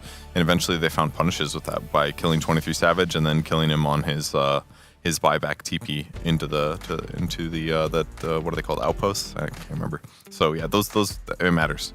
The teamfight execution is really hard against this team. I think overall, though, I mean, we are going to still see the frustrating bit. We are going to still see the record showing a 0-6 for Aurora, and it just feels just sad. Yeah, they were so close so many times, Purge. They were. It's disappointing if you just browse the Liquipedia pages, but we got to watch the games. We know they're a good team, and hopefully that gets reflected in public sentiment as well, because they really have had a really good showing this tournament, especially in Group Stage 1, but Group Stage 2, it's really hard. You're playing against the best teams in the world, so yeah, they had a really good shot. Yeah, I think mathematically, Effie, and I'm going to put you on the spot here, and I'm not sure 100%. Mathematically, Falcons being 6-0 in the groups, I believe, I think they're good. The next put them in the upper bracket. The next closest team had 2 losses. Yeah, already, I think so too. No, so Falcons are the next closest team is BetBoom, who went 4-2 today because they lost to Spirit. Yeah. And then the next after that is 3-2, and each game has 2 left. So only BetBoom could potentially, but they wouldn't lose upper bracket. They could just take first place away from them, which so because they're in upper bracket. Falcons guaranteed upper bracket because nobody else can have only 1 loss. That's the math behind that one. So yeah, that's congratulations to them. I think that's the first team that we actually have locked in the upper bracket. So really good. I will say this is I wouldn't say shaky, but it's definitely it's the first time we saw Falcons lose a game. And I mean, I could ask about that, but where's the fun in that? I believe I'm joined by AY. At least, just pretend he's here. He'll appear in a second. Here you are. Hey, Curtis, how you doing? Hey, good, thanks. I'm going to keep this short because the series went pretty long. And I just want to know, first of all, start when you come to the squad. Was there ever a moment where the team was just bad? That you had something good to work with, that you made them into the beast they are right now? No, I think the team already placed 5th, 6th at KL, so they're already a pretty good team. And then it's just about finding a good way for us to build a foundation together, so we have good fundamentals, and then it clicked really easily. What do you feel is requiring most of your attention when you are working with a team during this tournament? Is it the drafting side of things that you focus most on? Honestly, I've been watching a lot of replays and doing prep, because I think a lot of the stuff that we want to cover in fundamentals and foundation, we did for BetBoom Dacha, and the patch is sort of similar. So sometimes we have to talk about things or remind ourselves of things, but we've already done all the work on it. So if we remind ourselves of what we need to do, then it's really easy for us to fix stuff quickly. So it's been really easy for me. All right, execute the prep that was already done. That sounds like a good strategy. I also have Brian that would love to ask you a question. What's up, Curtis? I was curious, you came with Owie. You came with Snake King as well as Skeeter from Tundra. What do you feel like's been the same or different about these 2 players' role in this new team compared to Tundra? Those 2 players specifically? Yeah. I think Snake King's role has been pretty similar. He's drafting, same as Tundra, and he's taking responsibility for that. I think Skeeter has had to take up more of a leadership role, because on Tundra, our leadership structure was different to this team, and on this team he has 2 young kids, and he's more on the veteran side. So I think he's had to do some work in that regard. Okay, thank you. For my last question, we have a real tweet that Jenkins showed us, our social reporter. It says, all the members of DreamLeague Season 22 talent, including the social reporter, would be better coaches than I am for Team Falcon. I was just curious. I think you're a pretty good coach. Why do you feel like you posted that tweet? It's a pretty good tweet. I don't know what I was thinking. I think I've been sort of sleep deprived. In Jordan, they have a truck that comes around and sells gas every morning. And every morning it wakes me up. So I'm super sleep deprived. I just decided in my delirium that Jenkins would be a good coach. Ah, that makes sense. I still think you're doing a great job, buddy. Keep it up. Thank you. Yeah, thank you, Curtis, for taking the time to talk to us. Final question. Did Jenkins physically threaten you if you didn't do the interview? Yeah, he said, here, I can read it. Let me see. He said, don't dodge the interview, bitch. You have to deny all the accusations I'm making towards you. I've stolen your identity multiple times. So I had to come on the interview. Well, that's word for word. I appreciate it. Thank you, Curtis, for being so open with us. And don't worry, we'll try to keep Jenkins under control so you can, live your life in peace and hopefully get some well-deserved rest and the gas truck doesn't wake you up next time. All right, thank you. Thank you. But that was, I can walk this way. We're walking this way. Come with me. Come with me. We're walking this way because hopefully we can take a quick look at the scores. But I say quick look because this was only Series 2 of the day, and there are 4 series in total. We've had both series so far go the distance. No scores appearing on your screen. That's okay. All you need to know is that Falcons is still 6-0, whereas Aurora is still 0-6, and the middle of the pack got a little bit more meaty, I guess, if you will, because we had Bedboom lose against Team Spirit. So a lot is still up in the air, and some of it might be decided. So we're heading over to our next series. Make sure you stick around. We'll be right back with more Dream League Season 22.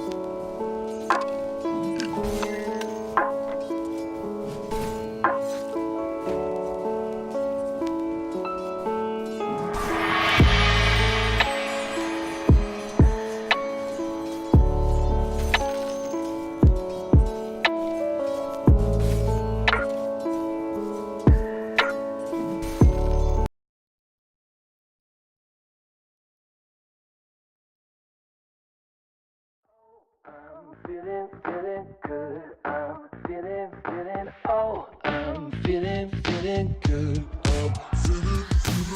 Wake up with no alarm, brand new kind of charm, and fresh hot coffee in a big old mug. Can't wait to get my face in the morning sun, yeah.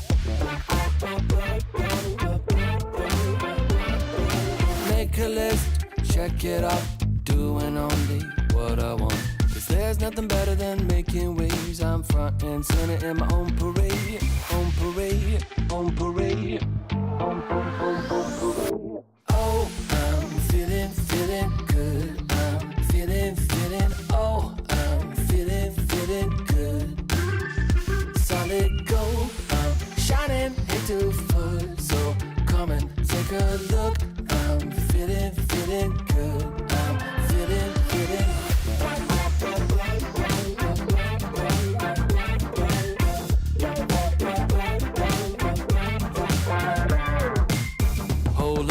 Windows down, rolling with the classic sound. Spent $5 on Walmart shades. Can't wait to stop traffic in my own parade. On parade, on parade, on parade. Oh, I'm feeling good. I'm feeling, oh, I'm feeling good. Solid gold, I'm shining into full. So come and take a look. I'm feeling good. I'm feeling.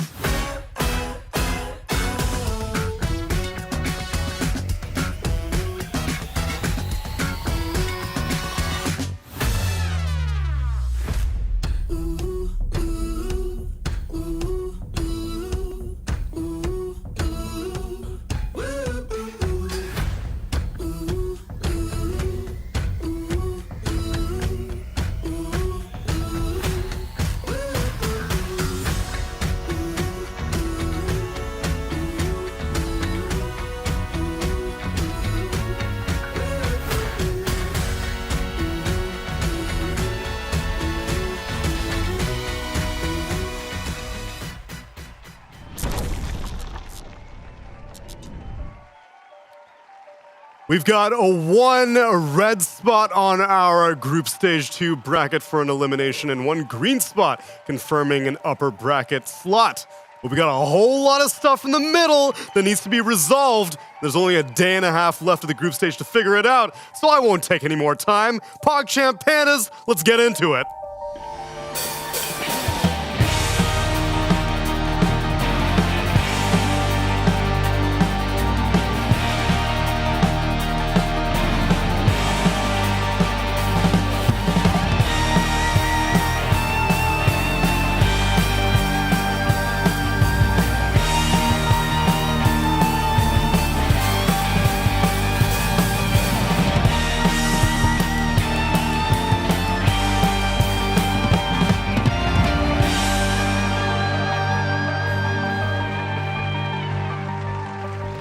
That's right, people. We are reaching near the end of Group Stage 2 here at DreamLeague Season 22, and yet we still are only ever so slightly closer to placing teams, where their EPT points will be, who's eliminated, who's going to playoffs, who's in upper bracket, who's in lower bracket, and I've got one very smart man by my side to figure it out. Casio! Very smart. For once, you have one smart person with you. It's about damn time. It's about damn time. You're welcome. All right, so who's going where? Upper bracket, lower bracket, elimination? Okay, let's see. So we have Bad Boom Falcons, they'll make it through. That's pretty secure. Okay. I will say that Spirit will be one more. Ooh. And my 4th slot is actually between... It's OG or Gaiman. So whoever wins this one, they'll be the 4th team. Calling it now. Wow, well, there you go. That's why you're my smart analyst by my side. And I don't really know if we're ready to bring in 2 more jokers to the panel. We can handle them, I think. I hear off in the distance. I heard a yapping. Ready? Ready. Well, then bring him in. It's Captain SVG.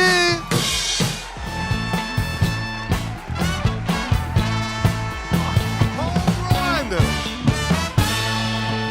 How very American of you to play baseball on your way in. Thought I'd bring a little culture to this panel. It's a little culture. Yeah, that's what we were lacking. Not you, Neil. Thank you. I'm very sophisticated. Just the rest of the panel. Well read. The rest, yeah. Not gonna name names. It's all right. Classic American attitude. I get it. It's all right. Can I just get into it, Neil? Please, by all means. Talk about what everybody wants to know. Quincy Crew. Round 3, baby. Kazu. I don't know if I have anything left. I gave all the beef, all the pitch last time. I actually do have a topic for discussion that does not pertain your two's failed excursion in North America. The Dota Labs, Kazu. Dota Labs, The wow. Dota Labs are upon us. That's right. Last night, a patch dropped. It was a big one. Just a little baby patch, just a taster. Some Dota Plus cosmetics came out, and the Dota Labs. Now, famously, we've noticed that Valve likes to take projects into Dota, and then they kind of fall by the wayside. The Dota Lab came out, and I saw that one of the top comments was, oh, you should bring back the unit query panel. You know the unit query panel, right, Cap? It's the little pop-up on the right-hand side, right? I was using that. You were? I never used that. Yeah, I did use that at one point in time. Why'd you stop? Because it broke? Probably because they took it away. I never realized that I stopped doing it, to be Technically, it honest. still exists, because I think they were going to fully remove it at TI 10 or maybe 11, but 2 Liquid players, I know Boxy and Insania. Taiga also. Taiga also, I that's remember, right. yeah. Yes. They still regularly used it. And they were like, you can't take it away. We're about to play TI. And they're like, okay, fine. We'll just leave it in its like half-broken state. I don't think it shows neutral items. I don't think it shows TP slot. So it's very good. Very up-to-date, yeah. This is why I'm kind of apprehensive about the Dota Labs, because on the surface, I'm intrigued. So the 3 features that were added was, there's a big mini-map. I checked out the minimap. It looks wonky. I personally will not be using it, but people who maybe don't check their minimap and they need it like literally right there, if they find the right button, it could be good. Well, did you ever play any ARPGs, like the Path of Exiles, the Diablos, that kind of thing? Yeah, but very little. Okay, because I think that's what it's appealing to, is that audience. People who literally don't know their way around the map. Correct. Yeah. Press this button for full screen map. I was like, I saw that and I was just like, there's no way I can think that I would use that. Yeah. Like if I know where a hero is off of the smaller mini map, I don't really need to know exactly where he is because I have a general idea and I know how the map works. I mean, I don't know why they're adding new stuff. I don't use half the shit that was already in the game. I didn't play with audio for like 3 years. No audio or just no heroes? Yeah, no audio. So you How were, about spells? Whenever you played I don't against like it. techies, you were Alright. just completely Blitz clueless. did that as well, actually. Blitz was a non-audio That can Dota be player. good. Not hearing spells. Yeah, I played with no audio and no tree wind. I got Tree wind is fine. I got hit by a couple monkeys, but that was, Yeah, Monkey King is the only reason Tree Wind matters. yeah. Well, with no audio, you can't hear Oh, the that's cue. true. You just appear. You were getting primal Oh, shit, sprung. he's here. But that was some hyperbolic training. I'll tell you that much. My reaction speed versus the monkey leaf now is like god tier. I just know that shit's coming. I feel it in my bones. It's like Jedi mind training. You know, You got didn't really work out, but I still stand by the method. You're still rife with midichlorians, though, ready to go. Yeah. What else was in the Dota Labs? The second feature was you can add now a key modifier to spells so that you can hold down something whenever you cast a spell to force a certain type of targeting. So if you have a history of inadvertently storm hammering Beastmaster boars, for example, now you can hold down a button. There's a very dramatic zoom that comes in on me. You can now hold down the button so that it won't target a creep. You can have like a preference for heroes. If I'm holding down F and I'm casting a spell, then only trigger it if my mouse goes over a hero. Like the only thing I can think of is like when you, because it also works for like swapping, right? Like when you defensively swap, you could have a key that now you only swap allies instead of enemy heroes if they're like all clumped up. I don't know if there was a enemy or ally modifier. There may be. Yeah, I don't know. There is. Okay. Then yeah, that's then like the only thing I can see. The rest, I'm not sure why it's there. Dude, Kezu, your imagination about what Dota players are is so dramatically off of what the reality is. That is probably very true. It was when we were playing. When you guys were Guess playing the the Dota rank? rank game. Oh my god! Like you went every single time. No, you were just like, this guy is so absolutely dog shit. He's divine. Actually, I think the one that I thought was really bad, he was legend, but it's true. No, the player. Even when you play it to the people that play this game, like pros, we're all fucking garbage at guessing people's ranks. I don't know. Because I don't know we got what most of even them in the half the back. stuff looks like. What does about a legend just game look like? misclicking on creeps? People do that every day. I think Kezu, you're just so good at Dota that you're just like, you can't imagine that world of just like misclicking on creeps all the time. It's just really, because the thing is, you hyper focus sometimes on stuff, and I think this is what happens in these clips. Because how many points did I have at the end? Like 3?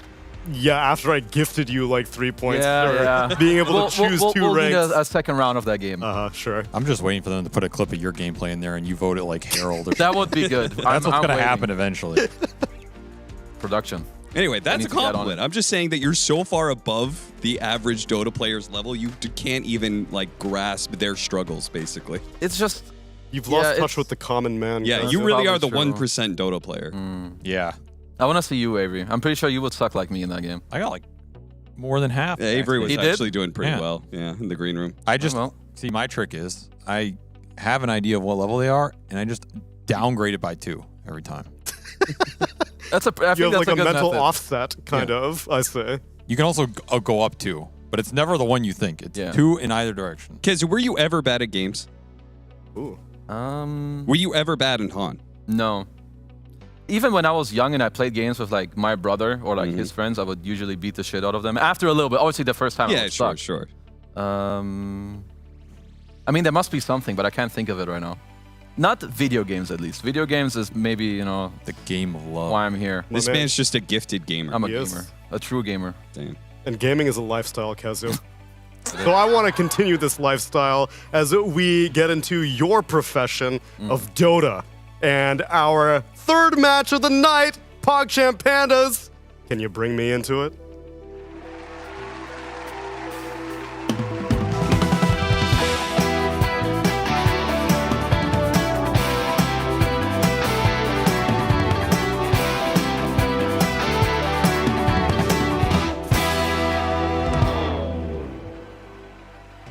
Bringing me into Gaming Gladiators versus OG, specifically a very, very important match, as OG is currently on the come up right now, and well, Gaming Gladiators are on like a little wavelength. They have highs, they have lows, and we'll have to see which one of the comes out superior in this matchup, which is why I've got Attack Analyst Purge and Lacoste also joining me. Purge, what am I keeping my eye on for this series? Well, both teams have some relatively predictable heroes. I think is something we can expect. For OG, they're sitting 3 wins, 2 losses. They've gone equal wins-loss, 7-7 in terms of individual games. They frequently are picking Mars or Hoodwink in their first pick. Those are the heroes that are their most popular for individual positions. Whispers, Mars is incredible. Ari's Hoodwink, very good. They also pick a lot of Mirana. They also play around with IO combos. Very, very few other teams are doing that, but they've been doing it even since the last patch. But IO's been buffed, so it's good for them and it works for them and gives them more flexibility in their cores later, whether they want to whip out a Leshrac or something like that. On the other side, Gladiators, 2 wins, 3 losses with 6-6 games, and they're less flexible on their support picks. They tend to stick to the same support heroes. Vengeful Spirit, Undying, Bat Rider, things like that. So they are a little bit more easy to predict. They like Magnus, core offlane, but from there, they kind of been flexing their mid in different places as well. Okay, that gives me a good foundation. Lacoste, we've gotten quite a bit of time to cover OG, but Gaming Gladiators has not shown up too much on the night shift, so what do you know about them? What I know, they're definitely not playing what people expect them to play at this level, but they're slowly creeping in. We see some of the teams playing, I would say, worse. I think Shopify Rebellion is a good example after doing really good in the groups. Gaming Gladiators, Team Spirit, their stonks are on the rise, and I think that they got their stuff together. I feel like this team, they're always going to be a threat. You can't have 15 different teams in top 4. It's impossible, but I could see them, if they win this series, they have one more against Xtreme Gaming, I could see them creeping in, because I think it's going to be BetBoom, Falcons already qualified, and there's 2 slots. I think Team Spirit definitely going to make it through, and probably if Gaming wins here, they're going to go through. That was very similar to your prediction as well, Kazu. You have high hopes that this is going to be the defining series for 4th place, probably. Yeah, I feel like both these teams are just like currently on the come up in terms of what's been going on in their recent series. Like even when Gaimin played against BetBoom, as we see in this series, I feel like game 1 they played pretty well, then kind of threw in like the mid game. Game 2 looked very good. I think game 3 they just completely messed up their draft where they picked AM, and then the enemy team was like, all right, we get a free Beastmaster game and just tempo it up. So I feel like there's only some very minor tweaks that Gaimin would have to do moving forward to, I think, really kind of get maybe closer to their old form. Because I would say right now, start of the tournament, very low, but right now they're just going straight up. It's been a longer adjustment period than usual, though. Like, I've never known Gaimin in all of their success last year to roll up on day 1 of a tournament and do well. It feels like I've heard a million interviews with Quinn saying, like, yeah, we were kind of lost on the first 2 days, but then we kind of got it together. At this point, we are like 10 days into the tournament, and they're still just now kind of fighting their footing really solidly. You know what that is, Neil? It's because they don't do good in group stages, and here at DreamLeague, we have 2 group stages. So they have to make it out of this second group stage, get into playoffs, and then that's when they ramp up finally. Which is a very rapid playoffs, especially if they are only able to scoop up 4th place. That means they start out lower bracket, which means they only get a single elimination. That's fine for them. They do that stuff. No They've worries. done it in the past. In the meanwhile, though, we can also take a look at their opponents of OG, because, Lacoste, like I was saying, we've seen plenty of OG, and we've gotten to see their growth over the past few days, which has been encouraging, because the first 2 days was rocky, but it was also against the toughest opponents. It was, but they also are playing a lot of tough opponents still. You're playing against Gaming Gladiators, that's never going to be easy. One thing we noticed in the last couple of days is lose game 1 and come back really strong in game 2. Pretty much dumpster them. Even though, like, their last series against Aurora yesterday, I think it might be just now. That's the first game, but the second game, hour-and-a-half long game, and we had an interview with them talking about how they're gonna finish the game. It was a lot of wonky shit in that game, I'll be honest. Like, Whisper sitting on almost 20,000 gold. They did find 3 pirate hats, and we also did talk to them about, like, do they communicate about these tier 5 neutral items? They do. So 60 minutes into the game, they said that they knew the game's going to be really long, so they played the long game. They're like, yeah, we're going to out-farm them, whatever that means, like in a 90-minute game. Like out-dig them, basically. Outprint them. There was 7 Divine Rapiers in that game. They were picking up Divine Rapiers that they dropped eventually, so that's a good thing. They found them. But, I really like how they played, especially the last one. Tomato completely popped off. He is risking more, which I like to see in this particular patch on the carries, where he's buying Divine Rapier like 35-40 minutes into the game and just going for the high ground push. Yeah, speaking to Ari during that post-game interview, I was impressed by the things that you were mentioning, Lacoste, that they actually had like a shockingly clear focus on what the strategy was to win. Yeah. They communicated that get 3 pirate hats, let's outfarm them, let's buy more time, and then even the deciding move. Ari said that BZM was like, okay, I'm going to go split push. I'm going to go force out the glyph. And then your Tiny with 3 rapiers and 2 Datalists can go finish off the Ancient. Because it's actually like one of the hardest things to do, like in these late games. Like I was asking, like, what do you do? You have like 30 minutes, people just sit back, maybe want to miss mega creeps. Like you have so much time to think about what to actually do. But I would say because you're in this situation, like very rarely ever, you don't really know exactly what to do. Do we all in, force buybacks, make them use the glyph? So having a player that can be clutch in those moments, which apparently was BZM for them, is honestly very big. And OG should be feeling pretty good because in the last years, I feel like they've had a lot of clutch moments, at least towards the end. So moving forward, that gives you pretty damn good momentum. It's hard because it's like in those late games, you get paralyzed with fear a little bit because you're like, okay, we're in our base, we're killing these mega creep waves, but you don't really know if your opponents are just going to jump on you while smoked to start a fight. So you kind of just, it's like this heightened state of anxiety where you don't even necessarily think clearly. Like for an observer, you could just sit back, you're like drinking your drink, you're like, oh, well, they should go do this. There are 3 rapiers on the ground. Why aren't they picking them up? They're busy last hitting, they're busy talking about upcoming strategy. They're trying to think like, is it worth it for me to keep treads or maybe I should sell them and get a BOTs too? Yeah. There's just so much stuff going on. It's really hard in those late games. So that's what makes them fun we've to seen watch. refreshers being sold. We've seen Satanics. SNY in a 90-minute game being in the item of a choice. So yeah, a lot of weird stuff in that one. I think when it started was like the breaking point for OG was the second game against Xtreme Gaming, that blink reveal on Batrider with the Lifestealer. Oh yeah. This was not supposed to be the game that they win because Xtreme Gaming, they're in full control, maybe made some mistakes, but we can also come back to OG, like decision-making wise. We did have an interview with Seb after that one, and he's like, it's something that happens. If this is not the scenario, they would probably not win it, but sometimes Dota is about a little bit of a luck, a little bit of a skill, combine these two, and how you're feeling on a certain day. And so far, I've been seeing that OG, they're feeling pretty good, especially second and third game. So, and each player is individually feeling good. I think I've seen game-winning performance, a clutch maneuver out of all 5 of OG's players at some random point. And in Game 3, the most recent game we saw from them, Tomato's decision to get the Revenant's Approach on that Weaver against the Terrorblade.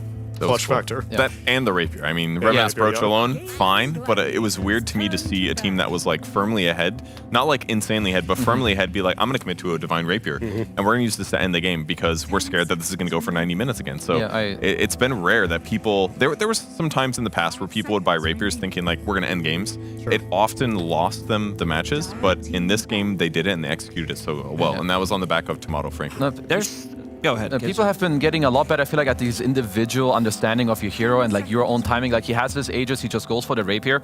I feel like when you know that right now you're super strong and like going all in for it, I love it. I've seen similar things from Arteezy where they're gonna go high ground. He's a PA or Sven. He just builds a butterfly because he knows right now we're so far ahead. They're not gonna have this MKB. We're gonna use this timing right now to end the game. They did that, and yeah, I love Tomato's performance yesterday. May have been my favorite carry performance of the tournament, at least so far. So that has to feel great, not just for him, but for the entire team. All right, Mars, 99 or over. Never mind. The 1%, baby.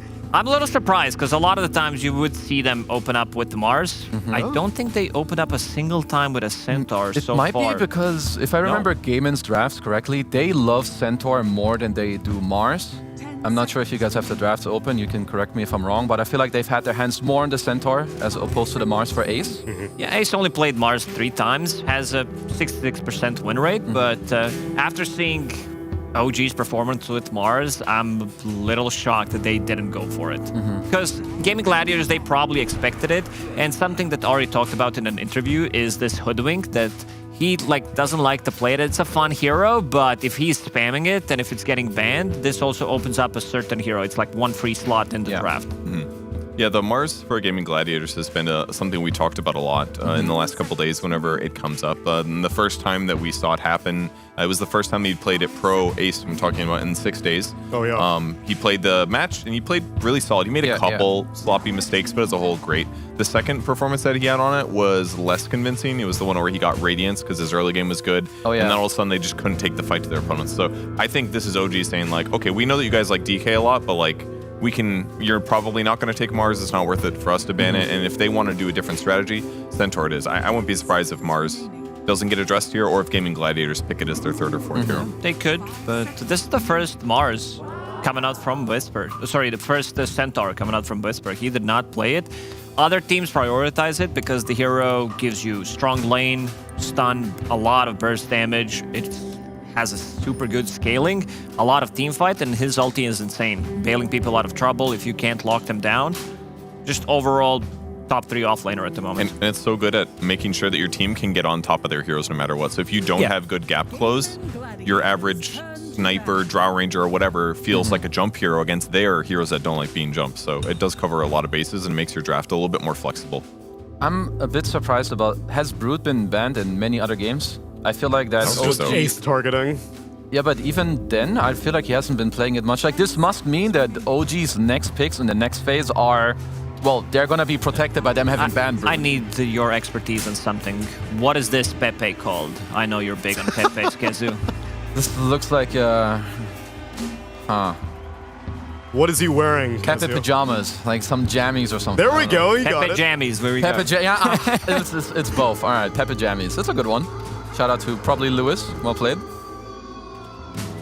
I thought you were going to ask for his expertise on offlane. Yeah, I was so sure. You're like, tell me. My Brood Mother gets banned out, Kezu. I need your expertise. There are a couple of Pepe experts in the scene. Yeah. You know, I almost got jailed for it one time. That's a true story. Once upon a time in China. But yeah, I survived that, and Fogged and Kezu, they're the best Pepe spammers out That's there. true. I know my Pepe's in and out. Their Dota knowledge, Yeah, but the Pepe knowledge. one, it's on point. Terrorblade gets picked up. Is it a flex for Gaming Gladiators? I know that when this first came up, Tofu was one of the players that was playing it in pubs. I kind of fell off on it, but watching, was it Q or It was Ollie that Oli. played it? Oli played it He 5. played it so good. Yes, he I did. thought. I loved the Tranquils with a Urn. That way when he sunders his teammate, he just backs up, earns himself, and all of a sudden he's at half HP and he still contributes. Like, he had such a good TB support game, so I'm convinced that it's still a flex worry that OG has to worry about. This is that type of a support, if it's going to be a support that can look really good in a winning game, but if in a losing game, this is like we're playing 4v5. This hero is doing absolutely nothing. It's basically Sunder. Like, you can get the same save, I would say, from Swap, which gives you barrier, and it gives you repositioning tool, which might be better and much easier to execute compared to Sunder. The difference, though, in that game was that they were losing a little bit, and then, like, when they would collapse on his carry and almost kill him and commit to it, he'd be like, full HP. Yeah. And it's completely different. It's like the difference is like, okay, your carry gets to limp away versus, okay, I'm going to continue fighting. It is a big momentum swing that can happen if you do lose the laning stage. I like this Phoenix pick a lot because I feel like, yeah, sure, you're going to flex the TB, but Phoenix doesn't care if you're one. He doesn't care what role you are. You're going to get countered no matter what. It's great against the DK2 with like a lot of area control. If you're gaming, I feel like you need to try to answer these lanes, like at least a little bit. Like, Phoenix is not a weak laner, but you should look to punish it. Techies as well, long range, just very solid so far with the Centaur. Maybe Rubik is pretty chill for them. I think that's always a nice matchup into Techies. Mirana's still in a pool. Mirana would be Mirana's great. fine, because you always have to think about something that's going to kill the egg.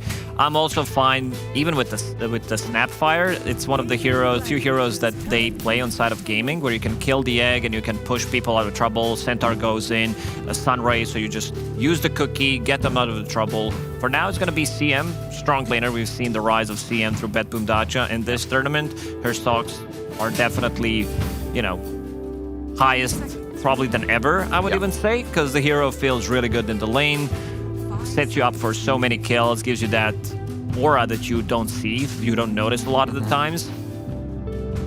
I mean, you probably have to give up one of the flexes here, right? Because your DK is either 2 or 3 and your TB is 1 and 4. So there's the Mirana that you touched on, which is at least very good with their draft. Yeah, does this mean Mirana 4, though? Yeah, usually been 5. Yeah, I mean, it should be Mirana 4. Which also locks in a TB carry at this point. Yeah, a little unless there's disappointed, huh? Yeah. I'm a little I'm disappointed. You guys don't like reflection into arrow? It's really good. I prefer Orb of Venom into arrow personally. Yeah, it's probably pretty similar in impact. Yeah, very good, of course. All right, now you need to come up with an anti-TB hero, which a lot of people have liked Phantom Lancer against TB carry. I don't know if I like it too much against Dragonite. I think this is a much better option where you can like reset comes online much faster compared to PL. Because if we're talking about like 2 items on Naga and 2 items on Phantom Lancer, also the amount of farm you can like he's just easily bullied in the lane. That's my problem with the hero. And if you lose the lane, always in recovery mode. He's basically like an anti-mage. Always needs that extra item. That's so lame to me that Naga comes online faster than Phantom Lancer in modern Dota. That should not be the case. It's just, I think they're actually very different. Like, Naga just has nice map play and builds way better items. Like, she AFKs for a bit, but then she helps you with the map state, then she builds an Orchid and actually kills you. I feel like having this hero viable to, like, build an Orchid is actually very game-changing, because otherwise she's just a, oh wow, Illusion's pushing the map. Right. But now it's pushing the map while threatening you, so that's, like, the annoying part. And the shard is beyond broken. I don't know how much that gets touched on, but Naga Song having a heal... That's disgusting. Which you're just going to press in a lot of fights anyways, right? Yeah. And if you get ganked, you pop it in TP. Like, there's a lot of uses. Yeah. It's also max HP, so it scales as game goes on. And there's going to be a lot of games. Like, she basically farms that item in a minute. Like, you just, I'll farm the map with the multiple illusions. Suddenly you have the heal, you have protection for your own team. So, OG removing Leshrac.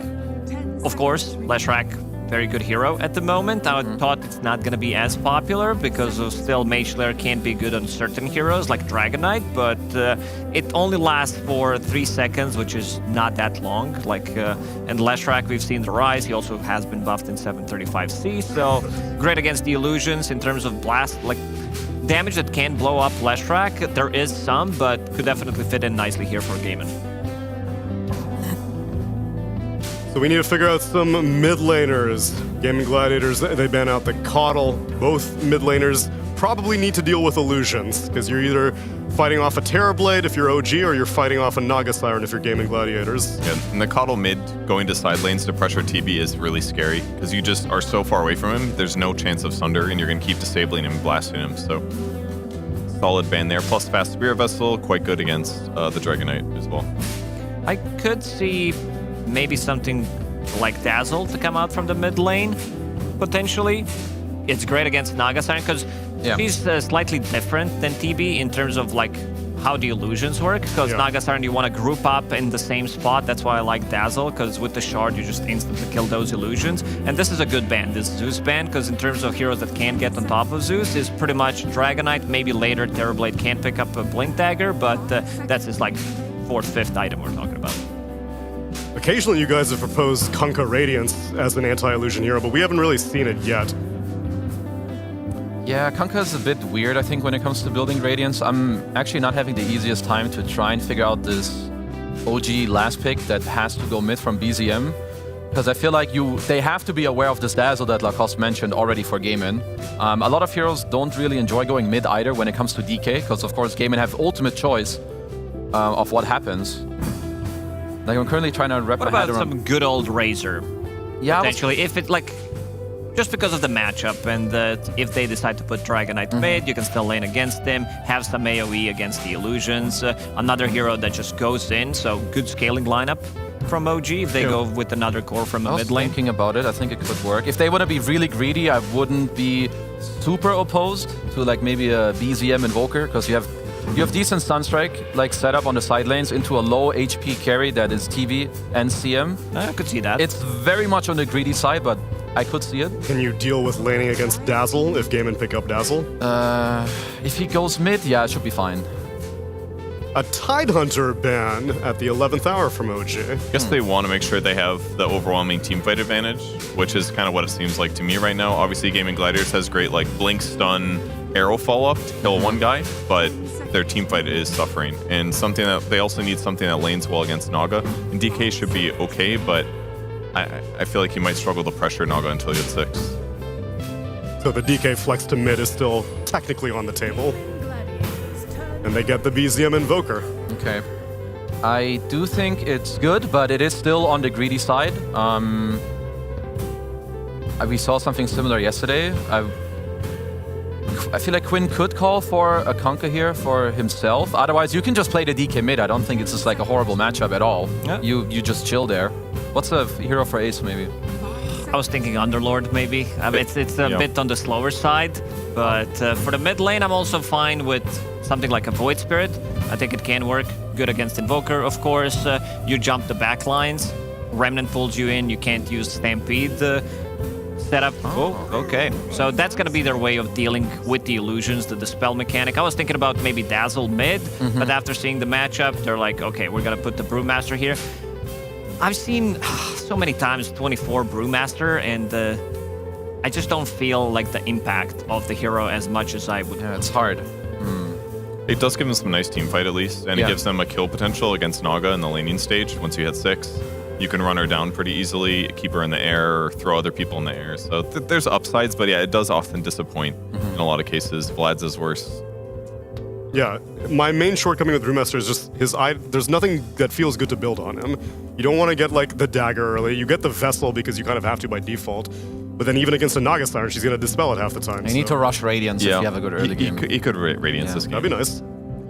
All right, I'm going to look at the draft some more. I'm feeling OG in this one. I'm not convinced by the Brewmaster as the last pick. Sure, he might deal with the illusions, but Centaur, Invoker, we've seen that yesterday, just like the amount of stuns. If you have any kind of a setup, BZM, he will pop off, and there's nothing to disrupt it. So, like, let's say Naga Siren, level 3, you have a point and snare, 1 stun, should be able to, like, push the limits and just get the kills. So, yeah, I'm feeling OG in this one.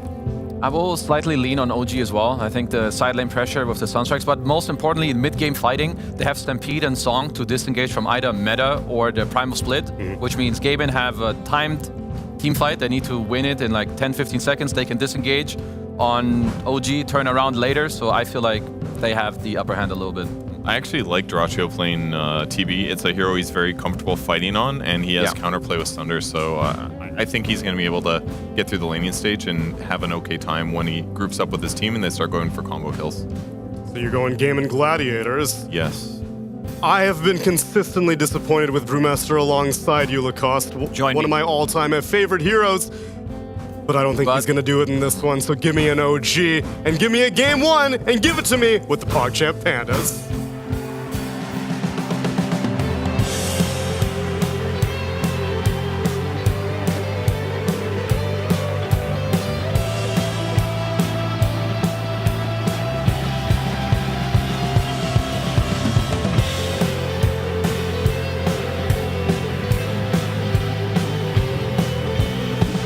Dub here would secure OG at least a chance in tiebreakers to be able to get to the playoffs. Meanwhile, Game of Gladiators, a loss would put them on the edge of elimination. So, very important series for these two teams, and we've got some interesting drafting going on here. Brewmaster, panel, not a fan. Avery, you a fan?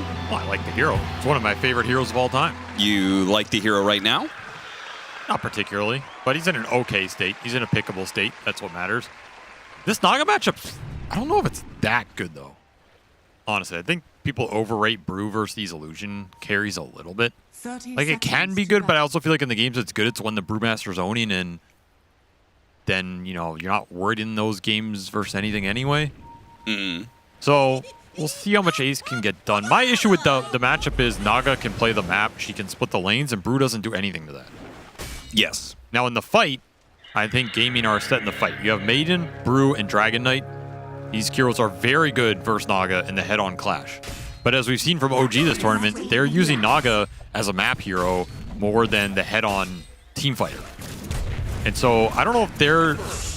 Well, that's a nice first split. I don't know if OG is as sad to play Naga in this way where the counters are going to man fight her later as opposed to deal with the map pressure.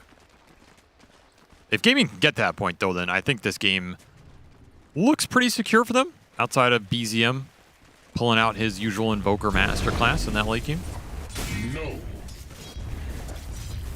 Quinn's going to be on the much more boring Dragon Knight. We'll see what he's able to do in this matchup, specifically Sunstrike to secure some CS. Got him. That's worth it. First one's the biggest. You just want to ramp up the base damage on this Invoker as fast as possible. So the faster you get those level 2 and 3, the higher percent chance you're going to be able to out-CS this Dragon Knight to a little bit. All that stuff snowballs. Taking a look at our side lanes here, who's going to be coming out ahead? We've got a Brewmaster combined with a Mirana. That seems pretty good against a Phoenix who's not the best laning hero, especially early on. That seems like a winning lane for Gaming Gladiators, right? I don't think Phoenix Naga is really going to beat anything. I think offlaner will always free farm versus lane, unless you just get left in the 1-on-2. So I think Ace should have a pretty free game. This DK is going to free farm mid for sure. It's just a matchup Invoker doesn't do anything against. And the safe lane for Gaimin, I mean, it's Terrorblade Maiden. They tend to play these Maiden lanes pretty well. So honestly, if we're looking across the board, I kind of expect Gaimin to do well in all 3 lanes. They should have a pretty decent start. And OG just going to try and get into the mid game where the Midas Invoker can start to pick up the pace. The Naga can start to push the lanes. I will say, this is a lot of magic damage against the Terrorblade. Does a Fairy Fire. It's going to be okay for now, but the next double edge comes in from Whisper. And look at that. He knows he's dead. He's fine with the reset. He gets as much damage on Celery as possible. Enough that Ari might even be able to get the kill off of it. Doesn't have any stick charges. He's going to die as well. They're going to miss experience as the creeps die under tower. Missed 1 melee only. Not the worst here for getting that lane shoved in during that kill, but nice little kill for the Centaur, using that magic damage. Man, you jinxed him really hard there. I mean, he's still farming, right? I don't really care about kills in the early game if they're not first blood and you're not losing waves on it. So I don't think that kill was too costly for Dyrachyo in that sense, but it does help Whisper, who, you know, you're up against this Maiden plus Reflection that's going to burn through your earlier regen. And if you can get to the fast regen item, extra levels on Centaur, then you're going to be self-sustaining. So it accelerates OG's game plan for sure. Yeah. That's my concern about it, right? They got kills, which means experience, which is very good for both of those heroes, right? Yep. So we could see some gate rotation from Ahri this game. Could be interesting if you want to take it in Snare Point top and just jump on this Brewmaster with Fire Spirits on top. I don't think mid is really a touchable lane for OG. No, probably not. It's a Dragonite lane. They can also make the rotations to bottom and go on the Terrorblade. It is something OG can think about this game. If they feel like they can just leave one of these cores alone, just bring the 3-on-2, look for a couple other pickoffs. You have Sunstrike to throw into it as well. Really strong when you force these number advantage fights. Yeah, I actually like that idea quite a bit. Get level 3 on Seb and then just go through the gate. Because I don't think he's going to be doing too much here, and Naga Siren is one of the more self-sufficient heroes. Not going to take out to salve the tick. Ooh, that's unfortunate. Kite him out. Meta going to work here. They just have to try and kill the Terrorblade, but he's kited them out perfectly. And should be able to get some kills out of this one. Whisper's going to play the vision game. He'll be able to come out with the stomp. Oh, they got him! Plays that tree line to perfection. Damn, and he plays it even more to get a healing salve. That's going to be enough for... Was he actually... Is he really thinking about turning around, challenging that Crystal Maiden? I mean, he's stronger right now, but I don't think he wants to get more regen burned. It's a CM without any mana and no mangoes left. So you're a creep. That's the power of Sunstrike in these exchanges, particularly versus that Terrorblade with so limited starting HP. Quid's doing very well for himself. 23 and 10. Way up on Denise against another hero that is very experience dependent. This is not the worst start I've seen for BZM, though. That's true. That's true. I mean, one, he's had some really rough starts for OG this tournament in some of these island matchups. And two, some of the games we've seen from his Invoker, I mean, Invoker just as a hero can sometimes just get butchered in that first 5 minutes. So I think he's actually pretty happy with the current state, all things considered. You know, now that you've described Crystal Maiden's gameplay the way you have, I see it all the time. Yeah. Oh, really? Hero in the jungle. You're dead. Run 2 heroes at it, and she's dead every time. Yes. Every time. You can't do these plays as Maiden unless you're completely snowballing the lane. Which is why I personally view the hero as a liability, but if you're a very confident team and you're very confident you're going to snowball the lane, play it well, then that's where the hero shines, right? Yeah. Which is why we see, you know, these teams that are dominating lanes. Like, I think the 2 teams we've seen play Maiden most of the tournament, Falcons and Beppu. Because they're winning a lot of games, they're winning a lot of lanes. The hero is very strong in those situations. But if you're going even or you're slightly losing, it's not the 5 I would want to be in those situations, and it can sometimes be a pain in the ass to get to that level 6 or 7. So Gaimin is also one of those teams. They're a team that for the last year or two has been snowballing lanes, playing those lanes very well and winning them. And Maiden has been a hero that has worked for them in that regard. But if the execution's not 100% there, like we've seen in this tournament, then these heroes that used to work for you can feed a couple kills here or there. Though Celery's still doing okay. He's got his boots, he's got his wand, got his raindrop, and they're looking to create pressure with the DK6. OG will try and respond, but this is a tough hero to go on. Turn around with the Stun Strike. Does actually land with the blast off as well. They might just have enough damage. That last bomb, that last blood grenade, that last hit is just enough.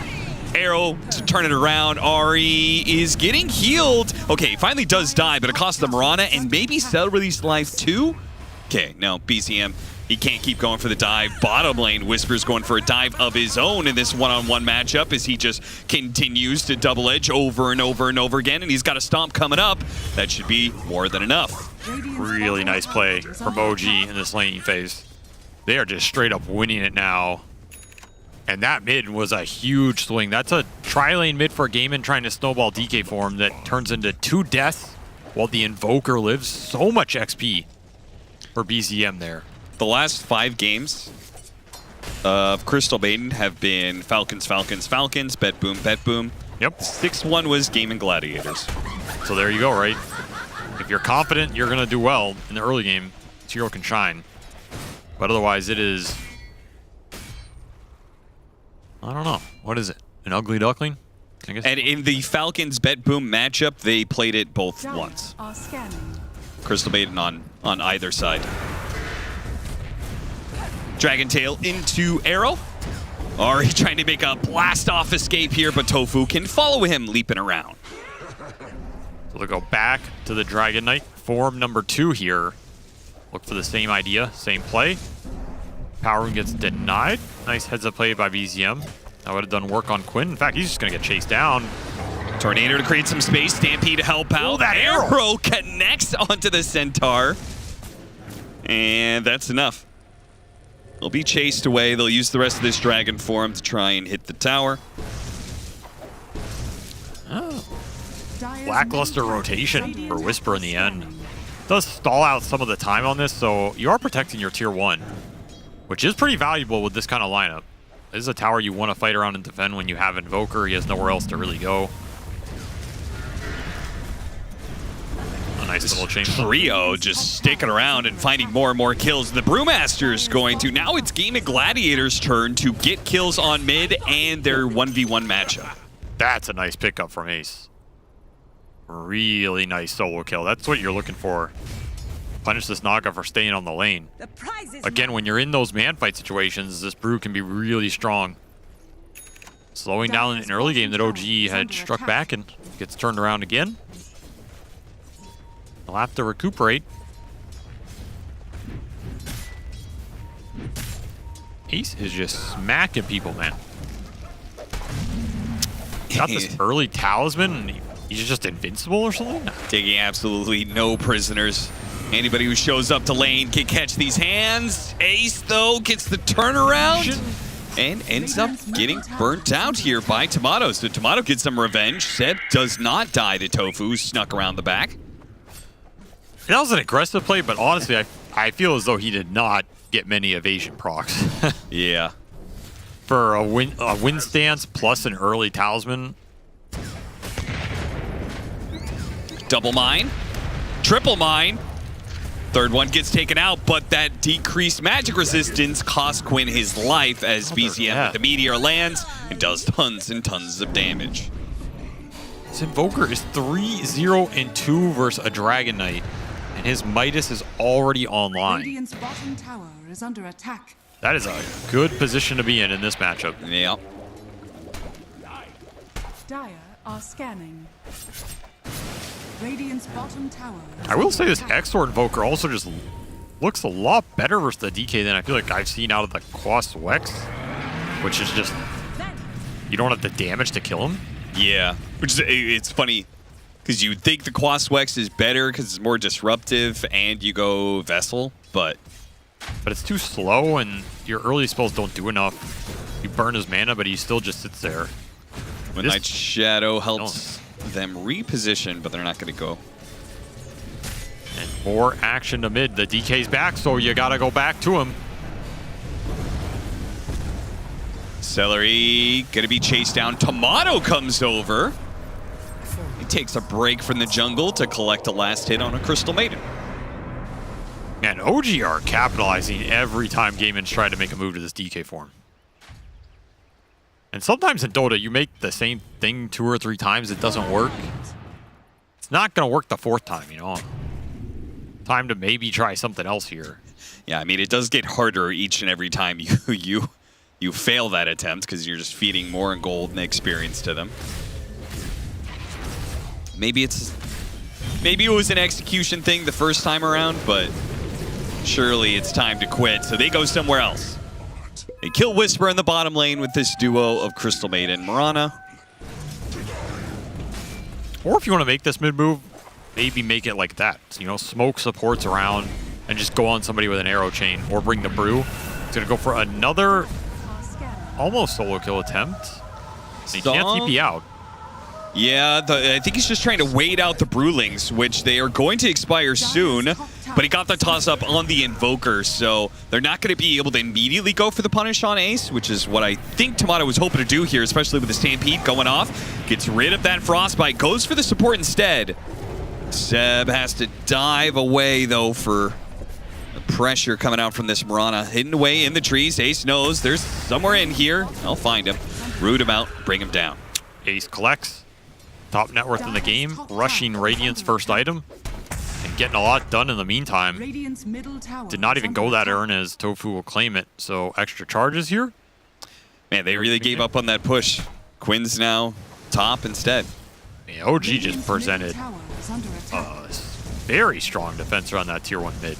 Did not want to give up the map control that this Invoker really wants around that area. Yeah. And it's a good idea. It really slowed this early game down for Gaiman around the DK.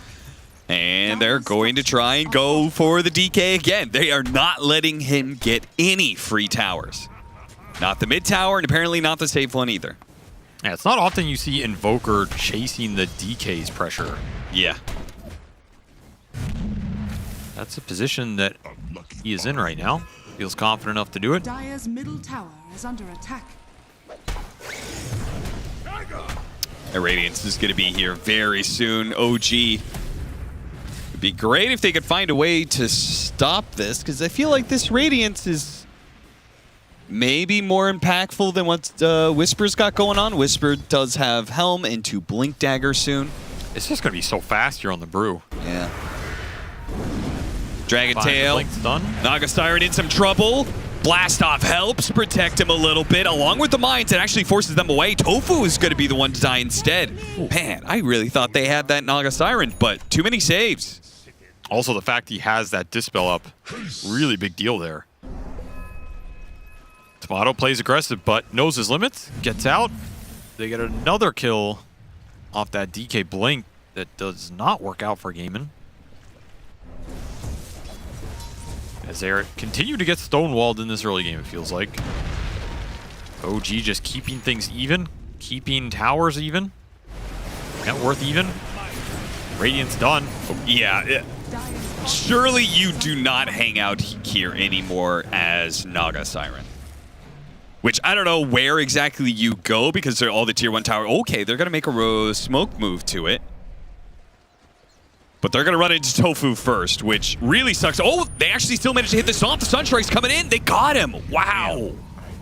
That was sick. I mean, that's what Max Exort Sunstrike does. That spell is nasty in the early game when you have hey, look at levels. Him immediately TPing back to mid. No towers for you, Quinn. None.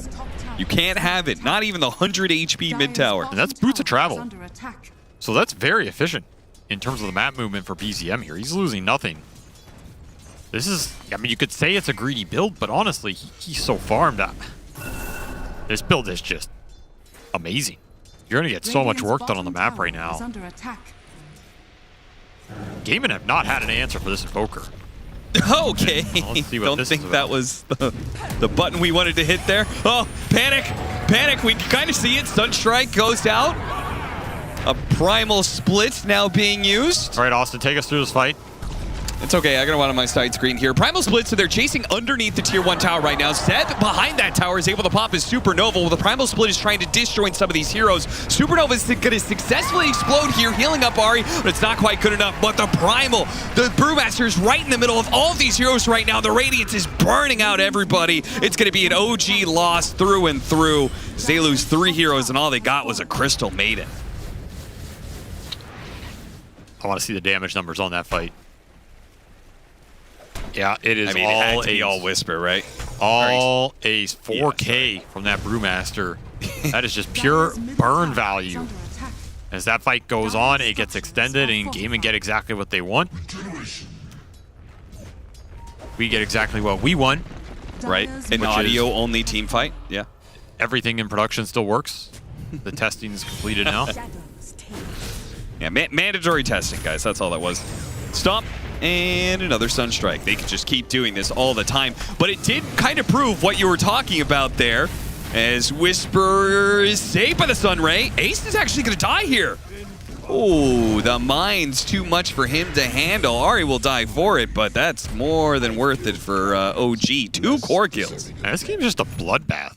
I feel like we're just watching a bunch of kills that don't feel like they're going to happen, but people just dying out of nowhere. And this fight doesn't start too bad for OG, but the fact you get this split off and you're trading Song for the split, but everybody's getting Radiance burn here.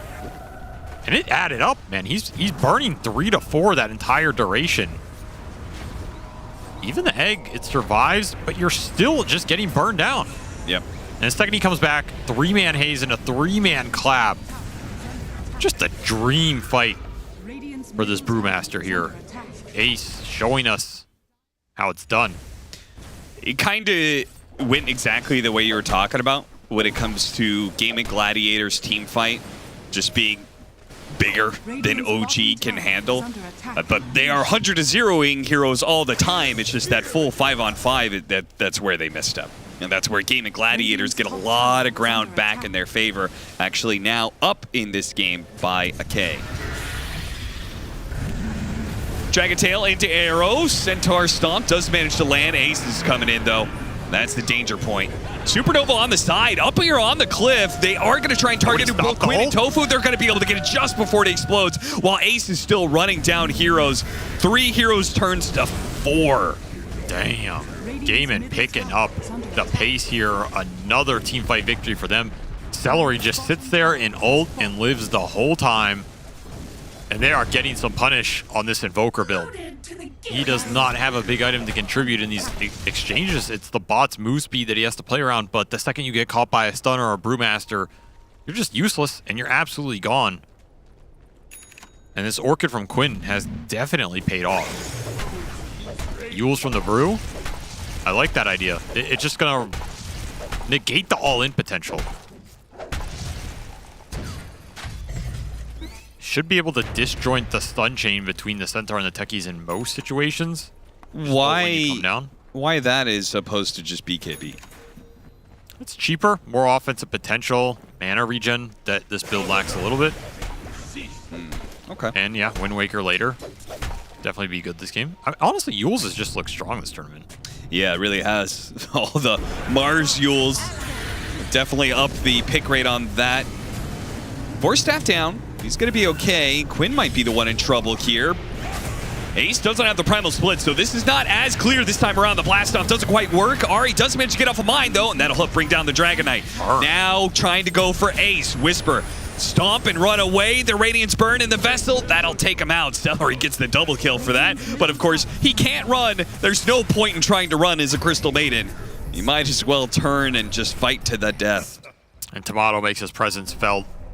Really important fight he turns up to here, as he needs to take those exchanges when the Brew ult's on cooldown, when Quinn just can't man up with the help from the team.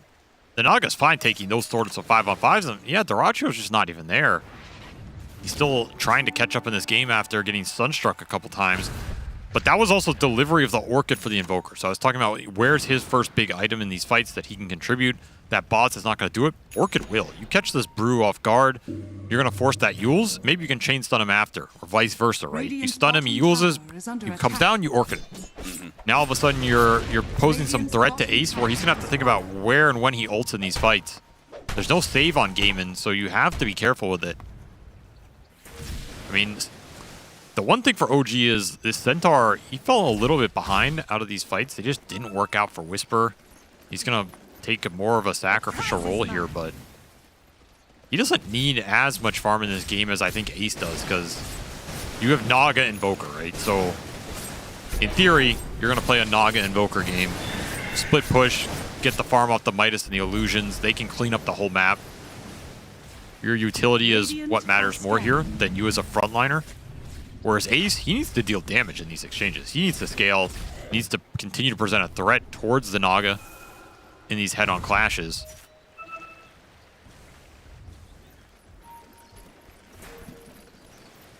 Both teams smoked up. OG just a little two-man smoke. An assassination attempt on Dyrachyo. Oh, he meant to dodge the blast off. Still gets hit by the hoof stomp, and the Sunstrike's coming in for the final blow. They get him. Even managing to dodge that blast off is still not good enough. Now, Game of Gladiators wants revenge. They want to be able to bring down BZM. Tornado TP away, but they have the Frostbite. He didn't hit the Crystal Maiden, so a stun was there to stop the TP. Nice force that to try and bail him out, and a nice leap attempt from Tofu. I think he was trying to leap in and tank that Sunstrike for him. Didn't even know what's up. Oh, there's that Yule's value. Yeah, there goes. This should be a kill. He has no Stampede. So OG are TPing in, and the rest of Gaimin kind of bailed on this. Freezing Field will end up killing him, but is anybody going to get caught here? Tomato's chasing after them. No, Ace is not afraid. He has Primal Split, so. And Tomato knows it. Clear out some illusions as well. 2K gold lead for Gaimin. They continue to look strong in these head-on fights, but Dyrachyo continues to suffer to these single target pickoffs. Seb, he wants to fight here. Tomato coming in from behind with his invisibility, goes straight to the back line. This Nice Crystal flip. Maiden is a lot harder to bring down than you would expect. Supernova will protect him so they can make sure they can fight through this Primal Split. But now the Supernova's gone. They're stretching out a little far, still trying to get this Crystal Maiden kill. Doesn't look like Game of Gladiators. Well, Dyrachyo's now here. Reflection goes out. Glimmer Cape keeps the Crystal Maiden alive, so they actually managed to get the reset. And now it's Ace who are gonna try and run down somebody here. He's looking for Ari, but the Primal Split's gonna run out. Quinn's not even coming to this fight. Just an awkward exchange all around. Yeah, it was very weird. But I guess you got Bruce split out of them for no cost, though Quinn didn't go to that fight, so he was just farming the whole time. Kind of a weird go by both teams. You also use Supernova on OG, but Primal Split is definitely the bigger ability. Yeah. If anything, I think Sunray is more important in this game than Supernova, though. Supernova giving you a second Sunray, I guess, counts in that sense. It'll be a bots for Ace preparing for the map war. Got him on the Yules. Yules, oh no! The neutral creep that BZM was farming was still out in the field. The hero they needed right now. Oh, and it's a sleep into the ice wall. That is going to be a huge problem for Game of Gladiators. They're going to lose Ace and Tofu. They're going to try and run him down next as he's out of leap charges. Whisper, can he catch up? I believe he can. He's slightly faster. The stomp will land. Big turn. And only, I mean, I don't know exactly what would have happened. Maybe the sleep would have been there to save BZM anyway. I don't think much would have changed about that. Yeah. I don't think that Invoker's dying to just those two in that situation. He's going to lose some resources, but I think that sleep is coming out regardless. And again, Tomato with this Eternal Shroud build. I talked about this the previous time he did it too. I feel like he's the only player still going this consistently, which I don't think it's an every game item, but I still think it looks very good on the hero. It makes your illusions very tanky. Yeah, it does. Now they're just going to force the Roche. Supernova up for this fight, but I don't think Gaimin are anywhere near contesting it. And BKB done for BZM. That is a big timing to have this early in the game. He is so damn rich for a hero that was supposed to be shut down, supposed to be the recipient of those ganks in an early tower push. OG stalling that up in the early game has paid off for him. Yep. Nice D-word. So they've taken back control of this game. Gaming Gladiators lost their net worth lead. They now have an Aegis on a Naga. What are you going to do with this? What's the game plan? Push the lanes in and look for the pickoffs. Yeah, you can't just push into them blind, right? No, you have to keep playing the pickoff game even with an Aegis. You're going to force them to split up somewhere on the map as a consequence of Naga and Invoker, and then you just run the hit squad with the Centaur, the Techies. Seb can farm if he wants to. That's enough with Sunstrike, I think, to threaten a lot with one of the other heroes botsing in. And the second you get that big pickoff, then you can push objectives. That's what I would be looking for during this Aegis period. Tomato, he has Bloodthorn. He can also play very aggressive on this Naga with the Aegis. You can just run in enemy jungle, look for some casual support kill, give extra vision. If you buy a gem right now on the side of OG, you would also get some decent value out of it, as you should have map control. Ace still looking for the BKB. I just have a hard time seeing Dyrachyo impact these fights. I think that's maybe the biggest concern in this game. There's one of your pickoffs. Bloodthorn reveal, not that it was much of a secret. Gaming Gladiators are still willing to take a team fight if OG gives it to them. You're not going to get it. You're only going to get this fight when OG want to give it to you right now. This is what the Naga does.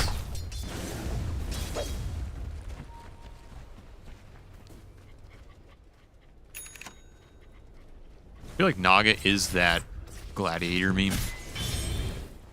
You know, are you not entertained? It's like Naga runs around and kills like 1,000 CS and wins the game off a single pickoff. Like, this is what peak Dota is supposed to look like. Why aren't you enjoying it? I guess so. Why don't you enjoy watching Naga, Austin? Aren't you excited?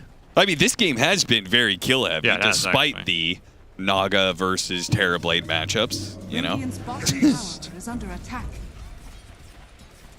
Again, though, I go back to what is Terrorblade doing in these fights? Doesn't have the BKB yet. He has a single Dispel. He doesn't interact well with Stampede. He doesn't interact well with Invoker, because in theory, you're not just going to be able to sit there and hit BZM unless something goes wrong. Yeah. The Naga matchup's one of the worst in the game. He doesn't like Fire Spirits. He doesn't like Reactive Taser. Yep. You don't want to necessarily always sit there and hit an egg. No. You can, but, you know, it's not why you pick this hero. You have Sunray Mischance as well he has to think about. Yeah, yeah. I don't know, man. There's just like so much stuff that makes this Terrorblade's life hard. And there's that support kill on the Naga I was talking about. I mean, that's just easy pickings. And there's no retaliation here because he still has his Aegis. Yeah, you don't want to go on this guy. You don't know how many members of OG are going to be behind him, and you're very unlikely to kill him twice. And he's so damn fast. He just cruises across the map real quick. Takes the tower. Baits the triangle a bit. Oh, they have a ward there. They're going to go for him. He's all alone.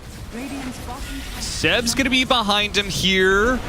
Ari is closing in as well, so they're going to take away that first life. Let's see if they can fight around this or not. Supernova is outside of the range there.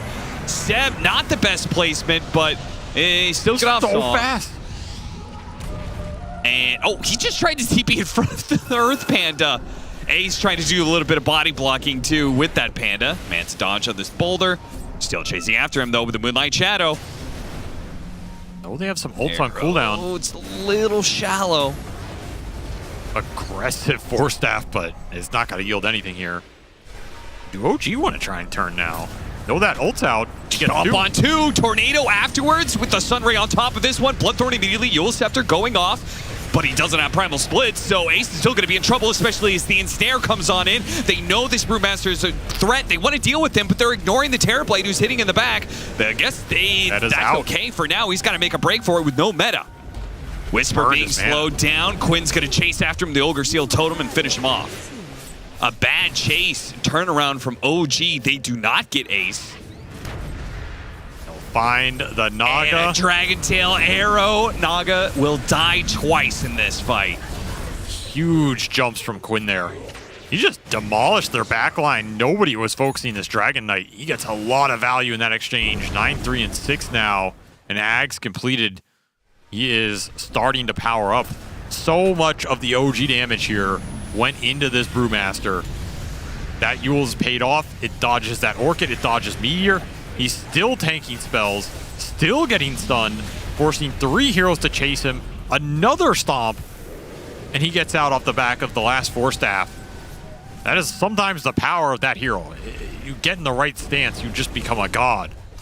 Meanwhile, the Terrorblade almost died, got off Sunder, and then ran away at half health. I can't help but thinking if, like, OG just turned around and hit him instead, there was no way Dyrachyo can make it out of that fight. Might have been better, but I mean, you're looking at a Brewmaster at like 400 HP. It's too tempting to resist. Yeah. Tofu silently stalking Whisper. Whisper had a good read of what was going on there. Won't get caught today. And now we have the big scaling items coming out for both teams. Actually, the DK, BKB for the Brew and the Terrorblade. And that Hex for BZM. So if you don't find this Hex initiation, go on a target, try and kill them. These BKBs are going to come out from Gaimin, including that magic resist on the Black Dragon. And it's going to negate a lot of your damage. Who do you try and burst at that point in time? I think you have to play to get these BKBs out and kite them in return. Yeah, I think you got to rely on Song, right? Just get some, get 1 or 2 BKBs out, Song, try and reset as much as possible. Or you find that Hex. Or you find the initiation. And this is maybe a good place to do it, though. Gaming Gladiators have kind of a ward here. It's right on the side, so when the smoke breaks, they're going to potentially see these heroes almost immediately get a high ground ward out, see some of them jump forward. 3-man stomp from Whisper. Blast off right on top of it. A beautiful chain combo. Wombo OG take that one easily. Whisper. God. Whew. Great reaction. Great ward from Ari. Yes, and I think Gaimin saw that because they have... Actually, they might not have. It depends when that sentry on that hill was placed. It was placed much earlier. Yeah, so they just didn't see it because that ob's on the low ground, right? That's the downside of having those on the low ground instead of on the cliff. That ob's on the cliff, they'll see it there. Instead, there's just no reaction, and he gets all 3. I don't even think he saw the Terrorblade. He just go for the subs. He gets a bonus, and they evaporate here. The lowest net worth hero in the game means nothing to this man. Yeah, and now he's going to be able to kickstart his build into that Sanj Kaya that, at one point in time, kind of looked like a dream, but now it's very rapidly becoming reality. Kind of surprised he's going that, to be honest. I thought, given his position, he might just opt for like a more utility-oriented build, because you are still finding a lot of farm on your 1 and 2 and your 2 supports. This is like a backseat Centaur game. You could just go Halberd or something, or... I mean, what's wrong with Otis. Shivas? They do a lot of magic damage. I mean, Phoenix has one. Seb is that rich. I guess so. Oh, got the BKB out of Ace. Big pickup.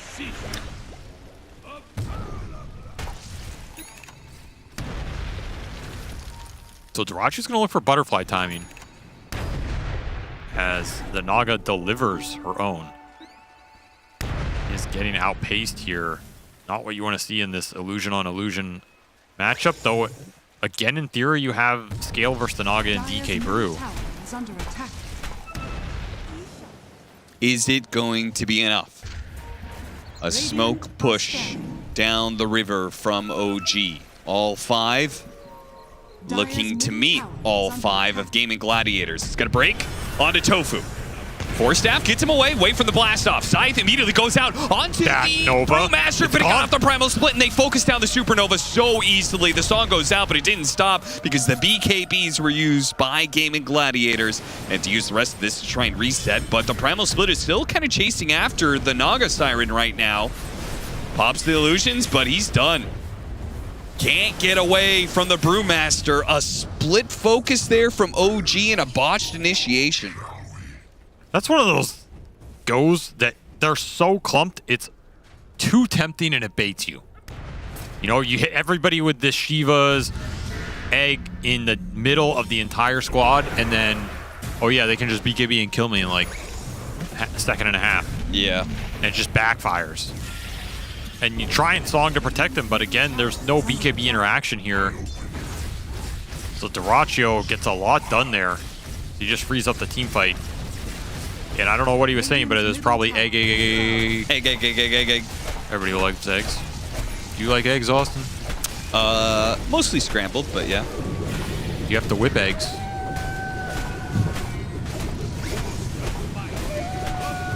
You got a strange fixation there, son. Second Roshan of the game goes to Gaming Gladiators. So a cheese for Ace. Aegis for Celery here. Rather. He pings it. Says, can I take this team?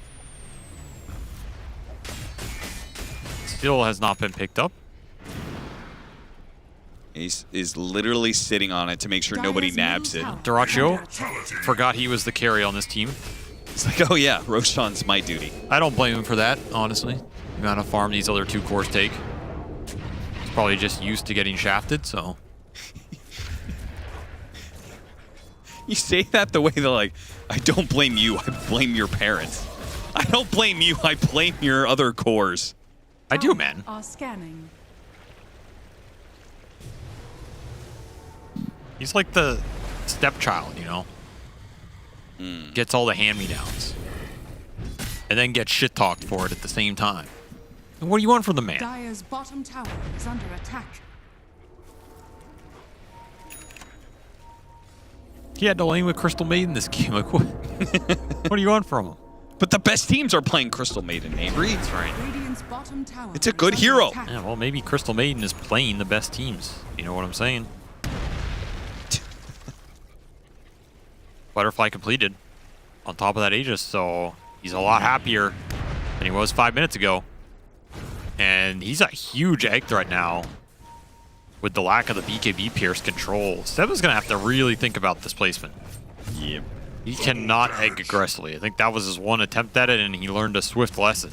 Also, OG really have to think about their initiation. I mean, they got the scythe onto Ace with the Bloodthorn, but there was no follow-up stuns or anything. And this is a couple times now that they failed to get these initiation. Oh, what? The status resist. Too much status resistance. Holy cow. I mean, Blast Off stun does not last very long, but still. He was on the Purple Panda, and the Purple Panda pays off. Yeah, what? Say that 8 times fast. He was on the Purple Panda, and the Purple Panda paid off. That's not really a tongue twister. So he gets 20% bonus status resistance. He has no other items. So it was just that. It was literally just that. Well, he hazed the wave, right? Oh, right. So he had 80% or whatever. I saw him clap it. I assume he got the haze off. Another big pick, though. A bigger one, perhaps. A second time that OG throw a whole bunch of spells at a single target. This time it works. They're going to look for more. Got the tornado. Dyrachyo's fighting this one out. Seb, he's going to pop the supernova. I think this is okay. Even if he kills the egg, he's focused so much attention. Does manage to get the Sunder onto Ari here, but Tomato with the meteors coming in, they're going to blow up this Dyrachyo Terror play. From the DK here. He's going to come back. Melee form and inside an ice wall. He's not moving anywhere, but neither is Whisper. Quinn Black Dragon. OG happy with that, though. They got the DK plus the DK buyback here. Yeah. And that Aegis. Yeah. So that is a one trade for sure. They get out with their Naga and the Invoker, which means they can just go back, shove all the waves in. Any fight that OG takes where that Naga and Invoker live means they're not going to lose much map control. Worst case scenario. And you're continuing to scale the support items here. Yeah, that's a great pickup. Techies with a side device. Now you have 2. You just chain them on the target you go on. Again, there's no real hard saves here, so that lets you commit a lot more in a fight. Is it crazy to suggest maybe Ace should just get an Aeon disc? He has the Purple Panda. Yeah, but he can't always be Purple Panda'd. If you're good. I mean, he can't always be Purple Panda, but he can't always be Purple Panda powered up. That's true.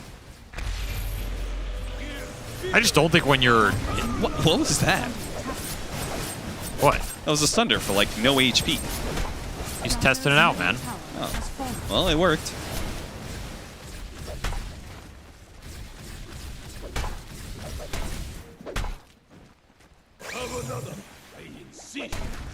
Well, Ace is going to get Octarine, so... Trying to get it, so he's always got a Primal split up.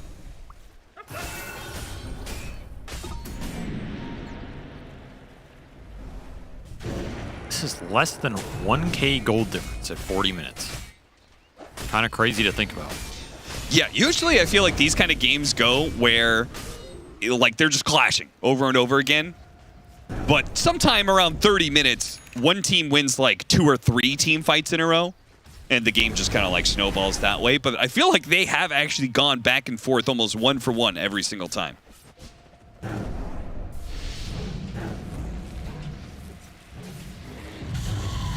I don't think there's a team that guarantee wins this late game.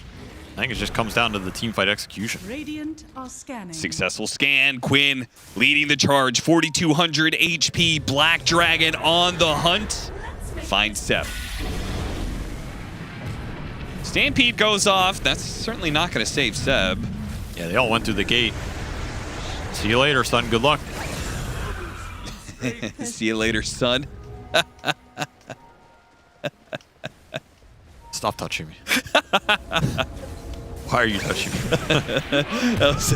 me? You did not intend that pun, did you? What do you mean? Dire's bottom tower is Level 25 closing in for Ace soon. Radiant's bottom tower is under attack.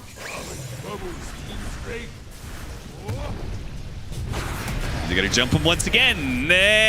Oh man. Yeah, that's status resistance cracked, man. Jesus. I feel like they should be less stuff away. Paying attention to it though, you know? Like you see when he throws the haze. It's kind of like when you're ganking Ember, you're playing for him to slight.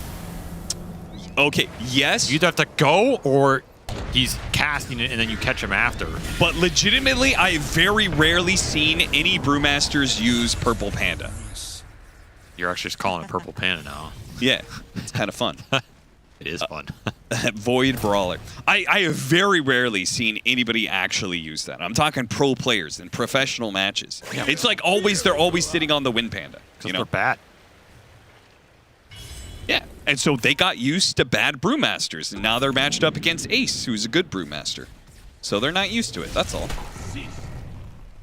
Okay, I can respect that. He's level 25 now, too, off those botched ganks, so he has Cinder, Brew, Fear. Interesting talent. Sometimes it looks great, other times it's kind of underwhelming. I feel like it's more underwhelming than not, but it's me. Either way, the hero's strong enough, probably doesn't need like a broken-ass 25 talent. Dire's middle tower is I feel like that's exactly what this hero needs.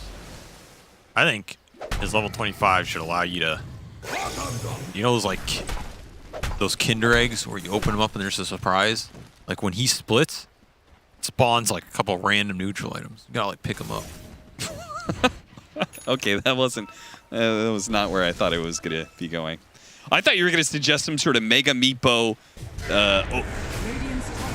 jump onto the Naga Siren. What a find for Game & Gladiators if they could kill him. BKB, Song. Oh, that misses the evasion. And the heals come in just in time. They don't get the kill. And now the Stampede's going to go off there and just going to completely reset. Do you want to... I mean... They can't even push in and do anything with this meta because the wave's already being cut. The illusions are already running down mid. I thought they already had ratting. Sure. The problem is they just didn't have everybody there. If that's a team connection on that play, you get him for sure. They only found him with 3 at that start. Oh, he knows he's here, but... Detection. Can't do anything. Look at BZM. He's like, I dare you to go through this portal. I mean, he's daring him because Roche is up soon.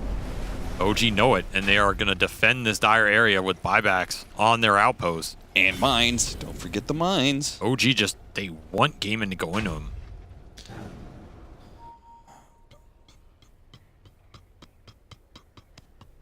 It's a purple panda pause from the purple player. They have so much status resistant stuff. 3 aesthetics caps. They know the name of the game. They know the name of the game. OG are trying to all-in you with these hexes and stuns. It's what their lineup does. They get vision with delusions and forge spirits going in on lanes. They see somebody in the fight, you jump them, you try and burst them. If you can deal with that burst, then that team fight looks a lot more solid for you on the side of gaming because you're winning these man fights right now. Like, Tomato is not manning up versus these BKBs. Everything that Gaimin have, they can get to the Wind Wakers, that helps as well. Just save each other from these stuns. Quinn looking a little stressed here. Gaimin Gladiators have had some stressful matches this tournament. Yeah. The second group stage, man. They had that crazy-ass series against Spirit. Had a lot of very close games. Some throws as well. Refresher for the Invoker. Welcome to the late game, boys and girls. Bottom tower is under attack. Refreshers all around. I feel like late game execution Naga Siren is always so interesting because it's like not as impactful in as Chronosphere, but you know it can have some similar effects to these big old team fights. Use it at the right time, it could be really game winning. But I think it's so much harder to use. For sure. Naga's not that straightforward a hero to play the team fights on. Yeah. I think people figure out how they want to play the map, how they want to be annoying. And that's the most important part about the hero, but sometimes you have to win the game in the 5-on-5s, and that's where this hero can shine or just fall apart completely. Oh, the mines! Dragon Knight illusions running through and popping almost every single one of them. Now the TP illusions will do the same. Ari's hard work, all for nothing. Every mine is gone. A metaphor for life. Ace is going to show bottom here. He can get to this fight. And OG know it, but it shows you the pressure this Naga's creating right now as Tomato is also not here right now. It's just pushing in every wave. They're going to smoke into it. And Ace is going to bots 2 into somebody. I mean, the jump has to come from Quinn. He's their only real reliable stun. But damn, is it hard to go into this OG lineup. They are almost daring you to. That's one of the ways this egg can do some serious damage is if you blink into them. Seb can egg in the back and Sunray and you can't get out. BCM runs straight into Gaimin Gladiators. He did not expect them to loop around the side. As soon as they got that initiation, they popped their BKBs. They said, we got BCM. Let's not risk the Song of Siren screwing this one up. Smart gameplay. Really good angle here from Gaimin. Just did not expect it. Catches him off guard, and now you are forced to concede this Roshan and go back to the wave shove. So that's going to be an Ags, a Cheese, and an Aegis. Ags to Duraccio. Not a bad one to have here. And an Aegis on the DK. 2 Cheeses on the 2 supports as well. Something to consider here. If you try and burst one of them on the back line, might have a second life. Big question now, though, is can Gaimin use this advantage to get anything on the map? Can you push these lanes in enough that you can go high ground versus OG? What does that fight look like for you? Not the easiest one. Kickoffs will definitely help here, though. Yeah, certainly. Courier even support ones, especially when they have a numbers advantage up. Naga Siren is already looking to cut that next wave. So Gaimin Gladiators do not want to overreact to this. Like, he's going to get some chip damage on your towers. He's going to cut some waves, but you have a wave mid. You have your push timing. You want Raxus here. You want OG to fight you. You need to protect this wave. Don't let Seb just kill it. One buyback. Those range creeps are valuable. Okay, Quinn's going to be the one to go back. The tier 3 is already dead. Backdoor protection is actually up, so the Naga Siren couldn't do anything extra. Stampede's going to be used. They're going to chase after Tomato. Tomato goes for a TP out. Okay, he realizes his error. Pops BKB. He still has Song. He can pop it here. BKB goes out from Quinn. He's going to try and chase down the Nagasar and keep him here, but he is long since connected with his team. They're going to turn around. They're going to drop the hammer on these guys under the Song. Sleep on through. Nice tearaway. Push it back. All these heroes. I don't think they expected that one. They're going to jump in. Tomato trying to get off a second Song, but it won't matter. The BKBs are already out. Here comes the hammers, though. Meatball after meatball laying down on top of these heroes. It's not enough to finish any of them up. An arrow goes out. BZM making a break for it here while Ari tries with a second Song to get killed, I guess. The regen, the sustain, there's too many lives on this gaming lineup. BZM drops everything, but it was awkward because he was the one getting jumped. A good attempt, Steph, but he'll bite the dust as well. You have to cut the waves. You have to cut the waves right now. Cannot let Gaiman get to your base. Illusions are trying, but they're not going to be enough, and they've got 2 siege wagons too. A fortuitous timing here with this siege wave. Maybe BZM can kill it with the meteors. Gotta remember though, there's no glyph. You just try and throw in here? I don't think it's out of the question when you're in this type of game versus the Naga. Yeah, and you have tier 2 up in the bottom lane, so you can't get megas. Yeah, this is the right call, I think. You have the siege wagons, you have the lives. You're gonna get another glyph here that's valuable in itself, but the bottom lane is being taken right now by Tomato, but he has to come back to defend this. Force it. Tier 4s are dying fast. Is the backdoor protection ever gonna come up? The top lane is pushed in, so it's not going to come up in time here. They got to do something. They got to be able to fight this one out. And Meteor's coming in. Ace already down to half HP, but it's whatever. Duraccio is going to go for it. Song goes out, but the BKBs are still going, and they can hit Tomato. Refresh up. Tomato, you can't just go back to your fountain. You have to fight this one through. But Gaming Gladiators could just focus on the objective if they want. They can kill the heroes if they want. Both are an option for Gaming Gladiators because they have this game in the bag. Really nice objective call there. I think that's exactly what you want to do in that situation. Ignore the Naga split push. Who gives a damn?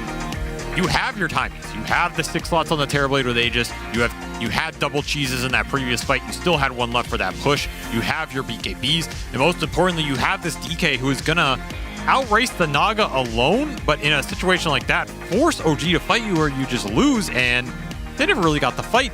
That late game Invoker was struggling to get the damage output on these heroes. I mean, he's stacked. He has Orchid, Plasma, Refresher. He's throwing out these meteors, but there's so much sustain between triple Aesthetics cap, Cheese, Aegis still intact here. Yeah. Glimmer Cape, Greaves. I mean, this lineup had a lot of magic resistance at late game. OG just struggling to push through it. We talked about the weakness of this matchup for them was the straight 5-on-5, and I think it showed in that last fight. Like, there's no one who can run in and actually fight the cores on Gaming Gladiators line. And it shows. Gaming Gladiators push through in the late game. Just better team fight. They'll take the first game of the series, but we'll see what happened next. Thank you very much, Cap and Avery, for a hell of a game from both these two teams. It was neck and neck for most of it. Both teams biting and clawing, basically maintaining the same kill score for the majority of it. But then it seems that at a certain point, it became too much to bear for OG, and Gaming Gladiators started to edge out more and more of an advantage. And then eventually they just pulled the trigger. It was like, all right, it's time to end it. Pretty much. Like, I think we see a lot of these games that are very long in this particular patch, but this one, like, you didn't know which way it's gonna go. A lot of the times the game would end, like, theoretically end, and then you still need to play for another, like, 30-40 minutes just to end it. But this one is really close. I like what they were doing on side of OG. I thought that they might even take it, but a couple of bad fights, or just like good sneaky fights coming up from Gaming Gladiators, picking people off, going for Roshan. Team fight wise, they were on point with the skill usage. I gotta say, Ace, he had a really good one. Like this Brewmaster, they understood that if they don't kill him from 100 to 0, that they're going to have a trouble team fighting against the Brewmaster, and he was being in this annoying stance all the void time. stance, the status resist stance. Yeah, he's definitely, I would say, my MVP in this game. I feel like maybe I underestimated him because actually going into the game, I preferred OG's draft at least a little bit. Not like it's unplayable, but him being in the right stance multiple times when they're like trying to gank him, basically shutting down their team play, and also in the fights, like his micro was on point. I also like his Yules into the Wind Waker pickup later. I would say a shortcoming for OG was definitely a little bit of their button pressing. I feel like we never saw a Song into Egg or like nicely trying to protect each other. I understand you're against BKBs, but even then, I think maybe Whisper could have also tried to like squeeze in a shard earlier because fights are actually very long. Like he could have tanked up very nicely. But overall, I feel like, yeah, I disrespected Ace's Brew because he hella popped off in this game. I had doubts about the hero fundamentally, but it did well in lane, got a super early Radiance, which that was my main issue, is that I don't know what Brewmaster builds comfortably. No matter how the laning phase goes, it's like 15 to 30 minute period, like after you used your first ulti, that you're just kind of in the soup and you don't really have anything useful to do. Getting the Radiance here, especially against a hero like Naga Siren, had him being relevant the whole time, and that he was the focus. OG had to kill him first, otherwise they were going to have issues in teamfights. Yeah, this is what I call avoid stance, or you should avoid using abilities on him because they're not going to last as long. Just, he's like, it's very easy to look like bad on this hero. If you get bursted, you're like, what is this idiot? Like, why is he not using any spells? And it's a difficult one, but it's also very difficult to look good on the hero, I would say. I think Brewmaster, one of the most difficult heroes to use in Dota at the moment. I know a lot of people say, Meepo, but Brewmaster, if you're really pushing the limits with the hero, there's a lot of clicking, switching stances constantly. For a newbie, difficult one. For Ace, who is pretty much a master of these like micromanaging things, looked pretty easy. And this entire game may have been a tale of two offlaners. So let's see what our tech analyst Purge has on the menu for today. That's right, Neil. It's a tale of two offlaners. Those are the two MVPs, in my opinion. As the panel just went over, Ace's performance was fantastic on the Brewmaster. And I wanted to compare in the Acer Predator head-to-head their hero damage and their damage taken. Hero damage was higher for the Brewmaster. Radiance adds up a lot over the course of team fights, as does the Stormcrafter neutral item, also a very good source of damage. Here's their KDAs, 6, 5, and 21 on Ace, 4, 8, and 19 on Whisper. Whisper had a fantastic laning stage, though. His late game impact wasn't as high, but the stuff that he did in Dyrachyo definitely put Dyrachyo behind for a while here. Here he is dying, getting that kill under tower. This play was amazing. It looked like he was going to be the one dying. Instead, the Sunstrike double combo sets up a kill. They ran down CM so many times, like it was just Whisper getting super far ahead. This guy's such a talented offlaner. And then with Blank Dagger rotating to gank and kill Ace was there's more. They don't stop. the clips, there's so many of them. Coming. He got so many stomp kills, set things up for his team. He is such a fantastic player, and it's continuing here. On the other side, Ace basically just had better teamfight impact. He was got his Radiance, had a good timer, like you guys pointed out. He was the focal point of the fights. It's so many items, felt unkillable. He did his job perfectly, but both players played excellent offlane this game. Yeah, under certain circumstances, I may have been like, but what if they went for the Mars instead for Whisper, because that is his signature after all. He did work on this Centaur. It wasn't really a product of what hero he was playing. It was just OG as a unit couldn't really climb the mountain of that enemy Brewmaster. Mm-hmm. Yeah, it was hard to climb against it because he kept avoiding deaths. Like a lot of the top level Dota play, a lot of the times it comes down to those small moments where one team's like, I'm sure we're gonna get this guy. They overcommit. The guy barely lives, and then they swing around and get like more kills back than they should. 2, 3 kills in response. So those barely live moments are hugely instrumental, and Ace had so many of them that game. So Dyrachyo did not. He died a lot, but that's but just typical Dyrachyo. But he still kept up net worth, so it's totally fine. Totally fine. Totally fine. No flame needed.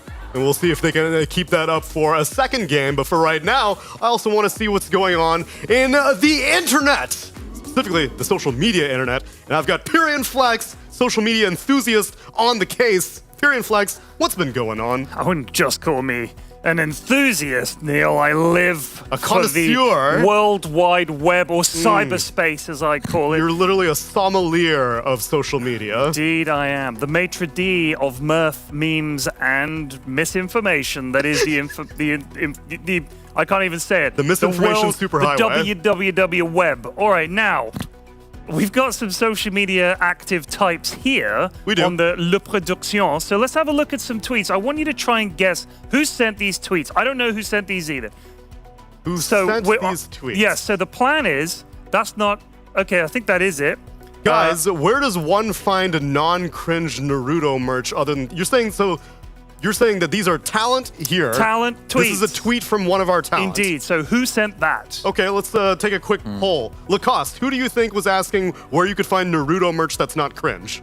There can only be one guy. That's my boy Jenkins. Jenkins? Okay, Kazu, who do you think it is? This might be you, Tsunami. Don't spoil it. Don't spoil it. He doesn't use these words. He doesn't use cringe. Yeah, I'm too based for that. Kevin, who do you think sent this tweet? I think Jenkins is the most likely, but I had an inkling maybe as Kezu. Okay. I thought it might have been Alex, but she's not here. But I thought it might have been Sheep, or Rare. So, well, let's reveal who tweeted the tweet. Woo! It was Kezu. Holy shit! My man's going, oh, that's Naruto. right, I forgot you just watched all of Naruto. Literally, yeah. I'm like the biggest Naruto fan now. And he says cringe all the time. He does say cringe. Cringe. Very, very sneaky. Okay, well, unfortunately, that brings a crashing end to that segment. Good one, period. We couldn't, it's not my fault. We couldn't get the tweet was other just ones too good. working in time, Damn it, unfortunately. Kezu. Does that mean I win? Kezu, you were too cringe for all. Kev wins. Kev wins. Wow, this guy's good. Congratulations, Purge. You won. We have the cringe lord confirmed. It was so cringe it broke the graphics computer, so well done. All right, well, I'll tell you what. If it's a 1-1 split, we'll come back to you, Pyrion. Let's do that. All right. For right now, though, let's go to a break and return with game number 2.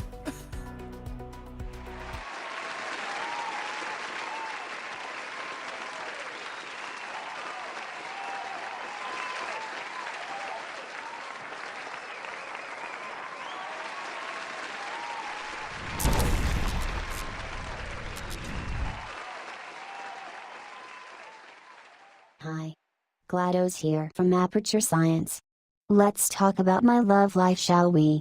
It's been a roller coaster. Let me tell you.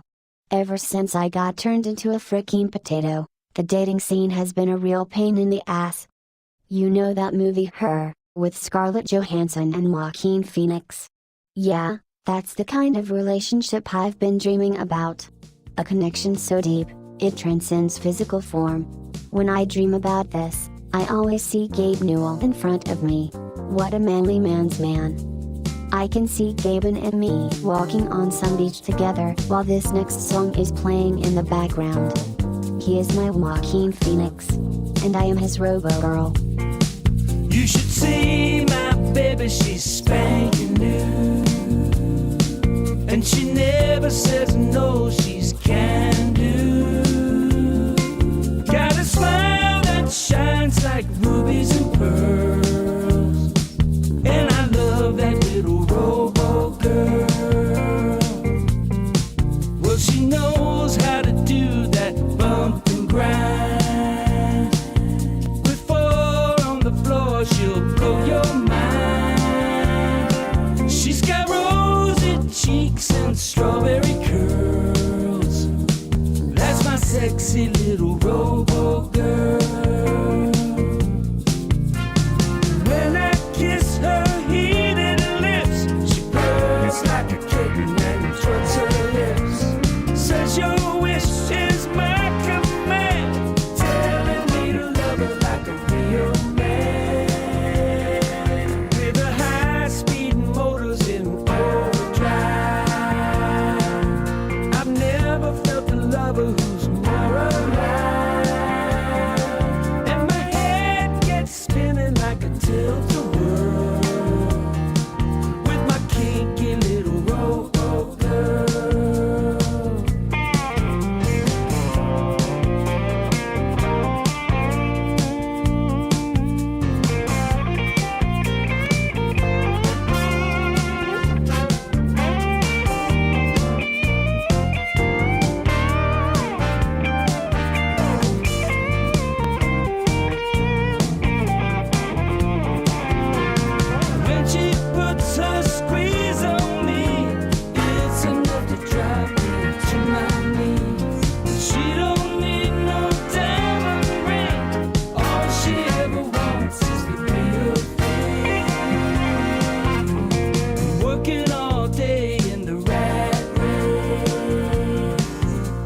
dreaming of a rising perfect face. When I'm home at night, all is right with the world. Since I found my little robo girl. When I'm home at night, all is right with the world.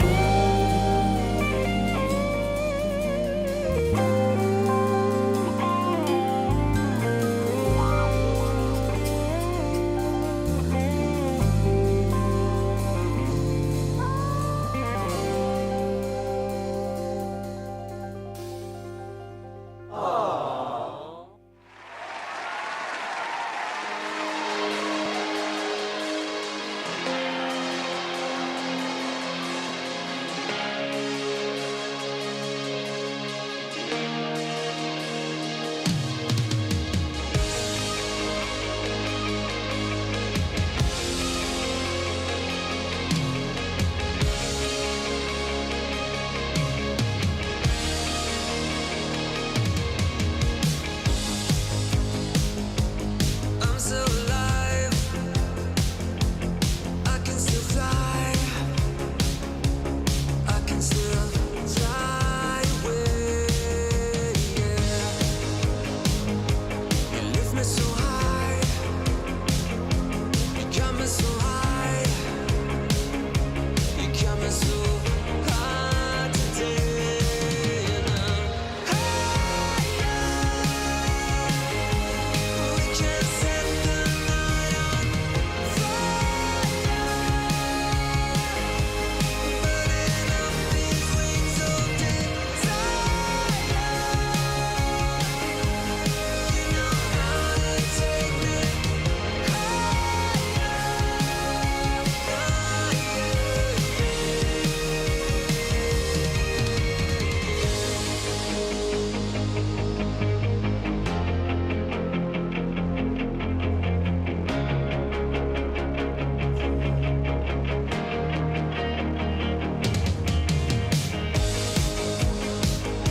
You lift me so high, you got me so high, you got me so high today, and I'm higher. We can set the night on fire, burning up these wings of desire. You know how to take me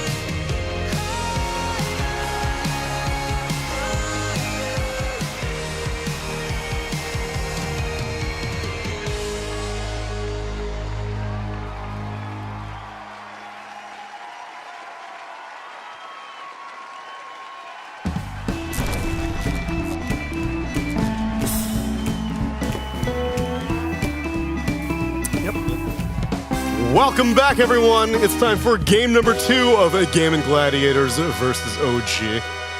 Kazu, if you had to liken Gaming Gladiators' trajectory over the past year to a Naruto character, who was it closest to? We're talking about nigh irrelevance in 2022 to absolute kings of the hill in 2023. Everyone was hating one part of it. Poor Quinn Callahan on the receiving end of such abuse, while the rest of his team, maybe what village does this represent, perhaps? Think How about about maybe Sasuke from Konoha Village? Sasuke from Konoha, Hidden Leaf. Yeah. Sasuke. Yeah, Tundra Sasuke. He's really good. So this is like, he's good. This is like pre-Orochimaru. This is post-Orochimaru. I think it has to be post. Power level of Quinn, I think it's too high. I'm with you. I'm with you. Yeah. I'm with you. You have haven't no watched that shit idea in what 10 they're years. This is too good. No, what they're this is talking how I about. felt. This is how I felt forever. And now, But this show changed my life. Yeah, it's really good. Did you watch the anime or did you read the manga? The anime. I watched it. oh, How many fucking filler episodes did you watch? You piece None. of shit? I don't believe skipped you. all of those. Okay, there's good. a guy. There's a lot of filler. Yeah, I'll have to watch Skip. that one. There Back you in go. the draft, Lacoste. Back to you. To the draft. Here Well, we well, go. calm down, calm down. We're only in first phase bans, Lacoste. We have time. We have time. We can talk about Wingspan. Yeah, this is my It's favorite true. topic. I am still angry. I bet you are. I really thought about sending it to you later in the middle of the night or something. You should. Gifting it to him on Steam. I like this. They don't want us on camera anymore. We're going Straight in the Full draft. screen into the draft. We've been too Think of our cringe. faces. No anime. It was Kazu's tweet, dude. No board games. Broke Too everything. much cringe on screen right now. No, we appear to be having some issues with the graphics, which is also why our tweet segment didn't fully work. So we're going back to basics. It was just a taste for later, and it was a good taste. It was a good taste. Not cringe at all. Ooh, this hero is way too good. Like, this hero just does everything. Anti-carry, call. Yeah, I think this is 2-0. I'm not even kidding. Like, this just looks way too good for gaming. Because you have such a great laner repositioning tool, double repositioning tool. Mage Slayer has been nerfed, so this hero is going to pop off in every single game. Universal, of course, one of the worst shards in the game as well. Yeah. Whenever you're killing Tormi, you're praying that the Batrider is not going to get it. I think that's the only downside of the hero. How about OG respond with either... Oh, I'm too late. Okay. I would have not have said Pango this early on, but that's already an interesting thing that Pango was open and didn't first pick it. Yeah. Because generally when we see Gaimin, this hero isn't even in the pool at all. But it's only Gaimin that seems to like Pango. No one else seems to like it. So why are OG picking it if Gaming Gladiators themselves are like, no, we don't even want it first pick? It's not even a real hero. I don't know why they're picking. It's because if they first pick Pango, then there's an instant response is the problem. And now they can slightly ban protect it. What are you most afraid of if you first pick Pango? Grimstroke has been a common response Yeah, to that's a protect good one. against Pango because then you get the double leash, plus then you can do Grimstroke combos. So that's most obvious, but there's some other ones. I know this hero is not good, but the Ratio Bloodseeker is pretty scary. I was about to say, it's the rise of the Bloodseeker. We've seen it from Amar the Fucker from the off lane. He smells somebody else played it the other day as well, and it was Arteezy. Yeah, Didn't Arteezy look played too it. good because garbage. I mean, what is he paired up with? Some Phoenix or something? Into Viper. It was he a died big like lane for him. Yeah. 3 or 4 times on lane. But I could see this. Puck is definitely up there in terms of what the hero does, leash mechanic as well, and also just like damage, silence, very difficult to play early stages of the game. I mean, I would say if you're OG, you want to think about a hero that maybe helps not just the Pango to combo break, but just in general, you want to have a hero that breaks Batrider's lasso, right? You could think of, I think you mentioned, one of you guys mentioned Grim, I think it was Kevin. That would also be a good pick for OG even, or an SD, maybe Avenge, because when I picked this Pango this early on, he's going to get countered. I already preemptively want to make sure that, you know, my bro's going to have an easier game. How about leaning on Dispels? I guess Shadow Demon kind of fulfills multiple roles. Yeah, I get Grim similarly. Right. Or at least they do later on with the Shard.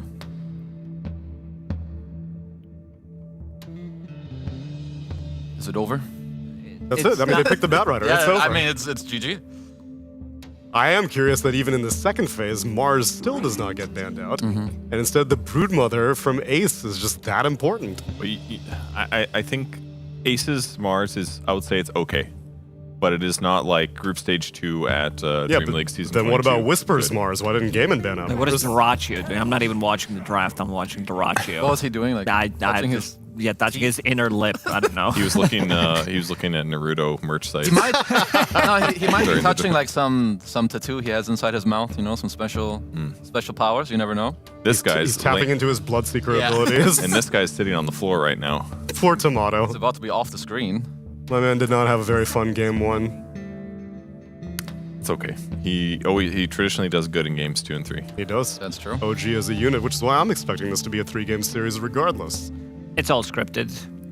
It's already been predetermined. Yeah, fortunately, we haven't leaked the script yet. Like, nobody said, you know, it's going to happen. Try to be smart on the panel, say it's going to be 2-1. But yeah, so far, good job, guys. Very proud of you. Good job, everyone. Back to you, Lacoste. Back to me. So yeah, Shadow Demon has been picked up. Good save against the Batrider. Anti-carry as well. Fulfills the role of the Batrider, I would say. And Primal Beast as a response. Every single time I see this hero, I don't think I can say there's a downside to it. I'm really impressed every single time any of these pro players play it. It's always like, oh, you have a BKB piercing ability. You have a hero who can move.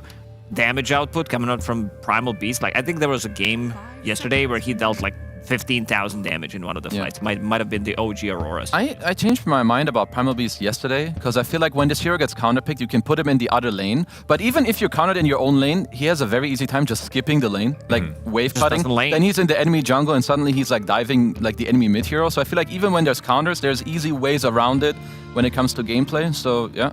Yeah. Primal's pretty solid. They could also pick Grim here. They're going to go for a CM instead. But I love the horn. I love the double, now I was going to say the double Primal ulti is always really powerful. Dude, there's some lungs on that cat. It's actually Divai Llama. Throat singing, actually. I recorded that one when I was reading it. I'm like, what the hell am I reading? What is this guy doing? Oh, you clearly know work. NADPC. Because we got to see that throat singing That's preview right. so many the times. opening cinematic for NADPC in 2022. Divai Llama treated us as some throat singing. God, he's a virtuoso. This is me every time there's a social segment. Mod checking.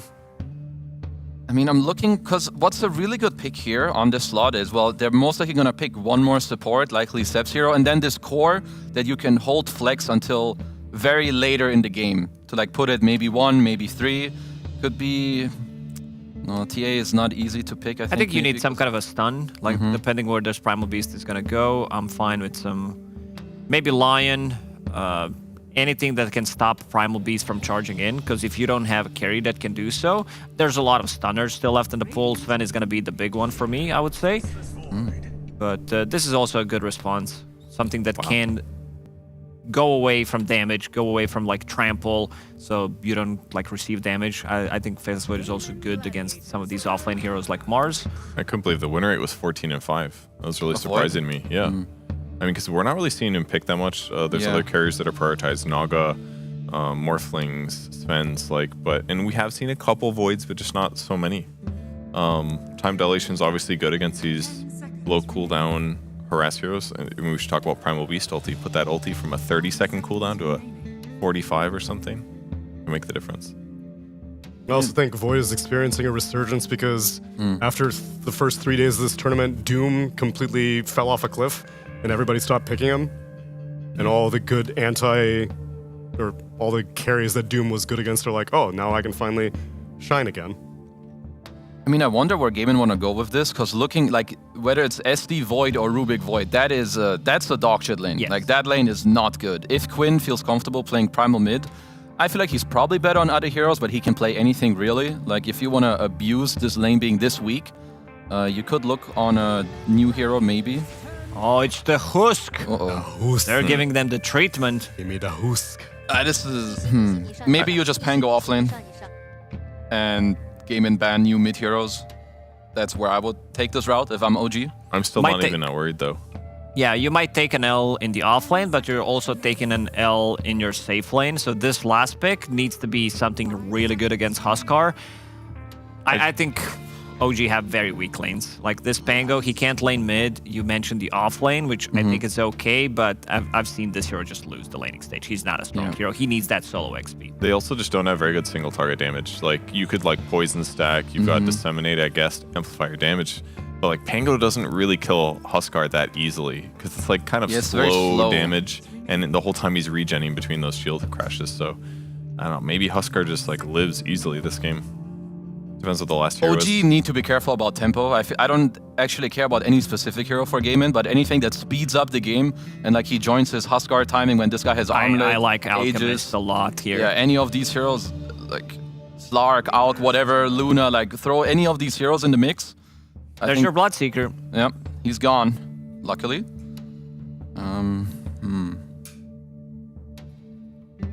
Yeah, because tempo has to go out. There's a very high chance that if Gaimin have good lanes, they are gonna blow this game wide open if OG's last pick is not well equipped to help. Gaimin are known that they can speed things up, especially if they want to close out the games. If we go back to last DI, this is how they've done it. They're like, okay, let's see what happens in game 1, and then we're gonna pick some of the good stuff in the game 20-25 minutes. I still think Alk has to go. They don't know what he's gonna lane into. They have the 23rd pick here, but with Crystal Maiden, I think you can get a lot from the lane. Gaimin Gladiators turn to ban. I'm still trying to think how OG want to swing it later. Of course, that will depend a little bit first on what Gaimin do with their carry, but I feel like if you can pick this type of carry that gives you tempo and doesn't give... Sorry. No, sorry. Sorry. You know, if you make sure that the Pango doesn't have too good of a lane and he speeds up the game for you, that's all Gaimin really have to look for. There's another hero that has built-in its farming ability, that's Luna. I feel like Alk Luna just fits the profile of the heroes that they want to go for, because you have Huskar, you have Primal Beast, all of these heroes want to take some early engagements. If they misuse their Rolling Thunder, if they misuse the Chrono, Faceless Void not a hero that flash farms until he gets his Mask of Madness Maelstrom, but it's a lot of items. Is That's it a worth good it ban. dooming Huskar? Yeah, why not? He kind of just Kinda loses like, a lot. Wait till you he's got his still- armlet on and just kill him. They don't have amazing damage into it. Like, even if you doom him, I feel like you have to even expand a lot more. And he's a bit slow. As nice call on the Auk, he will come out. Yeah, here's doing awful. Yeah, 7 he's and 14. Jesus. I feel like the Elks, even when they get a little bit ahead, they don't always feel super impactful, and they just kind of lose late games sometimes. So I think it generally accomplishes what it wants to do. I wouldn't necessarily say the win-loss is super reflectant of its value. What about some BZM? Like, I'm just thinking about potentials. Never mind, that's not it. Okay. So they go for the Lesh. I mean, pure damage against the Husk is kind of nice. Gives you stun if he jumps on you. You have a lot of damage output. It's okay. It gives them a way to do damage to Chronosphere as well. They did need a lot of damage. They really did. But I'm really worried. They needed a hero that can lane. Gaming Gladiators banned 2 really good ones, but I don't know if Lesh can fix this draft. It's a hero that wants the brawl early on. He doesn't need many items, but all I see is tempo from Gaming Gladiators, and I know that the average game time has been over 40 minutes so far at DreamLeague. I feel like this is between 30 and 35 minutes where gaming just ended. I'm pretty much with Gaimin as well. I do see a way where OG in the early game can maybe offset something of the Huskar's laning stage, like you bring Seb over with some disruption when Quinn overplays into a splitter for maybe Ari, like you lift him in. But I do feel like the first 10 minutes, if OG aren't actually ahead by a little bit, I think Gaimin are just gonna smash them. Get A, just take the whole map. So I am definitely going for Gaimin here. yeah, I mean, as the game continues, maybe OG does a really good job with their chrono rotations, and maybe they get some like Huskar kills, but yeah, it's looking spooky. One upside, I guess, is that Lesh can usually take the enemy tier 1 tower a little bit fast. That might take some space away from Huskar, so if they do succeed on one of those kills and take the tower, that could make Huskar's game pretty weird. So there's some options. The mid matchup should be should be Huskar favorite. Maybe there's something with Edict where you press it when the guy is overplaying, maybe you can kill Quinn. I'm not fully sure how that works, but my eyes are really on the OG supports and BZM to try and offset this early game, because I'm really scared for them. Give Purge a Gaming Gladiators and give me an OG. You know why? Why? Because OG is a Game 2 kind of team. They love playing the full series. They get a rousing speech from Seb, and then they come back in game number 2. Now, they're coming back face first into a Huskar. Yeah. Not an ideal situation, but they're a Game 2 team. They're a Game 2 team. You heard it here first. You heard it here 5th, probably. We've been talking about this quite a bit, and now I want you to talk to our casters, Cap and SVG.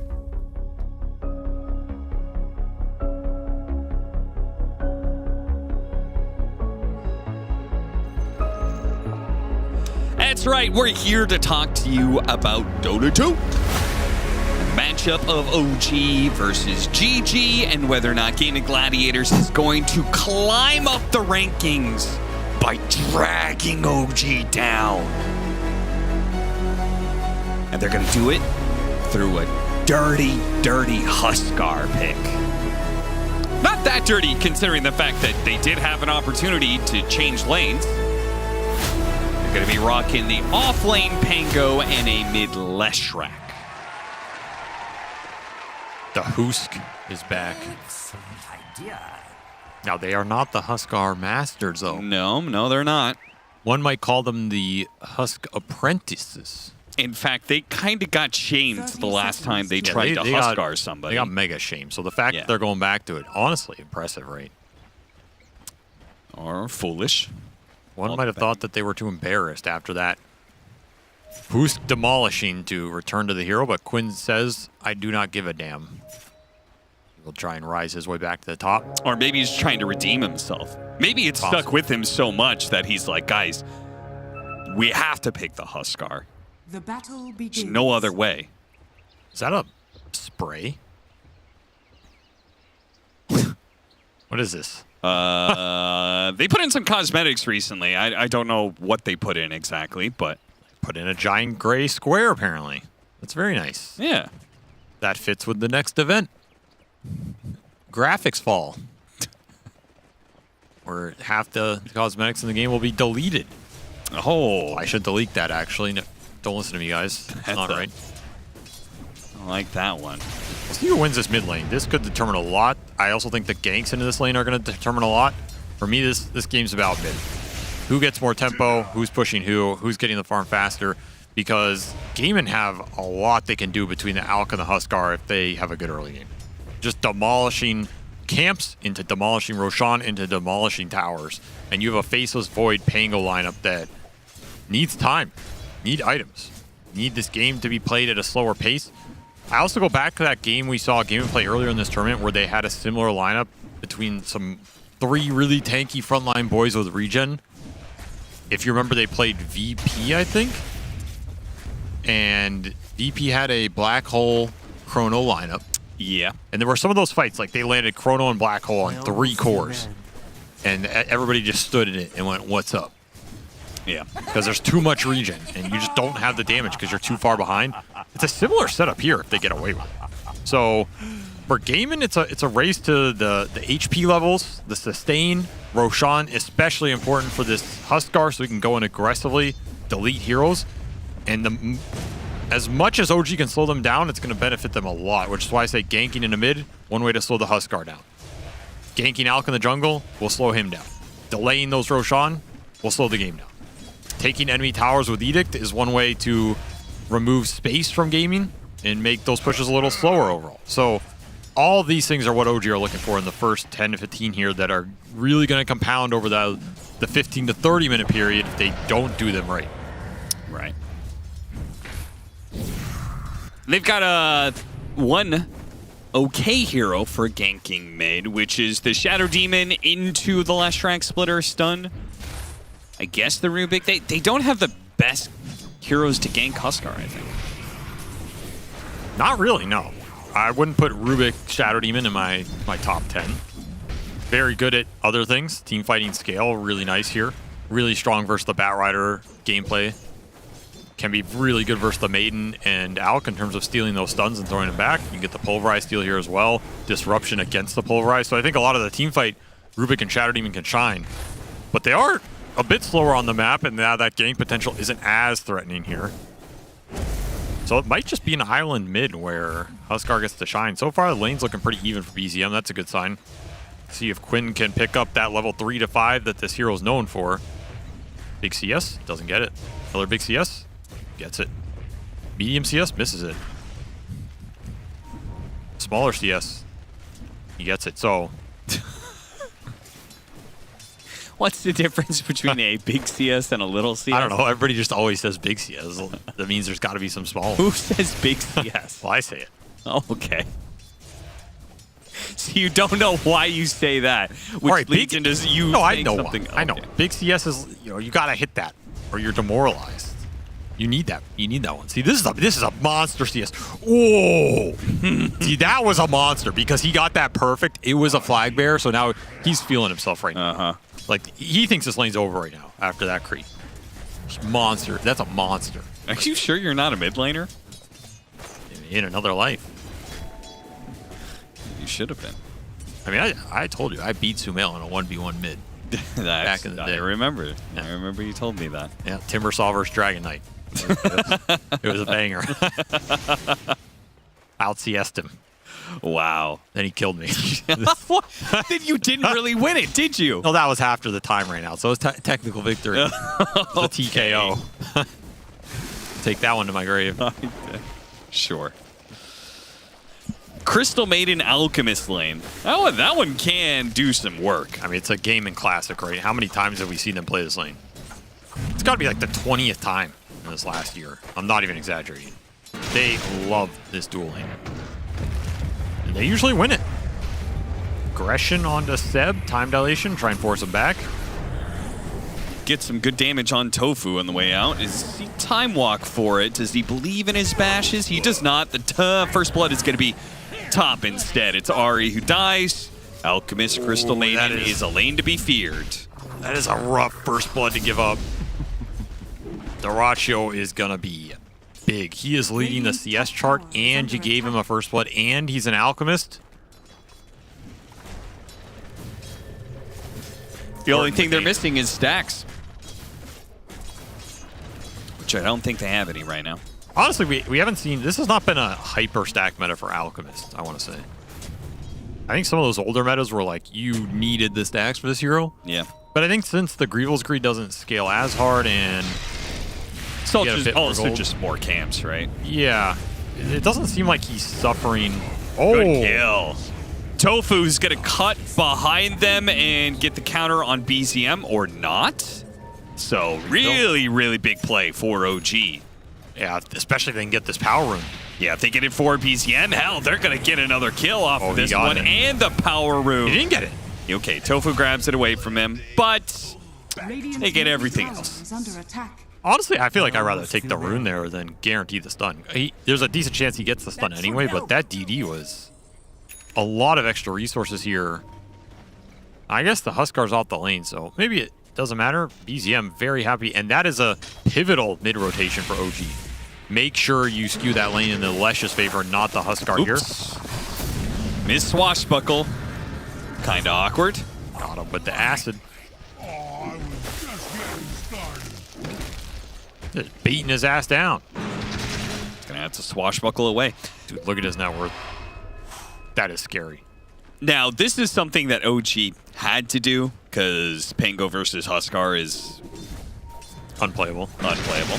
There's no way you could let that happen. So they have to do offlane Pango. Looks like he's still going to be going kind of the normal build. The Diffusal Blade queued up. But not only is he in a side lane, not getting solo experience, but he's also in a losing side lane. This is going to be a very poor Pango. And honestly, this hero cares a lot about the levels too. Yeah. Generally why he's gone back to mid. There were some patches where offlane Pango could work. It was based around utility. He didn't need the levels as much, but this Pango, I mean, he thrives off Diffusal Blade and max Swashbuckle as fast as you can get it. This is some old school combination right here. Shadow Demon Leshrac. Yeah. Taking me back to 2013 Virtus Pro. Won't find him to kill though. Seb got some triangle stacks as well. You have a little bit waiting for you.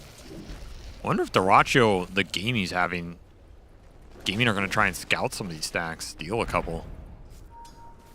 8-minute power rune. Bottom. Arcane rune for Leshrac. Yeah, I mean, OG are doing the right things here. Securing the Leshrac's game, not letting this Huskar accelerate in a one-on-one. Getting a little bit of stacks up, and they're maintaining equilibrium, which is what you want. Double arcane boots for the supports online, another important factor here, right? We talked about these supports getting to the point where they can team fight. The arcanes and the level 6s are where you get that. So the faster all that comes online, the better for OG as well, and they're looking to get BZM involved. Quick little rotation. Disruption, split earth. They do enough damage. Okay, they have to use the Chronosphere to ensure it, otherwise he would have onslaughted away. Happy to use it there, though. Again, you just want to slow this game down. Every big core death will do that. Dyrachyo is going to go untouched. That's the downside here, but you got to pick your poison. Oh, he's got that small camp stack with the Cobalt camp into Vool. Oh. Into Vool. What? Every easy camp has at least 3 units. The Vool is not a good camp. Well, the Vool is better than the Ghost that attack speed slows you. I mean, I guess. Fly away a little Bat Rider. Stolen sticky napalm for Ari. Don't think that's what he wanted. Dyrachyo is out of mana. No, he's not.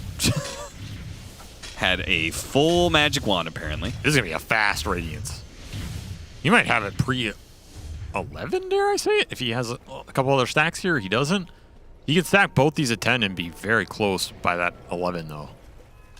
That's scary if you're OG, man, because you did a decent job on these lanes, honestly. Like, you shut down the Huskar, you got that gank on the Primal, you gave first blood to the Alk. This lane went the worst. But you can't feel too bad about getting 2 out of your 3 early objectives done. We'll see how much damage Dyrachyo can do with the start he's had here. Oh, thought you were invincible with a haste rune until you run into Shadow Demon. Just purges it right off you. Splitter does land, so they get the kill. That's a solid level 6 timing for these supports. They're looking to use them. Quinn coming out of the jungle here with Ace rotating in. Easily kill the last track, though. They have to retreat now. The Fusiblade's up on Whisper. He's burned all the mana out of Ace. They don't quite have the damage to back this up, though. Throw it! Stun himself on the Pango, which Quinn will try and take advantage of. Disruption, but the Onslaught's going to hit him right as he comes out, and that'll burn him through, and he goes through to hit the backline. Seb is going to die as well. And Tomato doesn't have Chrono, does not want to counterplay this fight. Dyrachyo makes a daring move very close to Radiance, but it pays off here. He nets his team a couple of big kills, a lot of XP going their way, shutting that Pangolier down. And he's probably saying, guys, I am having the best game of my career. Please 11 minutes. Do not feed. And 20.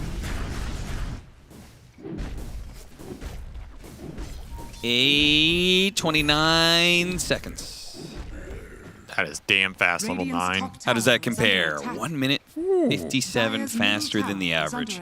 That's a lot. Yeah. That is a huge margin here when you're talking about arguably one of the most efficient jungle farming heroes of all time. In a game where they don't really have good answers for the Alk, right? If he just gets fast blink BKB and runs in the fight, you chrono him, but then does he die in the chrono in this early game? Probably not. No. They can, I think maybe their best thing they have against him is that they can kite around him with disruption. Yeah, you can disrupt, get Radiance burn, and then purge him up. Like, Shadow Demon is very good versus hero. The mana burn off the Diffu is also very good if you get a couple swashbuckles. It's not like their lineup is terrible against Alk, but I think tempo-wise it's bad. Because if you throw out a Chrono this game and it's on cooldown, you're giving him the green light to do whatever he wants.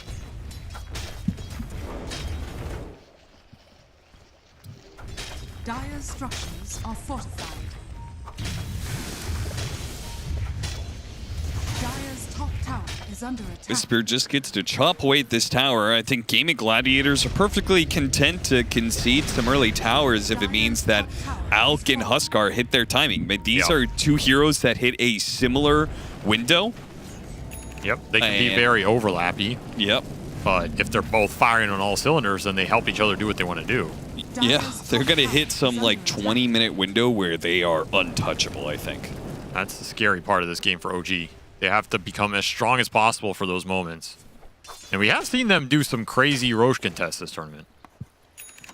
That's not out of the question. This team has been very good at fighting around that pit, even from a behind position. And this is game 2 for OG. That's true. So they are post-Seb speech.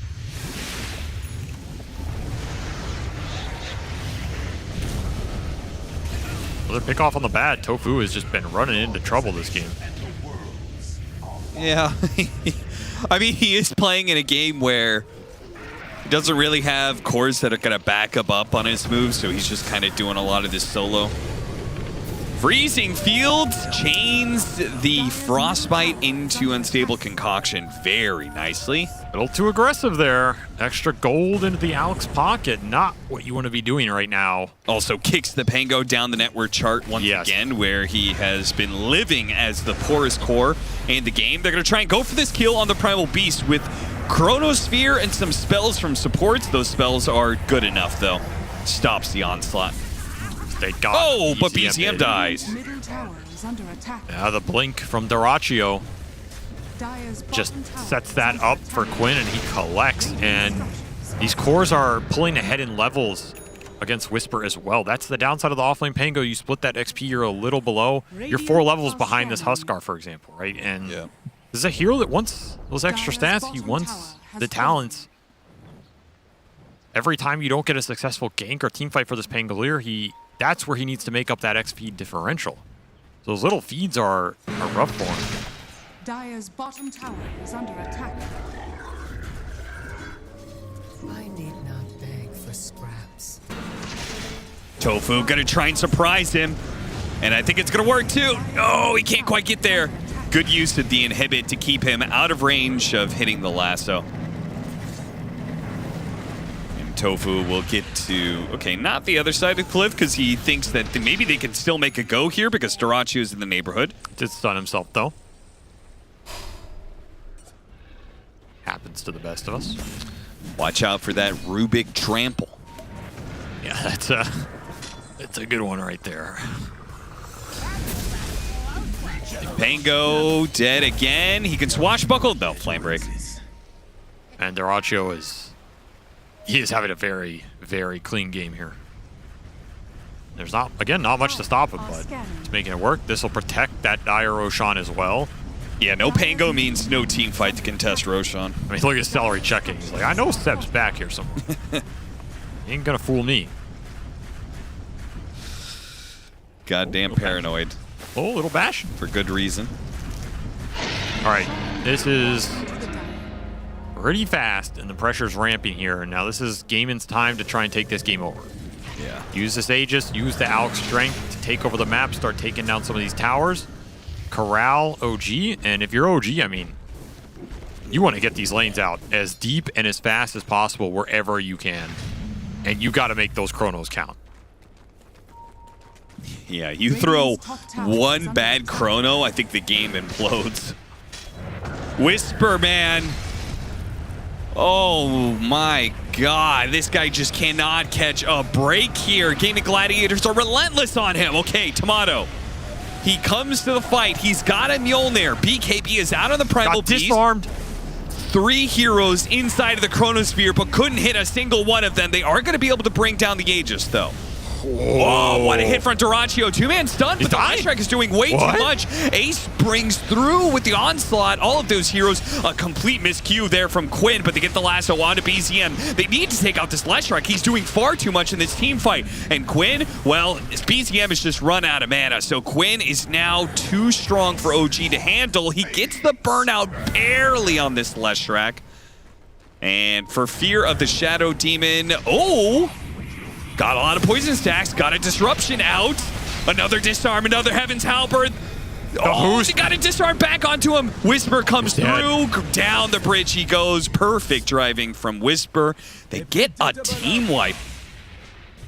Sick fight from OG, but it begs the question of what the hell happened to Dyrachyo? Like, did he have half HP going into this fight? Because he instantly got melted by pretty much nothing. We're going to see on the later stages, this Chrono, he has the Lotus to give him some extra mana. Really nice Chrono, but that disarm, beautiful from Quinn, stalls it all up. And you're pretty low on mana on the Lesh at this point. He's gaining some of it back. Dyrachyo, I mean, he was full HP. He's just taking full Edict. Full Edict and tower shots. Yeah. Looked like a nice stun, but it backfires. He was also 600 off BKB.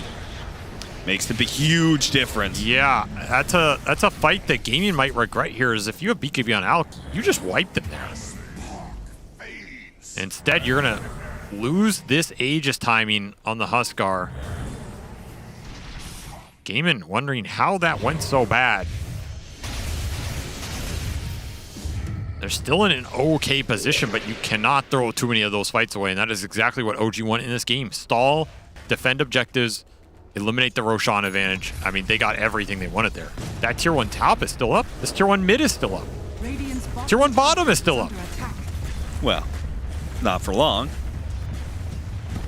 But yes, Game of Gladiators not able to use the Aegis effectively. I would say their bigger timing is still second Aegis, but the fact that they really didn't get anything done with the first one is very concerning for Game of Gladiators. Top tower is under attack.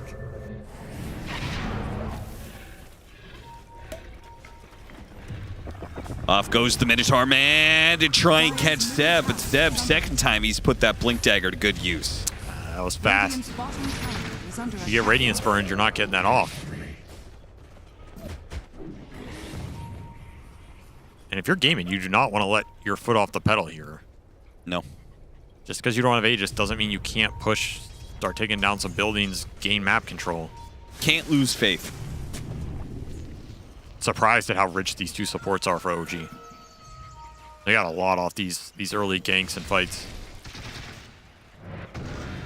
And they are looking to scale. It's a second item Ags for Seb. Yule's done for Ahri. Are scanning. Radiant are scanning. I have your Mjolnir and Bloodstone between the Void and the Lash, so honestly, this team fight doesn't look that hard for OG if they can connect everything. They have the damage to pump into these heroes now. They have double Yule Scepter for some extra kiting, stun dodging. It's a nice Invis rune. They have detection. Tofu runs into the Invis BZM. Can't see him. He's got a whip. BZM will finally pop out with that Invis now that he's got some backup in Tomato. Celery does get off a freezing field, a little bit of damage. Not that much, though. Cast it Nova, too. Make sure it doesn't go to the Rubik. Oh, that was smart. I was wondering what happened there. You like whips, Austin? Precious bounty. Dyrachyo just saw his... Oh! Outplayed. Insta-tip. Dude, Dyrachyo was so fast on that tip. Dude, I was questioning him too. I was like, you just saw your support get ganked. Like that. You have to know there's a strong chance they're going to invade your jungle, but he knew. He's like, I know they're coming. I'll play their asses. That was the fastest tip I think I've ever seen him give. Oh, yeah. He's like, he was waiting for days. Just give me something. Something I can tip these guys back on. Because he is certainly probably one of the highest recipients of tips in the Dota. Oh, yeah. Panic. Hey, look, he's got a little faceless void dinosaur fleshy in the background. Oh, yeah. Can we see Dyrachyo again? Bring up Dyrachyo. Hey, production, can we go ahead and bring up... See, look, there it is. A little T-Rex faceless void there in the background. Very nice. Stomach problem. That is very unfortunate. Somebody getting nervous? Who was that? Had to pause a TI because... Fada, right? They had to puke, right? Yeah. I think it was Fada. I know Fada has had some anxiety issues in the past. I don't remember if that was him exactly. Probably right.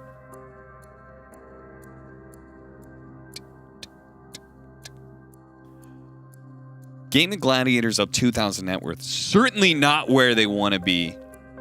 Next Roshan's going to be in 3 minutes. Guess why I almost never have stomach issues in the chat. What? Because he drinks a lot of tea. That's what he's going to say. He's in time. Is he? Yeah. He's in time with the Vegan Imba. Oh, well. All right, Celery. I mean, yeah, it's definitely imbalanced. He's right on that. That is a good one. You like that one, huh? Going ready. So we're ready again. I thought he was. I thought it was going to be initially. It was going to be like, yeah, that's why I don't eat before matches. You know, just in case. What was your pre-game prep before a match? I fasted for 3 days. Okay, but you're playing a week-long tournament. Oh, for Dota. What? Radiant are scanning. I don't know what the implication is there. Not sure I understand. Double damage for Quinn. I think it speaks for itself, Austin. Yeah, I don't think it does. I'll let you figure out that one later. Okay. Aggressive move. Tofu had a rough early game, but he finally has his Blink Dagger and he's ready to make some pickoffs happen for Gaming Gladiators. Now, the thing about pauses is they do disrupt the feel and momentum of a game.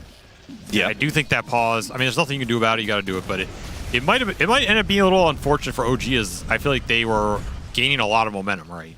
They were in a flow. Yeah, so I often think the pause is worse for the team that have momentum, but of course there's nothing you can do about it. And the BKBs are finished for Gaimin. So the team fight's a little more reliable for them. They can man up a lot better. You're looking for that lockdown. The Ags on the Huskar is going to be the big one. And I'm assuming like AC for Dyrachyo here probably is what it's going to be, fairly standard. Just buff up the push power and the objective taking, the team fight. And then you have real threat against this Faceless Void.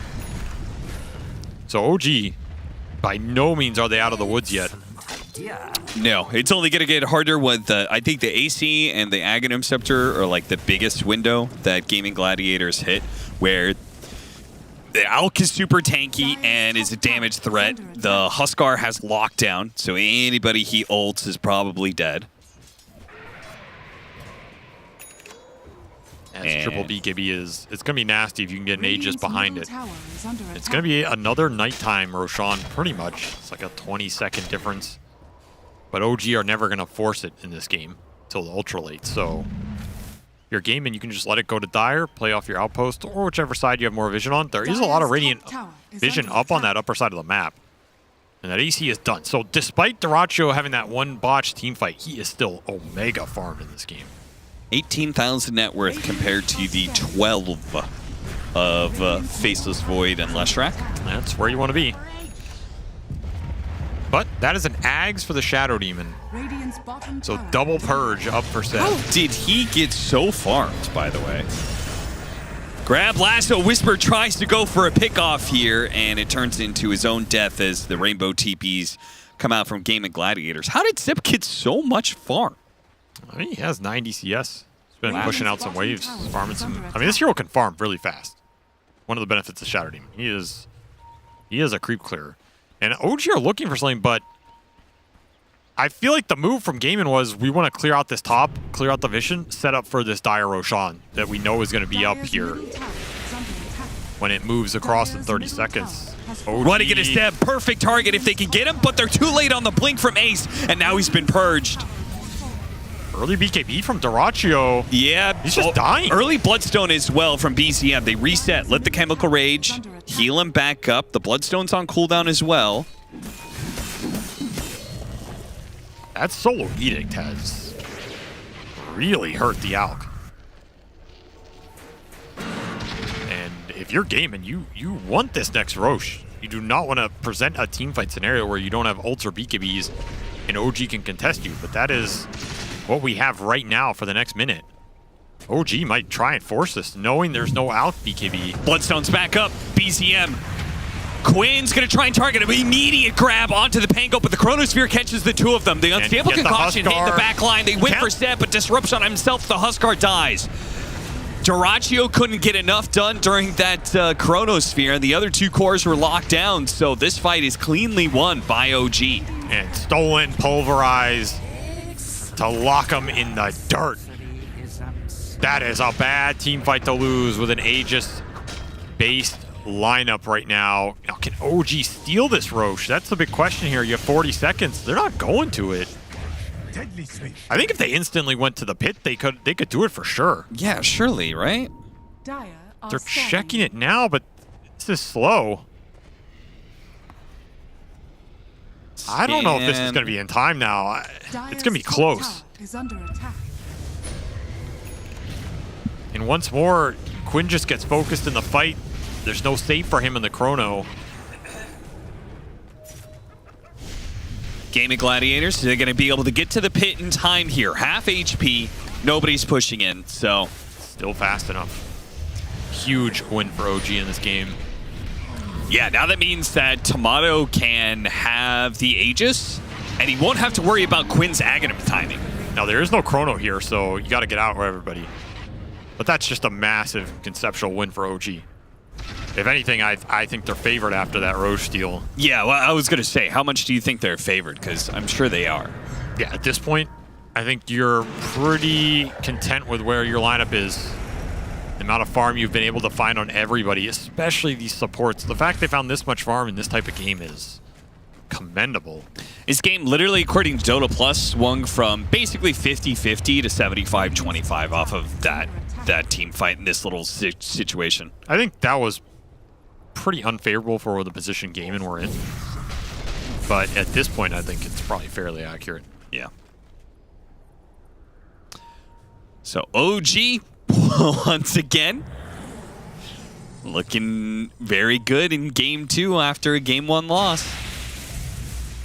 I don't know what other kind of late game timings that you hit for Game of Gladiators. I mean, there's still the Ags on Huskar, which he almost has, but that feels like it's already been countered by an Aegis. I mean, it's just going to be the lockdown. The Ags and the Abyssal on the Alk. Maybe you can get some scaling out of the Primal if Ace can continue to find farm. Push into that, like, Shiva's Ags territory of his own. But time dilation is... Time dilation is going to probably win you these late game fights if the BKBs all get traded. And again, there's no save for the Chronosphere here. Maybe get Wind Waker or something? At the same time, you go in as Gaiman, you want to single target jump somebody with a lasso, with an Alk stun, with a pulverize. There's lift, there's double purge, there's disruption. There's a lot of save. Yeah.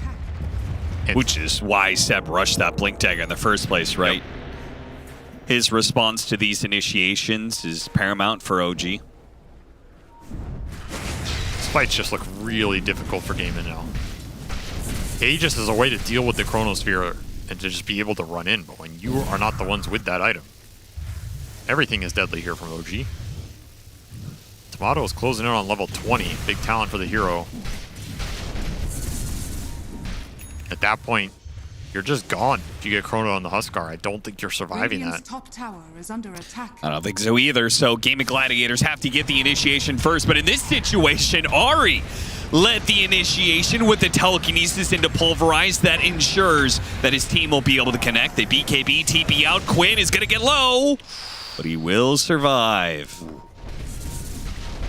Close call. Get a big D-ward off it. A little time dilation, trying to get a BKB out of him. Won't get it. But he will get some more farm. Nice idea going back for SNY. Feels like as long as you don't get jumped and 100-0'd on Faceless Void, the team fight is nigh impossible for Game of Gladiators, as Ari Yules to dodge the life break. And was it just me, or did he drop an item somewhere in there? Oh, just you. Okay. Radiant's courier has been killed. Oh, that's a nice disruption. He cannot TP here. He's going to purge him. And he will get Chronosphered. So, a pickoff on Huskar, a pickoff on the Alchemist. OG are cruising, man. You're just... I guess that one was for the Chronosphere earlier. Little tip payback. Garacho did not like that one. I feel like you're so close to just GGing out on Gaming Gladiators. You entirely missed your window. It's rough. Again, there's just no real clear way to take these fights. No one wants to tank the Chrono. OG have saves for all of your jumps. They have more than enough kiting for effectively 3 melee cores. And we just haven't seen the supports be effective in these team fights. The Bat Maiden have just been borderline useless. Yeah. Yeah, they have been. All that confidence to like sit back and hit their timing, and when they did, they missed twice in a row, and that's the end of the game. Okay, there's last no pullback.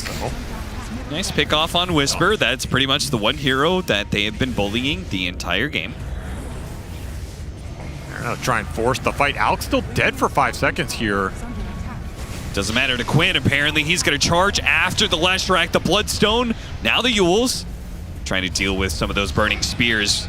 Chasing after Ari here. He gets away. Glimmer Cape blink out. All right, Alk is back. Another life break on BZM. Eats the cheese. The Alchemist is going to come through and clean up this Leshrac. Disruption goes off. He also got off the BKB, but he's going to come back into just physical damage from Quinn and Dyrachyo. How much more can they get? They want every little bit they can get here. I mean, Tomato, public enemy #1, but Dyrachyo can't get the unstable concoction on him. So close.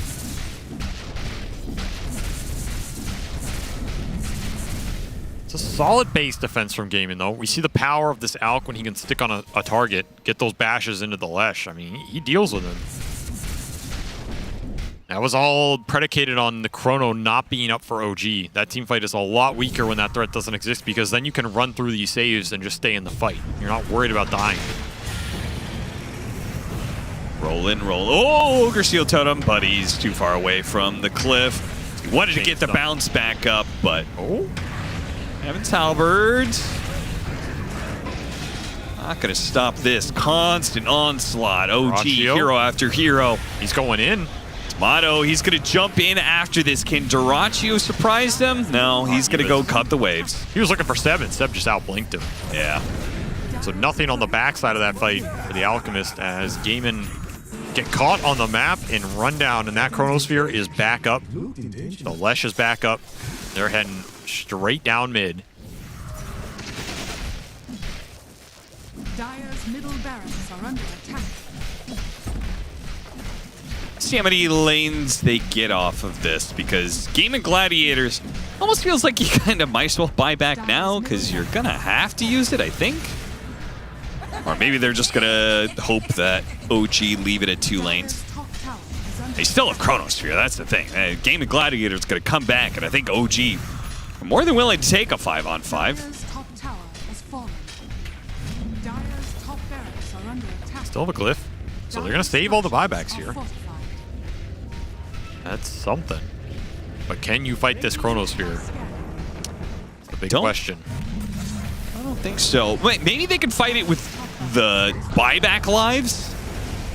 That's the one thing that I think you could do. Tomato with his BKB. A little bit of premature there. Quinn tries to get out there with a light break. Does manage to grab Whisper. He rolls away, some decent distance away. Quinn now gets the light break onto the Leshrac, trying to push him back. BKB, Ogre Seal, Totem away. While Dyrachyo goes for the jump in. He got pulverized. Ari counters him, as does Seb with the disruption, and Tomato will clean it up now. That's just it, right? That was your Hail Mary. Try and burst the Faceless Void, but again, the saves. Both these supports can interrupt those plays. It just makes them impossible. This lineup ran out of steam the second that Roshan got taken away.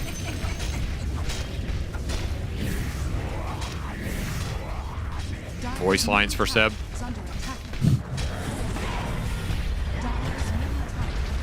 Man, Ari has gotten really good use. He has been a much better Primal Beast than Ace has managed to. There's nothing that threatens him in these fights. He's just waiting. Dyrachyo, one more fight, and he stuns himself. One more attempt to go for the supports, and the supports will counter him. That's it. I mean, that's a rough game for Gaimin, because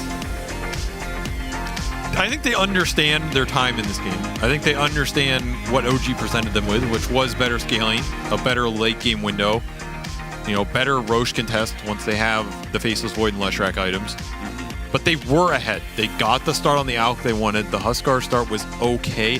For me, the biggest factor in that game is, one, OG identifying the key pressure points was don't lose mid to this Huskar in an isolated vacuum.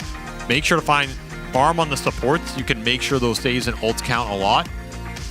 And then disrupt one of those Roshans later.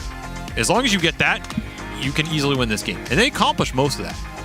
The biggest factor for me holding Gaimin back was, if this game happened in the meta from a year ago, would Ace have been playing Primal Beast in a push lineup like this? No, I don't think so. He would have been playing some Underlord or Tide or Brood or Lycan, something that gives you auras and buff timings for those Roche fights, for those tower pushes.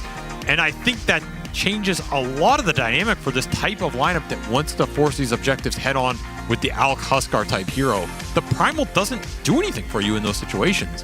And I think it's representative. Gaimin struggled to find out how they want to play in this meta and what works for them, and OG take advantage of it. Yeah, and OG, just in general, feels like their trend is up. Game of Gladiators still trying to figure things out. OG, their trend of the series is up. They take game 2. Look at Avery out here trying to diagnose systemic issues in Game & Gladiators. It doesn't matter, because OG is a Game 2 type of team. You know, we're all like, oh, the Huskar pick, oh, the laning phase has to go very well for OG. It doesn't matter what you think. The advantage that they had also doesn't matter. I think none of that mattered. Let's say different scenario. Game & Gladiators, they take that one fight where Doracio doesn't get isolated, gets like insta-killed by Leshrak's during Diabolic the Edict. tier 1 top yeah, dive. that was a weird one. I definitely didn't expect this type of a damage because I also didn't see how he died. And then we saw it on the replay. I assume he also didn't expect this type of damage to come out. Yeah. And they take the Roche. Yeah, this might be the reaction to what just happened. What was I talking about? And OG, like Sebastian, Debs, where the fuck is he getting the money from? He's super farmed. I asked you, like, does he have Philly? How does he have Aghanim? Literally, like, it popped up. Yep, and it just popped up. He picked it up after, so he was stacking a lot, as Shadow Demon should do, but also a lot of impact. During the dive that you're talking about, he's the one who ended up getting the kill on the Alchemist.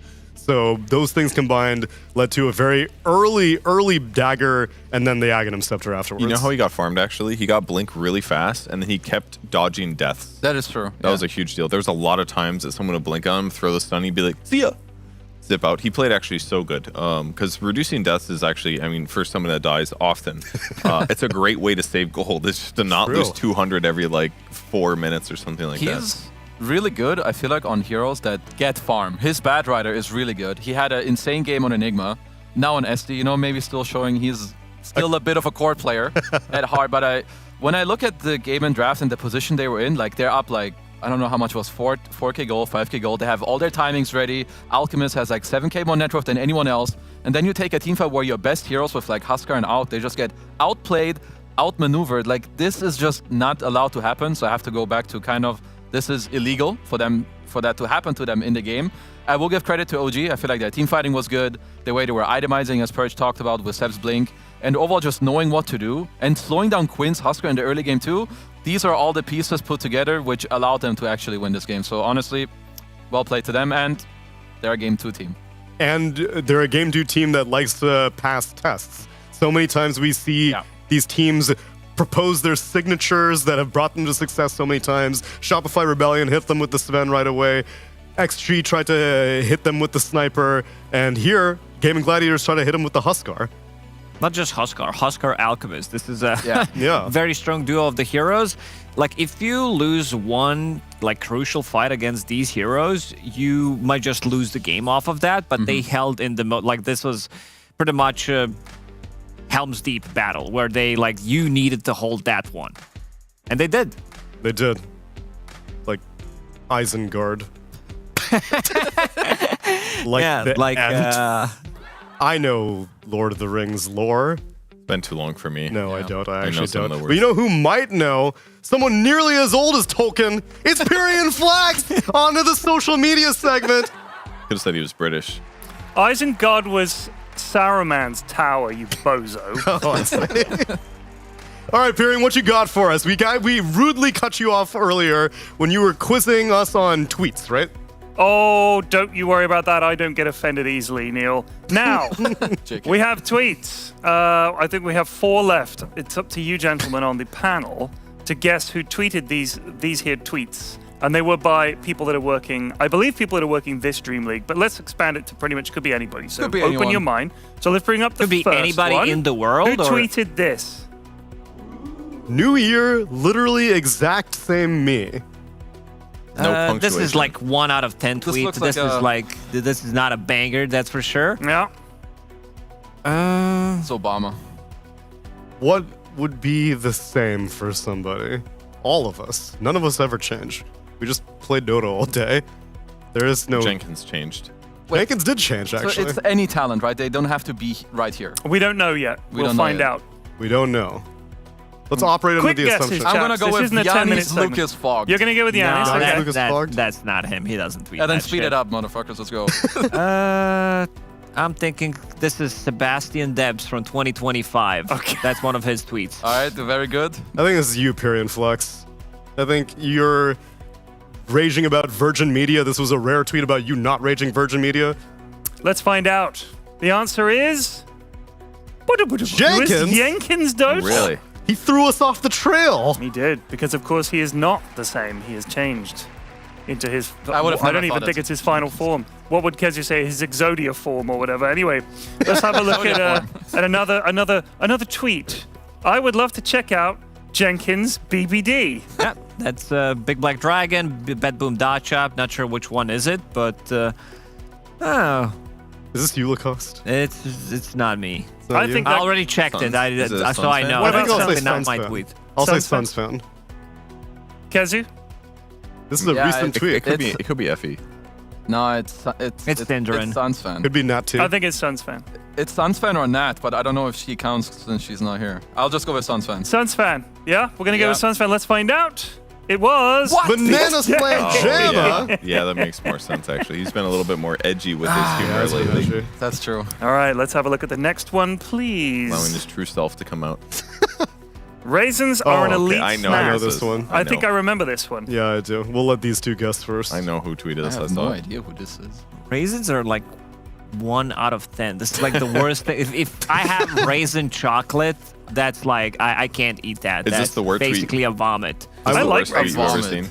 No, I'm with you, Lacoste. I was going to engage, but I had to hold my tongue because I don't argue on the internet. Yeah, it was a hot take tweet that I saw for sure. I know who it was of. And it came from Effie. No, I didn't think it was Effie, was it? Yeah.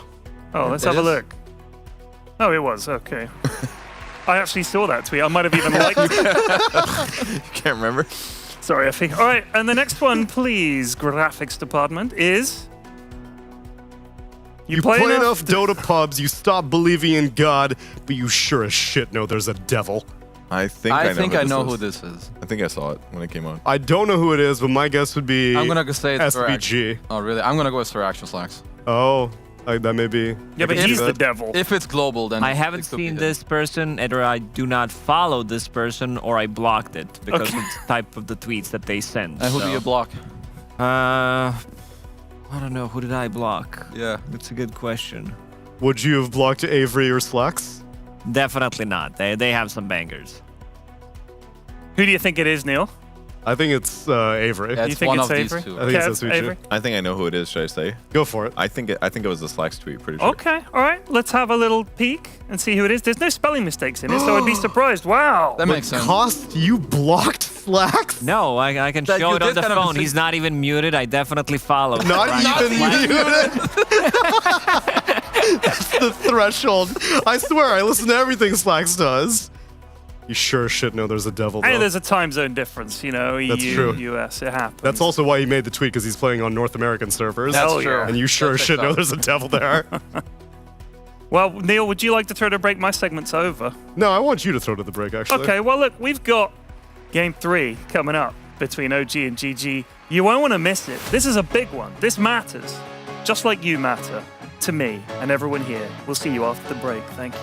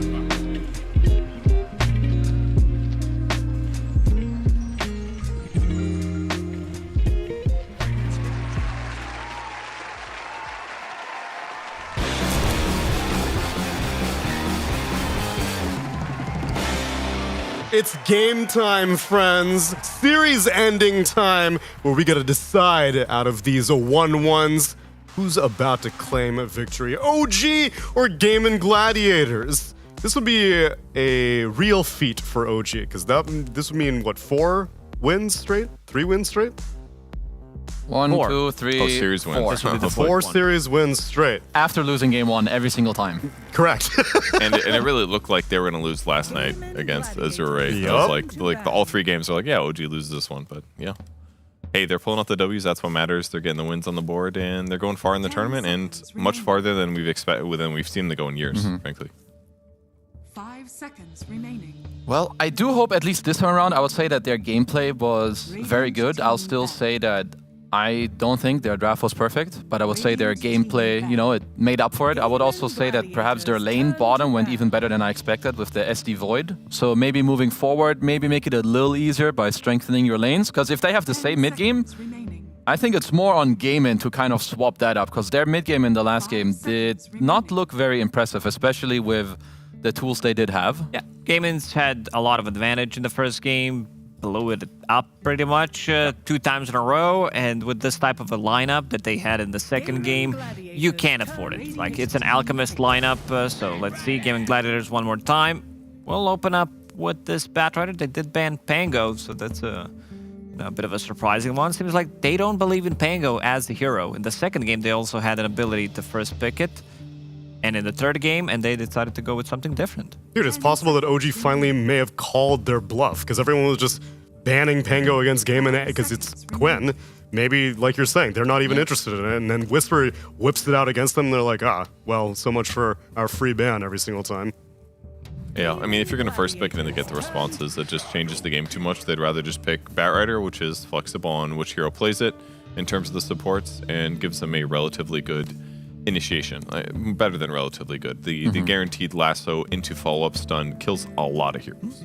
Not surprised that they went with Shadow Demon one more time. SD stands for Sebastian Debs, and it seems like he's gonna play it one more time. Had a great performance in this game. Yeah. He had a sick. If I'm gaming, I want to kill this dude in the game. I want to have like mid Pog, mid Storm, like jump this guy. Because if you let him do the same thing like last game, he's gonna destroy you.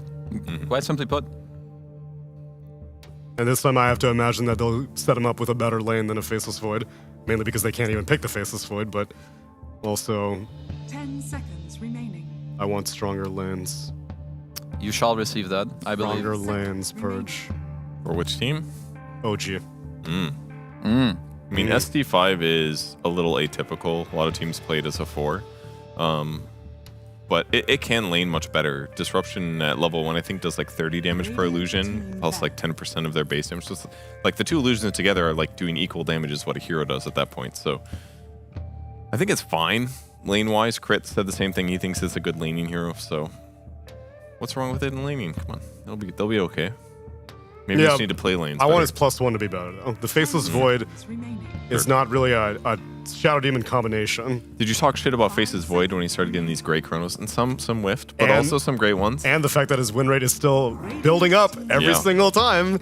Faceless Void is proving to be... Well, I still think Sven is my favorite carry, despite the fact that yesterday and day before it was not doing very well. But Sven is still my carry go-to of DreamLeague Season 22 so far. It's definitely the most fun carry to watch when it's winning. That's without a doubt the case. And that hasn't stopped. But yeah, teams are doing a little bit better against it. Against the Shadow Demon, I would not want to pick this Sven. So I don't think we'll see it from Gladiators this game, but maybe OG side. For now, just a Mirana. OG, we said it. We've been covering most of their games on the late night shift, but they didn't play Sven yet. So we even asked Amato about it. He's like, yeah, sure, I can play it, but doesn't want to show it yet. Maybe saving it for the playoffs or for the games when it matters. I could see them pick up Sven. This is like a pretty much a combination of the 2 supports that we've seen in every other region. You have, like, you can easily play it together. You always have this kill threat. You have a little bit of a save, Moonlight Shadow to move around the map and set it up. I mean, also, SD really loves to play with heroes that can clear stacks. So both like Sven, maybe an Alk, they do that very well. You kind of want a BKB carry as well when you play against Mars. But I do like this Mars pick. Like when you see SD Mirana, you need to go and you need to want to kill them. This is Undying, which I would say, out of the Undying games I've seen so far, this is kind of the one at least where I see the least purpose for now. You generally wanted to like match some team fight. lanes, I guess. I mean, it helps against that, but I don't think these two supports so far care that much for OG. But I see a lot of potential for gaming when they start the fight, like you lasso someone in, or you start with an arena, you drop the tombstone. It's not easy for OG to then take the fight there afterwards. Yeah, but now I feel like your fights have to stay in one place. And Mirana can leap out, Shadow Demon can disrupt, and if OG just walk away from the arena, walk away from the tombstone, you have two massive cooldowns that can't move around with you. Yeah, but that's where the lasso should kind of come in. I feel like the lasso should be the first layer to kind of set it up. Like, you don't have to always drop everything at the same time, but I see your point. It's something that OG could maybe look to punish, maybe with some heroes that can easily go in and out. Good point. You like grab them with the lasso and then you drag them through the broken glass and be like, go ahead, try retreating through this. I suppose, but then there are a lot of like, we actually haven't seen it too much today, but like a puck would be fine with that, just getting out. Phase shift, and she flies. Yeah. He flies, whatever. Yeah, we don't see Puck too often on 17, I would say. Like, it's mostly pick on 18 pick nowadays, because after a couple of these Huskar snipers, thank Cardell, just too powerful in the mid lane against this hero. So I think they could just like pick up a carry here and save this Primal Beast for a flex. I'm still fine with Sven. He can easily get out of the arena with the Aghanim Scepter. I see one BKB piercing ability, but you do have a save. You have another hero that goes in. It's the similar story, I would say. You don't care, because you see Mars, carry players, they want a hero that can't get out of the arena for free. And we're not talking about the Jog and Lifestealers. Lifestealer is relatively popular right now, but Jog hasn't even been contested. Yeah, this looks great. Very difficult to kill as well with those first three heroes. They have some damage, but not like the most incredible. Morphling doesn't have to worry about them at all. And some kind of a poke game is always going to favor Mars if he's not vulnerable to burst damage. We've seen 23 was playing into Mars. He got solo killed twice. So let's see if Timato's going to be more careful. That happened like a couple of days ago. There's some solo kill potential, definitely. But if you're playing it safe, and Gaming will get the Lesh for themselves this time around. This has been their one of the most popular heroes in 2023. This is how they started the year with the IO Lesh. Every single time it was available, they picked it. And it's a Quinn specialty. It's one of his best heroes, without a doubt, and always has been. It's just interesting to see Lesh go from being completely dead in the last patch and now just starting to become more of like okay, this is just a generic mid laner. It doesn't necessarily mega counter anything on the OG lineup, but it does do a decent amount of damage. It takes the mid tower. Dagball E got buffed. We saw the damage against the Alchemist last game. At various points in the game was just a lot, and the hero's just hard to kill once you get the Bloodstone. Yeah, I generally don't like Lesh that much against most of the range carries that are like, I consider them turrets, like Sniper, Lina, Morph. They can like stand their ground, deal a lot of damage, but I would say with the Undying and the Mars teamfight, like you can protect him, you can heal him, all that stuff, it should help enough. What about this turret? Mirana mid that BCM brought one time. I don't want to see it. It was a special, and somehow it did work out that game. What items did he go? I think he rushed Gleipnir, okay. BKB, and he popped off. Well, Gaming need a Dyrachyo hero, something that should help you deal with the Morph, I would say a little bit more. And it's nice when your carry can help, like Lesh during the game by like going in or giving him some survivability. But you don't know your full matchup yet. Yeah, I was going to say Sven, because we saw Sven against Morphling at the start of the day. That was pretty effective, I believe. I don't think he was against SD, but yeah, they feared enough. It's one of the better carries left, so they ban it anyways. It's definitely like a carry that can be quite good against SD if you just find him. That's kind of the trade-off, I suppose. And with Batrider and Mars being able to start fights, I think it does give a decent opportunity for like a initiator carry like Sven. Morphling is, again, on the slower side. I could see Gaming Gladiators pushing the tempo one more time. With I know it's not the best one against Shadow Demon, but nothing is good against Shadow Demon when you're playing a carry. I was thinking about Luna.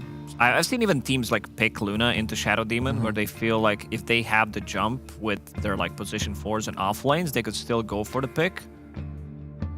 I mean, I wonder if I'm missing something, because generally when you want a lane Undying, you want at least like a hero that can help out a little bit. So generally that is going to be a range hero. Luna is fine, but it doesn't. It's not like it's not doing it for me yet. I'm looking for like the one level above. Terrorblade also seems hard. They have a limited lockdown with these heroes. You need to set up the arrow. What about some Weaver position? maybe? One? Yeah, we're on the same I can page, Kazu. I can go with Weaver. I feel like that's the Ant-Man could be good. Pretty good. You're good against SD. Like it's easy. You can build a Linkens against the Primal. There's no real setup. You lane up with Undying.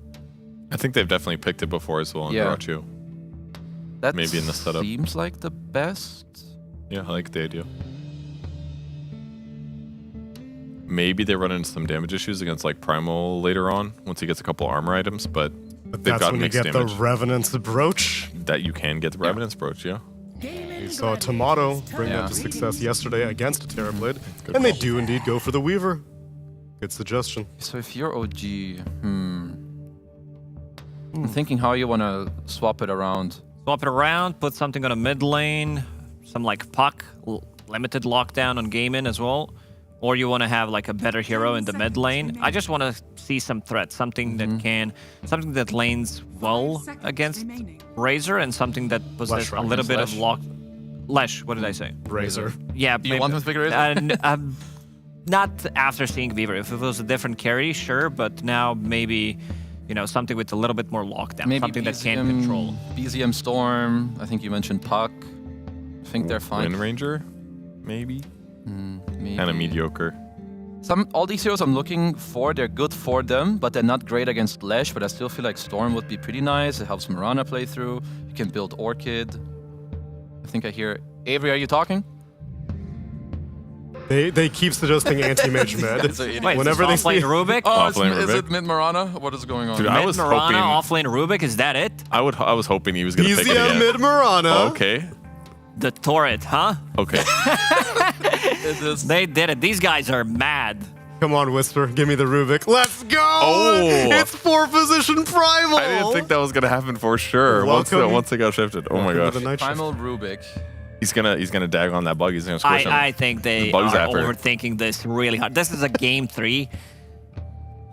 They're not overthinking it. This is what brought them to success against, it was Falcons, I believe. I mean, Yeah, the Dagon 5, this is how you control, this is how you like burst heroes. I would love to see some like Amplify maybe with this offlane Rubik, but yeah, you needed position 4 who can run in some like Tusk, tiny type of a hero. Primal 4. I'm excited. I like these are, sure there's some flex, but I think they overflex this. All right, that means a game in for Lacoste. He's a non-believer. Kazu, what are you feeling? How about Purge, you go first? 'Cause I'm so I ready to don't go know first. what to analyze right now. This is what's gonna happen. They're gonna put a sentry down. Weaver's gonna use Sakuchi. Yeah. They're gonna like lift him, throw them into the primal stun, and then they're gonna kill the shit out of the bug. And they're gonna do that like 3 times. And Undying isn't going to be able to do that much to pressure Rubik because he's going to lift and throw him away because telekinesis is on a 5-second cooldown, as we all know. It's going to be useful does for not seem accurate, every but okay. single instance. And then other things will happen. And OG's going to win this one Other because I things will believe in happen. Whisper playing offlane. Draw the rest of the owl. Okay, it has to be Gaming Gladiators. Like if Whisper steals this Shikuchi, he's just gonna get Mars Arena. Like we're not gonna see the same shit as last time where he runs around with some Dagon 5 and zaps some noobs. Who cares? You get caught in the arena, you zap the Mars then. Yeah, you're easy live spell Just life one-shot steal. him. Yeah, I'm going with Gaming. I feel like it's a hard game for Mid Mirana, as it should be. You're playing this Bad Rider, Mars Arena. I'm going with Gaming. Also, can't a Rubik with Shard just take himself out of arena? Well, if you're not getting speared in time. They're gonna Egon and be like, okay, we don't want to kill this guy. Like Just let him lift him out. Give me OG. I want to see if they truly did flex themselves into a corner. Either way, it's going to be an exciting game number 3, so let's get right into it with our casters. It's Cap and SVJ.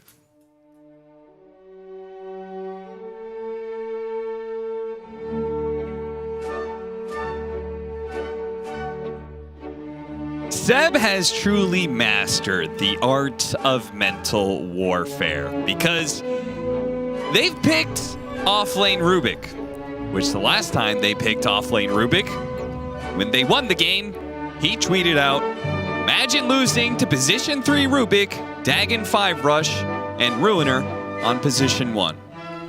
Gaming Gladiators know, without a doubt, that if they lose this game, they will be mocked on social media. The stakes have never been higher. It's true. I mean, forget about getting knocked out of DreamLeague. Forget about winning 3 majors and almost winning a TI. Yep. This is do or die. This is true stakes in action. If you lose to mid Mirana, offlane Rubik, Seb, you'll never live it down. No. This will follow you the rest of your individual careers. Even if you split up and go and join 5 different teams. You'll still be known as that guy who was there on a random Thursday who lost to this draft. But it is a glorious draft. And you know what, Austin? I believe in it. I don't believe you. I actually think OG are going to win this game. I don't believe that you believe in it. I think the mid Mirana is underrated. I think it's a good matchup versus the Lesh. I think the Shadow Demon is broken. It was one of my highly rated heroes before this tournament. And I think it's a damn good Morphling game. I'm starting to believe. I'm starting to see. Is this the Matrix? That's right. He's starting to believe. Seb's offered you a choice. Which are you going to take? Is it the red pill or is it the blue pill? I'm serious. I legit like OG's draft. Oh, God.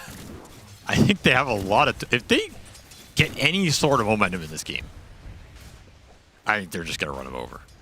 Now, if it goes really late and you get to like the Weaver shenanigans with, like we saw yesterday on Tomato, you know, you have this 5 or 6 slotted Weaver with Divine Broge type build, that's going to be a little spooky. But otherwise, you have Tombstone Steel, Lesh Stun Steel, Sakuchi Steel. That is nasty. Yeah.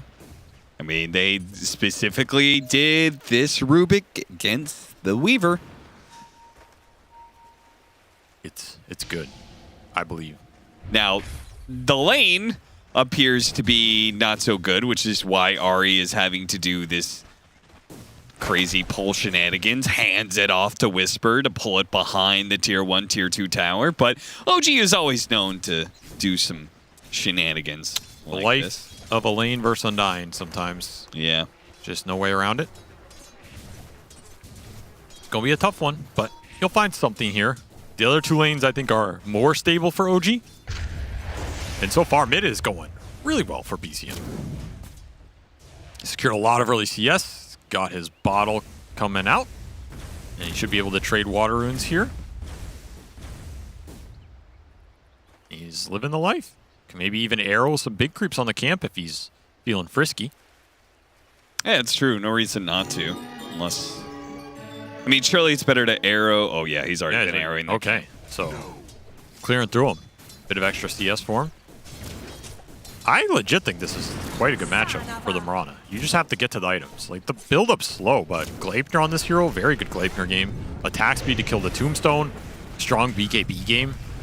Gaming don't have the most damage thrown into it, though. This pure damage edict, I think, is surprising a lot of people at how strong it is. Yes. Just catches people off guard, though BKB is good versus it now.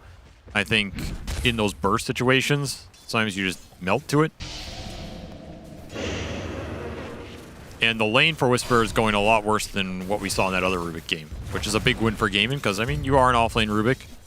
You want some early momentum here. Yeah, I can't imagine this hero does well if it loses lanes. No, Don't think it has the best recovery mechanisms. He's based around the levels more than the gold, so even if he is missing some CS, as long as he's finding the XP, he's still going to be happy. Sure, that just goes against off-lane meta in general right now. I mean, damn the meta. Meta is good for nothing. The only thing the meta does is prevent you from finding the next meta. Always be on the lookout for the next meta. Once you find it, on to the next one. I mean, if any hero is going to be doing lane pulling shenanigans like this, I suppose Primal Beast is probably the best candidate.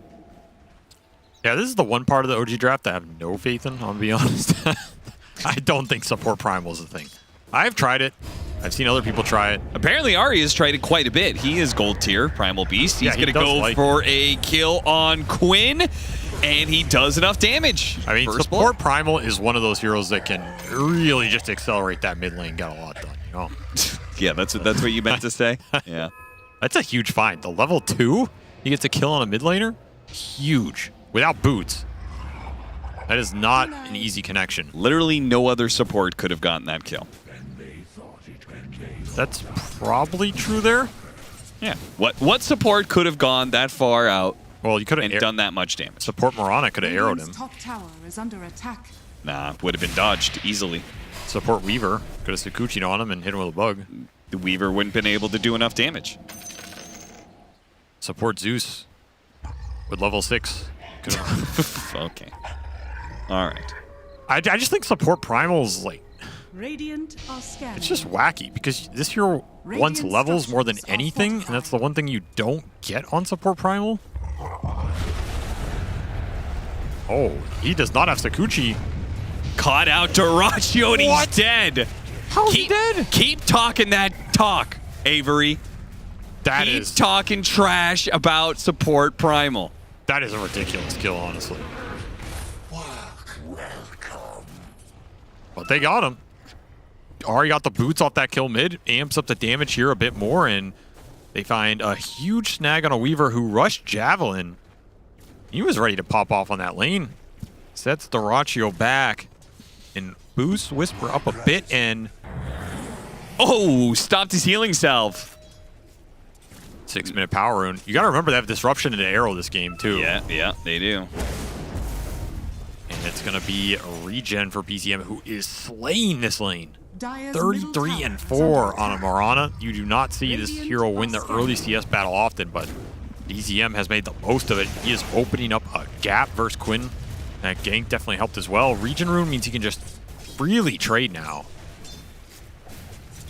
This is a good Mirana game, honestly. Outside of the arena. Yeah.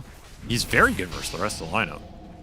Moonlight Shadow, very good versus Weaver. Reset all the bugs. It's good versus the tombstones. You drop all those. Yep.